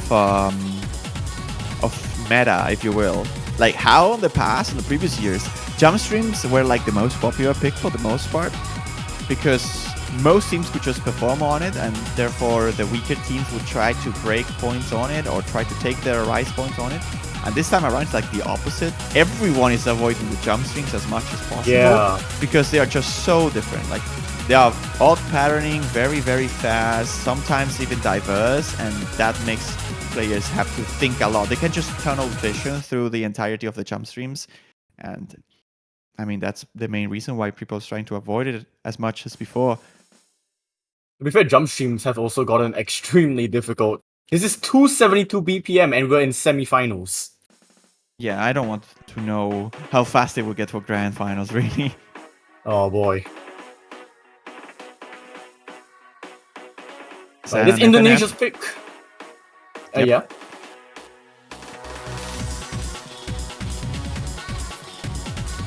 Yuchi's still holding the V2 double S. Don't worry, you're not watching autoplay. It's just Miyuchi. 338 notes. Okay, wait. with, Yeah, client. 100%. That's We're not still client seeing though. autoplay. That's auto. But it's still auto. He's still in the 100%. I know there's a miss by Bambi, but there's finally breaking the perfect SS. 5,000 points of advantage for Indo now. Yeah, it is quite a huge drop from Bambi, but you also have to mention Zan. But that's a miss from Nisha. That's Zan's a accuracy big dropping drop a as bit. well. Yeah, Nisha dropped a lot. Bambi, is that gonna be enough though? I don't know. I don't think it will be. Because Bad HD Play and Alba are doing really well to keep up with accuracies. Yeah, it's just the accuracy difference, really. As much as Bambi's keeping up with Nisha, the difference between Albert and San is about 0.1%. I mean, Yuchi dropped a lot of accuracy too. Yeah, that's down to 0.8 And that's- all of a sudden. What just happened to him? Whoa. Oh, the moment where Chile needed him the most. A bit of a choke in the accuracy department to see if they can keep up with this. I think if Chile can keep this combo for long enough, the difference could start shifting in their favor. And of course, we're not even talking about the miss here from Indo. Still a third of the map remaining. And Sando being the one to That's drop. not a miss from Indo though. Yeah, that is a miss from Chile. And that's gonna extend the lead to Indonesia 5 digits now. Indo now running away with their money here. On thinking of you. They just need to hold their combos. The accuracy doesn't really matter anymore for them. And with only the Archer here, which isn't too difficult, Indo should secure this point fairly convincingly after all, with about 13,000 points of advantage.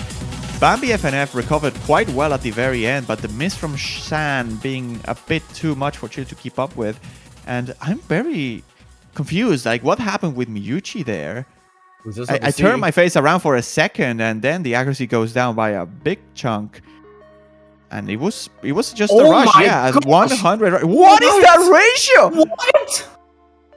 I'm sorry, but that is illegal.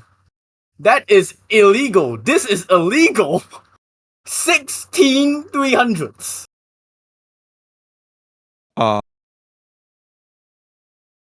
I mean, I'm not even talking about the 2v1 double assist there by Indonesia. Yeah. Because that's just ridiculous. Like, what just happened?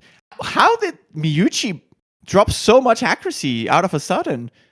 Yeah. And one portion. 16 300 and then 2 200s and 3 100s. Somewhere in the map. Somehow.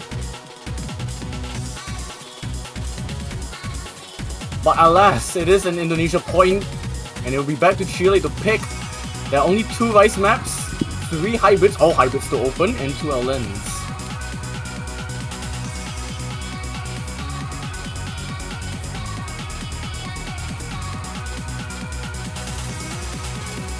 What can Chile even go for now? I mean, LN surely still has to be the option. They want Super Nuko, but the other 2 maps are not Super Nuko. I'm not sure if you want to go for Lemming here. I think you go for Nostalgia, or maybe a hybrid. Yeah. Let's say the... Honestly, maybe Hybrid 1 would be good. Oh, they already picked. We missed it. Wait, did they pick? Oh, they picked Hybrid 3. Okay. Yeah. Leave it in... yeah, I'm not surprised by this pick, actually. I think this is the most LN-heavy hybrid, I think. So It is very difficult to coordinate. There's a lot of flams. But for some reason, I've seen this a few times already, but like people can just act the flams like it's nothing. So it's really all down to the tech side of this map, the long jacks, the coordination of the LNs.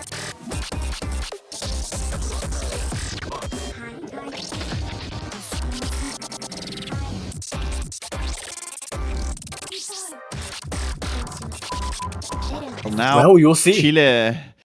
Chile is struggling really.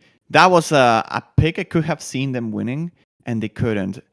And Yeah. this is a map that I would see Chile maybe having a chance here against Indonesia. But like you said, the long janks are my main concern. I think it will hurt both teams equally. But Chile has the worse odds, I think. Like I can see Indo comboing through it a little bit more than I see Chile. Yeah, Chile But do in have a normal 4,000 world- point advantage. Yeah, but I mean, this is a very choke-heavy map, really. Like, this is a map that you can have an advantage, but then you play it again and your score is so much worse. Or maybe so much better. Ooh. But now with a miss from Banish, they play at the intro. I mean, high hopes for Chile. Yeah, it is very early. Oh, Nisha that- drops. Nisha- Mewtwo drops before Whoa, Kokami whoa, drops. whoa. Okay, settle down, guys. It's only been like 10 seconds into the map. And Yeah. we see 4 drops. What? Okay, how many? No, that's how, just client, How right? much of that is client? Yeah. Bad don't HD think one Kokomi's was client. break. I don't know about Kokomi. Yeah. Okay, we're stabilizing a little bit. We landed on the Highway 3 map now. Seems like it. And And Kokomi's it's only accuracy one is- FC per team. Yeah, Kokomi's accuracy is a bit weak, but so is Bad HD player here. And the lead from Indonesia is fairly solid, mostly because they are 1 miss up, and now 2 misses up with Bambi FNF. There's no FCs remaining for Chile, and that was a huge axe drop as well. Yeah, down to That's what I meant. 99.23. It's only Albert on Indonesia's side holding the F. Oh, there's another miss by Kokomi here, and as you were saying, Alvarez is holding so strong for Indo here. The combo consistent guy who's been carrying Indonesia in so many picks, this matchup specifically.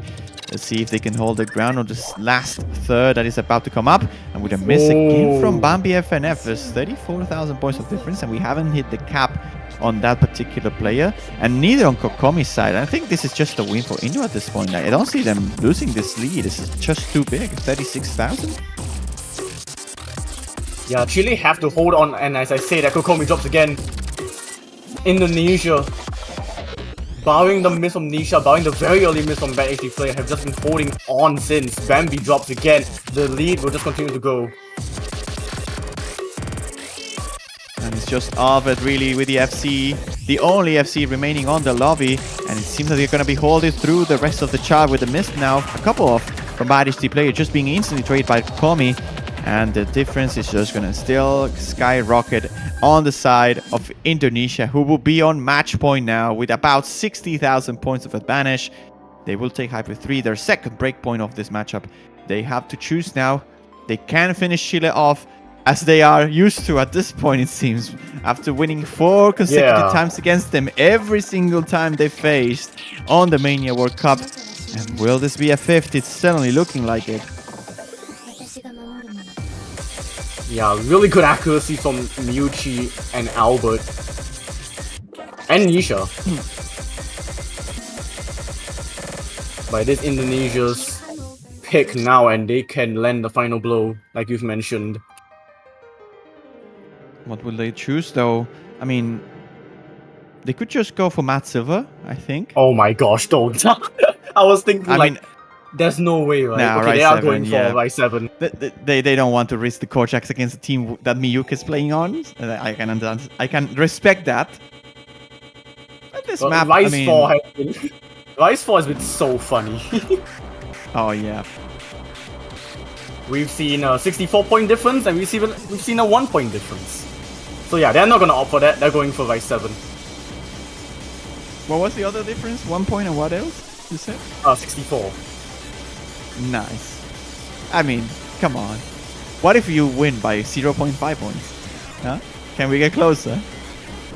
Can we get closer than 1? Yeah. Other than 0. Okay, for this map, Chile do have a better score by 2,000 points. So it's basically nothing. Yeah, and this is again kind of a similar structure of a map as Hybrid 3, where you can have a big score, a good score as a team, but then it's so easy to just choke your way out and drop a lot of score. And that's exactly what happened on Hybrid 3 for Chile. I wouldn't be surprised if it happens again, especially considering Chile's morale is probably rock bottom at this point, unfortunately, after losing the Hybrid 3 pick, which they really needed to stay afloat. And now they need to win 2 breakpoints in a row. They honestly, they have to win 4 maps in a row. 2 picked by Indo and 2 picked by Chile. And they have the potential to do it, but it's just that it's going to be very, very difficult. And they need to start with the right foot here. They cannot afford to lose any more maps. And with, how do you even pronounce the name of this? Right, 7. MDRQ NX Tagon. Tagon, or something like that. Something like that, yeah. So this map is very bursty, very jack heavy. As we already see right from the start.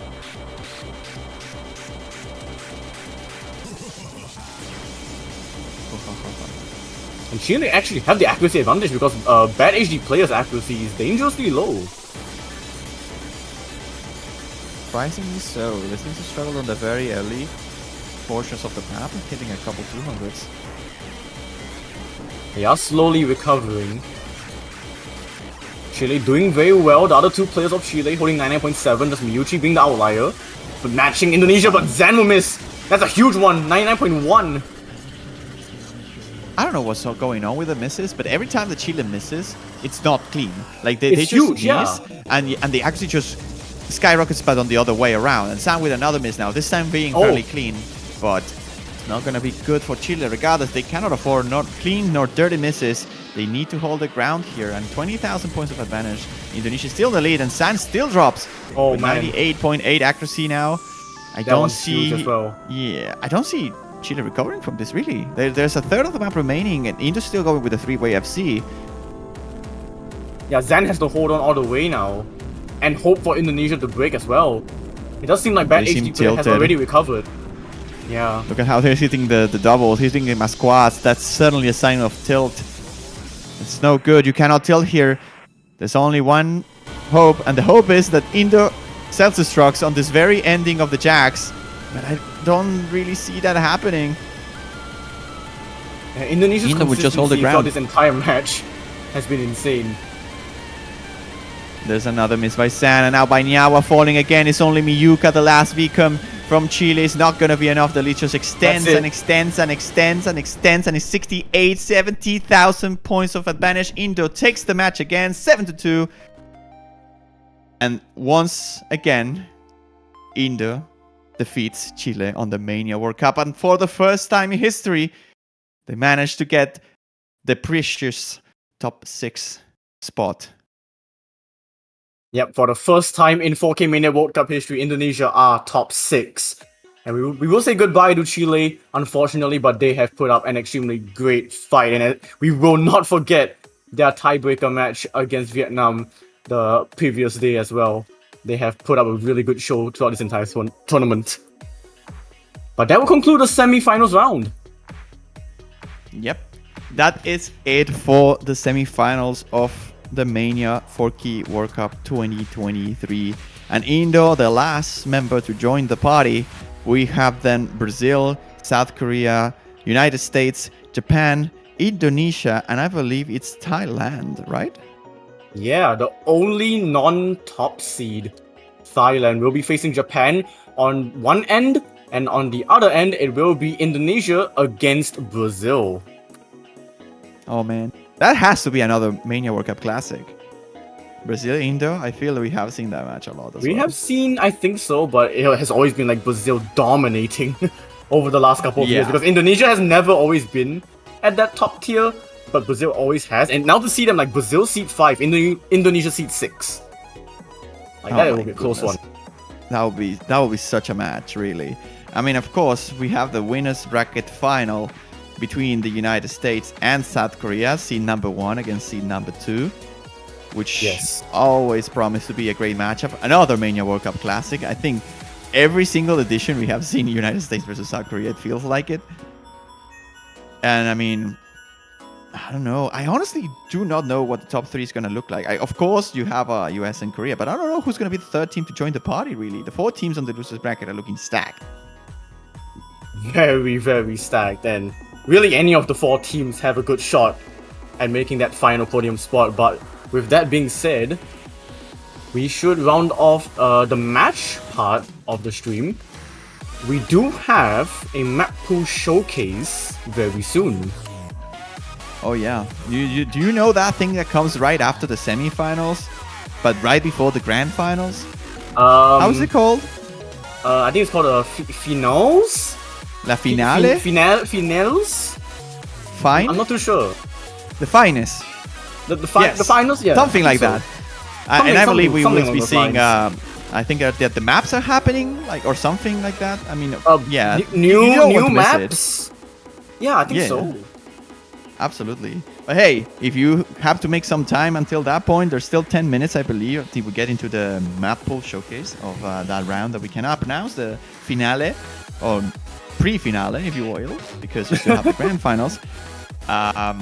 You can get yourself a banner. I believe they're still up, and they will be up for this whole week. And right before the grand finals, I believe the banners are going to be closed, maybe even the week before it. So this is the time to get your banners to support the team you like the most. It can be any team. It doesn't have to be any of the 6 teams remaining, but keep in mind that if you get one of the 16 remainings and one of them happens to be the winner, and the winner, well, one of is going to be the winner, but what I mean is that the one you picked for the banner happens to be the winner, your banner will stay for a little bit longer. You have this champion little thing banner to show that you supported the team that won the World Cup. So you can do that, or you can always just support whatever country you decide that qualified into the top 32. And everything you get from that shop, like the banners, will go straight into the prize pool. So yeah, if you don't, you can also just chill and listen to Davin or Dobin from Camellia until the maps showcase starts. That will be fun too. Yeah, we will be back in 7 minutes for the map pool showcase. So until then, we can sit back and relax,